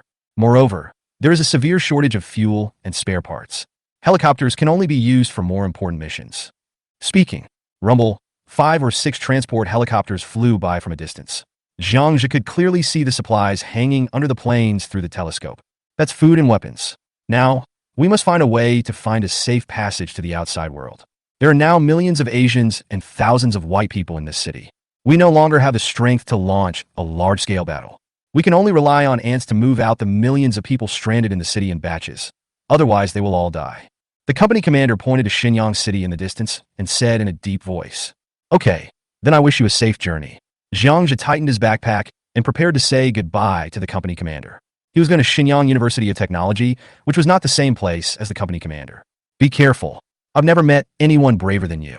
I hope to see you in the shelter later. The company commander patted Jiangja's shoulder helplessly. Let's go. I'll buy you a drink next time we meet. Jiangja smiled and patted the company commander on the shoulder. The two said goodbye. Jiangja took Du Shui towards the stairs. Boy, I don't know your name yet. Look at your face. Otherwise, I wouldn't recognize you even if I saw you. The company commander's voice came from behind. Jiangja waved his hand. Jiangja, forget about looking at my face. Only naked girls can look at my face, not you. After saying that, the two disappeared down the stairs. The company commander couldn't help but laugh. Damn, this guy is really too bold, just like a fool. Why don't you let the captain see your appearance? You're quite handsome. It's not like you can't meet people. At the corner of a building in Shenyang City, Jiangja leaned forward and observed the empty street. Du Shui's question came from behind. Trouble. Jiangja responded with 2 words and then waved his hand. The two of them quickly crossed the street and ran across the road. Roar! Jiang Zhe had just rushed to a corner when he heard the unique roar of subhumans from the intersection not far away. He peeked in. A dense group of demi-humans were rushing along the intersection. Go in, Kata, without the slightest hesitation. Jiang Zhe and his friend rushed into an industrial and commercial bank of China nearby. Fuck. When Jiang Zhe turned around, he found that a dozen subhumans were staring at him with wide eyes at the counter behind the bank. The two sides met unexpectedly. Roar! The demi-human instantly picked up the weapon on the ground and jumped out from the counter. No nonsense. No unnecessary movements. Jiang Zhe drew out his dagger and rushed forward. Swoosh! The head of the demi-human in front flew out before he even hit the ground. Bang! He kicked the demi-human behind him back. Du Shui behind him smacked her lips. Jiang Zhe is too fierce when he is serious. While others were avoiding attacks, he was directly suppressing the opponents. A dogleg knife was swung around, and Du Shui couldn't even see the blade clearly, and heads kept flying up. It took less than 10 seconds. 13 headless demi-human corpses fell to the ground. Du Shui behind him held the straight knife, but did not make any move. She kept staring at Jiang Zhe and watched his movements from time to time. Let's go! Jiang Zhe checked the remaining rooms of the bank and found that there were no other demi-humans. Then the two of them went out through the back door of the bank. Puff! Jiang Zhe beheaded the demi-human who was about to roar in front of him with one knife, and his head fell to the ground with a thud. Fuck, that's a bit much. While complaining, Jiang Zhe wiped the blood off the dogleg knife. Shenyang and Luozi Mountain are completely different. There are so many subhumans here that there are some in almost every building. In just a few thousand meters of road, hundreds of subhumans fell under Jiang Zhe's knife. Du Shui on the side was also wiping the straight knife. With Jiang Zhe's deliberate arrangement, Du Shui could face a subhuman every time. After killing 5 or 6 subhumans, Du Shui's knife became sharper and sharper. Although he couldn't kill with one blow like Jiang Zhe, he was no worse than the company commander in fighting. Really, only fighting can make people grow faster. The most intuitive manifestation is that she will never again make those shabby-like attack postures before a battle. Jiang Zhe took out a map, looking through the window at the street signs outside. It is 10 kilometers away from here to Shenyang University of Technology. Shaking his head helplessly, Jiang Zhe put away the map and continued on his way. It was completely dark. The cold moonlight spread across the city, and from time to time, subhuman roars could be heard from the corners of the surrounding buildings. Jiang Zhe and Du Shui turned into two phantoms. He kept walking and stopping, sneaking towards the north of the city. Just after turning a corner, Jiang Zhe suddenly stopped and reached out to hold Du Shui down. Du Shui looked at the big hand on her chest with hatred. Just as he was about to speak, he noticed that Jiang Zhe's eyes were extremely solemn. So he reached out and slowly moved the other's big hand away. Hide! Jiang Zhe turned around and pulled Du Shui into an abandoned SUV on the side of the road. The two of them just closed the car door. Boom strapje. From the distant street corner came the roar of an engine. A tank drifted around. Behind him, 3 white figures were chasing closely. 50 meters later, the 3 white figures had already pounced on the roof of the tank. The claws created sparks on the thick steel shell. On both sides of the street, the demi-humans who had rushed out after hearing the noise hit again when they saw the white-skinned figure. The intersection of the streets. The tank with 3 white heads slammed on the brakes with a squeak. Swish! The 3 white-skinned men were thrown out. Just as the white man turned over and was about to confront the tank again, a flash of fire suddenly appeared in the surrounding buildings. 3 individual rockets hit the white people from 3 directions. Boom! A violente explosion sounded. One of the white guys failed to dodge and was blown away by the rocket. Chapter 66 Hunting Team. Crossroads. The remaining 2 white-skinned creatures screamed and rushed towards the buildings on both sides. Boom! With a deafening explosion, countless white-skinned figures mixed with rubble were blown out. Even the car where Jiang Zhe and Du Shui were hiding on the side of the road was shaken and jumped up. The power of this explosion. Either an aerial heavy bomb or an anti-tank mine. Jiang Zhe widened his eyes. The military was hunting down white people. In just 5 seconds, the 3 white guys were knocked down. Bang! The sound of iron was heard at the street entrance, and 6 soldiers in winter clothes crawled out of the sewer on the road. Holding light grenade launchers in their hands, they surrounded the injured by Pai who had fallen to the ground. These people are amazing. In the carriage, Du Shui looked at the soldiers outside and whispered, "Well, at least you know how to use traps." After a terrible failure, the military also realized that only in complex terrain could they effectively kill the white people. At present, the effect of such urban warfare is very obvious. Boom, boom, boom, strapje, strapje. Several grenades hit the white man's head directly. Under the close-range bombardment, 2 grenades tore the white man's head apart. Confirmed death of 3 white-skinned creatures. Several soldiers drew their sabers and took out the crystal core from the white man's head. Their swords were quick and accurate. You can tell at first glance that he does this often. Clang! Just as Jiang Zhe was peeking, a frying pan fell from the roof of the car. Jiang Zhe pried, opened the skylight. A head popped out of the second-floor window and waved at Jiang Zhe. Let's go and take a look. The other side has already spotted us. Jiang Zhe took Du Shui into the building. After the soldier in the middle of the street collected the crystal core, he went into the sewer manhole and disappeared. The tank rumbled into a building on the side. The whole street fell silent. Only 3 white-skinned corpses lay quietly on the road. Jiang Zhe just walked into the building next door. 2 assault rifles were pointed at them from around the corner. Who are you two? A burly man walked over from the corner of the first floor. The pair of eyes exposed outside were bright and sharp, looking at Jiang Zhe and Du Shui like a razor. Jiang Zhe, this is my friend. He is going to Shenyang University of Technology to look for someone. Jiang Zhe responded calmly. Where did you come from? Why didn't you go to the shelter? The burly man in the lead had doubts in his eyes. Obviously, he didn't believe what Jiang Zhe said. Roar! At this moment, the dense roars of the subhumans were heard on the street. Countless demi-humans swarmed around. They smelled the blood of Baipi, and the few demi-humans who rushed to the front pounced directly on Baipi's corpse and started to eat it with big mouthfuls. Come with me, let's talk someplace safe. The burly man in the lead waved his hand. Jiang Zhe gave Du Shui a cautious look and followed the 3 soldiers towards the underground passage of the building. Go to the second underground floor and lift up an iron plate. Bang, bang, bang. Several people jumped into the manhole that was as high as a person. The dirty water under my feet has frozen solid, even harder than concrete. Snap! The tactical flashlights on the chests of the 3 soldiers lit up. After turning a corner along the sewer, the underground space suddenly lit up. A bonfire appeared on the inspection platform next to the sewer. 8 soldiers dressed in the same attire and warming themselves by the fire saw the strong man and stood up suddenly. Captain, well, is anyone hurt? The sturdy man walked over and whispered. Oh no, Captain, we have a good harvest today. We have killed 8 white-skinned people. We have exceeded the mission target. One of the team members laughed. Jiang Zhe glanced at the group of soldiers, 11 in total, with various heavy weapons placed beside them. Bazookas, heavy sniper grenades, and anti-tank mines. Don't be careless. If you are careless when fighting against white people, you will die. The sturdy man squeezed over and pulled down his cold-proof mask. A bearded and resolute face was revealed. Boy, we are the 18th Hunting Squadron of the Shenyang military region. I'm the captain, Zhao Cheng. Where did the sniper grenade behind you come from? The captain named Zhao Cheng did not let Jiang Zhe sit down. Instead, he turned his head and asked in a low voice. Zhao Cheng? Jiang Zhe's eyes narrowed. This person was a very famous extraordinary person in his previous life. A 4th-level physical extraordinary person. Super strong combat power. In his previous life, he had heard of it and envied it. Unexpectedly, after my rebirth, I met this celebrity in the sewer of Shenyang. The gun was picked up from the Nanjiang battlefield. Jiang Zhe said as he took off the sniper grenade from his back and handed it over. A teammate next to Zhao Cheng took it, checked it, and handed it back. From Nanjiang? You're lucky. What you picked up is yours. Zhao Cheng said calmly. Okay, if Captain Zhao doesn't have any questions, then I'll be leaving. Jiang Zhe put on the sniper grenade and prepared to leave. Etc. Zhao Cheng asked. Who are you going to the Polytechnic University to see? When Jiang Zhe heard this, his heart skipped a beat. How would he know who to look for? Well, I don't know. Jiang Zhe could only spread his hands helplessly. Cuff him.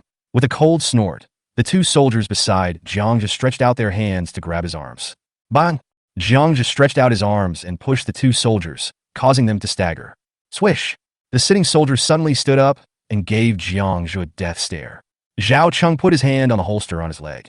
Captain Zhao, you're the one who dragged me here. Isn't it a bit unreasonable to do this? Jiang Zhe looked at Zhao Cheng calmly and said, The Polytechnic University is now the most important temporary shelter in the entire Shenyang. If you don't tell me who to go to, I will have no choice but to take action. Zhao Cheng's thick eyebrows twitched and his tone turned cold. There was helplessness in Jiang Zhe's eyes. In my previous life, I only played poker with a female lecturer from the Polytechnic University, but I never asked her name. Mistake? What a huge mistake. Captain Zhao, I am a native of Nanjiang. I am here to look for someone. If you don't believe me, I can't help it.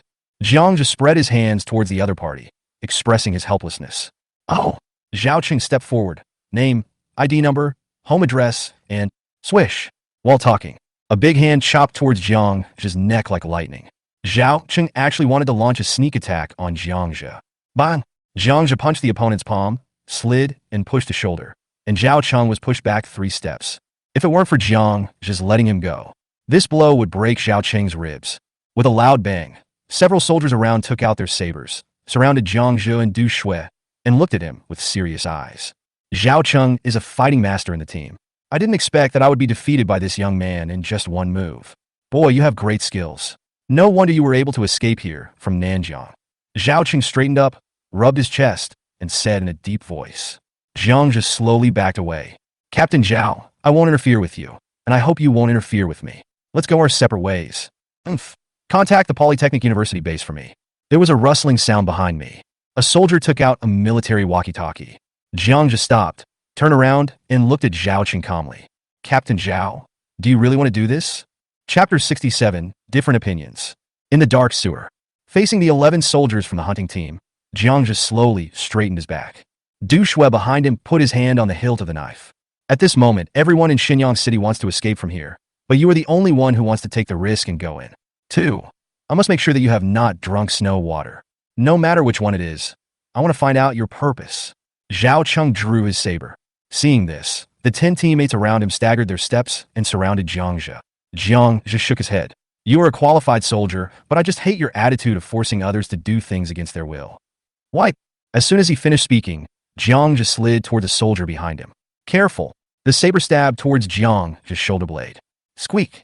A sharp and heart-wrenching sound of metal friction was heard. The soldier opposite changed his expression suddenly. I saw Jiang Zhe's big hand actually grabbing the saber through the gloves. It seemed as if a pair of iron tongs were clamped around the blade. Press and bend. With a swish, the soldier's knife flew up like lightning and pierced into the cracks in the sewer bricks. At this time, others reacted. Jiang Zhe's 2 big hands shot out like poisonous snakes, grabbed the wrists of the 2 soldiers, and flipped them hard. The other party was overwhelmed. The middle door opened wide, and with a bang, the right foot kicked out like lightning, and the 2 soldiers slammed heavily into the wall of the sewer. The look of horror on Zhao Cheng's face had not yet faded. Jiang Zhe's body had already rushed in front of him, and with a bang, an irresistible force smashed his blocking arm. Bang! A hook punch hit Zhao Cheng's chin. Zhao Cheng only felt as if he was hit by an 800-pound iron fist, and his whole body flew into the air. Then it fell heavily to the ground. Bang! Bang! Bang! When Zhao Cheng woke up from his dizziness. Squeak! The dogleg knife was stuck in the wall close to his face, and the cold blade gave him goosebumps. A drop of cold sweat mixed with the blood on Zhao Cheng's face and fell along the dogleg knife. Except him. The rest of the team was lying in the sewer.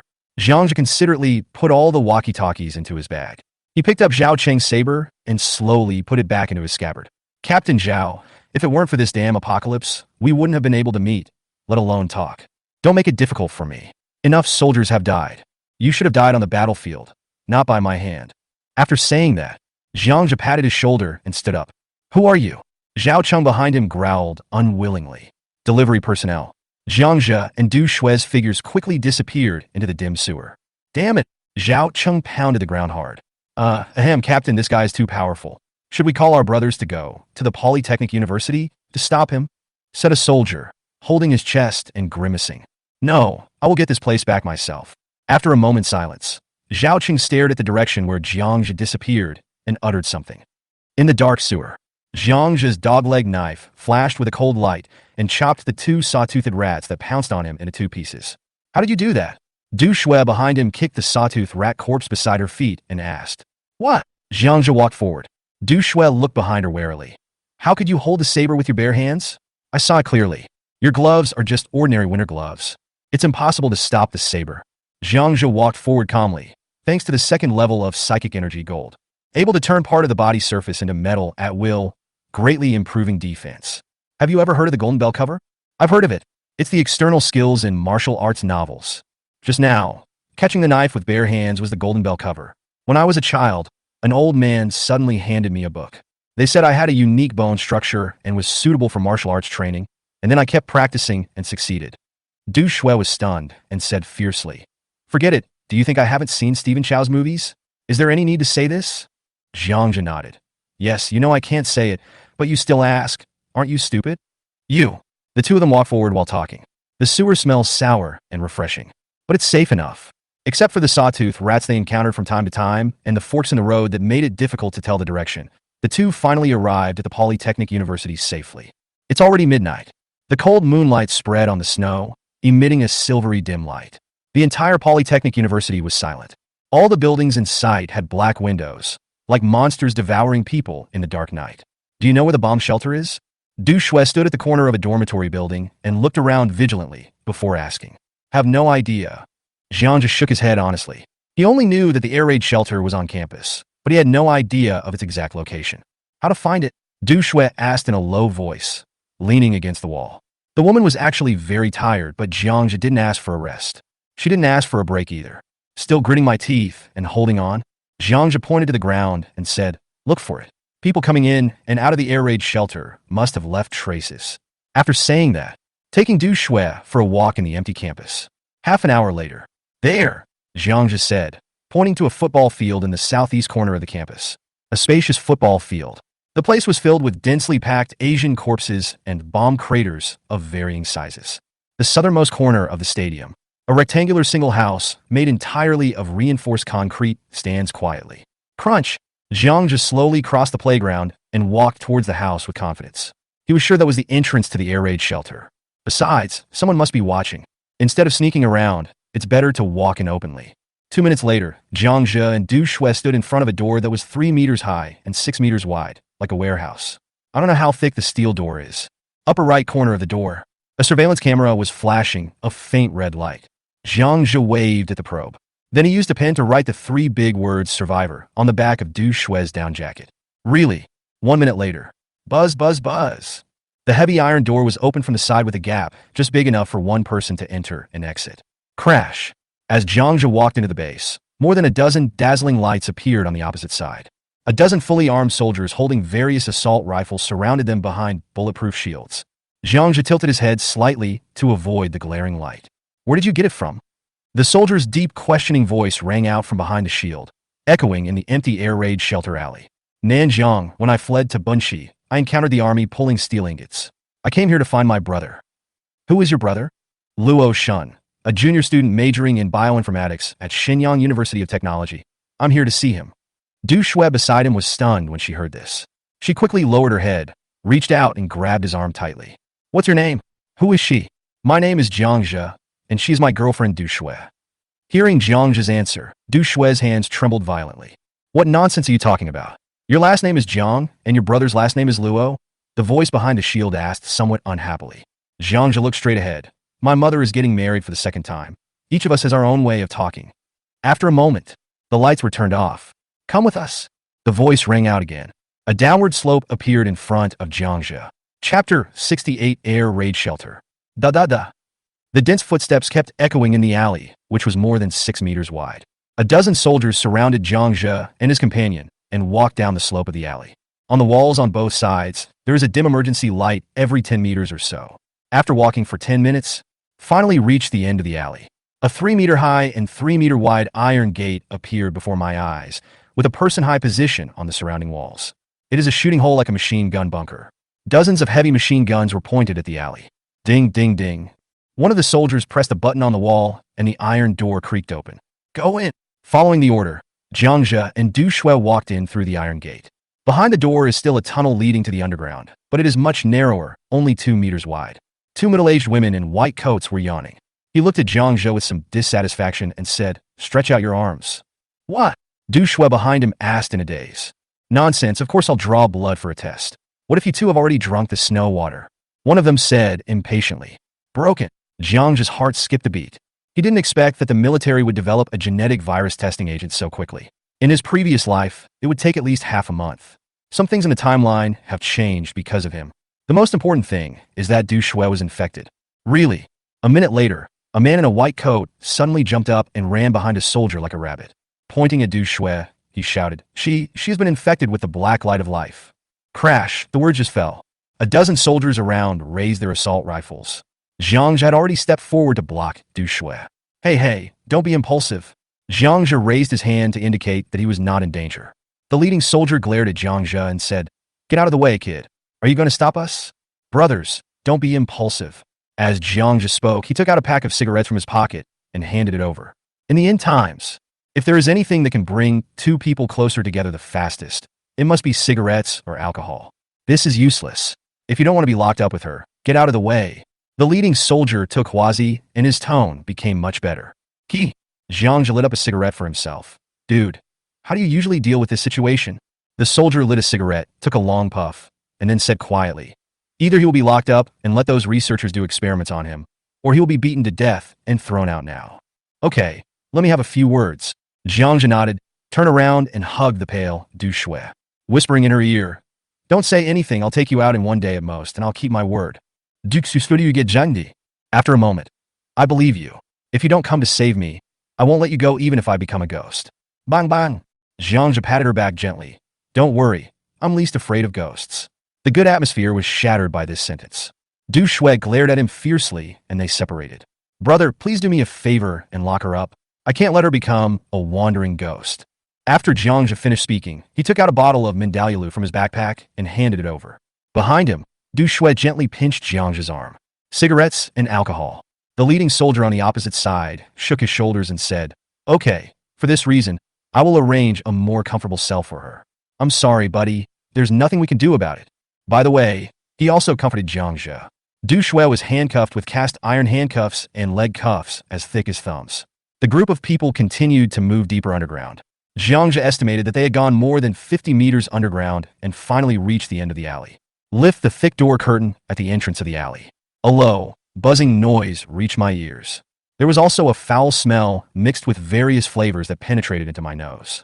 What meets the eye is an arched tunnel that seems to have no end.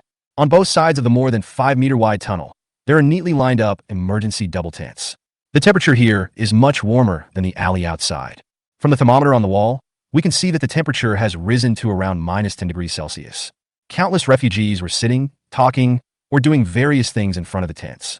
Regardless of gender, they were all wrapped tightly, revealing only a pair of tired and distracted eyes. Occasionally, some people showed their faces. The men had unshaven beards, and the women had unkempt hair and dirty faces. It was obvious that living conditions in the air raid shelter were not good. Maybe it's just that you won't starve to death or freeze to death. Make way. The leading soldier kept shouting. The crowd occupying the middle aisle quickly made way for them. Many people looked at Jiang and Du Shui curiously. Both sides of the air raid shelter. There are also many tunnels leading to unknown places, which are still filled with densely packed survivors. Dude, how many people are hiding here? Jiang leaned forward and asked in a low voice. There are probably more than 30,000 people. Most of them are faculty and staff of the Polytechnic University and survivors from nearby areas. The leading soldier responded. The group walked forward along the straight tunnel. Little brother, come and see. An LV bag worth 200,000 yuan can be taken away with just a pack of instant noodles. This is a $3 million Vacheron Constantine watch. Brother, just 2 cans of meat will be yours. I have a good thing here, $1 million antique, a snuff bottle, and all I want is a box of canned meat. Little brother, I have a signed photo of the Star Ching Long. I only want a bag of instant noodles. Brother, there is a treasure map in my sister's chest. Do you want to go to the tent and take a look? Along the way, survivors on both sides kept coming up to sell various things, but were driven away by the leading soldiers. After walking about 400 or 500 meters, we finally arrived at an iron gate guarded by 2 soldiers. In the tunnel behind the door, you can see many people in white coats busy at work in the distance. Behind this is the ammunition warehouse, laboratory, and command center. Boy, I'll assign you to move the ammunition and supplies. I can only help you so much. Be smart and don't cause me any trouble. The leading soldier took the 2 bottles of Mindaloo that Jiang secretly stuffed to him while talking. Thanks, buddy. Jiang nodded in response. A few people turned into a fork in the road, and there were independent small rooms on both sides of the air raid shelter tunnel. 3 or 4 survivors were held in each room. He looked at Jiang and his group with a blank expression. No one said a word, and no one resisted. Those in prison here are all survivors infected by the black light of life. A rough estimate is that there are at least over 100 people. Kumein. Du Shui was pushed into one of the houses. This is a place to detain people infected with the black light of life gene virus. These people will eventually be used for experiments. A fence as thick as a wrist separated Jiang and Du Shui. There was no bed in the room. It was empty except for a leather bucket for urination and defecation, and the smell of feces and urine was overwhelming. In addition to Du Shui, there were 2 men and women wearing glasses. They hugged each other and lay on the rotten blanket on the ground to keep warm. When the 2 saw Jiang outside the fence, they just looked up slightly and lay down again. 2 pairs of lifeless eyes, empty and hopeless. Jiang couldn't see their faces, but he thought that they must be as dead as death. Believe me, through the fence, Jiang gave Du Shui a reassuring look. Du Shui didn't say much. After just responding in a low voice, he turned around, tightened his clothes, and sat at the foot of the wall. Then, Jiang Zhe was taken to a huge underground space that was hundreds of meters long and wide. In the middle were boxes of ammunition and various military supplies. Wazy, wazy! Here it comes, here it comes! Following the loud shout, a thin man in his 30s with a slightly bald head walked over with a smile. Boss, the man greeted the leading soldier. This is the new guy. He will follow you to carry supplies from now on. The leading soldier gave an order, patted Jiang Zhe on the shoulder, and turned to leave. The smile on the man's face disappeared. He looked Jiang Zhe up and down. What is your relationship with the head? Jiang Zhe blinked. I'm his uncle. Oh. The man nodded and waved his hand. Come with me. What's your name? Jiang Zhe. After a while, the man brought Jiang Zhe to a corner of this underground space. A row of cave-like rooms. There are empty beds here. We don't have a rest schedule. We are on call 24 hours a day. You move whatever I tell you to move. To be honest, most people can't do this job, but the advantage is that you can eat better than people outside. For the rest, ask less and do more. The man pointed to one of the rooms and said. Jiang Zhe nodded, lifted the door curtain, and walked in. Over. Chapter 69, Professor. I admit my guilt. I promised to add another chapter yesterday, but I got home at 3 a.m. I was wrong. I'll let you all down. I will make up for it today. In the cramped workers' dormitory, a rotten smell of sweat wafted from behind the curtain. Airplane. Fry. Fuck. There were already 4 people sitting in the room, playing poker, upgrade at a small table. There was a pile of instant noodles at everyone's feet. The room is simply furnished. 3 sets of bunk beds almost filled the room. The 4 of them, who had just finished the game, saw Jiang Zhe come in and looked up. New here? Why haven't I seen you before? One of the big men, who was wearing a cotton hat that showed off the wind, looked Jiang Zhe up and down and asked. From outside, Jiang Zhe responded and threw his backpack and Du Shui's bag onto an empty bed. The big man stood up and walked over slowly. Have you done the Black Light of Life virus test? As he spoke, the other party's big hand reached towards the backpack on the bed. Jiang Zhe narrowed his eyes.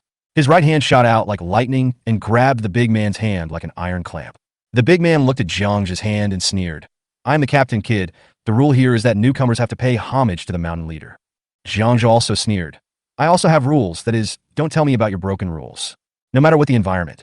There are too many rubbish who think they are superior to others just because they have a little power. Okay, kid, you're tough. The man laughed. Squeak. At this time, a sharp whistle sounded outside. Come out to work. The man tilted his hat, gave Jiang Zhe a sneer, waved his hand, and walked out with the other 3 men. A group of 20 rockets. 2 groups of 30 heavy anti-tank mines. 3 groups of cans, and 2 boxes. For groups. In the square, the man named Wazy was holding a list and giving orders loudly. Immediately, more than 40 people around the square took things out of the piled-up supplies and put them on the flatbed truck. Jiang Zhe followed the big man and placed 8 20-kilogram heavy anti-tank mines on the flatbed truck. Then followed the team deep into a tunnel. The end of the tunnel. It is a small conference room-like room. More than 50 fully armed soldiers were eating in the room. Jiang Zhe's eyes narrowed. He saw 2 soldiers put 12 white-skinned crystal cores into a box on the table, and then they were taken away by 2 researchers in white coats. Pressed down the thought of snatching the crystal core. Jiang Zhe turned his head and looked at these soldiers. Humans have already begun an effective counterattack, and it is estimated that the military now has a lot of crystal cores. After eating, pack up your equipment and set off. One of the soldiers wiped his mouth, threw down his lunchbox, and put a heavy anti-tank mine into his backpack. A dozen soldiers finished their food in a hurry. Pack up the cans, rockets, bullets, and various supplies and check them. After saying hello to others, walked out from an iron door on the other side. The air raid shelter of Shenyang University of Technology is also the resting point for these white-skin hunting teams. It's time for supper. When Jiang Zhe followed the moving team back to the dormitory, Wazy stood in the small square and shouted loudly. On a cart, 3 stainless steel barrels, each 1 person tall, were placed on top. A group of researchers in white coats walked over from a tunnel on one side. Hundreds of people lined up to receive food. Jiang Zhe received a bowl of sauerkraut instant noodles and a piece of white flour pancake kneaded with salt. The researchers had an extra can of pork. More than 100 people were squatting in the square, chatting in groups of 2 or 3 while eating. The midnight snack was 2 packets of instant noodles and a cornmeal pancake. Jiang Zhe squatted in the corner and kept looking at the material storage warehouse. Suddenly, a team of more than a dozen people walked out from the depths of the air raid shelter. Leading the team was a young officer with the rank of battalion commander and a slightly bald and fat middle-aged man. The 2 of them talked in low whispers as they walked. Then he stood in front of the piles of supplies. The food pressure at the base is very high. If we increase the supply, will there be no way to guarantee food for the researchers? The middle-aged man was standing right in front of Jiangzhe and could hear what he said clearly. The young officer was silent for a moment, then said in a deep voice, "Then cut the food for the management of our base and give it to the children and women. We will eat whatever the survivors outside eat." "Ah!" the middle-aged man exclaimed in surprise. "Everyone will be dissatisfied. It's all very hard." At this time, the battalion commander turned around and Jiang just saw his profile. There is a soldier's sharpness. Who wouldn't be suffering at this time? We should share the suffering together. We don't want any special treatment. After the battalion commander finished speaking, he turned and left.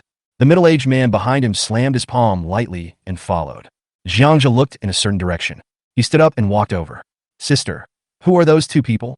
Two girls wearing glasses were munching on biscuits when Jiangzhe's voice sounded behind them.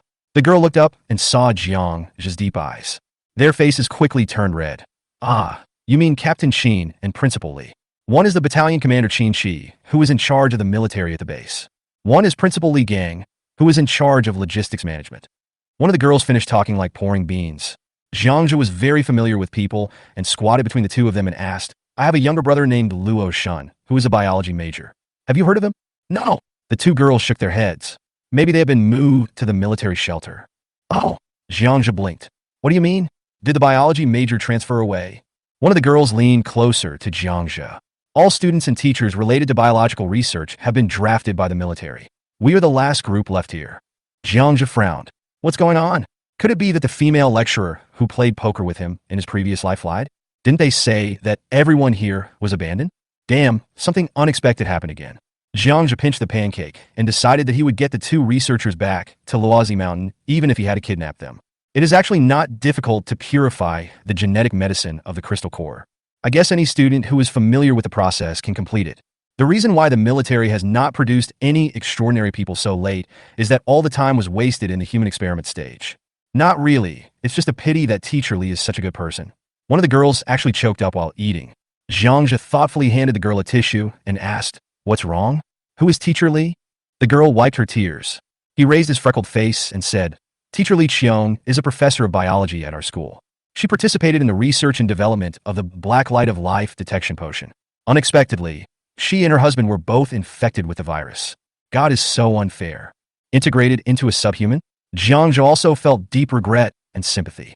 This was probably the most regrettable thing. The girl shook her head and gestured towards the tunnel not far away. "Teacher Li and her husband have been locked up. I guess they will turn into those horrible subhumans in a few days." Hear what the girl said. Jiangzhe looked back and saw that the tunnel was where Du Shui was imprisoned. His eyes gradually brightened.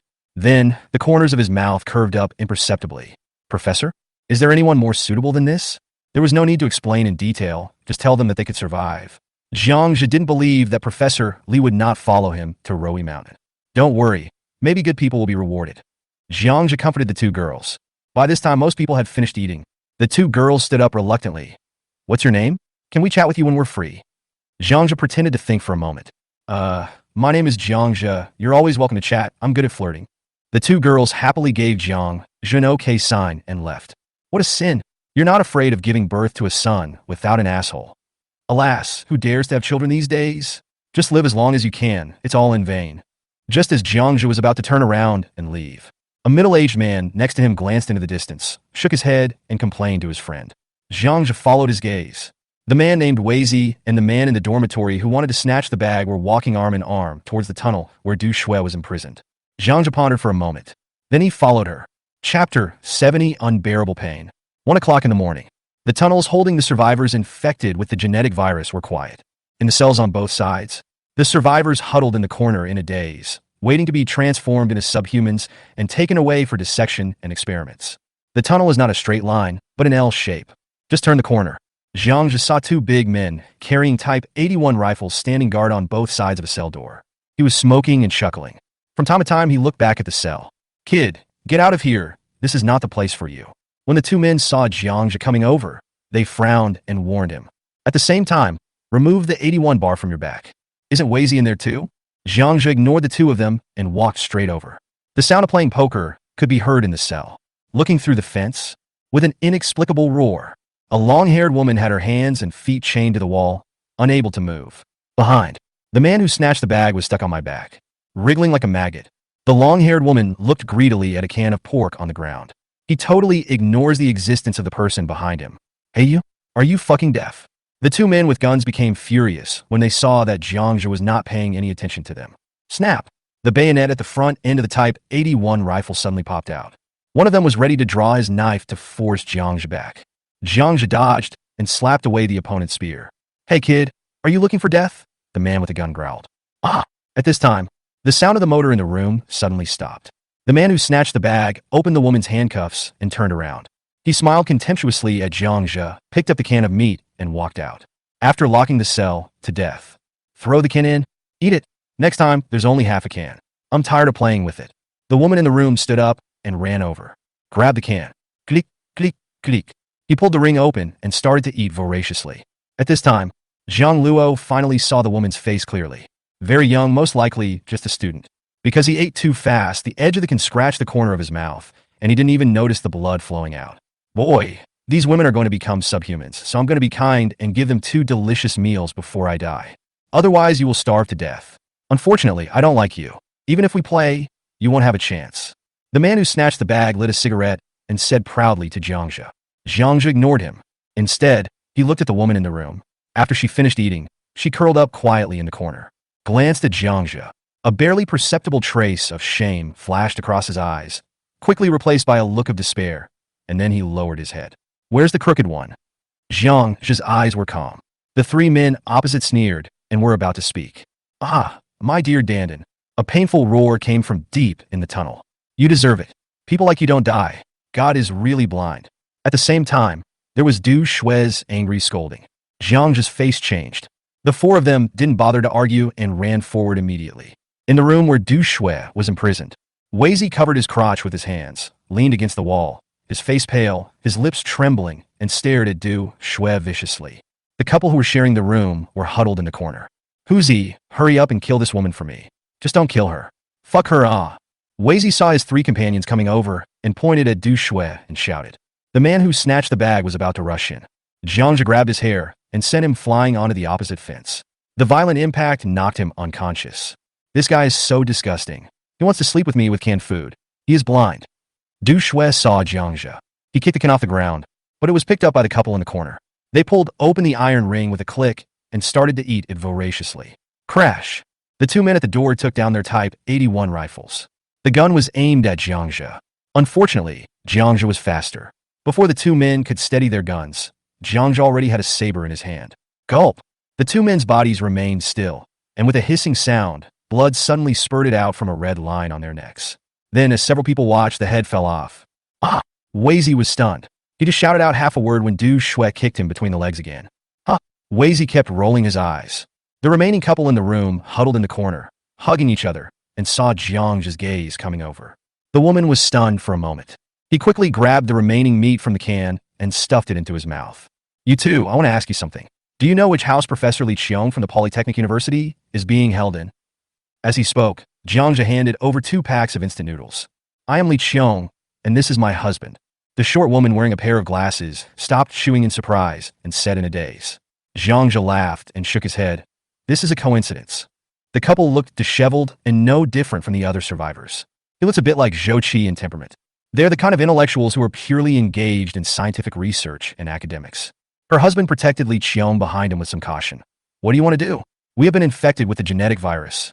No matter what you ask for, I'm afraid it can't be done. How many days have you been infected with the genetic virus?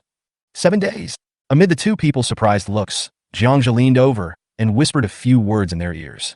Ah, are you telling the truth? The man grabbed Jiangzhe's arm, and his originally dull eyes lit up. Follow me. You and your wife still have a glimmer of hope. Besides, what do you have to lose now? Jiangzhe waved his hand and said seriously. After a while, the couple looked at each other and nodded heavily. We will go with you. If it doesn't work, you can kill us. Jiangzhe laughed. Don't worry, this miracle will be born in your hands. Then, Jiangzhe grabbed Weizi and said, Come on, Weizi, take us out. You hiss, you can't get out. Many people know Professor Li Qiong. Really believe me. Weizi is still talking. He became quiet after being hit on the mouth by the handle of a knife by Jiangzhe, and 2 teeth flew out. Etc. Du Shui shouted before going out. He walked to the side of Uzi and, pa pa pa, threw a dozen big dice on his face. Huh. Hu Zi was awakened by the beating. He saw two fresh heads beside him in a daze. Just as he was about to scream in fear, Du Shui kicked him in the mouth. We can't let this guy go. With a swish, Du Shui thrust the saber in her hand fiercely between his legs. Ah! Hu Zi wailed heart-wrenchingly, and blood was spurting out. The blood quickly soaked the thick cotton pants. Jiang's eyelids trembled as he watched. I didn't expect Du Shui to have such violent tendencies. It's completely useless. A man's pain is unbearable. Chapter 71. Silencing the Witness. Went back to get the backpack. Jiang Zhe, along with Du Shui, Li Qiong and his wife, walked out of the base in a swagger. After the couple wolfed down 2 cans of beef and 2 bottles of mineral water, they finally regained their strength. Jiang Zhe took out 2 polar cold-proof suits from his bag and asked the 2 of them to put them on. They are the treasures of the base. Pao Yi and his group are still hoping to take them back. Along the way, people passing by have not yet recognized the tightly packed Li Qiong. Instead, he kept greeting Wei Zi. It seemed that this guy was very popular in the base. The 5 people finally arrived at the residential area at the outermost part of the tunnel. Go through that iron gate. The 2 soldiers with guns did not notice anything unusual at first. The 5 people had just walked less than 3 meters. The survivors on both sides of the tunnel gathered around again, selling all kinds of strange and useless things in their hands. Ah! A woman suddenly screamed and took 2 steps back. Pointing at Li Qiong, she's Professor Li Qiong. Aren't you infected with a virus? This shout ruined the situation. Wei Zi was right. Most of the people in the shelter were employees of the University of Science and Technology, and many of them knew Professor Li Qiong. The people around immediately fled in all directions, crying and screaming. The originally neatly arranged tent was now tilted to one side or the other. Stop! The 2 soldiers at the iron gate also reacted and aimed their assault rifles at the 5 people. Don't shoot. I'm being threatened. Wei Zi didn't care about anything else at this time and shouted loudly. The soldiers won't waste time talking to him. Once they find danger, they will definitely shoot first. Li Qiong and his wife and Du Shui hid behind Jiang Zhe. A dagger was pressed against Wei Zi's neck, and the 5 men slowly retreated. The survivors in the tunnel were huddled in corners. He squatted down and shivered. A soldier on the opposite side took out a walkie-talkie and whispered a few words. In less than 20 seconds, dense footsteps were heard in the tunnels ahead and behind. Nearly 100 fully armed soldiers blocked the way. Put down your weapons, or I will kill you without mercy. A company commander on the opposite side shouted at the 5 people. Jiang Zhe was calm. His eyes swept over the soldiers blocking the tunnel and shouted, "Let me take Professor Li Qiong away from the base. No one will get hurt. She is already infected and is of no use to you." Snort! The company commander snorted. "We never negotiate terms with criminals." Criminal? Huh? Jiang Zhe laughed. Who in this world is clean? Why not ask this crooked guy what he did? The face of Wei Zi, whose neck was being strangled, changed suddenly. Only he and a few other people knew that they were using food to blackmail those women. If the survivors outside knew about it, I'm afraid the person in charge of the base will just shoot him to death in order to appease the public anger. What happened? Suddenly, there was a sound of dense footsteps in the tunnel. Another group of fully armed soldiers came before them, accompanied by several people. It was the battalion commander Qin Shi and the so-called Principal Li whom I had just met. The company commander whispered something in the ears of Qin Shi and Principal Li. Then, the 2 looked over with curious eyes. Take off your mask. The middle-aged man put his hands behind his back and shouted at Jiang Zhe in a low voice. He does have the aura of someone who is always in a high position. Who are you to command me? Jiang Zhe sneered at the middle-aged man. It's the end of the world. She was still putting on airs in front of him. Jiang Zhe couldn't help but sneer in his heart. I am Li Gang, the president of Shenyang University of Technology, and also the person in charge of the shelter. I advise you. Shut up. What do you think you are now? I have only one condition. Let us go. Jiang Zhe interrupted Principal Li with a loud shout. The other person's eyes immediately turned gloomy. Brother-in-law, this guy's girlfriend has also been infected. Don't force him. Wei Zi shouted anxiously. This guy was afraid that if the talk between them broke down, he would kill him. Brother-in-law? Jiang Zhe glanced at the 2 of them. No wonder this guy is so arrogant in the base. It turns out he is a relative of the family. As long as you don't hurt anyone, I can let you go. This is the end of the world, and enough people have died. I don't want to see anyone else get hurt because of infighting. It's not worth it. Principal Li Gang glanced at the survivors who were watching not far away and shouted loudly. Jiang Zhe sneered. As expected of a high-ranking official, he never forgets to perform at any time. Really? When the people around heard this, they all looked at him with admiration. Walk! Jiang Zhe didn't say anything else and slowly walked towards the gate of the base. The soldiers behind him made way, obviously ready to go, etc. Suddenly, a clear and powerful voice sounded. Jiang Zhe stopped. The battalion commander Qin Shi stepped forward and stared at Jiang Zhe curiously. Don't worry, since Principal Li has agreed to let you go, this decision will not change. You just talked about YZ. What did he do? I'm curious. Can you tell me about it? Captain Qin, it's just a small misunderstanding. It's unnecessary. Before Jiang Zhe could speak, Wei has already rushed to shout. The young Captain Qin frowned and said, as the person in charge of the military affairs of this base, I have the right to know what is happening in the base. Now that the parties involved are here, it should be easy to figure things out. The battalion commander finished speaking. Principal Li Gang next to him couldn't hold it in any longer. Captain Qin, let me handle this matter. Eh? Jiang Zhe laughed. You want to know? I do. Captain Qin nodded affirmatively. Boy, do you still want to leave here? Principal Li glared at Jiang Zhe with a threat in his words. Listen, I'm anxious. Jiang Zhe sneered, then looked at Captain Qin. Can you make the decision? Captain Qin waved his hand without any further ado. Suddenly, all the soldiers in the tunnel put away their guns. Captain Qin, Wei wanted to say something, but bang, Jiang Zhe's knife handle hit the corner of his mouth, and this time, all his front teeth flew out. Then, Jiang Zhe pulled Li Qiong and his wife over. He said loudly to everyone, many of you here should know Professor Li Qiong. If she were to speak up about this, no one would doubt her words. Then, Jiang Zhe gave the couple an encouraging look. After their chests rose and fell violently, Li Qiong adjusted his glasses and took a brave step forward. These crooks don't give us infected people food. They threaten those women with canned food and instant noodles. Only with them. Professor Li Qiong stopped talking halfway. Bang bang dong dong. The sound of 2 gunshots interrupted the. Everyone was stunned. Principal Li held the smoking pistol and stared ahead in disbelief. Jiang Zhe slowly moved the knife in front of him away, revealing a pair of cold eyes. On the heavy blade, 2 circular craters are clearly visible. You want to kill someone to silence him? Chapter 72 Truth or Dare. Squeak. Under the gaze of everyone, the dogleg knife pierced a huge gash in Weizi's neck, and blood spurted out on both sides. Don't kill anyone, Captain Qin growled. Jiang Zhe, however, had already rushed out like a ghost. The distance of 10 meters was reached in the blink of an eye with 2 sliding steps to the left and right before the surrounding soldiers could react. Click! Jiang Zhe's big hand has already reached onto Principal Li's pistol. Pick it up with force. The pistol fell into Jiang Zhe's hand, and he smashed it upward with his right fist. There was a crisp sound of bone breaking at the principal's right elbow. White bones popped out. Ah! Li Gang let out a scream. Captain Qin beside him stepped forward to rescue the other person, but Jiang Zhe kicked out with his right foot like a spike. Bang! Battalion Commander Qin's face changed. He felt the unmatched strength from Jiang Zhe's feet. His body flew into the air and knocked over a dozen soldiers. Wait until everyone can see the situation clearly. Jiang Zhe's knife is already on Principal Li Gang's neck. Crash! The surrounding soldiers raised their spears again. The scene seemed to return to what it was just now. However, the hostage changed from the crook to the principal. Brother, don't be impulsive. I will investigate this matter thoroughly. Even if I kill him, you won't be able to escape. Everyone else, don't move. Anyone who shoots again will be put in solitary confinement. Captain Qin stood up, rubbing his chest and grinning. Quickly calmed the emotions of both sides. Jiang Zhe looked at the battalion commander in surprise. This guy actually had a good temper. Even after being kicked by him, I didn't get angry. At least he is not in cahoots with Principal Li Gang. Captain Qin stared at Jiang Zhe with a burning gaze. Brother, it would be a pity if you don't join the army with your skills. Release Principal Li, and I can guarantee that there will be no trouble. Jiang Zhe blinked. The tip of the dogleg knife was pressed against the side of Principal Li's neck. What about him? What will happen?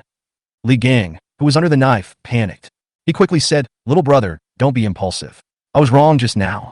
If you have any requests, just ask. Captain Qin looked at Principal Li with contempt in his eyes. There are no fools around. The 2 shots, just now, were obviously intended to silence the witness.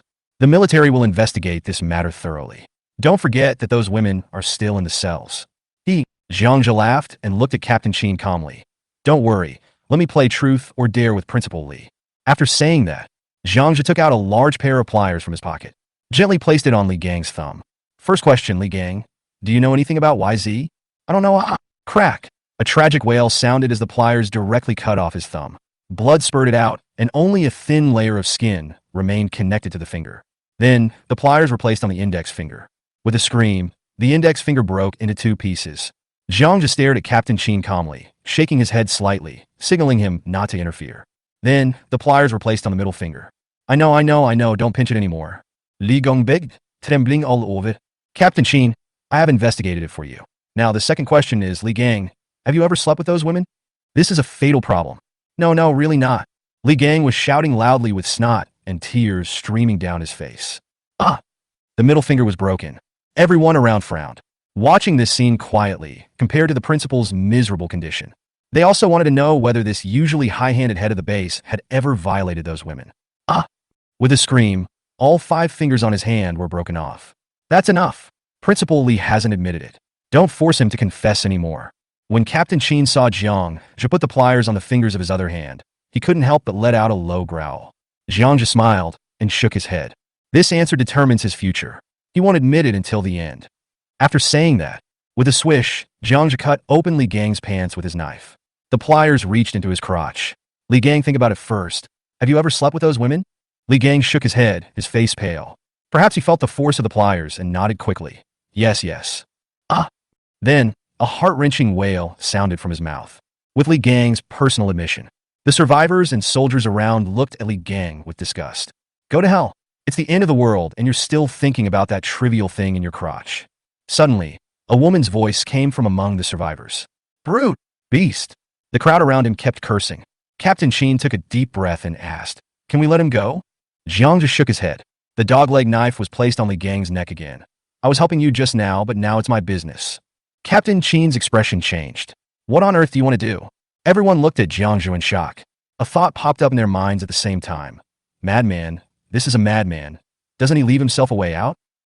Jiang chuckled, his eyes turned cold in an instant. Just now, 2 shots were fired, 1 shot hit the target and 1 shot hit me. I'm a fair person. If you want to kill me, you must be prepared to die. Captain Qin's eyes widened instantly. Under everyone's gaze, the dogleg knife slowly pierced into Li Gang's neck. In the gurgling blood, the tip of the knife emerged from the other side of the neck. Cluck, cluck, cluck. Li Gang opened his mouth wide. Blood kept flowing out from the corners of his mouth, and a low growl came from his throat. After a moment, his head drooped and he died. Asshole, why are you doing this?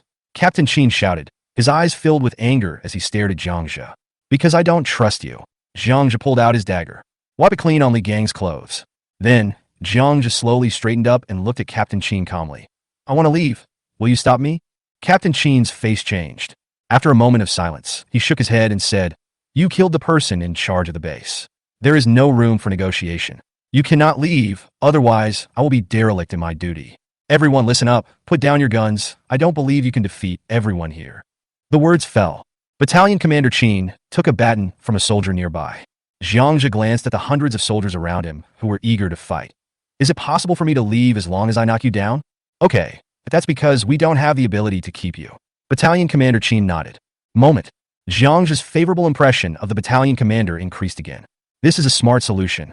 There will be no more casualties on either side, and even if they fail, the battalion commander will be able to find an excuse to shirk responsibility. Think of this. Jiang put the dogleg knife into the scabbard. The 2 fists bumped together. Come on. I'm in a hurry. Go, a cold shout. 6 soldiers rushed up from the front and back, waving batons. Du Shui took Li Qiong and his wife to the side. Little girl, your boyfriend is being too impulsive. Otherwise, you should just leave. It's not worth it for both of us. Li Qiong said to Du Shui with some concern. Don't worry, that beast is very powerful. Besides, he's not my boyfriend. Du Shui coded his lips. The skill of speaking. Jiang moved. Bang, bang, bang, bang. No one knows why Jiang was able to use his arms to withstand the baton, and nothing happened. No one could see his fists clearly. He threw 6 punches instantly. The 6 soldiers slid 3 meters on the ground, holding their ribs and unable to get up. Captain Qin's eyes became brighter and brighter. Chapter 73, I was not wrong about you. Bang, bang, bang. The only sound in the entire air raid shelter tunnel was the silent sound of fists hitting flesh. The people watching the excitement held their breath. His eyes grew wider and wider. 5 minutes. More than 40 soldiers were already lying on the ground. No one can block Jiang's punch. It's just a simple punch. Even if you knew he was going to throw a punch, those soldiers still couldn't block it or dodge it. And Jiang in the middle. Everything was still calm and peaceful, just like before the action took place. Ordinary people don't quite understand it, but they just feel it's impressive. Battalion Commander Qin and the soldiers around him had expressions of horror on their faces. They naturally knew how exaggerated Jiang was, not to mention the martial arts skills. The fact that he wasn't even breathing heavily showed that his physical strength had reached an abnormal level, let alone hitting people. Even if an ordinary person threw more than 40 punches with all his strength, he might not be able to hold on. Come on! Suddenly, among the survivors watching the excitement in the tunnel. A little boy actually shouted at Jiangzhe. What's even more outrageous is that other people around them also followed suit. Come on, come on. Captain Qin gave a subtle smile. Li Gang angered everyone, and as a result, they were also disliked by the survivors. Then he picked up the baton in his hand and rushed forward. Jiangzhe stretched out his big hand like lightning and grabbed the baton swung by the battalion commander. Bang! The fist hit Qin Chi's ribs, and the opponent opened his mouth like a dead fish. Then, with a twist, Captain Qin was twisted and clamped backwards. The pain from the joint made the battalion commander snort coldly. Be gentle. Can't you see I let you grab me on purpose? Join the army. We need people like you right now. As long as I report this to the higher-ups, the military will definitely protect you. Battalion Commander Qin endured the pain and spoke in a low voice. Not interested. I have my own shelter. Jiangzhe pulled Captain Qin and slowly retreated. The remaining dozens of soldiers standing still also understood what was going on. No more rushing up. His own battalion commander went up to deliver the food. Although it was obvious that the two of them were letting him win, no one pointed it out. Under the watchful eyes of a group of people, Jiangzhe and his group walked through the iron gate. When they arrived at the outermost section of the tunnel, they found that Captain Qin was the only one left in the shelter. Thank you. Jiangzhe let go of the battalion commander's arm and handed him a cigarette. The two men stood behind the heavy iron gate and smoked. I hope you can stay and fight against the white people and subhumans together. Captain Qin took a puff of cigarette, stared at Jiangzhe, and whispered, No, even if I want to die, it's my own business. Jiangzhe shook his head. Well, Captain Qin sighed. I'm not sad at all when someone like Li Gang died. I just feel sorry for him. If you can join the army, you will definitely help more people. Don't use that thing to kidnap me. Blue Star will still turn without me. Your name is Qin Chi. Jiangzhe refused bluntly. Well, the acting battalion commander of the Xinjiang military region has been sent here to take charge of the military affairs of the space. Jiangzhe glanced at the young battalion commander and said, He's so young and he's already the battalion commander? He must be the son of an official, right? Qin Chi had a lonely expression on his face when he heard this. After a moment of silence, he said, Indeed, he is a second-generation official. My father is the chief of staff of the 2nd Army of the 3rd Military Region. He has already died in the Nanjiang blocking battle. Jiangzhe smacked his lips. There is no way to talk about this matter. There are sad people everywhere in the world. Since you don't want to stay, then go ahead and have a good trip. Qin Chi put out the cigarette and reached out to press the button on the iron door in the tunnel. What? You're not going to persuade me to join the army? Jiangzhe propped up his backpack and asked with some surprise. Forget it. It's a good thing that you can protect the people in a shelter. It doesn't matter where you go. Jiangzhe gave him a thumbs up and said, That's a good idea. Quack quack. With a low hum of the motor, the heavy door of the air raid shelter rose. Take care of yourself. Both parties nodded goodbye. Fuck. Jiangzhe and his companions were about to get out of the iron gate. The group of people had already come back from the door, and both sides were stunned where they were. Is it you? Jiangzhe and the leading soldiers said in surprise at the same time. It turned out to be the group of soldiers from Zhaocheng. There were icicles on Zhao Cheng's eyebrows. He widened his eyes and looked at Qin Chi and Jiangzhe, who were standing together in surprise. You two know each other? Qin Chi asked in surprise. Jiangzhe laughed and nodded. I know him. There was a misunderstanding on the way here, right, Captain Zhao? Zhao Cheng's expression changed, and he nodded as well. Yes, Captain Qin, there are some small misunderstandings. How did you two know each other? Jiangzhe and Qin Chi looked at each other and laughed at the same time. Misunderstanding. At this time, squeak. The walkie-talkie on Qin Chi's waist rang. Battalion Commander, urgent military order. As soon as the call ended, a soldier came running from the base and handed him a briefing. 1 minute later, Qin Chi looked solemn as he handed the briefing to Zhao Cheng. The two of them studied in low voice for a while. His eyes lit up and he looked towards Jiangzhe at the same time. Jiangzhe looked at the two of them strangely. What's wrong? What are you looking at? Qin Chi came over. Can you help me? He said, handing over the briefing. Jiangzhe took a look. He patted Qin Chi in the arms and said, If you don't go, the danger of Tianmei Biotechnology Company must be great. Otherwise, there would not be a need to mobilize so many teams for this mission. Qin Chi put away the briefing in disappointment. Well, you are not a soldier, so I cannot give you orders. I wish you a safe journey. If there is a chance, I will buy you a drink. Well, let's go. Jiangzhe nodded to the two of them, turned around, and was about to leave. Li Qiong, who was standing by, came over, tugged at Jiangzhe's arm, and whispered, Brother, your saving me should be related to those viruses and crystal cores, right? Sure. Jiangzhe nodded. Yes, what's wrong? Li Qiong looked back at Qin Chi and said, Tianmei Biotechnology is the company with the most complete biological equipment in Xinjiang City. If you let me do the experiment, do you have all the equipment? What? Jiangzhe was stunned. Li Qiong raised her hand. Constant temperature incubator, biochemical incubator, electronic analytical balance, magnetic stirrer, water bath pipette, pH meter, spectrophotometer, homogenizer, inverted microscope, PCR instrument, electrophoresis instrument. Stop! Jiangzhe was overwhelmed. He quickly stopped the words from coming out of Li Qiong's mouth. He only has a high school education, and he can't recognize all the instruments that Professor Li Qiong mentioned. Do you have it? Li Qiong asked curiously. Jiangzhe sucked his teeth. He had looted 2 biological laboratories in the subspace, but he didn't recognize the things there. Thinking of this, Jiangzhe slapped his thigh hard. What if we run back to the Rome Mountain and find that an instrument is missing? Wouldn't we have to come to Shenyang again? The military order on the mission brief was for Qin Shi to take 10 teams of support to Tianmei Biotechnology Company to get some biological experiment equipment. Perhaps following Qin Shi to fish in troubled waters is also a solution. The other party saw his skills and wanted him to help in this mission. Well, fortunately, Professor Li Qiong is smart enough. Ginki. The iron gate that was about to close stopped and rose again. Jiangzhe walked back with a smile. I just like to help strangers. I can't help it. If I don't do good things for a day, I will feel uncomfortable all over. Zhao Cheng's eyelids twitched twice. He's just bullshit. Qin Shi immediately smiled happily. Brother, I knew I was right about you. Chapter 74 Battle. 20 minutes later, on a sewer maintenance platform, Qin Shi, fully armed, was holding a plan of Shenyang City's underground pipelines and looking at it carefully. Zhao Cheng and a dozen soldiers looked vigilantly at both sides of the tunnel. Only Jiangzhe was leaning against the wall, leisurely smoking a cigarette, glancing at Li Qiong and his wife. Can you keep up? If not, go hide in the front first. Li Qiong and his wife shook their heads. It's okay, as long as we can keep up. Even if we die of exhaustion, it's better than waiting to die. Excitement flashed in their eyes. From despair to the hope of survival, they temporarily forgot their fatigue. At this time, Zhao Cheng came over quietly. Jiangzhe, I heard that you knocked down more than 40 soldiers at the base. Are you a disciple of a martial arts family? Yes, IP Man's disciple. Jiangzhe nodded seriously in acknowledgement. Nonsense. I'm Huang Feihong's disciple. Zhao Cheng couldn't stand Jiangzhe's nonsense any longer. Jiangzhe really likes to see Zhao Cheng get humiliated. He found a valve to happiness, which could make this future extraordinary strong man extremely depressed.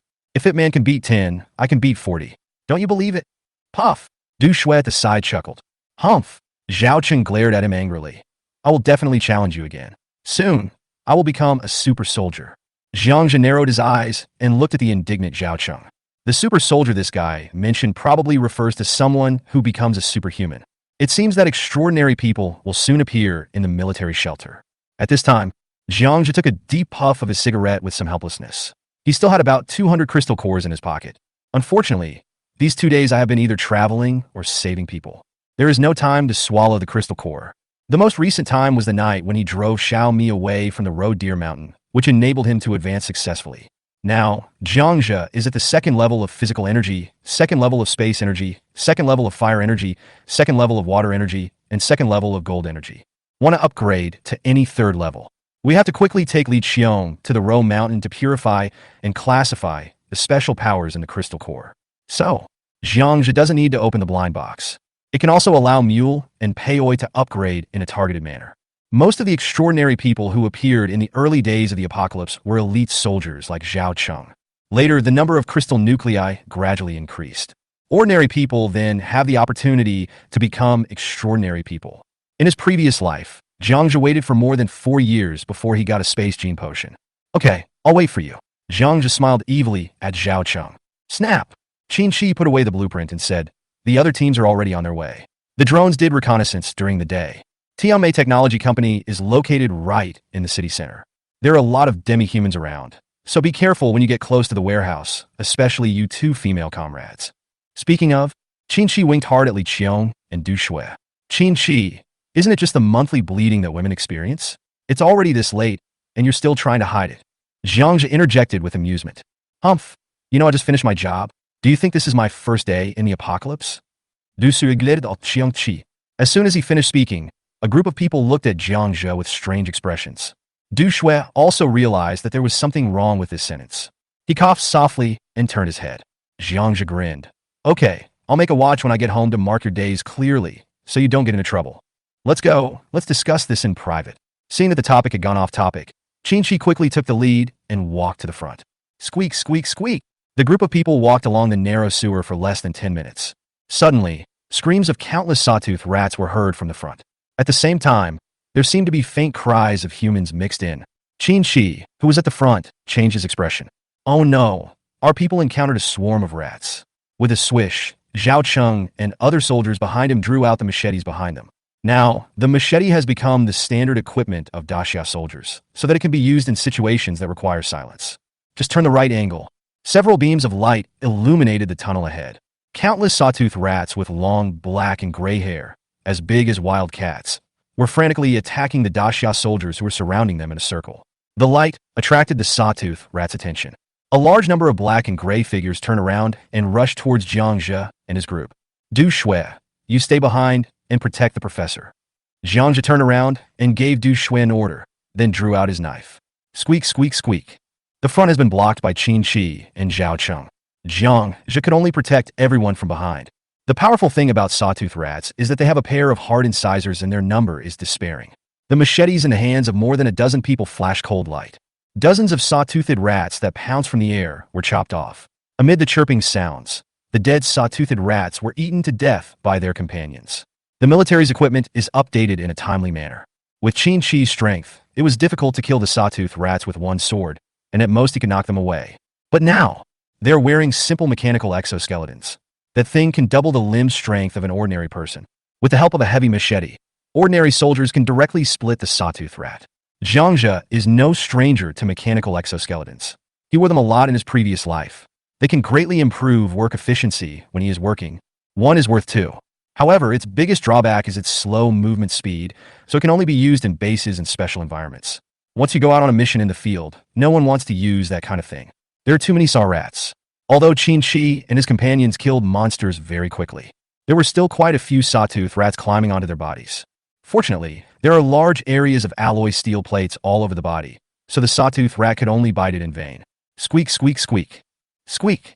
Humans and saw-toothed rats engaged in a silent fight in a narrow sewer. After a while, the ground was covered with densely packed sawtooth rat corpses. Ah! A soldier groaned softly. His elbow was bitten by a sawtooth rat, causing his movements to slow down slightly. Then the other two sawtooth rats attacked him. The rest are fighting hard. In the dim sewer, no one noticed the danger this soldier was in. Hiss! A saber slashed across a 3-meter space. Nailed the two sawtooth rats in the air to the wall. Jiangzhe shook his head and suddenly pulled the soldier closest to him behind him. If they keep killing like this, these people will have used up all their strength before they reach Tianmei technology. In order to save time, Jiangzhe could only open fire. Squeak, squeak, squeak. In the sewer, there was a continuous and dense sound, like the water in a kettle boiling and steam spurting out from the spout. The space around, the dense and cold knife shadows were reflected in people's eyes. The surrounding sawtooth rats will enter the range of the cold light. It was cut into 2 pieces in an instant. When Qin swung the machete in his hand, he found that there was nothing in front of him. The originally dense swarm of rats melted rapidly under Jiangzhe's knife, like snow thrown into a raging fire. Squeak! The remaining saw rats called out. They fled in all directions like a tide. These beasts felt the breath of death from Jiangzhe. Oh my god, I was just wondering how that guy Zhao Cheng became so powerful. And it turned out to be you? We are really destined to be together. Followed by a surprised voice. Not far away, several blurry figures walked into the light. You can recognize this? Jiangzhe smiled and shook off the blood on the knife. The person opposite him turned out to be the company commander who came to Shenyang with him. I haven't seen your face, but with this dogleg knife and this extremely strong knife skills, it's hard to admit your mistake. The company commander came over with blood all over his face. Jiangzhe nodded and shook hands with the company commander with a smile. I like listening to you talk more and more. Chapter 75. Taking advantage of Tianmei warehouse. The company commander seemed very happy to see Jiangzhe again. After simply bandaging the injured soldiers, the two teams merged into one and continued forward along the sewer. The sewers in the main urban area are relatively spacious. If it was a place where you had to crawl on sewage to move forward, Jiangzhe would rather go out and fight with the subhumans than stay there. Along the way, during the chat, I learned about the company commander's situation. The company commander's name is Zhang Bin, a reserve officer of the Shenyang military region. He was sent to Shenyang this time to lead a group of people to a shelter. As a result, he was temporarily transferred to complete this task. 10 minutes later, at the mouth of a sewer manhole, Jiangzhe met more than 100 soldiers from the hunting team who who participated in this operation. In order to move as many experimental instruments as possible, almost everyone wore a mechanical exoskeleton. Many members of the hunting team looked at Jiangzhe and his 4 companions curiously, not understanding why civilians would participate in such a dangerous mission. Once discovered by the subhumans, you won't be able to run away wearing this thing, so take it off. Jiangzhe pointed at the exoskeleton on Qin Shi's body. This is a military order. Now, everyone is counting on the experiment at the Yanshan base. Qin Shi shook his head and rejected Jiangzhe's kindness. Jiangzhe didn't say anything else. He thought of Li Haochang at the outpost and Chun Yun, who was buried in Luozi Mountain. Perhaps they exist. It is to let the living people understand that this world is still worth living. Qin Shi called over a dozen hunting team leaders, and they checked the time, then took out their walkie-talkies and said, "Action." Boom! There was a loud explosion outside the wellhead. Dust and dirt continued to fall from the sewer vault. The explosion lasted about 10 seconds, and then the entire tunnel fell silent. Set off! There were low roars from the crowd. The first team of soldiers quickly climbed up from the wellhead, and after a slight clang sound, a biting cold air came down from the wellhead. Everyone followed the plan and climbed out of the well quickly and quietly. Jiangzhe and Li Qiong finally crawled out of the well. Looking around, they realized that they had come to the underground parking lot of a building, surrounded by hundreds of soldiers on guard. Du Shui and Li Qiong's husband were left in the sewer. "Professor, follow me closely." Jiangzhe gave an order to Li Qiong, who was squatting behind him. Qin Shi, who was at the front, stretched out his right hand and made a gesture, and the crowd walked up the stairs to the first floor of the building. The sound of messy footsteps continued to be heard, and there was silence all around. In the dim corridor, Jiangzhe discovered through the promotional advertisements on the wall that they were in the building of Tianmei Technology Company. More than 100 people took turns moving forward, keeping watch on each other. Professor Li behind him just made a sound when Jiangzhe covered his mouth. The professor's eyes widened. With a look of fear in his eyes, he raised his hand tremblingly and pointed to an extinguished campfire in the room. Several human thigh bones and skulls were discarded casually nearby. That was eaten by the subhumans. Jiangzhe explained in a low voice. He pulled her and walked towards the first floor lobby with the others. Various gnawed bones can be seen everywhere in the corridors and rooms on the first floor. After a while, a group of people came to the hall. Behind the building is a spacious parking lot, and opposite is a dark warehouse. First floor lobby. Frozen hard subhuman poop can be seen everywhere. The military used drones to create explosions to lure away the demi-humans here. The warehouse is just opposite, so we have to act quickly. Following Qin Shi's order, more than 100 people quickly crossed the parking lot. The warehouse in front of me is very large. Concrete walls and a half-foot thick steel door with an electronic lock. This left Qin Shi and his group of soldiers dumbfounded. Tianmei Technology Company believes that humans can return to the state of their previous lives. In order to protect this batch of expensive experimental instruments, the entire warehouse door and windows were welded shut with iron fences. Click, click, click. A dozen soldiers wearing exoskeletons worked together. The iron gate and the fence remained motionless. Qin Shi frowned. Barbecue, who had been busy for half the night, was blocked by an iron gate. Several people discussed using bombs, but they were afraid of attracting the subhumans, so they stamped their feet anxiously. But no one noticed where Jiangzhe went behind.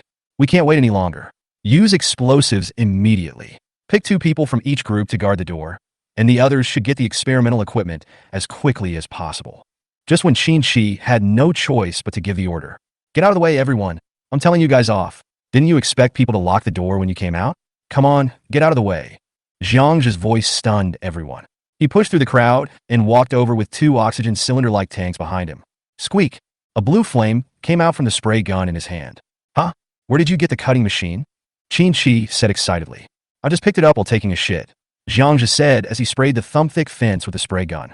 "It takes less than a minute." The electronic locks and iron fences were shredded by the flames of the oxyacetylene welding machine. A group of people happily followed Jiangzhe into the warehouse. The flashlight flashed. What catches your eye are rows of shelves more than 4 meters high, filled with all kinds of experimental instruments. From as small as a flask to as large as a baking oven and separator, we have everything. A group of people immediately took action. Take items from the outer packaging box, according to the form. This is a centrifuge, and this is an electrophoresis apparatus. And this, Professor Li Qiong kept looking at the instruments on the shelves, and whenever Jiangzhe named one, he would mark it on the box with a knife. Half an hour later, the soldiers piled hundreds of instruments on a flat wooden frame, tied them tightly with ropes, and pushed them to the parking lot in front of the warehouse. Jiangzhe suddenly understood. At first, he thought they were going to be carried away on someone's back, but it turned out they were being packed up and lifted away by a helicopter. Xiao Jiang, what should we do with your equipment? Professor Li Qiong asked anxiously. Wait a minute, I'll mark it again and then send someone to get it. Zhang Zhe lied casually and ran back. In less than 30 seconds, it popped out again. He discarded the group of soldiers in the warehouse, and he didn't want to expose the subspace. Everything is ready.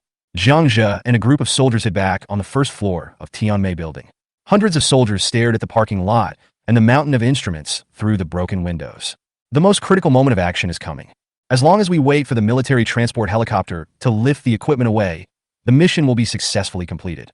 Above the packaged instrument, a disc flickered with red light. That's the device used to locate the helicopter.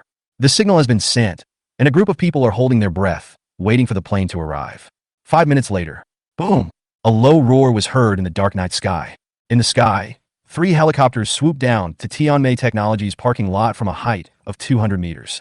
After flying around the square, Zhang Zhe discovered that they were 2 Z-10 armed helicopters and 1 Z-88 medium transport helicopter. Hurry up, hurry up! Qin Shi stared at the landing transport helicopter, muttering to himself and stomping the ground with his right foot. Helicopters will attract Asians or white-skinned people. As long as we can hoist the packaged instruments into the air before they arrive, the mission will be completed perfectly. The transport helicopter was already hovering 20 meters in the air. A blinding beam of light reached the ground. The rope on the plane was descending quickly, and Zhang Zhe could see the shiny iron hook shaking constantly. The 4 soldiers who remained in the parking lot waved their arms on the ground to give directions to the helicopter pilot. 5 meters, 4 meters, 2 meters. The sling will soon connect to the hook strap on the instrument bag. Roar, roar, roar. At this time, the roars of the demi-humans could be heard all around the warehouse. Immediately, densely packed demi-humans appeared on the low walls surrounding the place. Chapter 76, Iron Claw Grey Wolf. Booz, booz, booz. 2Z. 10 attack helicopters opened fire. More than 20 meters high in the air, the external 3-barreled 12.7 millimeters heavy machine guns on the 2Z-10 swept out 2 whips of fire. The demi-humans that rushed in from all directions like a tide slammed heavily into the wall of bullets. There was a very obvious pause.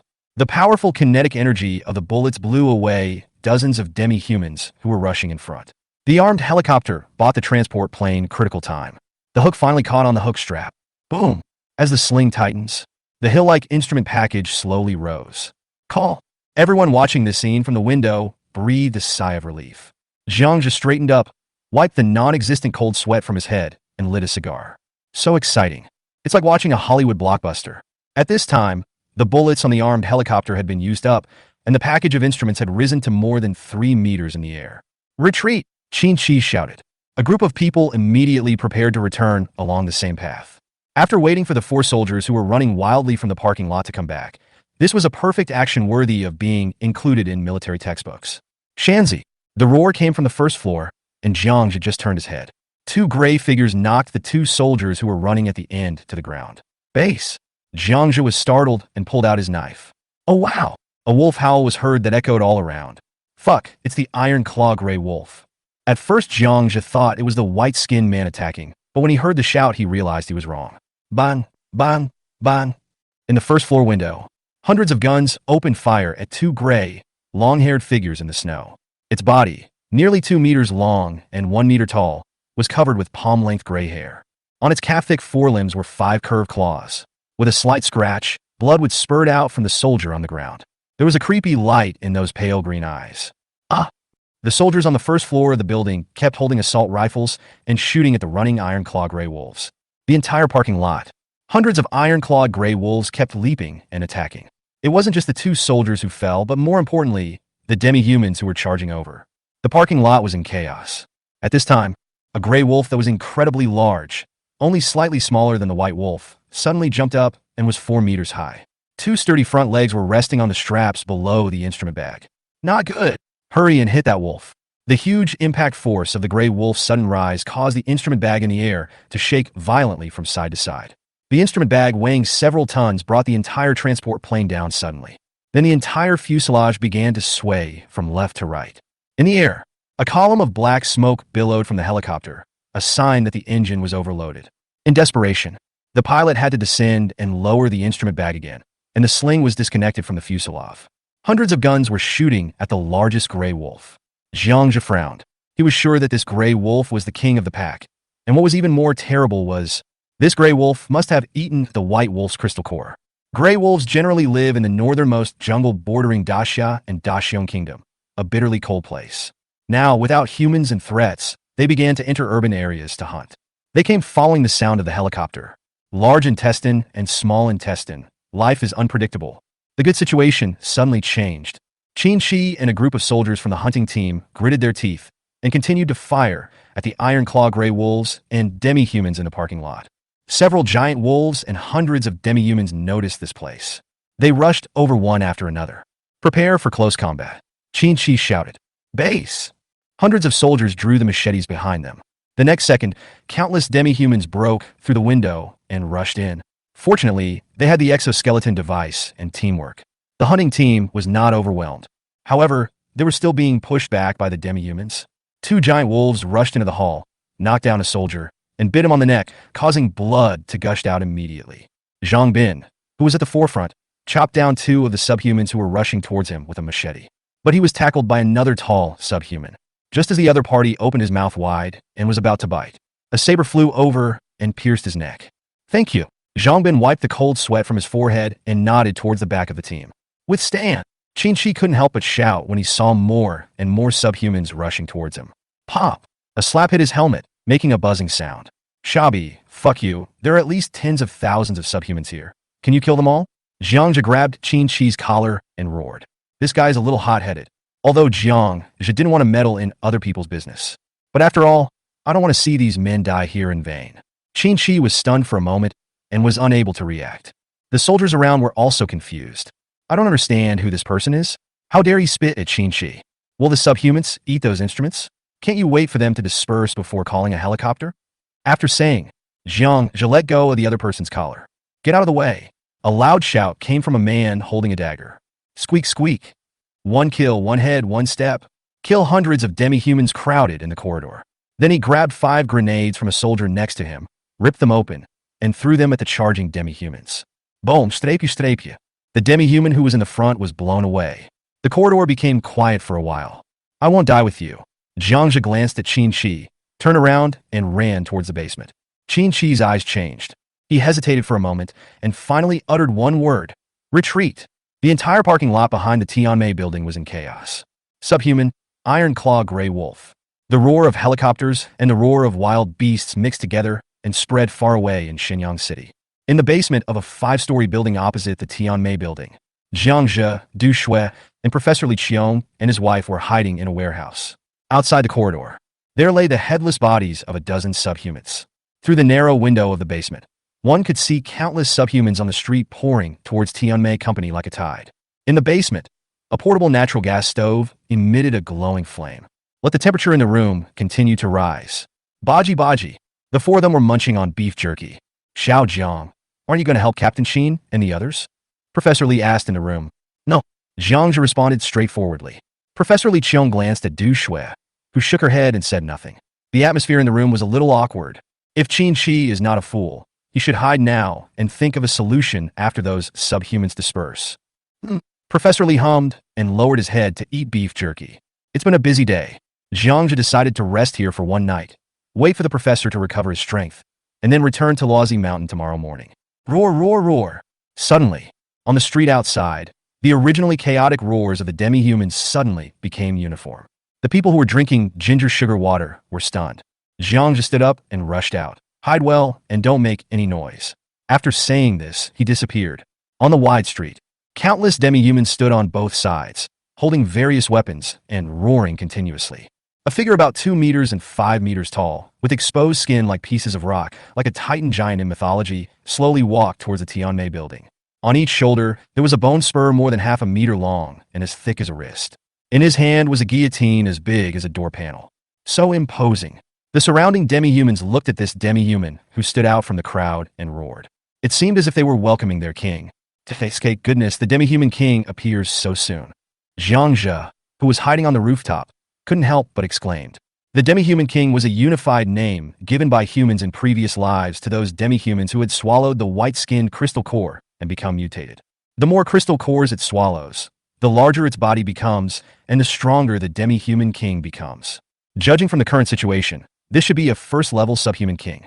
But the opponent's combat power is definitely not much less than that of a second-level physical transcendent. If this demi-human king is allowed to continue growing, he will definitely become the most terrifying existence in the entire Shenyang. Oh wow! On one side of the Tianmei building, the Wolf King seemed to sense the breath of the demi-human king and let out a provocative howl. Roar! The demi-human king stopped and roared as well. With a swing of the guillotine in his right hand, the demi-humans on both sides rushed towards the parking lot. Like a fierce general on the ancient battlefield. It's full and rushing straight into the sky. If Qin Shi was not a fool, he would have already hidden himself and faced the demi-human king and the Wolf King. Even if you are not afraid of death, the gap cannot be bridged by thoughts alone. Jiangzhe took a leap and flew across the alley, which was more than 10 meters wide. Jumped onto another building. He became interested in the battle between the demi-human king and the Wolf King. Such scenes were rare. In the previous life, he had seen from afar a fourth-level transcendent fighting with a subhuman king. It took only 1 minute for two monsters to turn a building into ruins. It was extremely terrifying.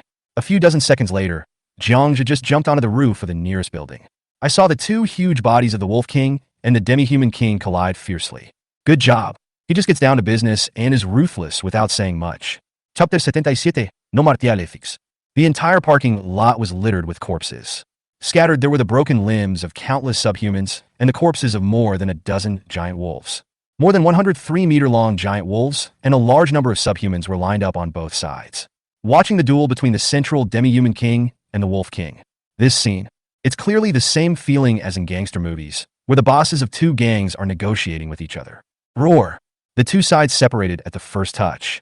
The sharp claws of the iron claw gray wolf left shallow bloody marks on the arm of the demi-human king, and a wound was also cut on its back by the demi-human king. Everyone has drunk snow water and eaten white-skinned crystal cores. Same thing. The helicopter in the sky and Qin Shi and his group in the building also disappeared. Well, Qin Shi was not so stupid that he was hopeless after all. Roar! The two sides confronted each other vigilantly for more than 10 seconds. They roared and collided with each other again. Bang! Bang! Bang! Countless pieces of gravel collapsed on the concrete ground. The two behemoths actually engaged in a fight in the parking lot, with blood and hair flying everywhere. Jiangzhe watched the battle between the two sides closely. Both seemed to be random, but he understood that each of these strikes carried terrifying power. I kept simulating the battle between the two monsters in my mind. Bang! The guillotine in the hands of the demi-human king smashed down hard on the head of the Wolf King, but the Wolf King dodged it nimbly. A car in the parking lot was cut in two.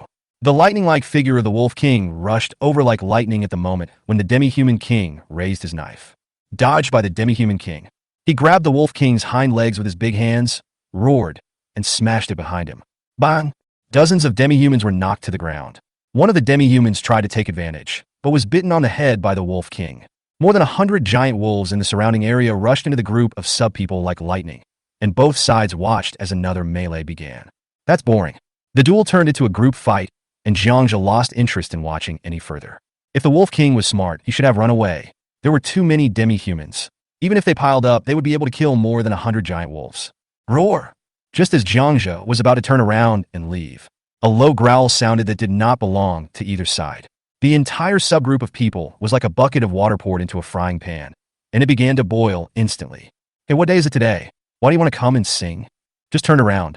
Jiangzhe saw nearly 30 white-skinned people rushing into the parking lot along the roof and walls.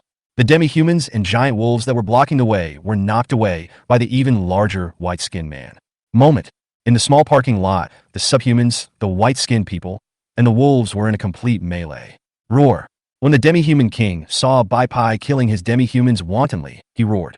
The demi-humans who were originally intimidated by the white man's momentum suddenly roared together, and then rushed forward fearlessly like a tide. There were also many giant wolves that rushed towards the white-skinned man. Maybe he hates the other party's lack of martial ethics. Or maybe both the demi-human king and the Wolf King felt threatened by the white skin. The subhumans and wolves, who were fighting for their lives, rushed towards the white-skinned man at the same time. More than 20 white-skinned people were submerged in the tide of subhumans. One by one, the subhumans were bitten to death or dismembered, and more of them pounced on the white-skinned man like ants. Two giant wolves bit a white-skinned beast's hind legs fiercely. Under the pulling of their huge mouths, the white-skinned beast staggered and fell. The hill-like subhumans submerged the white-skinned people. Roar! The demi-human king roared and rushed towards the fallen white-skin, charging savagely. The white-skinned man who had just stood up was hit on the neck by the bone spur on the shoulder of the demi-human king. Poof! The white-skinned man who was wreaking havoc in the whole place died. Zhang Zhe's eyes lit up, seeing the demi-human king and the wolf king leading their men to fight to the death with the white-skinned ones. An idea could not help but come to mind. Since we have such a good helper, at least I have to get a dozen crystal cores to make the trip to Xinyang City worthwhile. In the parking lot, the demi-human king killed a white-skinned creature, which angered the surrounding white-skinned creatures. 7 or 8 white-skinned creatures rushed towards the demi-human king. Following the roar of the demi-human king, countless fearless demi-humans also rushed towards the white-skinned people. In an instant, the two sides rolled together like a snowball. A bloody fight took place. No one noticed that a figure rushed out from the Tianmei building. He rushed to the side of Bai Pai, who had just been killed like lightning, and with a puff, the dog-leg knife accurately pierced Bai Pai's head. With a twist and a pull, the crystal core disappeared from Zhang Zhe's hand. The two demi-humans beside him were stunned for a moment, and just as they were about to raise their weapons, 2 heads flew out. The parking lot was already in chaos at this time. Zhang Zhe crouched down like a snow rabbit and rushed towards a white-skinned beast that was killing everyone not far away, following the roaring crowd. Puff, puff, puff. The white-skinned creature was covered with subhumans, who kept attacking with their teeth and the weapons in their hands. The white-skinned tentacle wrapped around a demi-human, who pounced on its head. Then the claws dismembered the demi-human. Roar! Just as it raised its head and roared excitedly, it didn't notice a figure sliding over from the ground. It bounced off the ground like a spring. A white cold light flashed. Baiskin's reaction was amazing. Its whip-like tentacles stabbed towards Han Guang, and with a hiss, dark purple blood spurted out. A tentacle flew into the air. The roar stopped abruptly. The next second, boom, the white-skinned body that was nearly 3 meters tall fell down like pushing a mountain, knocking over a group of excited demi-humans.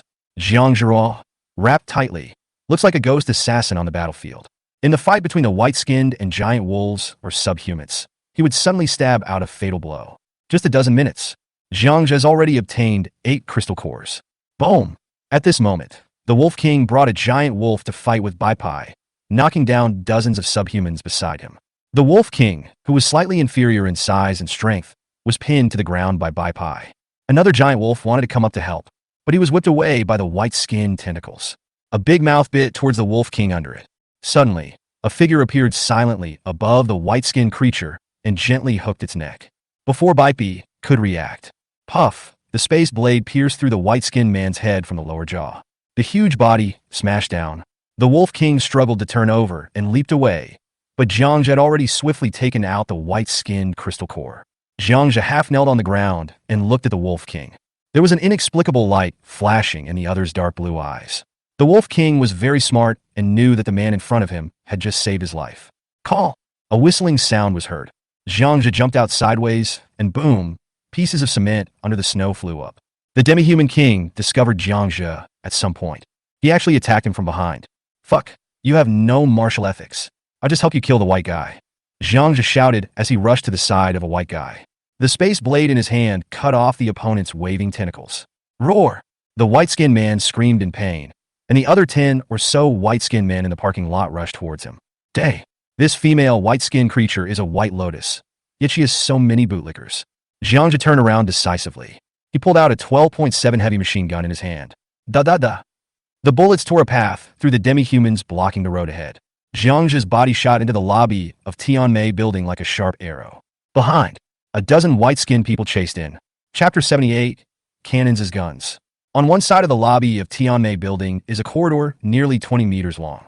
At the end, Bombstrapia, a 155mm howitzer appeared in the dark corridor. The muzzle of the gun was pointed straight ahead. The entire cannon body filled the corridor, and the 4 crab-leg-like cannon hosts smashed through the walls on both sides.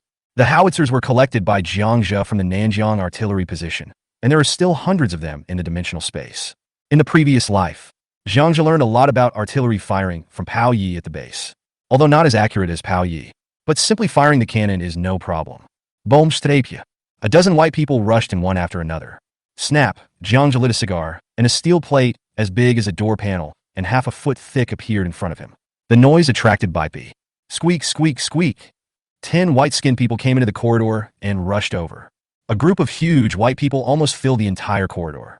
Looking at the white skin that is already so close, Zhang Zhe took a deep puff of his cigar and pulled the trigger hard. Boom, strapia. A dazzling light suddenly lit up in the narrow corridor.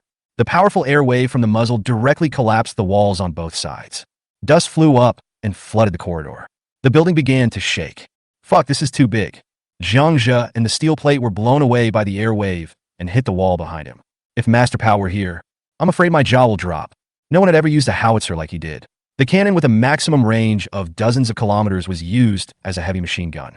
Not to mention the shock wave of the explosion. The sound waves gathered in the corridor alone are enough to kill an ordinary person. Jiang Zhe only felt that tens of thousands of tons of seawater were poured into his ears. Buzz, buzz, buzz. My head feels dizzy. 3 minutes later. Puff! Jiang Zhe shook his head and spat out the dust in his mouth. The corridor was silent.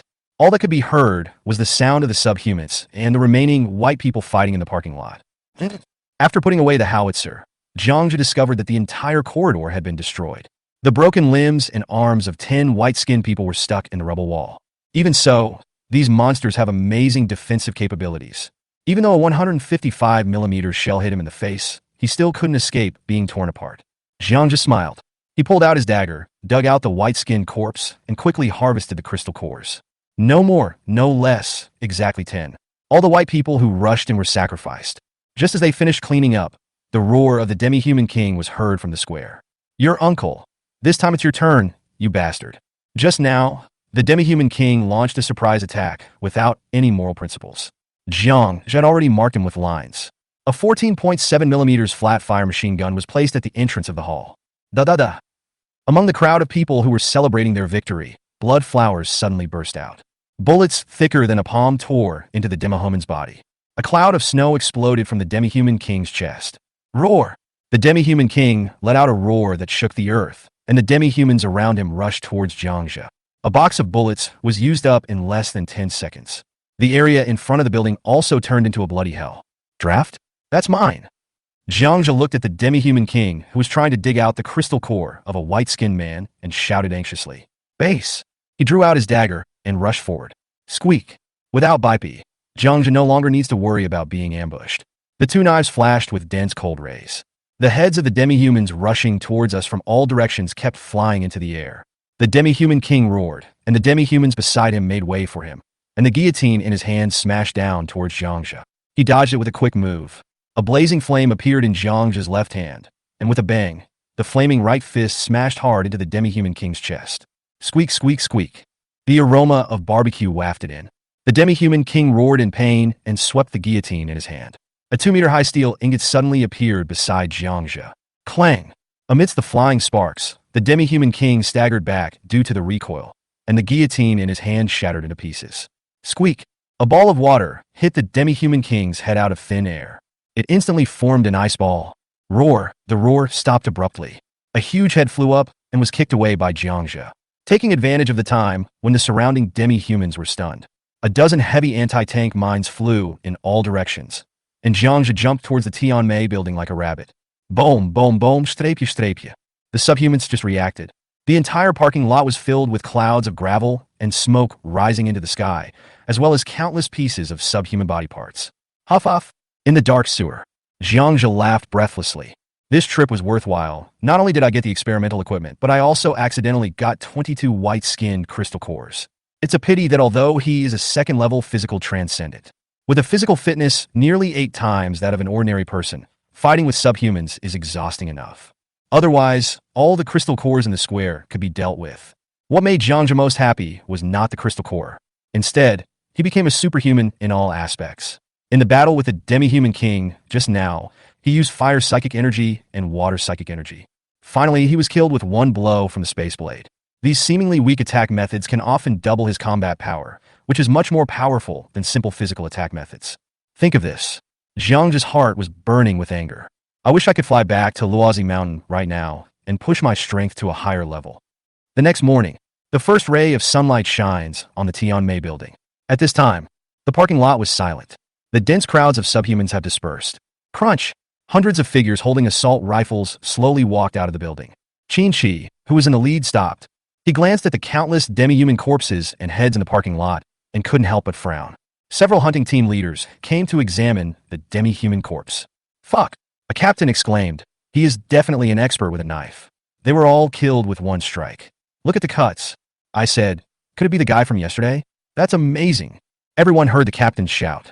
They all felt their scalps tingling as they looked at the demi-human heads that almost covered the entire square. Hey, look at this. Suddenly, Zhaoqing pointed at a huge body and exclaimed. Everyone gathered around. This subhuman is definitely mutated.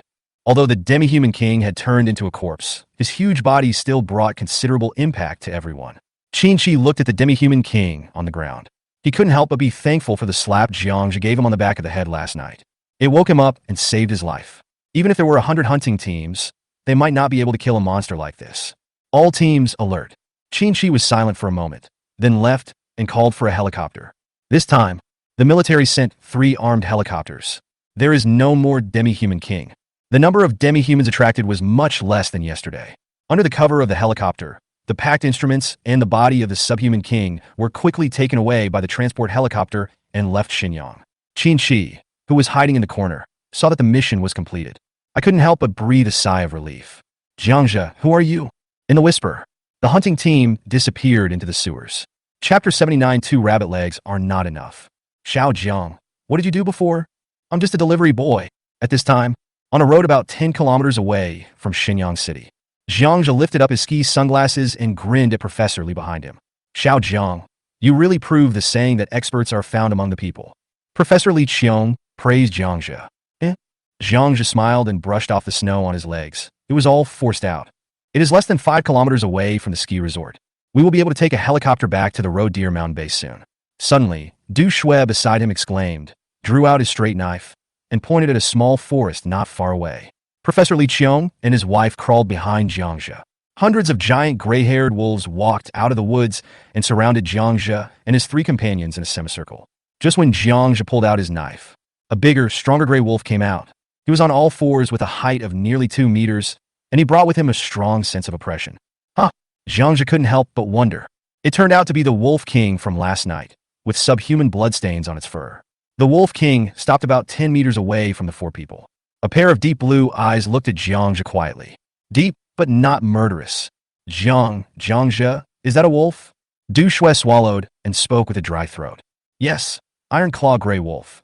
Jiangzhe nodded and walked out. The wolves probably weren't here to cause trouble. Otherwise, they would never have held pre-war negotiations like humans did.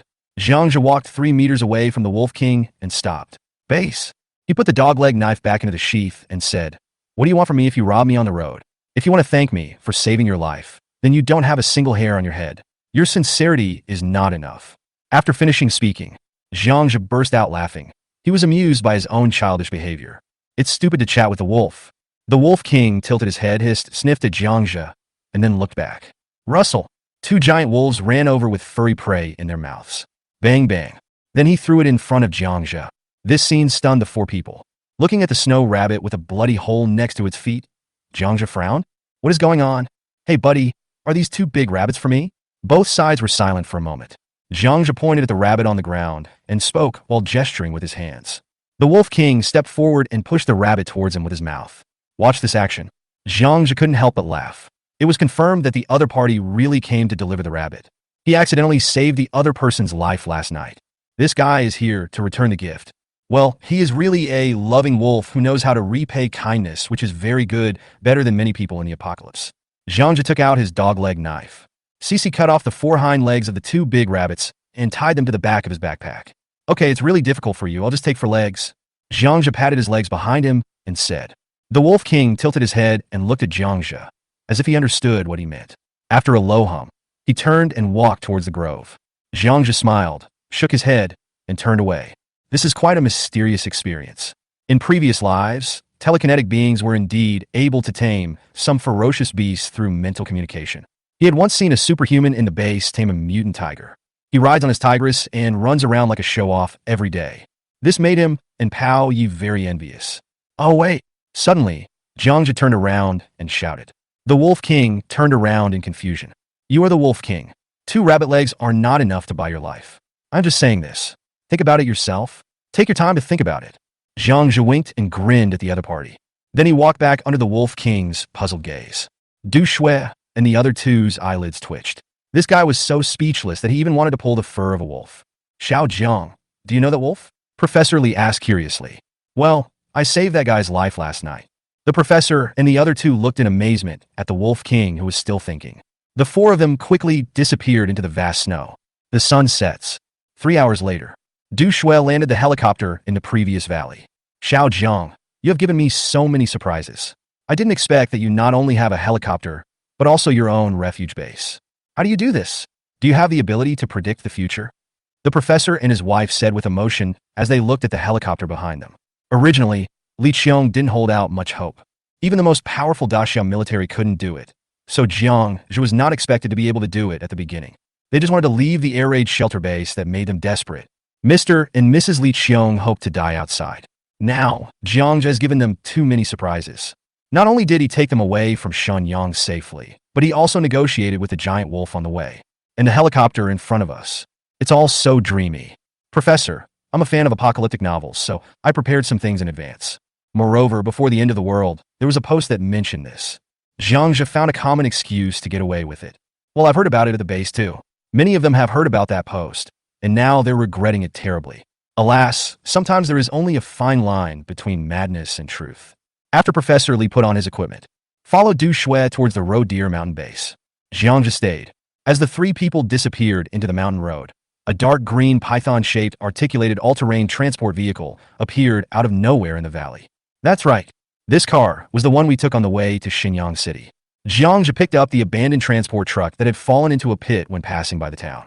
Looking at the huge transport truck in front of him, Jiang Zhu rubbed his hands excitedly. In the end times, which kind of transport vehicle on the ground is the most powerful? It is undoubtedly the tracked all-terrain vehicle in front of you. Climbing mountains and wading through water are no problem at all.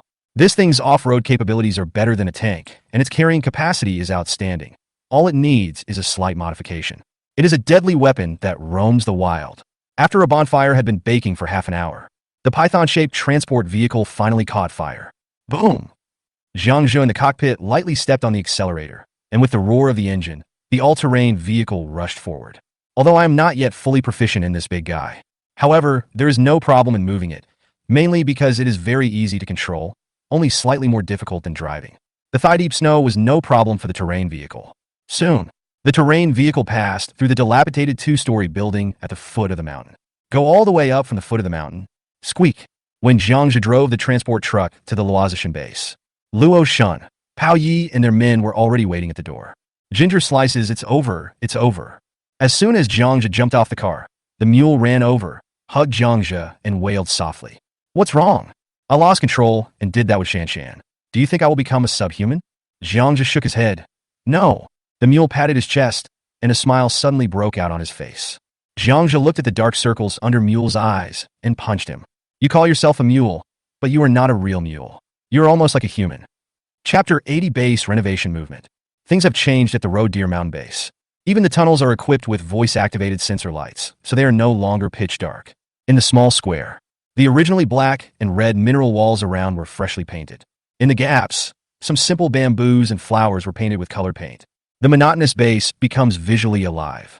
The simple bonfire in the center of the square was transformed into a 3-meter-high heating stove made of neatly stacked stones and iron sheets.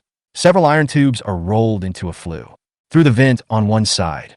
The glass in the rooms on both sides and the curtains that had once been greasy and black were also clean. Bright and clean. It looks very comfortable, and Jiang Zhu likes it very much. Not bad, mule. Who made these? Those voice-controlled lights, the fans, and the electronic alarm device. Jiang Zhu asked with a smile as he looked at the changes in front of him. For Road Deer Mountain. As long as things get a little better and he feels a little more comfortable, Jiang Zhu will feel happy in his heart. Hey, it was done by an expert. By the way, this person came here on his own and said he knew you. The mule responded smugly. Jiang Zhu. Suddenly, a familiar voice sounded behind Jiang Zhu. He still had those thick glasses on and was covered in dust. He was holding a pair of pliers in his hand, and the frostbite on his face made his originally fair cheeks dark, making him look much more haggard. Zhou Qi. This time, even Jiang Zhu was stunned for a moment, and then he laughed. Bang bang, Jiang Zhu stepped forward and patted the other person's shoulder. He looked you up and down and said, "You are really lucky. Come on, tell me how you escaped from Nanjiang to here." Zhou Qi adjusted his glasses and said with emotion, "Alas, you left Shanghai Hotel, and I left right after you. We walked all the way to the military shelter. Who knows if those mutated humans can escape death? I followed a group of people heading north, and then someone tried to steal my bag, so I looked for it myself according to the map. I almost didn't make it here. Ha! Jiangzhe laughed. Okay, if you survive a disaster, you will have good fortune in the future, now that you are here. I mean what I say, so I'll stay here. Well, thank you, Brother Jiang. Zhou Qi responded shyly. With Zhou Qi, some electrical equipment in the base can be used quickly, which is a double happiness. I'll take the professor to the laboratory. You guys go ahead and do your work. We'll talk later. Jiangzhe ignored the expectant looks of Pao Yi and the others. He took Professor Li and his wife to a room in the square. That was a laboratory specially set up by Jiangzhe. After drawing aside the curtain and walking in, the professor and his wife exclaimed and looked at the spacious laboratory in front of them with disbelief. An enclosed laboratory, surrounded by tempered glass. This 300 square meter house is equipped with various modern equipment. There is a wide range of experimental equipment, from the smallest test tube to the largest dryer. You prepared these things from the beginning? The professor and his wife walked into the laboratory in a daze. He asked in surprise as his fingers touched the computer on the table. Well, there are also some that were brought back from Nanjiang Tianmei. I have moved them all in. Jiangzhe asked Xiao Wang to set up this laboratory according to the blueprints before he left. Then, Jiangzhe put on a serious expression. Professor, we don't have time. 2 days. Only 2 days. From now on, Luozi Mountain will be your home. After saying, Jiangzhe took the box from the table and opened it. A monster crystal core? This time, Professor Li and his wife could no longer hold back and exclaimed in surprise. About 100 crystal cores were neatly placed in the box. Where did you get so many crystal cores? Professor Li Qiong asked tremblingly. She was well aware of the value of these crystal cores. Each one was hard-earned. I picked this up during the Nanjiang battle, Professor, and I won't hide it from you now. You must extract the energy from the crystal core as quickly as possible. That thing is the antidote to the black light of life gene virus in you. Really? Li Qiong grabbed Jiangzhe's arm tightly. Behind the thick lenses, her eyes were fixed on him. Yeah, there was a bright light in the eyes of Li Qiong and his wife. That is hope. Xiao Jianghe. Li Qiong's husband was about to ask something, but Professor Li Qiong grabbed his hand. Stop talking. Time is of the essence now. If you have anything to say, wait until the energy is purified, Xiao Jiang. Okay, let's get busy now. Look at the vigorous and decisive Li Qiong. Jiangzhe nodded. Professor, if you need anything, tell me right away. I will find a way to solve it. Remember, 2 days, at most 2 days. Call. Walked out of the laboratory. Jiangzhe lit a cigar and took a long breath. Whether it can succeed depends on Professor Li Qiong and his wife. The purification of crystal core energy is related to their own lives. I think Jiangzhe doesn't need to say anything more.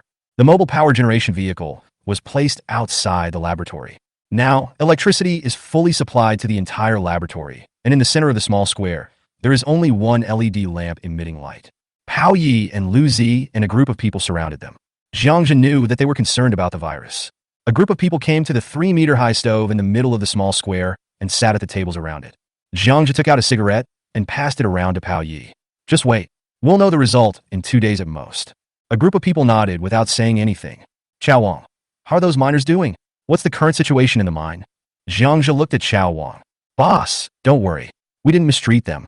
We just relied on manpower without machinery, so the progress was a bit slow. Xiao Wang quickly stood up and said. Jiangzhe pointed outside the base and said, I brought some construction machinery from outside.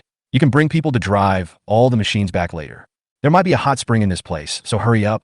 In addition, assign a dozen people to build a platform at the entrance of the alley for the helicopter to land. Du Tao's helicopter is so precious. Jiangzhe was always worried about leaving it in the valley.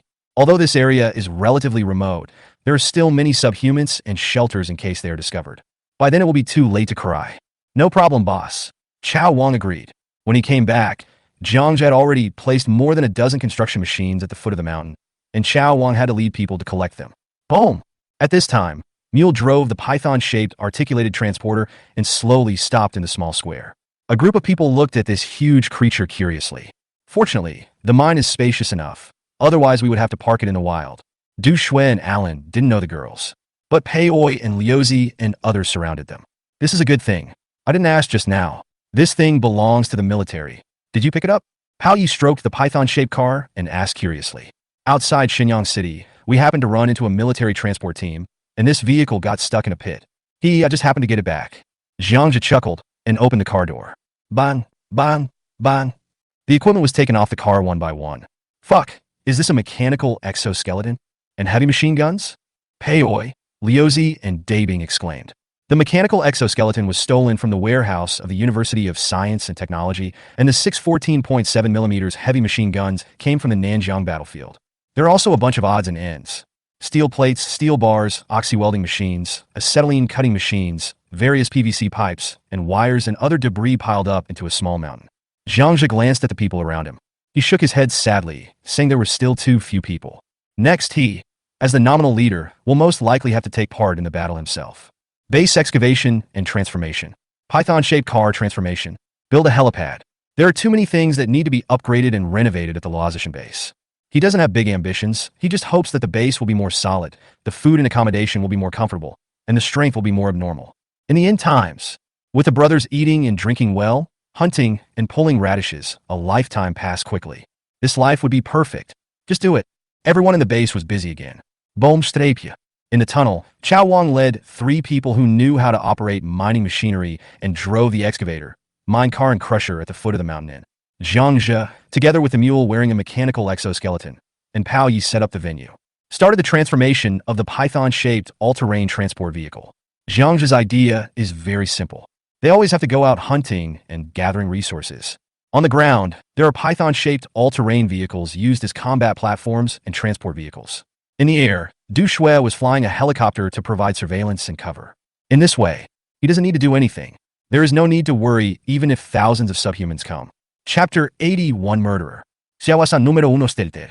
Located deep in a mountain range 50 kilometers northwest of Shenyang City. When the Great Xia Kingdom was just founded, due to the tense relations with the Great Bear Country, a large number of military bases and arsenals were built in this mountain range. No one expected it. These military facilities, which have been abandoned for decades, will one day be put into use again.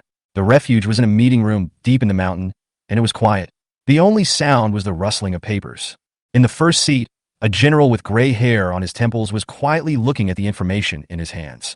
On both sides of the conference table, which is more than 10 meters long, the place was filled with high-ranking officials of all levels in Shenyang City and officers from the military district. After more than 10 minutes, the general put down the information in his hand, closed his eyes, and thought for a moment, then slowly opened his eyes and glanced at everyone. The research on crystal cores by the Academy of Sciences at Yinshan Base No. 1 will probably yield results soon. Our superiors asked us to select the best soldiers in the army as soon as possible, and when the gene drug arrives, we will arrange for the injection immediately. Suddenly, a senior officer to the general's right asked, "Did the superiors respond to our request for relief supplies?" The general shook his head. The superiors said that each military shelter should find its own way, and the supplies of the Yinshan base are also very tight. There are still millions of survivors living there, especially bullets and fuel. Even if there are supplies, it is impossible to deliver them. Those hundreds of helicopters alone are not enough to even fill the gaps in our teeth. There are more than 200,000 white-skinned people in the entire Daxia, and according to satellite observations, there are still hundreds of thousands of white-skinned people in coastal cities ready to make a move. The atmosphere in the conference room suddenly became solemn. General, the military strength in the shelter is limited. On the one hand, we have to guard against attacks from white-skinned people, subhumans, and those mutant beasts. On the other hand, we are also responsible for collecting supplies, and the soldiers below are now working overtime. Therefore, I suggest that the survivors in the shelters should be mobilized as soon as possible. An officer stood up and reported loudly. The general waved his hand and asked the officer to sit down. Next, we are going to discuss this issue. I propose that we select healthy survivors aged 16 to 50 from the refugee base to form a supply collection team. In the future, the army will be mainly responsible for collecting strategic materials such as steel and fuel. The survivor team is responsible for collecting food and other daily necessities. Now is the end of the world, and the refuge is a refuge for everyone. Everyone should do their part. The military and others immediately discussed and formulated rules and regulations for the refuge. If anyone refuses, they will be punished by military law. After the general finished speaking, the people in the conference room looked at each other and nodded silently. General Zhao. Suddenly, a middle-aged man stood up, took out a document, and waved it towards everyone. Everyone, this man named Zhang Zhe was guarding the shelter of Shenyang University of Technology in front of tens of thousands of people and tortured and killed the person in charge, Principal Li. This is a blatant provocation to the authorities. If we fail to respond immediately and strongly to this incident and punish the murderer, will more people follow his example in the future? How can we, the Daxia government, maintain our prestige in this apocalypse? The man said and slowly sat down. Yes, if anyone kills our officials because it is the end of the world, then everyone will be in danger, right? Someone in the crowd immediately spoke out in support. It must be severely punished. Bring the people here for a public trial. This is an extraordinary period, and the public must be shown the tough side of the authorities. In the conference room, many people from the official faction of Shenyang City responded one after another. The military remained silent. The leading general lit a cigarette, and after the noise in the meeting died down, he looked at a middle-aged man on his right and said, "Governor Li, we can set up a special investigation team to investigate this matter, and the military can help you bring the people here. What do you think?" The middle-aged man adjusted his glasses and nodded. "Okay, I will set up an investigation team as soon as possible after I go down." The meeting is adjourned. Chu Jiangzhe, who was busy at the Road Deer Mountain base, couldn't help but sneeze. "Ginger, are you catching a cold?" The mule at the side asked nervously. In the end times, if you get sick, it's like losing half your life. So mule can't help but be nervous. Bang! Jiangzhe picked up a piece of steel plate and handed it to Pao Yi in the carriage. "Don't worry, I am now immune to all poisons." In the end times, one of the greatest benefits of becoming a superhuman is that you will never get sick again, no matter what the disease is. Busy time is always short. The day passed quickly. The python-shaped transport vehicle designed by Jiang has 30mm thick steel plate armor welded on the body. The carriage was also lengthened and widened. 2 floors. The lower level is used to load cargo, and the upper level is fully enclosed, with movable steel plates on each side serving as shooting holes. 4 14.7mm heavy machine guns. This makes the python-shaped vehicle an armored vehicle armed to the teeth. Such equipment, only Jiangzhe can afford to support them. For ordinary civilian shelters, not to mention weapons, the fuel consumption alone is a big problem. Before the end of the world, Jiangzhe naturally knew the importance of fuel. If the fuel stored in the dimensional space is only used for helicopters and python-shaped vehicles, it's no problem to run for 100 years. Dingling! Dinner is ready! Alan's voice rang along with the bell. Wang Chen also returned from the mine with a group of miners. Du Shui and 2 kitchen helpers pulled out 2 large stainless steel barrels on a flatbed cart. Each worker was given a bowl of noodle soup and a bowl of potato and sauerkraut sauce. There is also a big bowl of pickled mustard. Head! Seeing Jiangzhe walking over, all the workers, including Wang Chun, stood up and greeted him respectfully. Jiangzhe didn't care whether they were sincere or not. He waved his hand and asked everyone to sit down. Each miner had a bowl of machine-made noodles made from a mixture of cornmeal and white flour, which was not considered a large amount. But in the last days, this is food that people outside dare not even think about. "How's it going, Mr. Du? I see you've gained a lot of weight." Jiangzhe saw Du Tao, who was covered in dust in the crowd. It was obvious that there was more noodles in his bowl than in the others. Jiangzhe looked at Du Shui with a strange smile, but didn't point it out. After all, it's just a few noodles. Gulp! Du Tao quickly swallowed the noodles in his mouth and said, "Yeah, in a few days the big belly is gone." He seemed to have let go of a used matter and was no longer listless. After walking around, Jiangzhe walked into the laboratory, carrying a plate of food. He has set the rules. No one is allowed to go in and disturb Professor Li Qiong. Professor Li Qiong didn't notice Jiangzhe walking into the laboratory at all. He was lying on the experimental table, staring at a tube of reagent, and recording something on his laptop with his head down. "Ahem, Professor Li, it's time to eat." "Ah, Xiaozhen." It was at this time that the couple discovered Jiangzhe standing behind them. Professor Li and his wife were a little dazed. On their plates were grilled pork ribs, rice, a plate of shrimp and celery, egg drop soup, and 2 fresh oranges. "Xiao Jiang, there's no need to take care of us." The professor and his wife took off their glasses and wiped the corners of their eyes. This time it was Jiangzhe's turn to be confused. After a moment, he realized that the other party had misunderstood him. "Haha, this is the usual standard of the base." Jiangzhe put down the plate with a smile, finally walked out. The couple looked at each other in surprise before picking up their chopsticks and wolfing down the food. Today's dinner is very sumptuous. There were 4 snow rabbit hind legs brought back by Jiangzhe and a few dishes of stir-fried vegetables. Because I gained a lot from this trip, Jiangzhe became interested and took out 3 bottles of Matai. Payoi, Liuzi, and Mule each drank a bottle. In a corner of the square, more than 30 miners were playing poker at the dining table, swallowing their saliva and glancing over from time to time. Pao Yi and Mule drank until their faces turned red. "Boss, there's wine and meat. Is this still the end of the world? I must have been a reincarnated good man for 10 lifetimes to have met you. I believe it now. You are my brother, my dear brother, drink." Pao Yi picked up the last glass of wine and said with a grin, "This guy is so mean. Not only does he secretly watch porn movies by himself, but he also doesn't even take me with him when he practices martial arts." The mule next to him also patted Jiangzhe's shoulder and muttered something. Then with a loud bang, it crawled under the table. "Shan Shan, Alan and another girl named Nana carried the mule back to the room. Master Pao, we are brothers, have you forgotten? Jiangja and Pao Yi clinked their glasses and drank the wine in one gulp. Gulp! Pao Yi also drank it all in one gulp, and then said, my poor Tse, you haven't slept with me yet. He cried out with his mouth wide open. Even Jiangja was frightened and shivered. He held back his smile and gave Liuzi a look, who quickly pulled Pao Yi back to sleep. Pao Yi's shout made Suetsue's secret come out 2 years earlier. Just as Jiangja was about to get up, bang! A gunshot was heard in the alley. The pancake on duty opened fire. Chapter 82, The Wolf King Arrives. Bang! The dull sound of gunfire made everyone in the base suddenly nervous. Liuzi, take everyone to the python-shaped car and close the door. Jiangja growled. Everyone hurriedly got into the unfinished ATV. He kicked the Duke to the back of the carriage. Jiangja took a quick step, rushed 5 meters, and arrived at the alley in the blink of an eye. Next to the thick iron gate, Daving was holding a 12.7mm sniper rifle and aiming outside through the observation hole in the iron gate. Big Pancake, who is it? No one. Jiangja frowned. Why are you shooting when there is no one around? Boss, I heard some noise outside the iron gate just now and saw a dark shadow running away, so I fired a shot. Put away the guns. Then, Jiangja took out a high-power flashlight. The white beam of light illuminated the tunnel for dozens of meters. At the end, 2 faint blue spots reflected the light. Around, more than a dozen gray-white figures nearly 3 meters long were walking slowly back and forth at the entrance of the alley. Oh my god, why is this guy here? Jiangja was confused.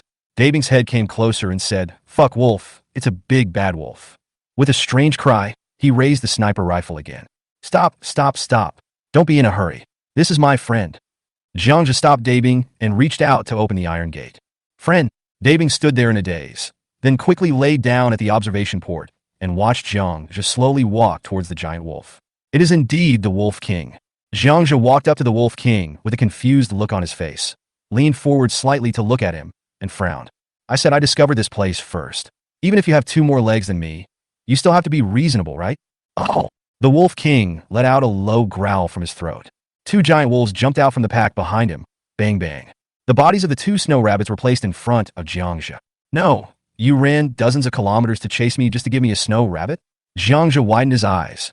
Pointing at the snow rabbit on the ground, he shouted in a surprised tone. Oh! The Wolf King raised his head slightly and growled at Jiangja. A pack of giant wolves turned and walked down the mountain.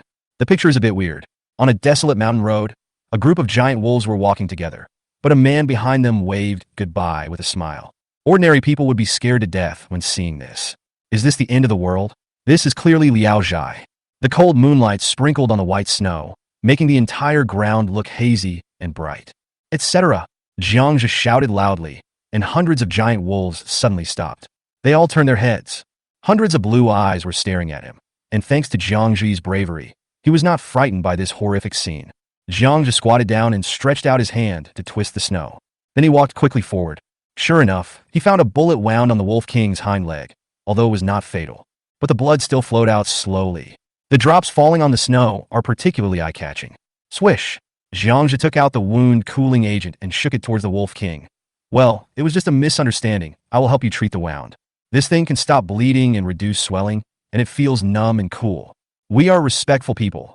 We cannot let you go back with injuries after delivering the gifts. There is no such person in the Jiang family. Jiangja talked a lot to the Wolf King. The Wolf King tilted his head and looked at the wound coagulant in Jiangja's hand in confusion. Well, Jiangja sighed, and with a hiss, he sprayed something towards his palm. See? It's not poisonous. After saying that, the condensing agent moved towards the Wolf King's hind legs. The Wolf King seemed to understand Jiangja's words and did not move. Squeak! A stream of milky white mucus spurted out, and the Wolf King's hind legs trembled. Jiangja looked at the wound and said, okay, it's basically fine. Don't do strenuous exercise in the next 2 days. Try to avoid sex. The scar will probably form in 3 to 5 days. The Wolf King looked at Jiangja deeply.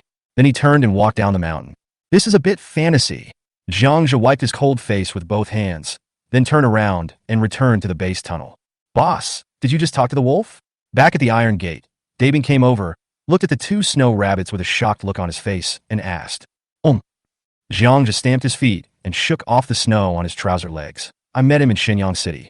He saved the life of the Wolf King. Look at this snow rabbit. Someone ran dozens of kilometers to deliver it to me. TSK, TSK. In the end times, humans are no longer human, and wolves are no longer wolves. Dabing was amazed and gave Jiang a thumbs up. Boss, I was beaten by Shout Out today. It's an eye-opener. You really need to open your eyes. Jiang glared at the pancake in annoyance. Then he pointed to the observation port and said, it's less than 15 meters away, and it's a sniper rifle with a scope. I only hit the other person's thigh, and it was just a scratch. How bad is your shooting skill? Pancake licked his lips and smiled. Boss, I used to be an artilleryman. My specialty is firing cannons. Sniper rifles are not my advantage. Okay, practice more in the future. It's the end of the world. You have to learn a little bit of everything. Maybe it will save your life someday. Jiang patted Dabing's shoulder. Okay, I'll listen to you. Dabing agreed with a silly smile. Afterwards, Jiang carried the 2 snow rabbits back to the base. The danger is over. A group of people walked out of the python-shaped car. Looking at the 2 snow rabbits thrown by Jiang, Du Shui walked over, her eyes getting wider and wider. Jiang, this couldn't be sent by the big bad wolf, right? Yes. Jiang was not interested in explaining any further and turned to walk towards his room. In the square, Du Shui was surrounded by several girls and was telling them about the Wolf King. From time to time, there were bursts of girls' exclamations. Jiang's room is very clean. Several girls come to clean the place every day. The entire base is still very cold now, only after the geothermal hot springs are dug up and the heat pipes are installed. This is the place that is truly suitable for people to survive. Swish! A mobile natural gas heating stove appears. Half an hour later, Jiang lay in the bathtub and closed his eyes to rest. The constant running and fighting over the past few days had made his eyelids gradually become heavy. In a huge office, the materials being escorted this time are very important. Can you guarantee their completion? A man in the office said in a deep voice. Yes, Jiang and a dozen hunting team teammates beside him said loudly. The man smiled. Okay, after completing the task, everyone can get a tube of gene upgrade liquid. Moreover, you can freely choose the properties of the upgrade liquid. Hear what the man said. Jiang's eyes gleamed with excitement. Boom! In a woods, Pao Ye's whole body was covered in flames, and he was waving a flaming sword to resist the white skin. Squeak! He was not careful, and the sharp claws of the white-skinned creature behind him scratched his abdomen, causing blood to spurt out. Pao Yiste get it. Master Pao Run, we've been tricked.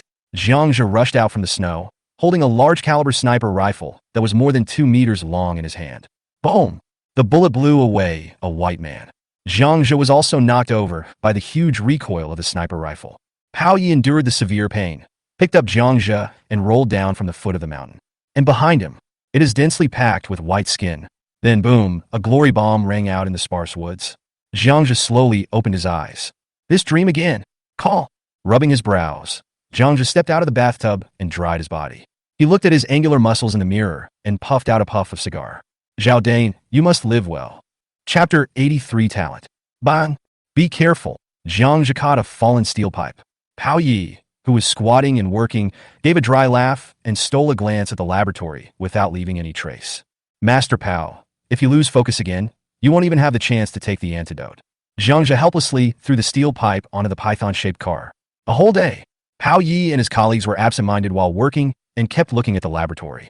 Today is the last day if Professor Li Qiong still cannot purify the crystal core energy. The professor will become a subhuman. Then, he was beheaded by Jiang with a single blow, and Pao Ye's hopes were gone. Now, Mr. Pao and the professor are tied to the same rope, so they have to worry.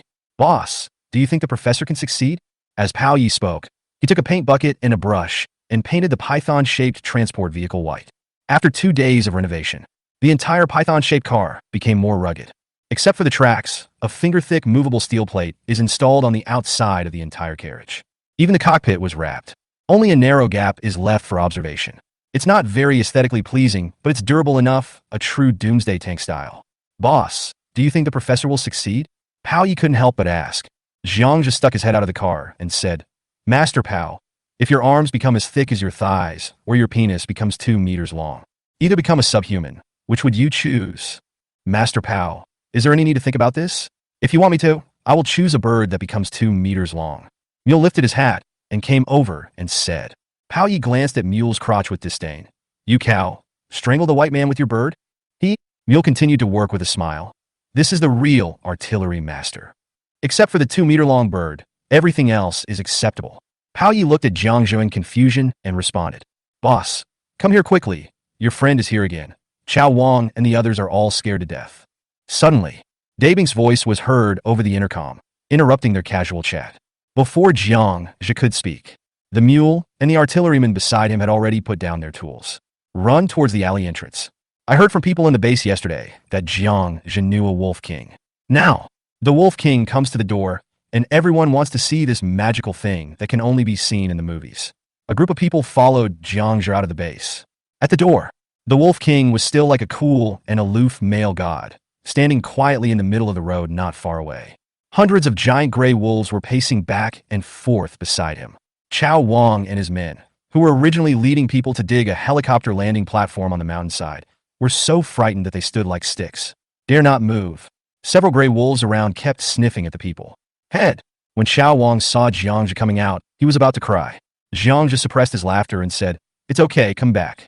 Chao Wang swallowed his saliva. I moved my feet gently, and sure enough, the gray wolf did not attack. Wow!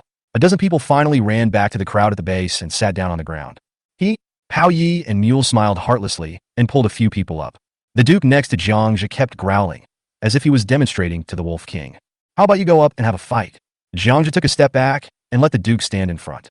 Oh! The Duke's shouting stopped abruptly, and he quickly rushed behind Jiangja, opening his mouth to roar again. Jiangja slapped him on the mouth and said, "Shut up, you are such a badass." Then, Jiangja walked quickly towards the Wolf King. Really? 2 more snow rabbit carcasses lay quietly in the snow, looking at the Wolf King opposite, who was as steady as an old dog. Jiangja touched his chin, his thoughts turning over in his mind. Alternatively, being neighbors with a group of giant wolves like this is also a good choice. In the end times, it would be so cool if I could have a pack of wolves as a means of transportation. Pulling sleds, guarding, fighting. There are many things a wolf pack can do. As he thought about it, Jiangja took off his mask and revealed a kind smile. A normal gray wolf pack consists of 20 to 30 individuals, but the Wolf King in front of him leads more than 100. Jiangja felt that perhaps this was his luck. Look, this is the 3rd time. I feel embarrassed. As he spoke, Jiangja picked up the snow rabbit and threw it back to the team. Come, let me see how your wound is. Jiangja acted very familiar and pointed at the Wolf King's hind legs. The Wolf King tilted his head and looked at him without any expression. Jiangja came over, and under the gaze of dozens of people, he stretched out his hand and touched the Wolf King's wound. Jiang Pian. That's a wolf, a beast. Be careful, it turns hostile and doesn't recognize you. The mule in the crowd in the distance shouted. Jiangja waved his hand, signaling Mule not to worry. Falling out? What he feared least was a fallout. The difficult part was how to keep these giant wolves in the road Deer Mountain. The Wolf King's wounds have recovered well. As expected of a beast that has swallowed a crystal core, its physique is absolutely strong. Little brother, how about you stay here and take a look at the beautiful scenery? We can still be neighbors, isn't that great? Jiangja didn't care whether the Wolf King could understand him or not. He just kept talking. Result. The Wolf King waited for him to finish speaking, stretched out his claws to push the snow rabbit, turned around, and then backed away. After watching Jiangja take a bath, he and the wolves disappeared in the blink of an eye. Puff! I don't know who in the crowd behind me couldn't help but burst out laughing. Jiangja shook his head helplessly. Boss, think positively. They say that wolves travel thousands of miles to eat meat, and dogs travel thousands of miles to eat shit. These beasts are not so easy to tame. Pao Yi came over and comforted him. Woof! The Duke on the side seemed unhappy and shouted at Pao Yi. The mule tried to comfort the Duke. Don't listen to what Cannon said. Eating shit is your talent. There's nothing to be ashamed of. Although Jiangja failed to subdue this group of giant wolves. However, many people also saw the peaceful coexistence between him and the Wolf King. For a moment, Wang Chen's group of miners felt a sense of mystery and awe towards him. In the center of the small square of the base, Jiangja, Pao Yi, Du Shui, Zhou Qi, and the others all stopped what they were doing. He drank the tea sip by sip. Many people stared at the laboratory. A sense of anxiety was growing. It was almost dusk. If Professor Li Qiong still fails, the 2 people who will come out of the laboratory may be subhumans. Jiangja's hand was on the dog-leg knife on the table. He seemed calm and relaxed with his eyes closed, but his ears were always focused on the laboratory. He wanted to kill Li Qiong and his wife the moment they turned into subhumans. However, the probability of this happening should be small. In previous lives, many shelters with complete equipment were able to complete the task of crystal core purification. 10 minutes, half an hour, 1 hour. No one spoke, and everyone drank cup after cup of tea. Only the Duke was happily gnawing on a bone. Snap! In the laboratory, there was a sound of glass bottles breaking. Jiangja rushed in at a rapid pace. Chapter 80 for the final test. What's wrong, Professor? As soon as Jiangja rushed into the laboratory, he saw Professor Li Qiong lying beside the laboratory table. Her husband Zhang Chongsheng was calling out anxiously. She hasn't slept for 2 days. She must be exhausted. It's okay. Just let her get some sleep. Zhang Chongqing picked up Professor Li with great effort and put her on the chair in the laboratory. Xiao Jiang. Zhang Chongqing took a plate from the laboratory table. Hundreds of glass tubes as thick as thumbs are inserted into each small grid. There is a thin layer of thick liquid of various colors inside. Call. Looking at the medicine on the plate, Jiang's face was solemn, and he took a deep breath. Gene upgrading fluid. It was too familiar. He had seen it and taken it in his previous life. However, the only difference is that these 100 bottles of medicine in front of him all belong to him. Press down the excitement in your heart. Jiang just stretched out his hands and took the plate steadily. Thank you. Then, he took out 2 tubes of milky white medicine and stuffed them into the other person's hands. You and Professor Li Qiong each take one. Drink it now, stay in the lab, and don't say anything. After saying that, Jiang put away the medicine in his hand and walked out. A group of people who had been craning their necks to wait immediately gathered around. Pao Yimule, Zhou Qi, Du Shui, Lu Zi Debing, Chao Wang, Du Tao, Alan, Nana, and the Duke. The small square was silent, and everyone's eyes were filled with hope. Ginger, what happened? Seeing Jiang's leisurely look, Mule couldn't help it anymore. No problem, it's out. Yeah, Mule growled, then hugged Shanshan and gave her a kiss. Shanshan, look, I told you ginger slices will work. The other people around him breathed a sigh of relief and smiled happily. A tube of colorless gene-upgrading medicine appeared in Jiang's hand. This is extracted from the crystal core of the white-skinned head. Eating it will make you immune to the black light of life virus. He glanced at everyone and paused. But there's only one tube. Who is it for? One tube, the mule exclaimed. The eyes of everyone dimmed quickly, and everyone looked at the tube of genetic medicine in Jiang's hand, and there was silence again. Well, Pao Yi rubbed his face with his hands, lit a cigarette, and sat down by the stove. Boss, I was supposed to die in Nanjiang with those comrades. You've allowed me to live longer, so I've earned it. I won't argue with you. Woo woo woo. Alan hugged Liuzi's arm tightly, tears streaming down his face. Don't be afraid, Lanzi. Isn't this good? We could be together down there in the future. It's better than being a single dog like Peiyoi. Liuzi comforted Alan with a wry smile. Dabing didn't say anything, but sat quietly beside the stove with a calm expression. Both of them took out photos. Jiang just sat next to Pao Yi. A circle of people sat down around the stove, the firelight illuminating everyone's face. Brother, it's too hard for women to live in the end times. Alan, Nana, Shanshan, let's go to the underworld together and be sisters, okay? Du Shui calmly placed a straight knife on the table. It's okay. Nana and Alan sniffed and forced a smile in response. Only Shanshan hugged the mule's arm tightly. Brother Luo, save me, woo-woo, I don't want to die yet. The mule looked at everyone with some confusion. She wanted to speak, but didn't know what to say. However, the expectant look she gave Jiang made her meaning clear. Wife, I'm going to find you and the children. We can be reunited now. Chao Wang lowered his head and sneered to himself. Boss, how about we draw lots? Suddenly, Shanshan, nestled in the mule's arms, pleaded in a low voice. Everyone looked at her. Jiang's eyes turned cold. My things, I can give them to whoever I want. Why do I have to draw lots? Ginger Slice, who are you going to give it to? The mule asked with a trembling voice. Snap! Jiang just stuffed the genetic medicine into Pao Ye's hand. Pao Yi. Pao Yi was stunned on the spot. Boss, why me? No reason. I am willing to give it to whoever I want. Do I need to ask for other people's opinions? Except for Pao Yi, everyone else lowered their heads. After a long time, Liuzi suddenly wiped his eyes, stood up, and handed the 2 letters to Peiyoi. Uncle Pao, this is a letter between me and Debing. If you have the chance to meet my parents in the future, please help me give it to them. Just tell them I found a wife and don't let them worry about me. I'm doing fine. Whoosh! With an exclamation, Shanshan pulled the mule up, holding a pistol that she had taken out of the mule's arms. The black muzzle of the gun was pointed at the mule's head. Give it to me. Give me the potion, or I'll beat him to death. I can't survive anyway, so the worst that can happen is that we all die together. Shanshan grabbed the mule's neck and screamed hideously. The sudden scene shocked everyone around. Shanshan, you... Mule stared at Shanshan in disbelief. The woman who applauded his love every night was now pointing a gun at him. A heart was smashed into pieces. Shut up. If it weren't for Jiangzhe, do you think I would sleep with you just because of your miserable appearance? Shanshan had gone completely insane and was spitting at the mule. Give me the potion quickly, or I will really shoot. The mule closed his eyes in pain. Jiangzhe slowly stood up and walked towards the 2 of them. Shanshan panicked and pointed her gun at them. Don't come over here, don't come over here. I will really shoot. At this time, the image of Jiangzhe killing people like killing chickens kept flashing through her mind. Jiangzhe, you said you would let me live, but you didn't keep your word. Shanshan kept backing away, crying hoarsely. Yes, but you also said that your lives belong to me. It seems that you have never taken this sentence to heart. If I don't give it to you, can you threaten me and the mule? Jiang just swung the dogleg knife lightly. 5 meters. 3 meters. 2 meters. Skimid. Bang, bang, bang. Dang, dang, dang. Squeak. A cold light flashed. I'm sorry, the genetic medicine can't be given for free. You didn't pass the final test. In a low voice, the light in Shanshan's eyes quickly dimmed, and she clenched her throat tightly with both hands. Blood kept flowing out from between his fingers, and finally, with a thud, he fell to the ground and died. The mule couldn't bear to look at the corpse. He sat back down somewhat dejectedly. Bah! Zhang Zhe threw a big bag on the back of his head. Coward, why would you be sad about a woman threatening you with a gun?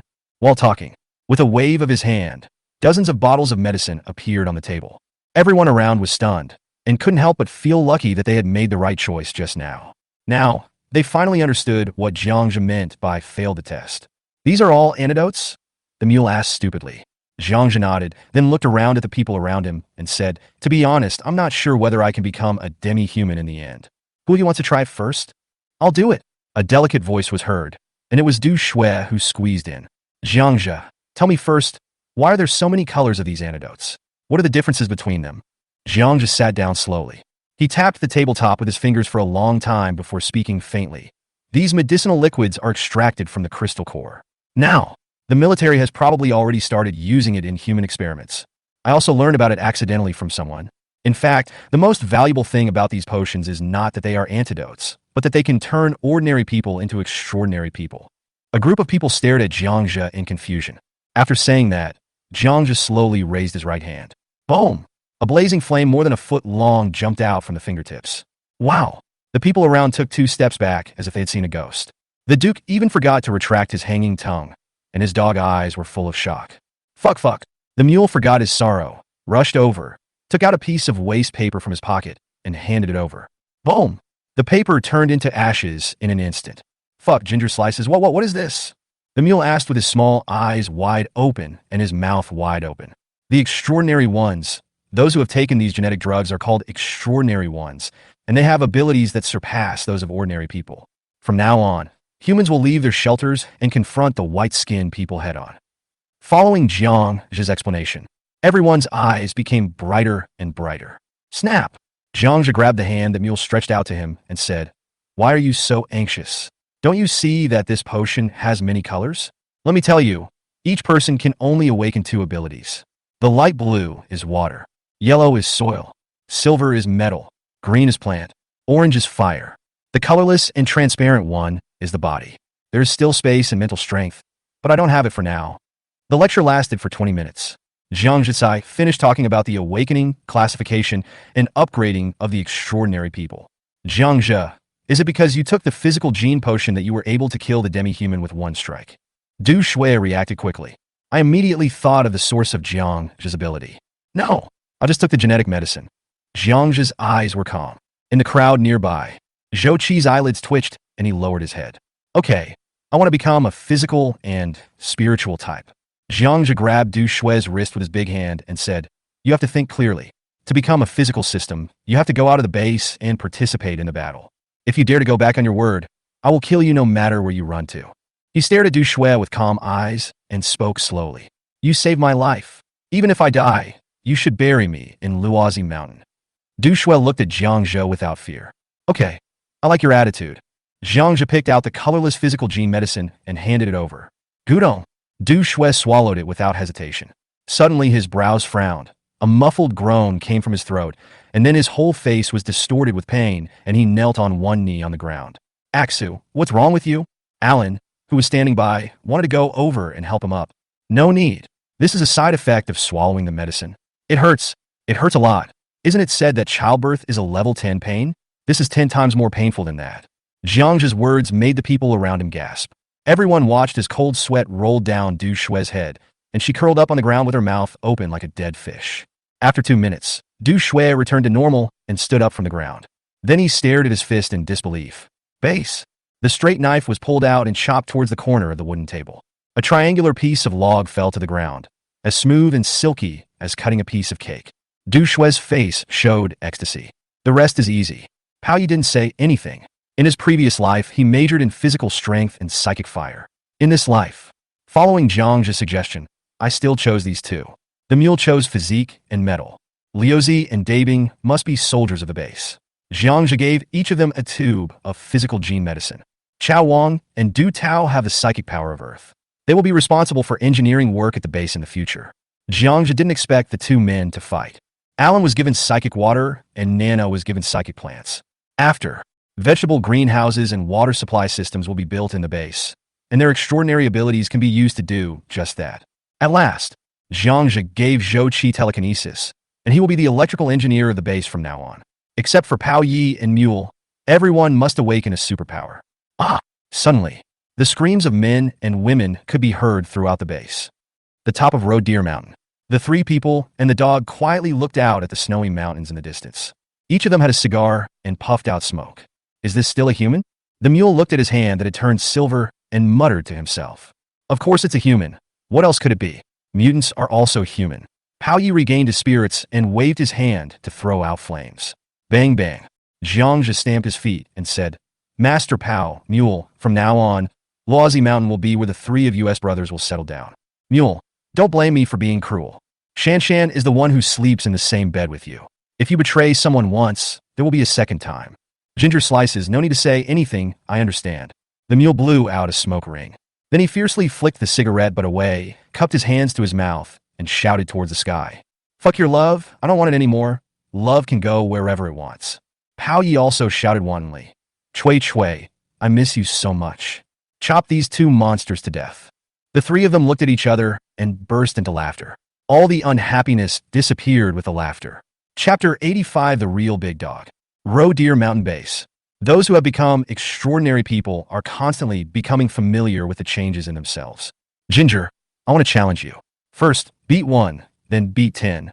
Mule had a solemn look on his face and shouted in a posture similar to Wing Chun in the movies. Jiangja, who was drinking tea, stood up and said, okay, then walked quickly towards the mule. Look at the punch. Bang. The mule flew 3 meters away. Physical fitness just gives you the conditions to be a master, just like a boxer, giving you the same power as Tyson. Tyson can beat the shit out of you in the ring. Jiang stood up and pulled up the mule with a sad face. Everyone looked at the mule with pity. It was so cruel that Jiang shattered a young man's dream of becoming a master. Du Shui on the side had an excited expression on her face. The straight knife in his hand swished twice. Jiang, I want to compete with you in swordsmanship. That's all. The straight knife was as fast as lightning and was slashing towards Jiang's waist. Du Shui became a transcendent person and instantly felt that she was capable of doing it. Jiang nodded. Then he drew out his dagger and grinned at Du Shui. Clang. Jiang did not use more strength, but just barely blocked the straight knife. You. Du Shui let out a low growl in shame and anger. A big hand touched her big white rabbits. With her mind shaken, Jiang had already rushed to her arms, and his fist as big as a casserole moved from bottom to top. Skyrocket fist. Bang, Du Shui flew up and fell 3 meters away. You don't talk martial arts? Before she could finish her words, Du Shui fainted. Hiss. Oh, cruel. The people watching murmured. Such a beautiful woman was knocked unconscious by Jiang with just one punch. It was extremely brutal. Pao Yi patted his head. He took out a cigarette with some sorrow and lit it with the flame from his fingers. Boss, do we really have to practice cold weapons? Is it too late? Pao Yi's question is very popular. Mule and Liuzi kept nodding and responding. Master Pao, there are subhumans, white-skinned people, and mutant beasts everywhere. In many cases, cold weapons are the best choice. There are many reasons, such as the sound of gunfire will attract more enemies, the problem of bullet security, and encounters when collecting supplies. For every reason to use a gun, there are 1,000 reasons to use a knife. Jiang explained patiently. Previous life. He and his 2 only friends were killed quietly. This time, they have the final say over their own lives. Jiangpian, I see. I want to learn swordplay. I'm definitely not afraid of hard work. I want to learn 5 tigers breaking, gate sword, and water breathing. Take out all the secrets and tricks you have now. At this time, the mule patted his chest and shouted with determination. Jiang rolled his eyes at him and said, what a bullshit secret. The best and fastest way is to kill people. Kill Asians. The more you kill, the more familiar you will become. Without so many moves, do you think it's a duel? Then, Jiang walked up to Chao Wang, Du Tao, Alan, and Nana. Since Nanjiang started killing Asians, I have saved you no less than 3 times. So, remember this. Your lives belong to me. Boss, I understand. Without you, there would be no Chao Wang. Of course. Du Tao and others nodded in unison.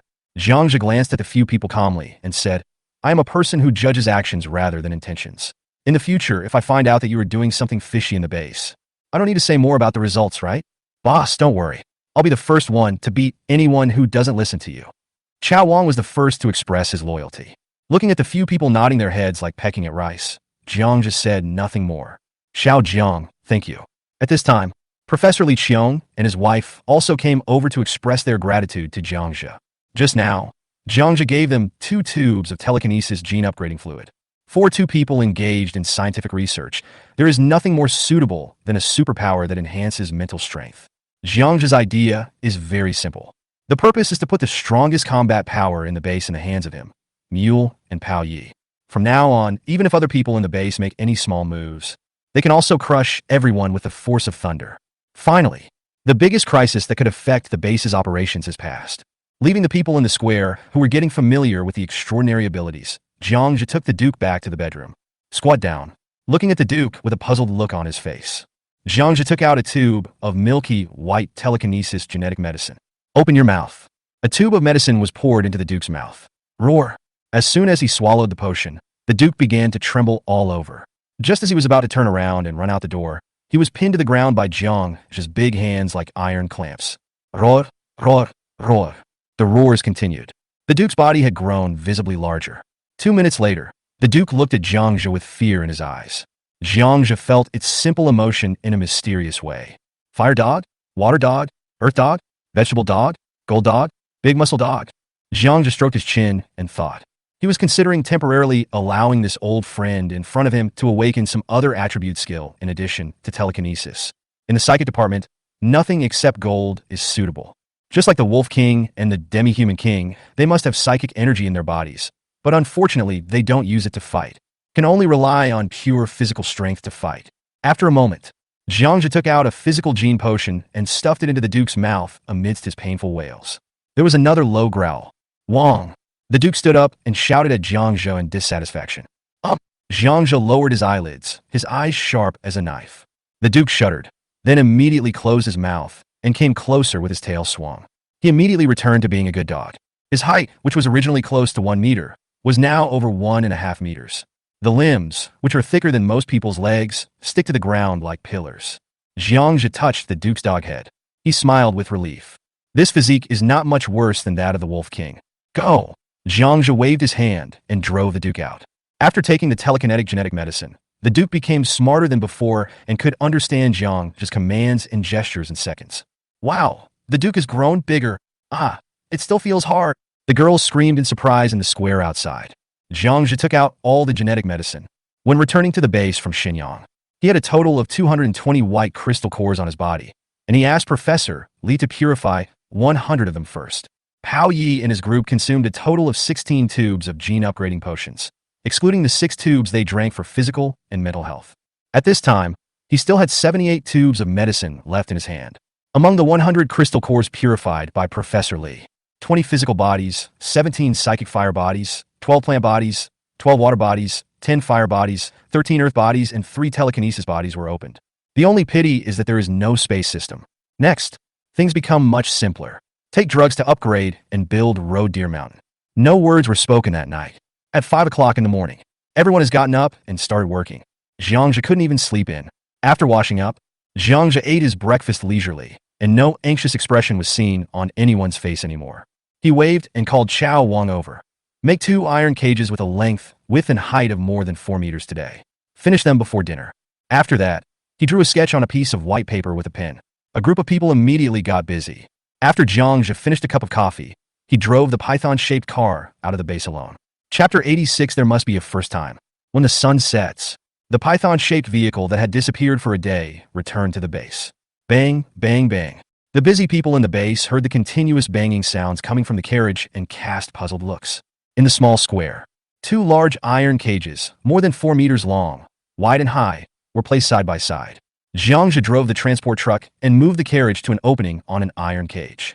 Ginger slices, what's in them? The mule walked by curiously, put its ear against the carriage and listened. Nice one.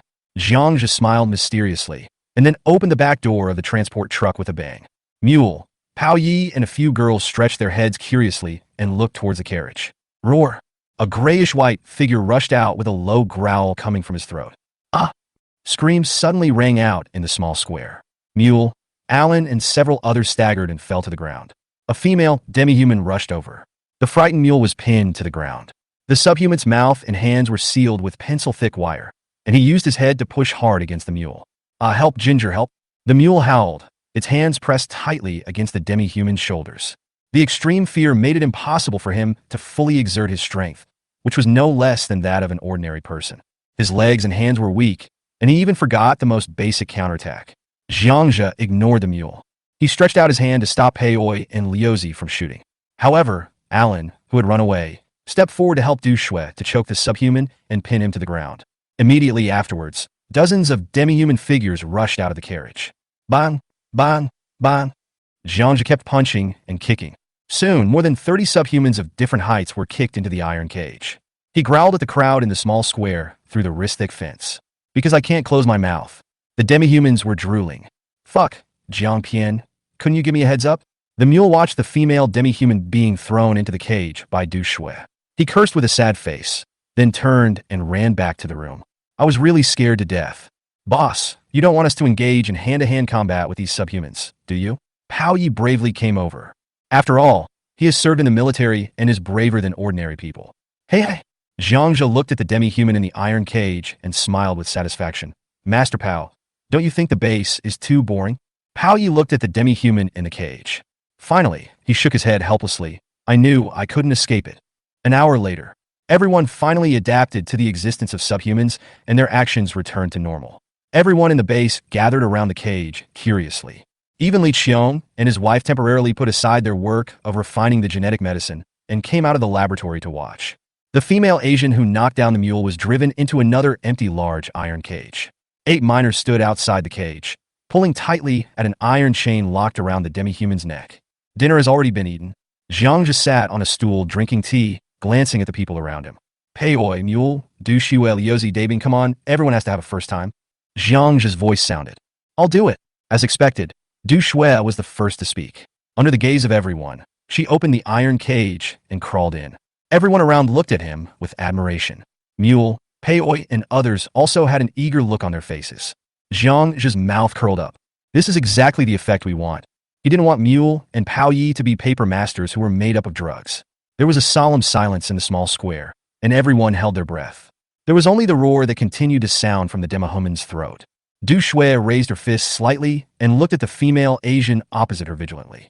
According to Jiang's request, they can only use weapons when they are able to fight against subhumans with bare hands. Start. Following a low shout. With a loud crash, the chains in the hands of the 8 miners loosened. The female demi-human pounced forward like lightning. Du Shui is already a first-level physical transcendent, and is no less powerful than ordinary subhumans in terms of strength, speed, and reaction.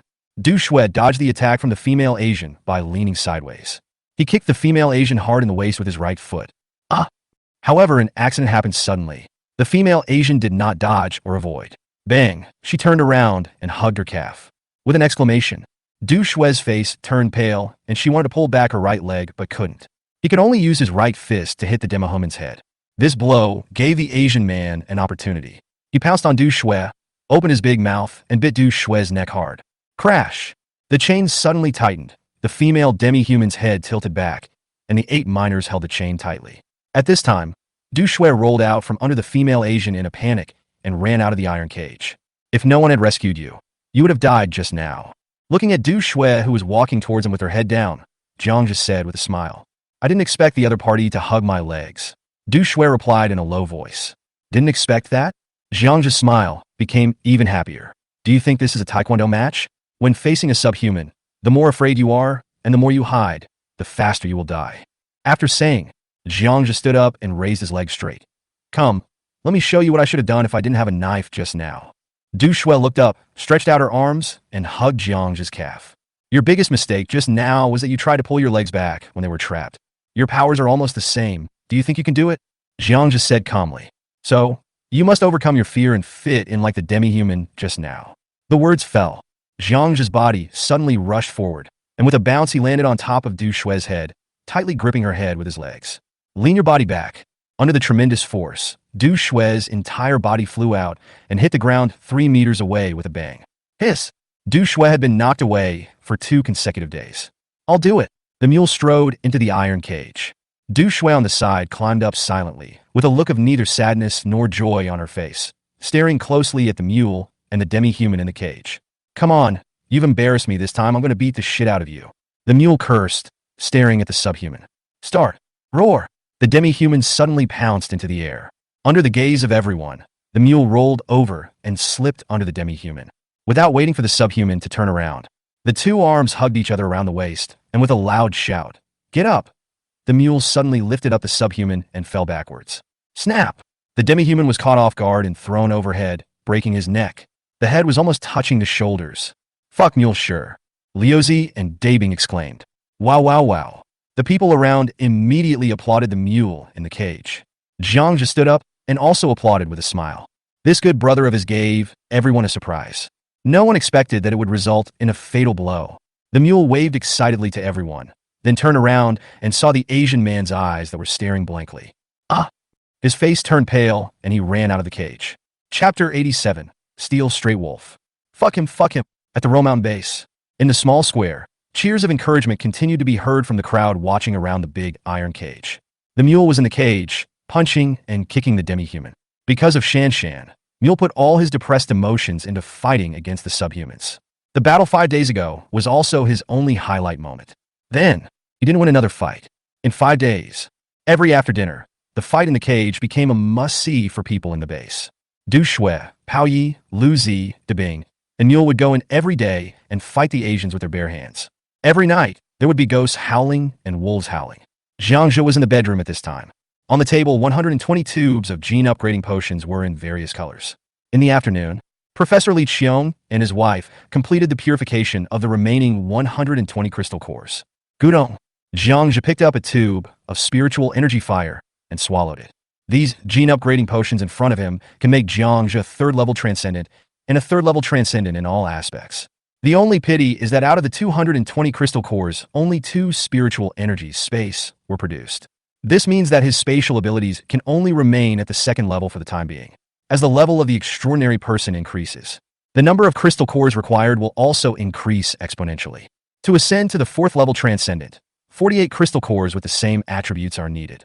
If you want to upgrade, you need a large number of crystal cores. Gulp! After swallowing a tube of potion, Zhangzhe endured the slight pain and waved his hand to collect the remaining potion into the dimensional space.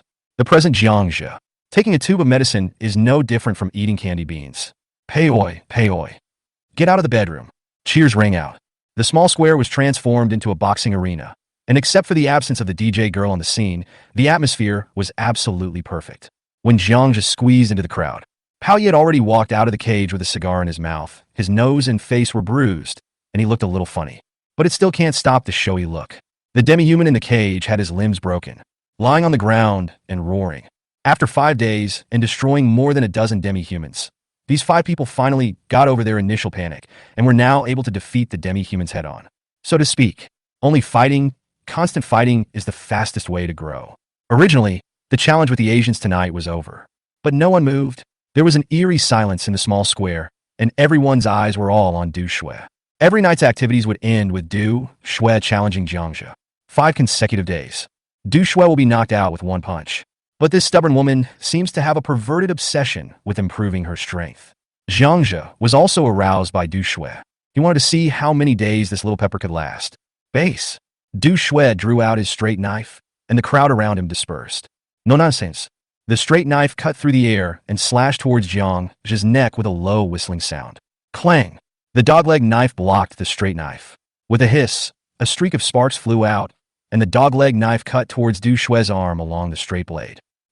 Zhangzhe didn't expect that Du Shui would just give up the straight knife. The whole body rushed towards Zhangzhe's arms, and Zhangzhe covered the big rabbit on the right with his big hand. Du Shui was not moved at all. He lifted the straight knife on the ground with his toes and slashed towards Zhangzhe's arm. There was a flash of admiration in Zhangzhe's eyes.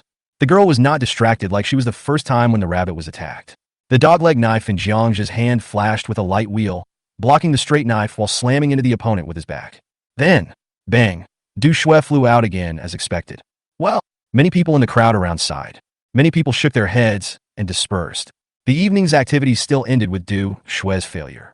People are used to this kind of ending and always hope that some unexpected things will happen. Jiang Pian, you were too ruthless. She is more ruthless than the average man. The key is that she is also ruthless to herself. If you want to do that, be gentle. It will be bad if you hurt her. At this time, Mule held a cigar in his mouth and raised his chin towards Du Shuiyang, who was standing up. The gene upgrading potion for physical and mental health can optimize body proportions. Du Shui's figure is already developing in the direction of being hot and sexy. That time just now, Jiangja could clearly feel that the other person's chest muscles had grown stronger. There are grooves and bumps all over his body. Jiangja smacked his lips. It won't break. The transcendent is very strong. In the refuge of the end of the world, you have to find a place to vent your emotions, and fighting with subhumans, boxing, and pulling carrots are traditional programs. If Du Shui is willing to be with him, Jiangja will naturally not refuse. In the end times, when it comes to relationships between men and women, he prefers it to be pure, just pulling radishes without talking about love, no burden, which is good. Boss, the big bad wolf is here again. Suddenly, Liuzi's voice came from the intercom. Hey, Ginger, why don't you keep it? I might be able to be a wolf knight in the future. Jiangja walked towards the tunnel and heard the sound of a mule behind him. Wolf Rider? His heart moved, and he was touched by the mule's idea. The giant wolf has great endurance, runs fast, and most importantly, is silent, without making any noise like a python-shaped vehicle. It is indeed the most suitable means of transportation in ice and snow. But when he saw the Wolf King, Jiangja also felt helpless. He had wasted countless words these days, but no matter how much he talked, the Wolf King remained unmoved. Just 2 snow rabbits every day, nothing else. At the entrance of the alley, the Wolf King still looked aloof. However, Jiangja used the light from the snow to see 2 half-foot-long wounds on the other person's body. Hey, little bro, who did you fight with? Jiangja walked forward and looked at the wound while talking to himself. Then his brows furrowed. The wounds were not caused by weapons, but more like claw marks. Hiss! Jiangja took out the wound-cooling agent and sprayed it directly on the Wolf King's wound. In fact, the Wolf King's wound did not need to be disinfected. Cooling agents can only reduce pain. When the treatment was over, the Wolf King turned around and ran down the mountain with a group of giant wolves. Damn it, a steel wolf. Jiangja complained, picked up the 2 snow rabbits, and walked back. In the hollowed-out mountain, there is a laboratory covering an area of nearly tens of thousands of square meters. Thousands of researchers in white coats were busy coming and going. Deep inside the laboratory, behind an explosion-proof door more than 1 meter thick, is the most heavily guarded genetic research base in the shelter. At this time, hundreds of Daxiao officials and dozens of scientists in white coats were standing quietly in the room on the 2nd floor. All eyes were on the open space on the 1st floor. There, 10 sturdy soldiers with thick-backed machetes stood upright like javelins. Start, following a low voice. Roar, roar, roar. 10 demi-humans with weapons in hand rushed out from behind an iron gate on one side. The soldiers dispersed immediately. Squeak, squeak. 10 machetes cut through the air with cold rays. All the demi-humans were beheaded by these soldiers in less than 5 seconds. Watching the soldiers below, killing the demi-humans like cutting melons, all the senior officials on the 2nd floor had smiles on their faces. Commander, one of the mysterious energies purified from the crystal core can greatly improve the quality of the human body. The strength, speed, and reaction are about 3 to 4 times that of ordinary people. He is no longer inferior to those subhumans. But should we wait a little longer? Make sure these gene drugs have no other side effects before moving on to the next stage of research. In the observation room on the 2nd floor, a scientist said to the old man in the front. The old man shook his head, looked at the soldiers, and said in a deep voice, "The supply of energy, food, and weapons in the shelter is becoming increasingly tight. We don't have time. Even if there are side effects, it is better than becoming food for those monsters. Immediately carry out further research. As long as we have more and stronger warriors, Daxia will not perish." Chapter 88 Hot Springs. Rodeer Mountain Base. Jiangja and the people who escaped from Nanjiang gathered around the big iron cage. A demi-human